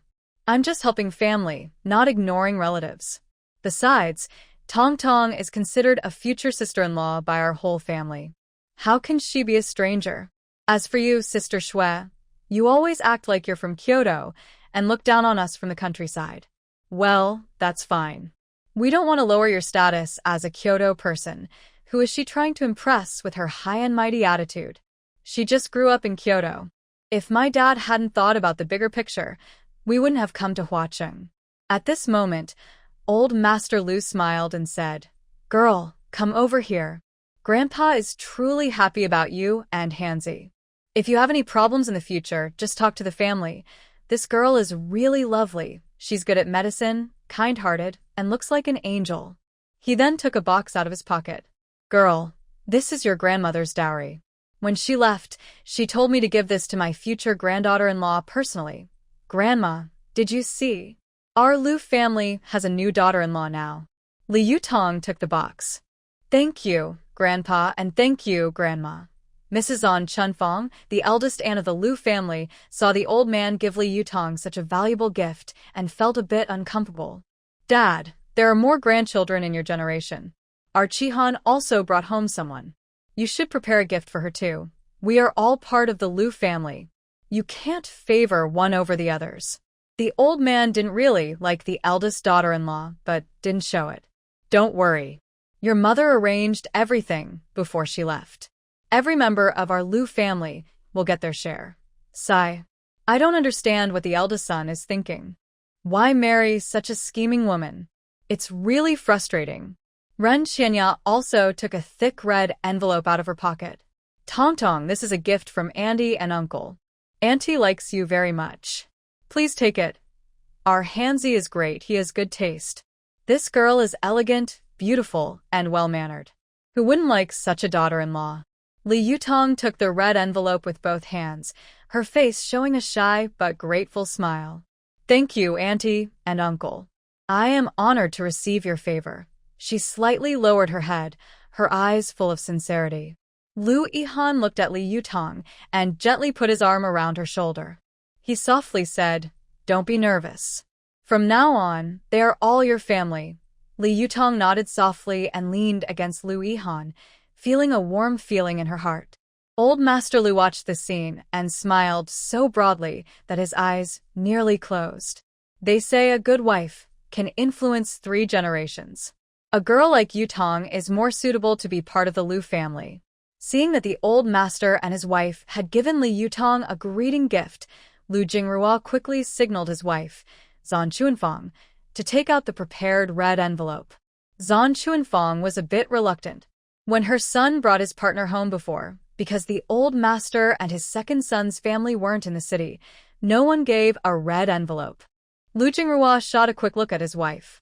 He cared about face, and today, with so many people present, he couldn't afford to lose the reputation of the head of the Lu family. Reluctantly, Zan Chuanfang took out the red envelope and forced a smile. Yutong, this is a small token from Uncle and Auntie. Don't think it's too little. Li Yutong politely took the red envelope. Thank you, Uncle. Thank you, Auntie. Actually, she had already seen through their family's thoughts. Her keen eye for value was not to be underestimated. She found their psychological drama quite amusing, more complex than Ishu's inner thoughts. Lu Yihan's aunt, Lu Jingya, smiled as she approached. Tongtong, can I call you that? Of course, Auntie, Li Yutong replied with a smile. Tongtong, I just heard your grandfather say you're very skilled in medicine. Would you like me to help you get transferred back to the city through some connections here? Honestly, Li Yutong was touched by her aunt's words. It wasn't easy for her to be considered so thoughtfully on their first meeting. But she had her own plans. She smiled and said, Thank you, Auntie, but you don't need to trouble yourself. I just arrived here recently and am not in a hurry to go back. Besides, if I do go back, I will do so based on my own abilities. In 2 years, the college entrance exams will resume, and she planned to rely on her own skills to get back. Just then, Chu Yunfan and Min Yongjun came over to call everyone to eat. Of course, they greeted everyone warmly. Especially when meeting with Lu Jingyuan, his wife, and Lu Yihan's brothers, everyone was very warm and friendly, like family. Fanzi, Junzi, how come you two have time to come here and play? Are your parents doing well? They're fine. They're also thinking of you, Chu Yunfan said happily. Yes, Uncle and Auntie. I came with Hanzi this time to visit. We'll be returning to Kyoto this afternoon. Lu Jingyuan patted their shoulders. Young people are the hope of our country. As the great leaders said, the future belongs to us and to you. Ultimately, it's yours. Old Master Lu stood up. Come on, everyone, let's go eat. Today's family reunion dinner should be lively. Everyone got up and headed toward Li Yutong. Li Yutong and Lu Yihan walked behind, and Lu Yihan gently held her hand. Don't be nervous. My parents and brothers are very easy to get along with. Li Yutong smiled brightly. I'm not nervous. I really like this family. Back home, Qin Kiki and Su Jinjin had prepared a big table of food. Qin Kiki is from the south, and Su Jinjin is from the north. They worked together to make a variety of dishes, representing both southern and northern flavors. There were dishes like squirrel mandarin fish, sweet and sour pork, Buddha jumps over the wall, boiled cabbage, lion's head meatballs, lychee pork, roast duck, iron pot stew, pork with vermicelli, dumpling soup, and tangyuan sweet rice balls. Everyone sat around the table, and the atmosphere was lively. Old Master Lu looked at the delicious dishes and couldn't stop smiling. Kiki, Jinjin, your cooking skills are really good. Thank you for your hard work. He then took out 2 red envelopes. Here, this is Grandpa Lu's New Year's money for you. Don't refuse. Qin Kiki and Su Jinjin happily accepted the envelopes. Thank you, Grandpa Lu. Happy New Year. Fortunately, Li Yutong chose the biggest seat at the table when selecting her spot, or else there wouldn't be enough space for everyone. Lu Ziqian asked Li Yutong to sit on his right and Lu Yihan on his left. Tong Tong, you are Grandpa's approved granddaughter-in-law. From now on, the Lu family is your family. If anyone dares to bully you, just tell me, and I'll support you." The old man's words carried a subtle meaning. Although he didn't say it directly, everyone understood what he meant. "Thank you, Grandpa." Li Yutong politely replied, then started serving food to the old man.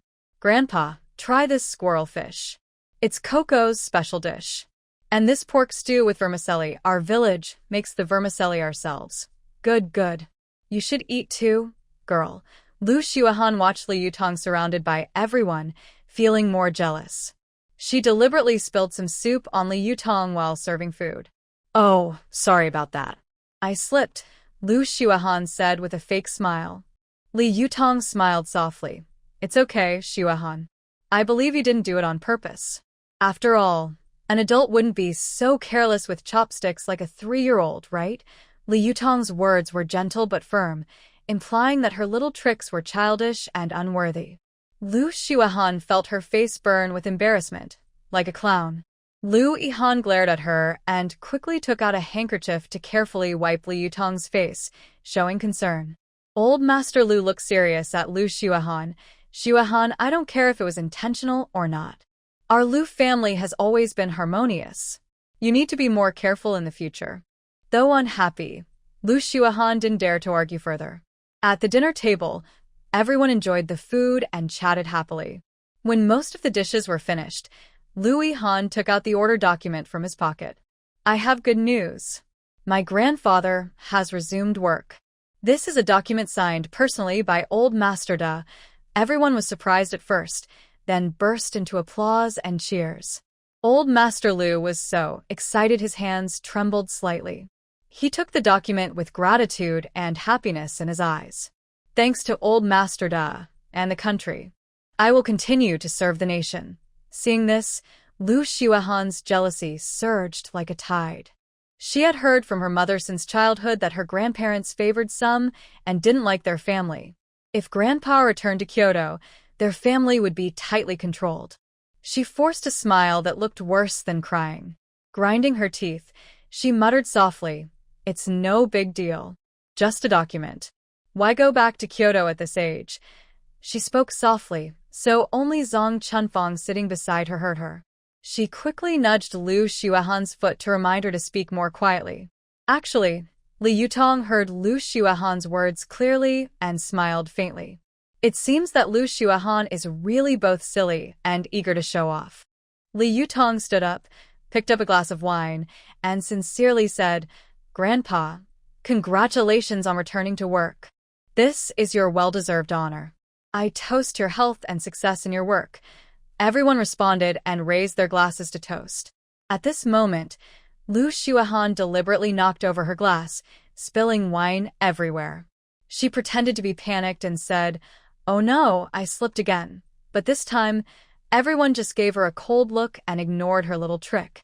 Lu Xuahan stood there awkwardly, her face turning red and white alternately. Old Master Lu spoke to his 2 sons and daughter, giving instructions. "Jing Rao, Jing Yuan, Jing Ya, you 3 go with Dad to Uncle Wang's house. Dad has been safe here in Yangjiao, Huan Brigade, all these years because Uncle Wang has been watching over us. He's about to leave soon, so we should go pay our New Year's respects and thank him, Sai. He's leaving here, parting from his old friends. It's really hard to let go." "Okay, we'll go with you," the old man continued. "Uncle Wang has 4 grandsons. Each of you should prepare a red envelope for them, just a small amount, 6 yuan and 60 cents, to bring good luck." "We understand, Dad. Don't worry, we'll go prepare now and bring some gifts too." Lu Yihan came over, saying, "Grandpa, I'll go with Chun Chun to see you. Grandpa is leaving tomorrow, and he can't stay here often. But Chun Chun still has to stay for several more years. With Uncle Wang's family taking care of her, she hasn't been very comfortable here." "Good, I was just about to say that you should go with us. You've been here many times these past few years, and are familiar with the people. You should go." Li Yutong nodded obediently and discussed with old Lu. "Grandpa, since it's the new year, should I prepare a small red envelope for Muchuan and the others? They're sisters and brothers and we get along well. The old man smiled and nodded kindly. You are very thoughtful, my child. Grandpa will leave tomorrow, so you need to stay here. It's very important to get along well with Uncle Wang and his family. Li Yutong nodded obediently and replied, Okay, Grandpa. I understand. I plan to give each of them a red envelope with 2 yuan inside. Do you think that's okay? Is it too little? Actually, she wanted to give more money because Uncle Wang's family had taken good care of her. But since Lu Yihan's parents only gave 6 yuan and 60 cents, she didn't want to go beyond them. So she hesitated and asked her grandpa for his opinion. Old mister. Lu quickly waved his hand and smiled. That's enough, that's enough. It's just a token of kindness, as long as the thought is there. He looked at Li Yutong with more admiration.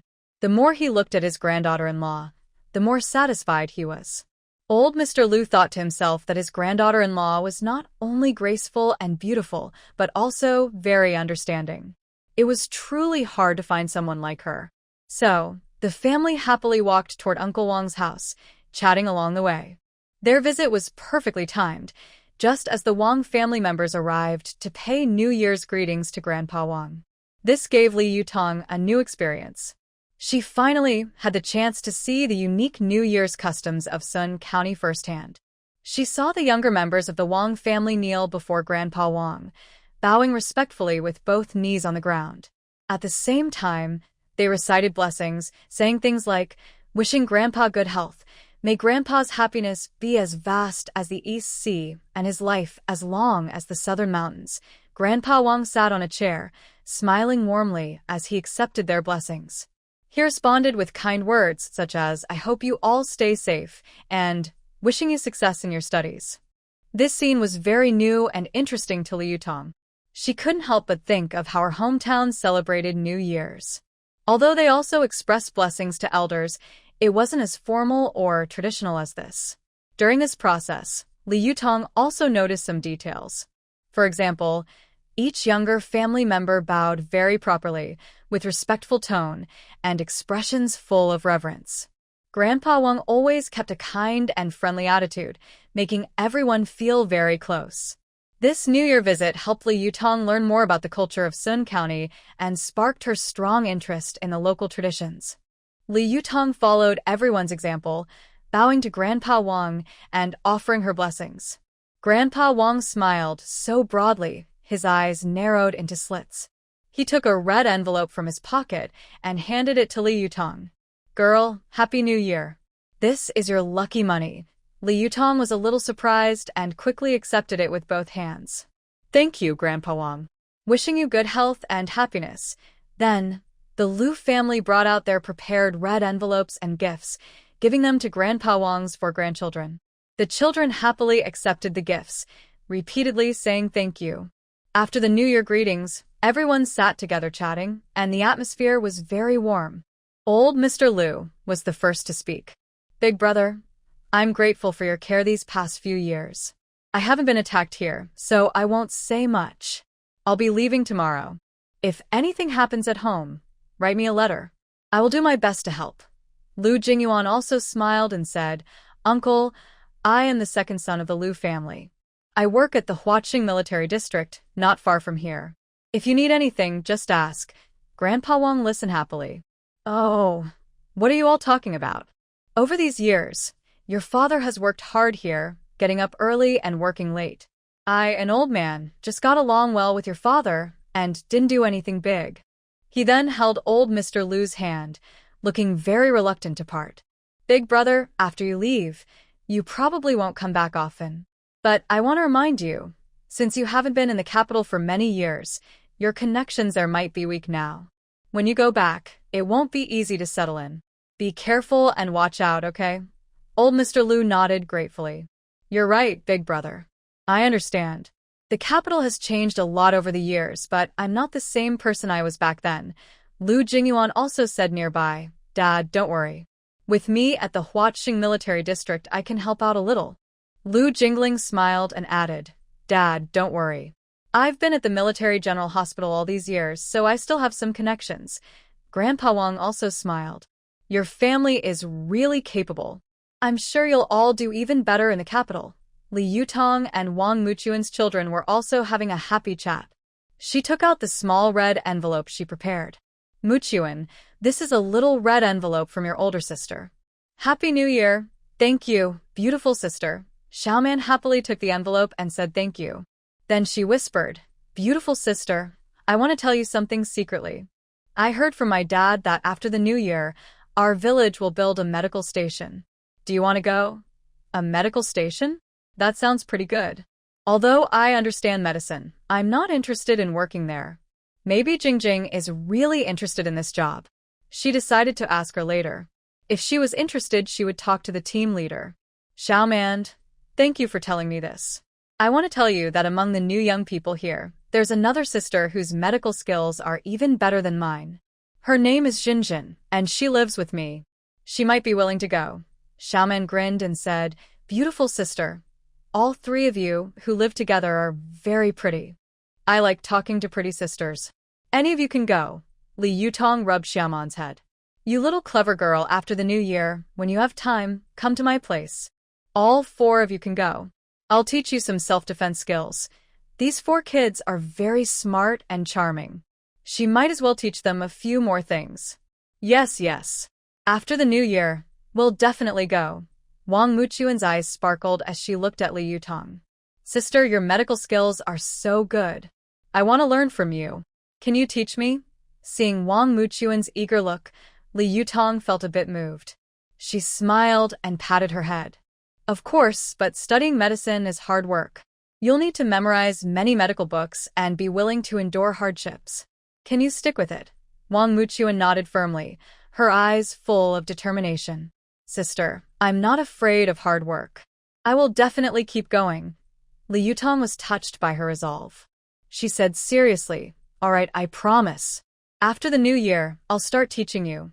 The other children gathered around, eager to learn as well. Looking at these adorable kids, Li Yutong felt warm inside. She happily agreed. Okay, I'll teach all of you. At this moment, Lu Jingyuan came over, smiling and saying, it looks like you've taken on a few young apprentices. Li Yutong playfully replied, yes, I'm training future medical talents early. Everyone heard this and burst into laughter, making the atmosphere more cheerful and friendly. They chatted for a while longer, and as evening approached, the sky darkened. The Lu family stood up to say goodbye. Grandpa Wang saw them off to the door and repeatedly warned them to be careful on the way. The Lu family set off on their journey home, filled with hope for the future, but also feeling a bit sad to leave Sun County and Grandpa Wang's family. When they returned home, Men Yongjun had already left. Chu Yunfan had taken him to the train station by bicycle.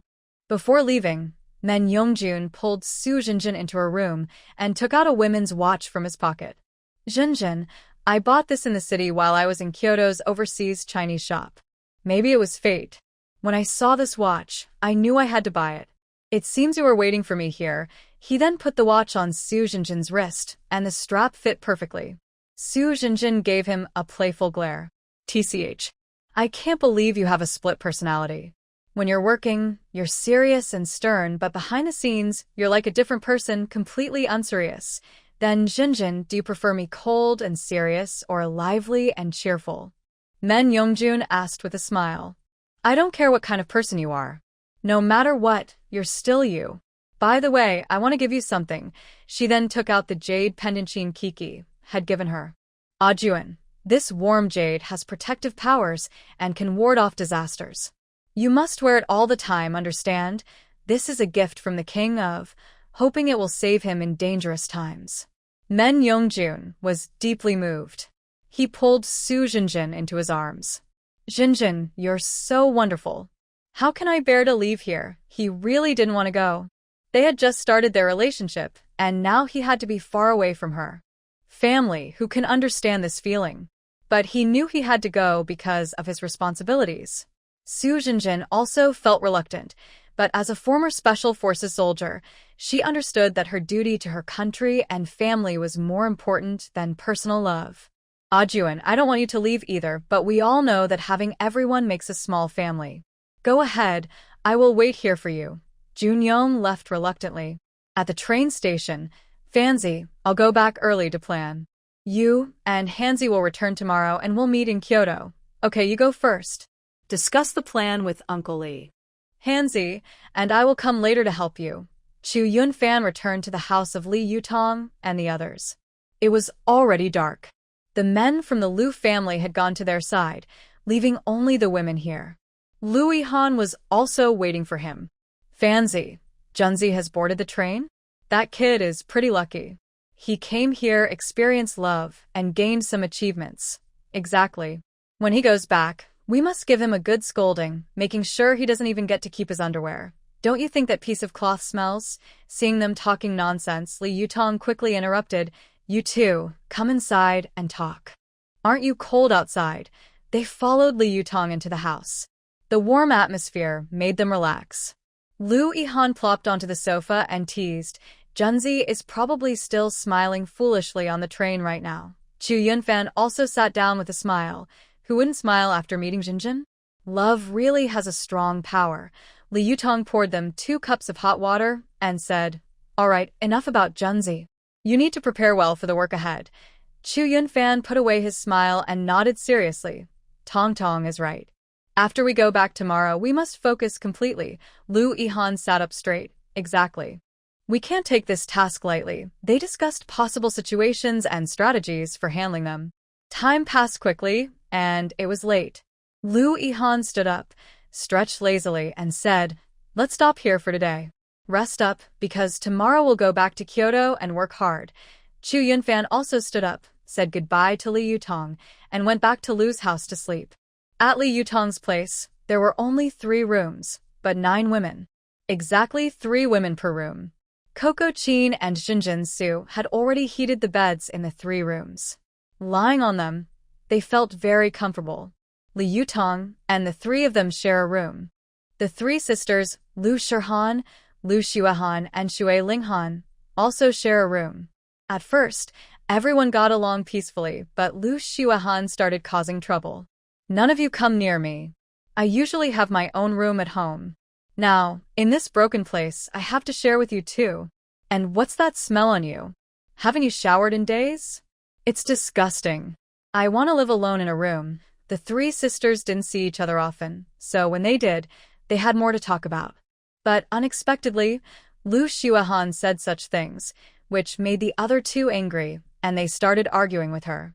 Xue Linghan pointed at Lu Xuehan's nose and scolded her. Lu Xuehan, if you don't want to stay here, go to town and rent a hotel. Stop causing trouble here. It's already good that you have a place to stay. And you're still so picky when you go out. Lu Shihan glared at Lu Xuehan. Sister Xue, I've tolerated you all day today. I just want to ask, why did you come here? Are you just here to cause trouble? Or are you here to show off your spoiled attitude? I tell you, there's a limit to patience. If you keep acting unreasonable, believe it or not, Ling Han, and I will give you a good lesson. You dare. I am your older sister. Lu Xuehan shouted sharply. Do you even remember you're the older sister? Look at yourself. Do you act like one? You're just a rural troublemaker. Lu Shihan didn't hold back and spoke harshly. Jia Tong gave up a room for us to stay in. Instead of being grateful, you're causing trouble here. You're just making a fool of yourself, she added. Lu Xuehan couldn't argue with her sisters anymore. Frustrated, she ran outside and shouted in the yard, Li Yutong, come out. Is this how you treat us? Making 3 of us share one bed? When Li Yutong heard the shouting, she hurried out of her room. Seeing Lu Xuehan full of anger, she spoke calmly, Xuehan, I'm really sorry. Our conditions are limited, so you 3 have to share a room. But it's also to help everyone get closer.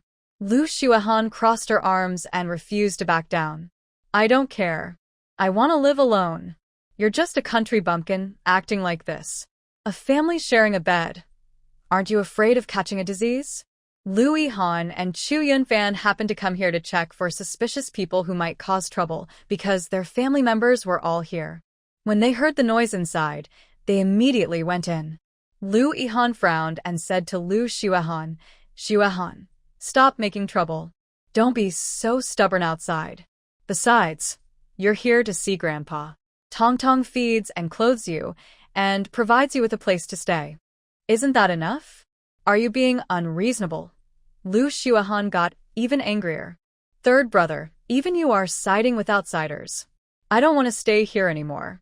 I want to go home. Lu Jingya, who was staying in Li Yutong's room, couldn't listen anymore. She put on her clothes and came out. Xuahan, have you had enough? A young girl like you, making so much noise late at night, aren't you afraid others will laugh at you? Even though Lu Xuahan was very stubborn, she was afraid of her aunt, who had never been kind to them. Her aunt always looked serious and never smiled at the younger generation. Now that she saw her come out to speak, she didn't dare to cause trouble anymore. She just looked sad and started crying. Auntie, I just don't like sleeping with others. I can stay awake tonight, right? Zhan Chunfang felt sorry for her daughter. Seeing her so upset, she tried to smooth things over. Swear, don't cry. How about I take you to a hotel? Li Yutong saw that her maternal family was being unreasonable, and her face turned cold. She said sharply, Third auntie, it's late at night. There are no hotels nearby. We came to see Grandpa, not to enjoy ourselves. Xuahan is being stubborn, and you're spoiling her. Aren't you worried you'll spoil her too much? Hearing this, Lu Xuahan cried even louder. Liu Ton. You're just targeting me on purpose. I don't want to stay in this broken place with you. Lu Jingya frowned. Xuahan, if you keep acting so unreasonable, don't expect me to treat you nicely in the future. Today, you sleep with your mother. No more fussing. She then took Ren Qianya and went toward the room where Lu Shihan and the others were. Lu Xuahan was so scared she trembled and didn't dare to cry out loud anymore. Zhan Chunfang also felt a bit embarrassed and tried to comfort her. Swear, listen to auntie. Stop making trouble. Lu Yihan's face also darkened. Xuahan, are you satisfied now? Making 4 elders squeeze into one room. That's what you wanted. You are so willful.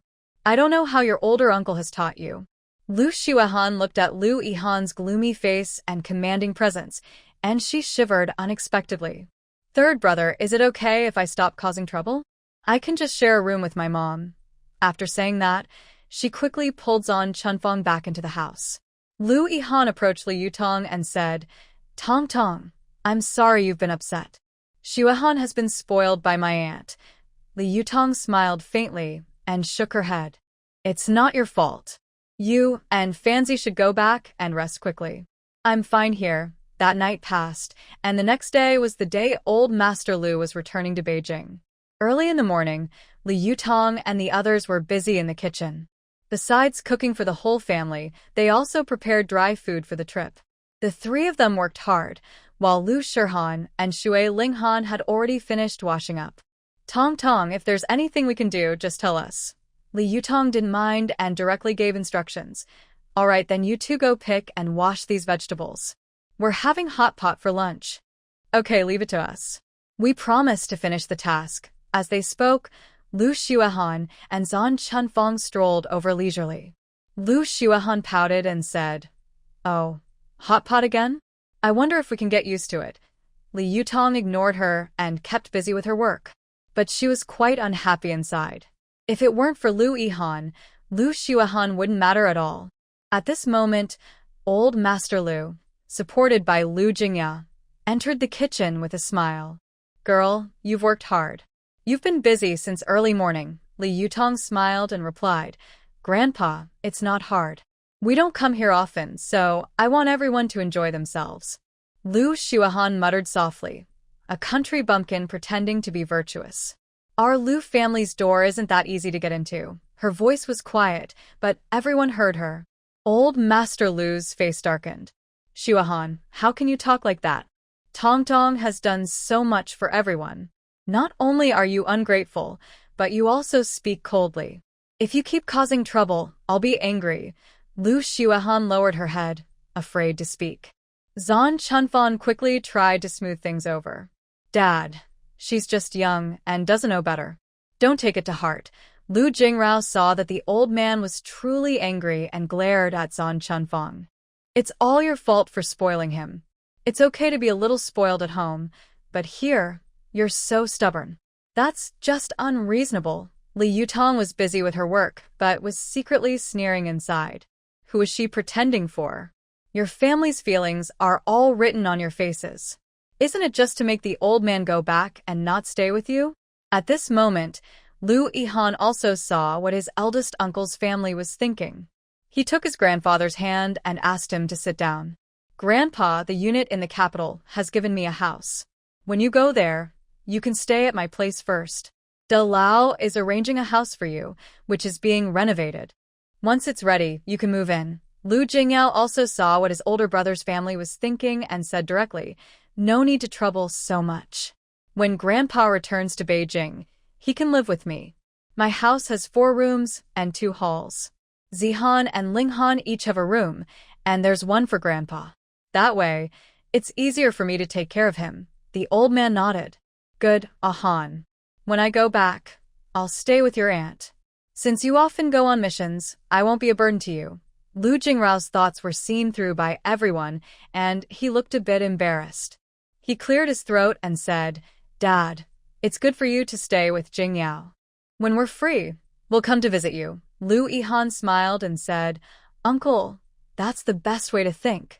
Lu Xiaohan listened to everyone's conversation but still felt dissatisfied. She muttered softly, What's there to show off?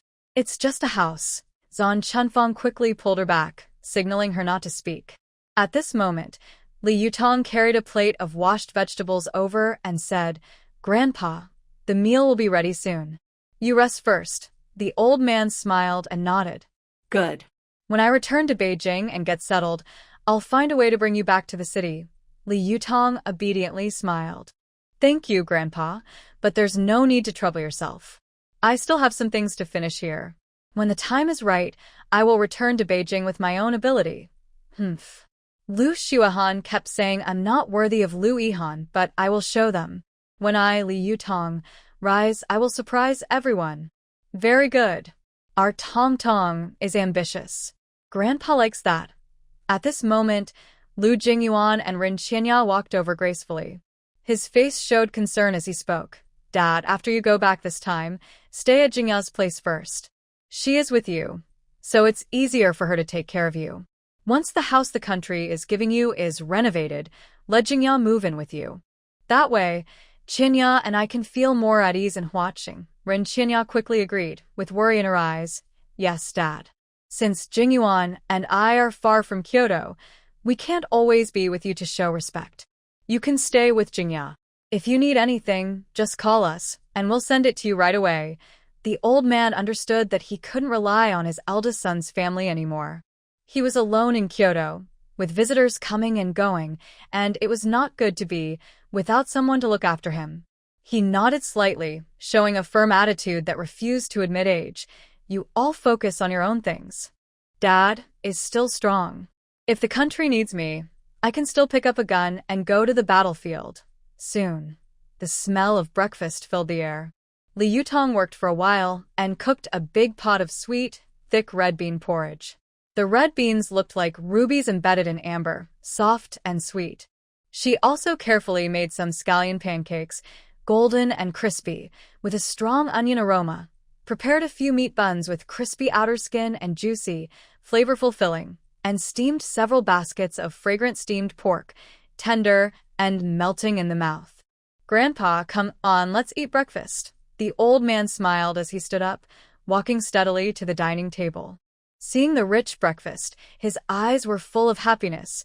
Tong Tong, your cooking gets better and better. You've worked hard. Everyone sat around the table, creating a warm and cozy atmosphere. They ate breakfast and chatted casually.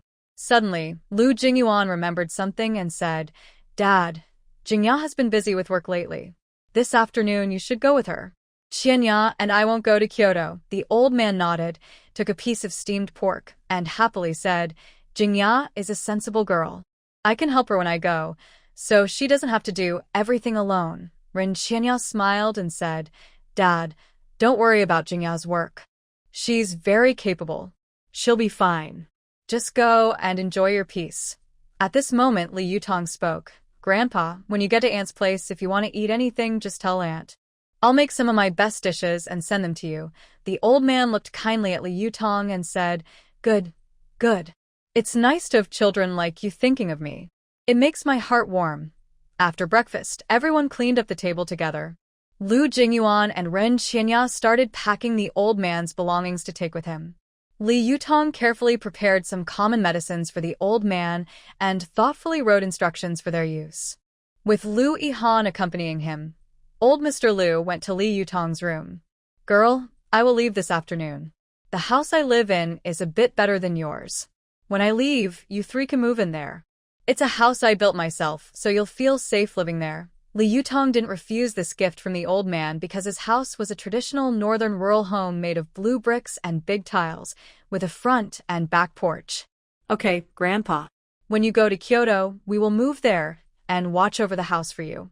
If you ever want to come back and visit Uncle Wang, it will be a good place for you.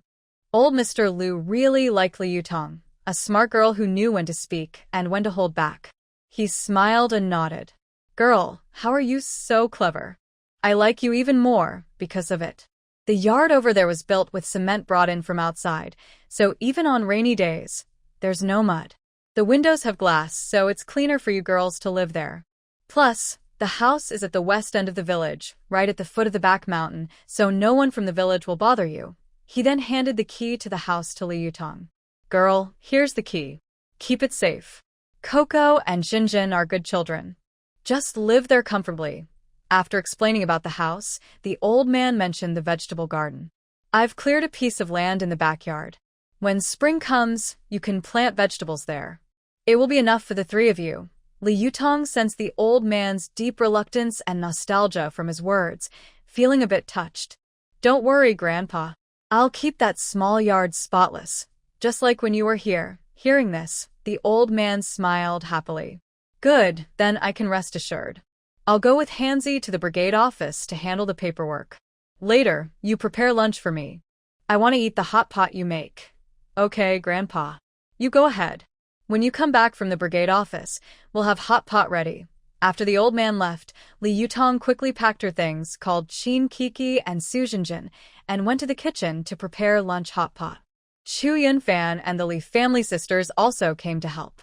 Lu Shihan looked at the hot pot base ingredients Li Yutong brought out, feeling a bit envious. Tongjia, do you still have some of this hot pot base? I want to take a few packs to Huaqing. Then I can enjoy hot pot whenever I want. Yes, I have plenty. I brought 10 packs for you. When you and Uncle and Annie want to eat, you can have it any time. Lu Shihan was a bit embarrassed when she heard they brought so many. Tongjia, do you think I'm being greedy? I just haven't tried hot pot before, and it looks so delicious. Shihan, why would you think that? I don't have many good things to offer. A few packs of hot pot base aren't anything special.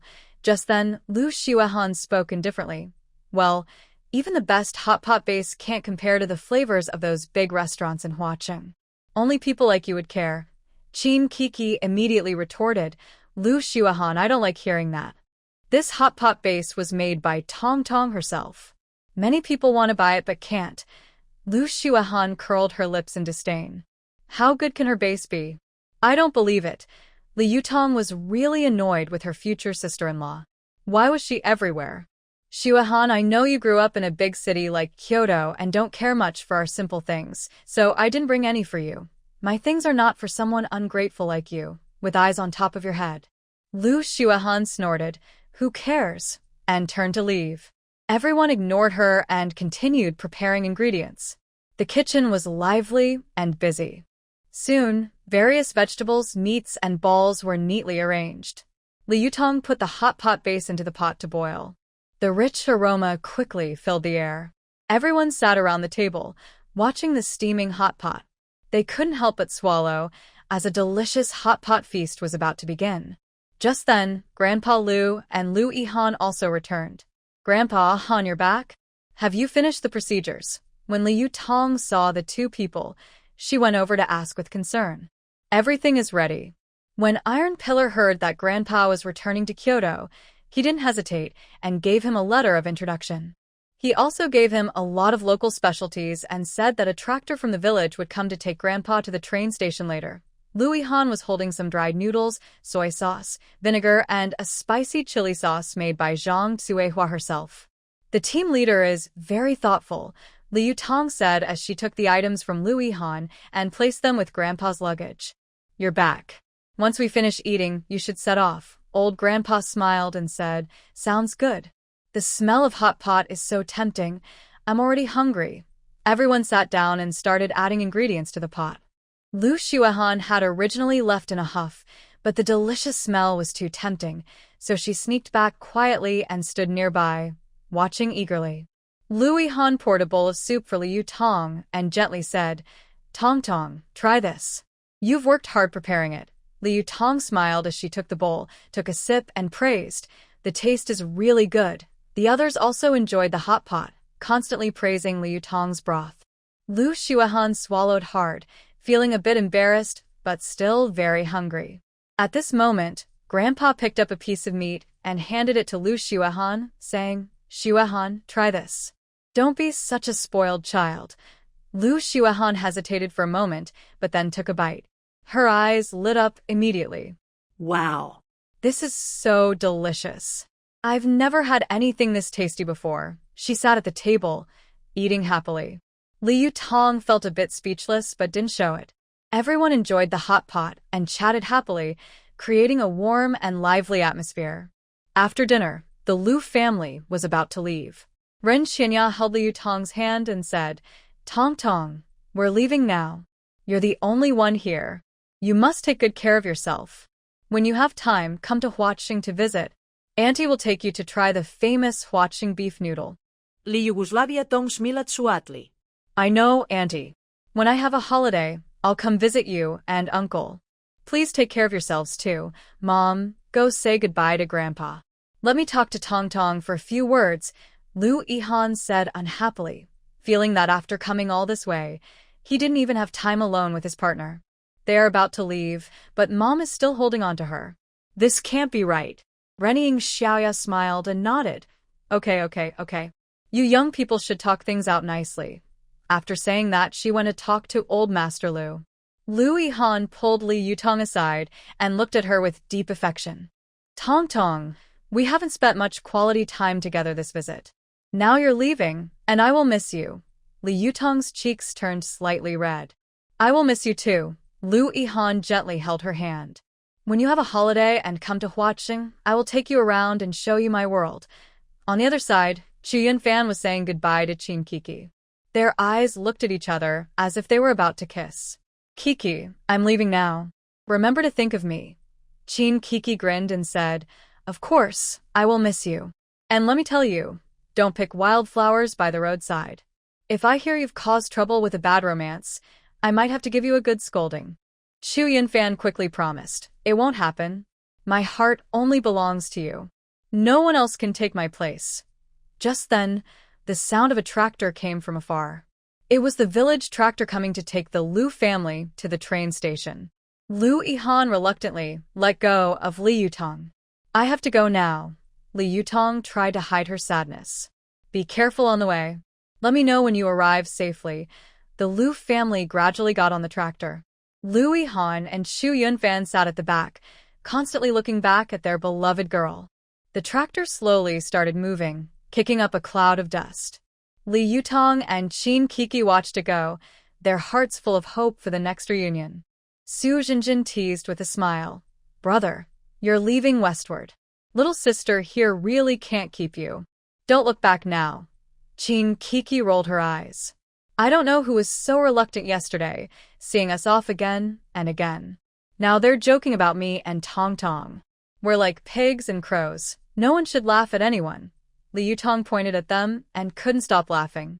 Haha, someone comparing themselves to pigs and crows? Kiki, I think your Chinese major degree is all used up now. Exactly, books are just learned from a dog's stomach. Su Jinjin also joked with a smile. Li Yutong, Su Jinjin, both of you are scolding me. I'm angry now, so angry I can't be comforted. Li Yutong and Su Jinjin exchanged smiles and quickly went forward to hold Qin Kiki's hand. Li Yutong playfully said, Kiki, don't be angry. I was just joking. You're the most knowledgeable person here, and I hope you can teach me more in the future. Su Jinjin also agreed. Yes. Lady Kiki is generous. Please don't mind us. Chin Kiki pretended to look serious, but after a moment, she couldn't help but laugh. Since you two are sincerely apologizing, I won't hold it against you. The three of them playfully entered the house. Li Yutong remembered what old Master Lu had said and said to the others, Kiki, Jinjin, Grandpa said we should move into his house. We're free now, so why not tidy up the place there and move in? Really? Grandpa Lu's house is much better than ours. The yard is paved with concrete, and the windows have glass. Hearing this, Chin Kiki was very excited about moving there. Let's hurry and get it ready. Once we move, the house here can be used for the young people coming next year. The three of them immediately started working. They quickly packed a few small items from their rooms, grabbed cleaning tools like brooms and cloths, and hurried to old Master Lu's house. When they arrived, they opened the door. The inside was a bit dusty, but overall still clean. Chin Kiki volunteered to clean the yard, while Li Yutong and Su Jinjin took charge of tidying the inside. Li Yutong wiped the windows, and Su Jinjin swept the floor. They worked together smoothly. Just as they were getting into the rhythm, they suddenly heard Chin Kiki's voice from the yard. Hey, there's an old box here. I wonder what's inside. They ran outside and saw Chin Kiki pointing at a worn-out box in the corner. What's in there? Could it be something forbidden? Li Yutong was unsure, so she went over and opened the box. Inside, she found some yellowed old books and letters. Li Yutong picked up a book with ancient poems written on it. These books might have been collected by Grandpa. They're not suitable to display now. Kiki, you should put this in your storage ring so no one sees it. As Chin Kiki's voice faded, the books and letters disappeared completely. The three of them exchanged smiles and continued to work on tidying up the house. Tong Tong, Grandpa Lu's house has so many rooms. I just counted roughly, and there are actually 4 rooms, plus a kitchen and a storage room. This house is really big, Su Jinjin said excitedly as she cleaned. Li Yutong and Chin Kiki looked at Su Jinjin, and their eyes lit up. They exchanged glances, thinking to themselves that the house now belonged to them. Over the next 2 years, how should they live here? If possible, they definitely wanted to make their living conditions more comfortable. Su Jinjin seemed to see through their thoughts and continued, I just checked outside the back door and found a low-lying area. I think we can turn that into a septic tank and change the toilet to a water-based one. That way, the whole house will be much cleaner. Li Yutong and Chin Kiki thought this was a very good idea. However, Chin Kiki suddenly remembered a problem and asked worriedly, Jinjin, your idea is great, but neither of us knows how to do plumbing, and it seems there's no running water here. Su Jinjin's eyes brightened, and she said mysteriously, I have a way. I read in a book that we can dig a well to get water. As for plumbing, we can ask the village elders. They must have experience. Li Yutong clapped her hands excitedly. That's a good idea. Let's go ask Uncle Wang now. He'll definitely give us good advice.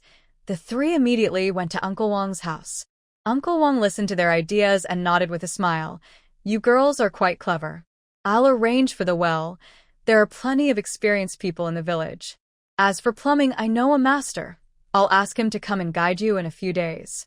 With Uncle Wang's support, the girls felt much more confident. Back at the house, they continued discussing plans for future renovations. They decided to wait until the well was dug and the plumbing was sorted out before giving the house a good makeover, turning it into a warm and comfortable little home. That night, Li Yutong had just returned to her room when Shishi's voice rang in her mind. Master, the space has fully recovered. You can now enter it. But this time, the surprise is a bit big, so be prepared. Why does this voice sound so nice? Li Yutong moved her thoughts and entered her space.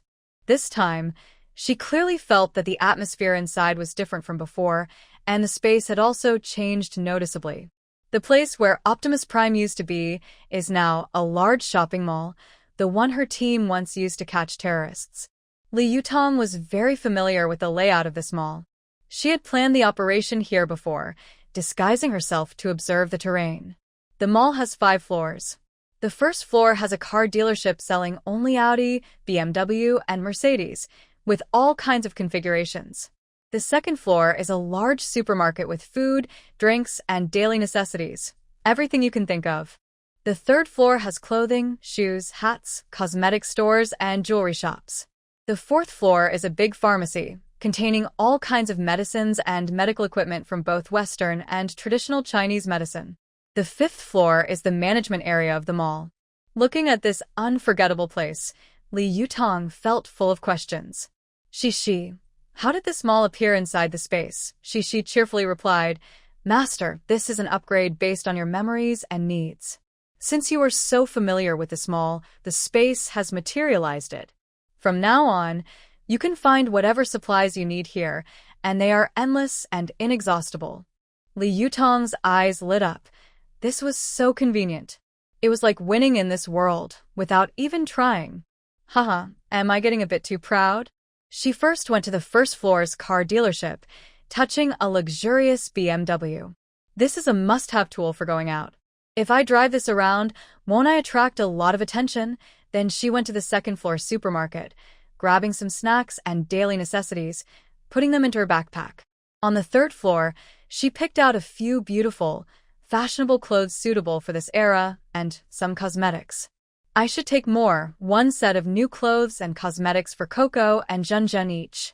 When they reached the fourth floor of the pharmacy supermarket, she carefully selected some common medicines and first aid supplies. Finally, they arrived at the fifth floor management area, which had some control panels. Cece explained that these panels could be used to manage the flow of supplies in the mall and update inventory. Li Yutong was very excited. With this space mall, she no longer needed to worry about living supplies or renovating her house. Cece, are there any other changes in the space? Cece's clear voice responded. Master, there is one more hidden area that has been activated, located on the basement level. However, the supplies there are quite special. Li Yutong's curiosity was piqued. She hurried to the basement. As soon as she arrived, she saw a large area that looked like a laboratory, filled with various advanced instruments. Cece explained, this is a virtual laboratory where you can conduct complex scientific experiments. You can use the virtual lab to develop inventions that could change the world in a short time.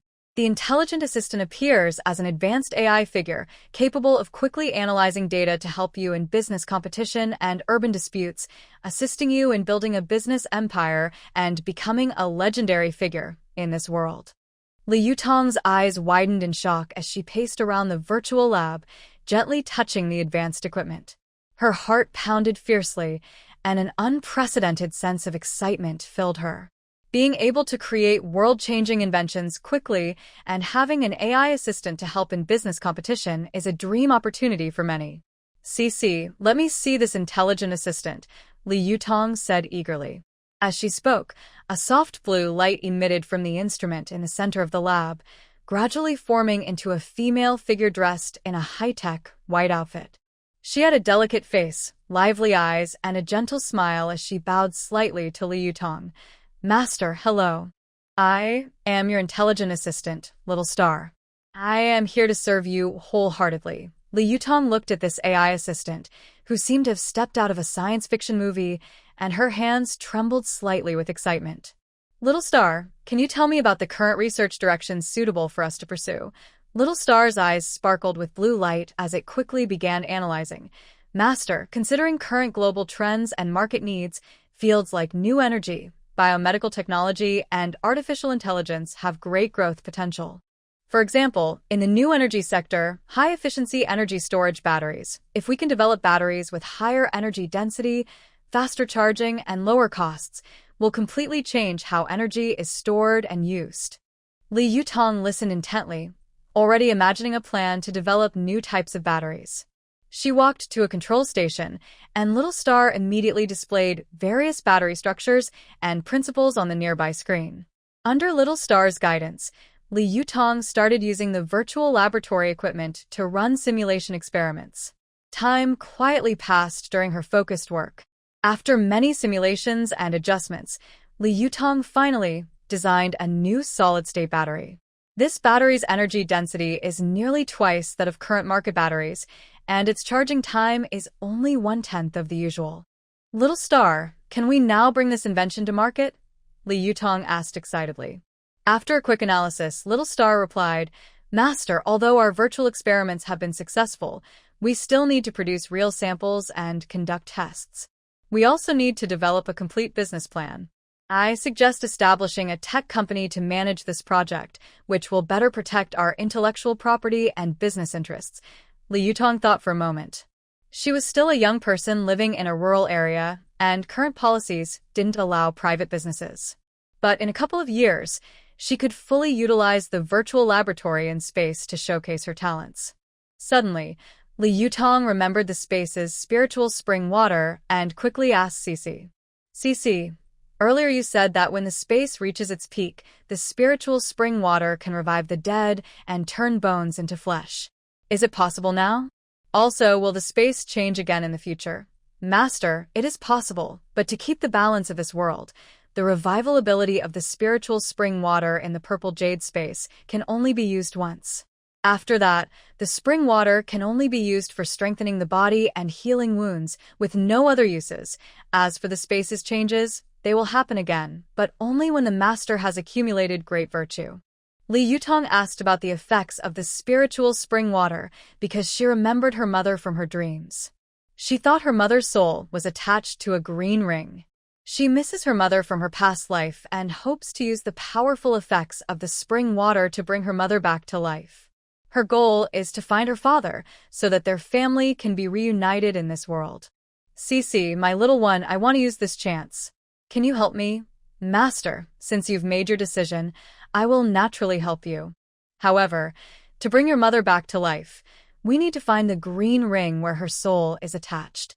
Also, when using the spring water, we must do so at a specific time and place to ensure this extraordinary plan succeeds, Cece said seriously. Li Yutong clenched her fists tightly, her eyes full of determination. I remember I put the ring in the drawer of the bedside table in the villa. I will go get it now. She quickly walked into the villa's room and headed straight for the bedside table. There, she saw the ring shining with a gentle glow. With trembling hands, Li Yutong picked up the ring and held it gently in her palm, feeling as if she could sense her mother's warmth. Cece, I have the ring now. What should I do next? Li Yutong asked eagerly in her heart.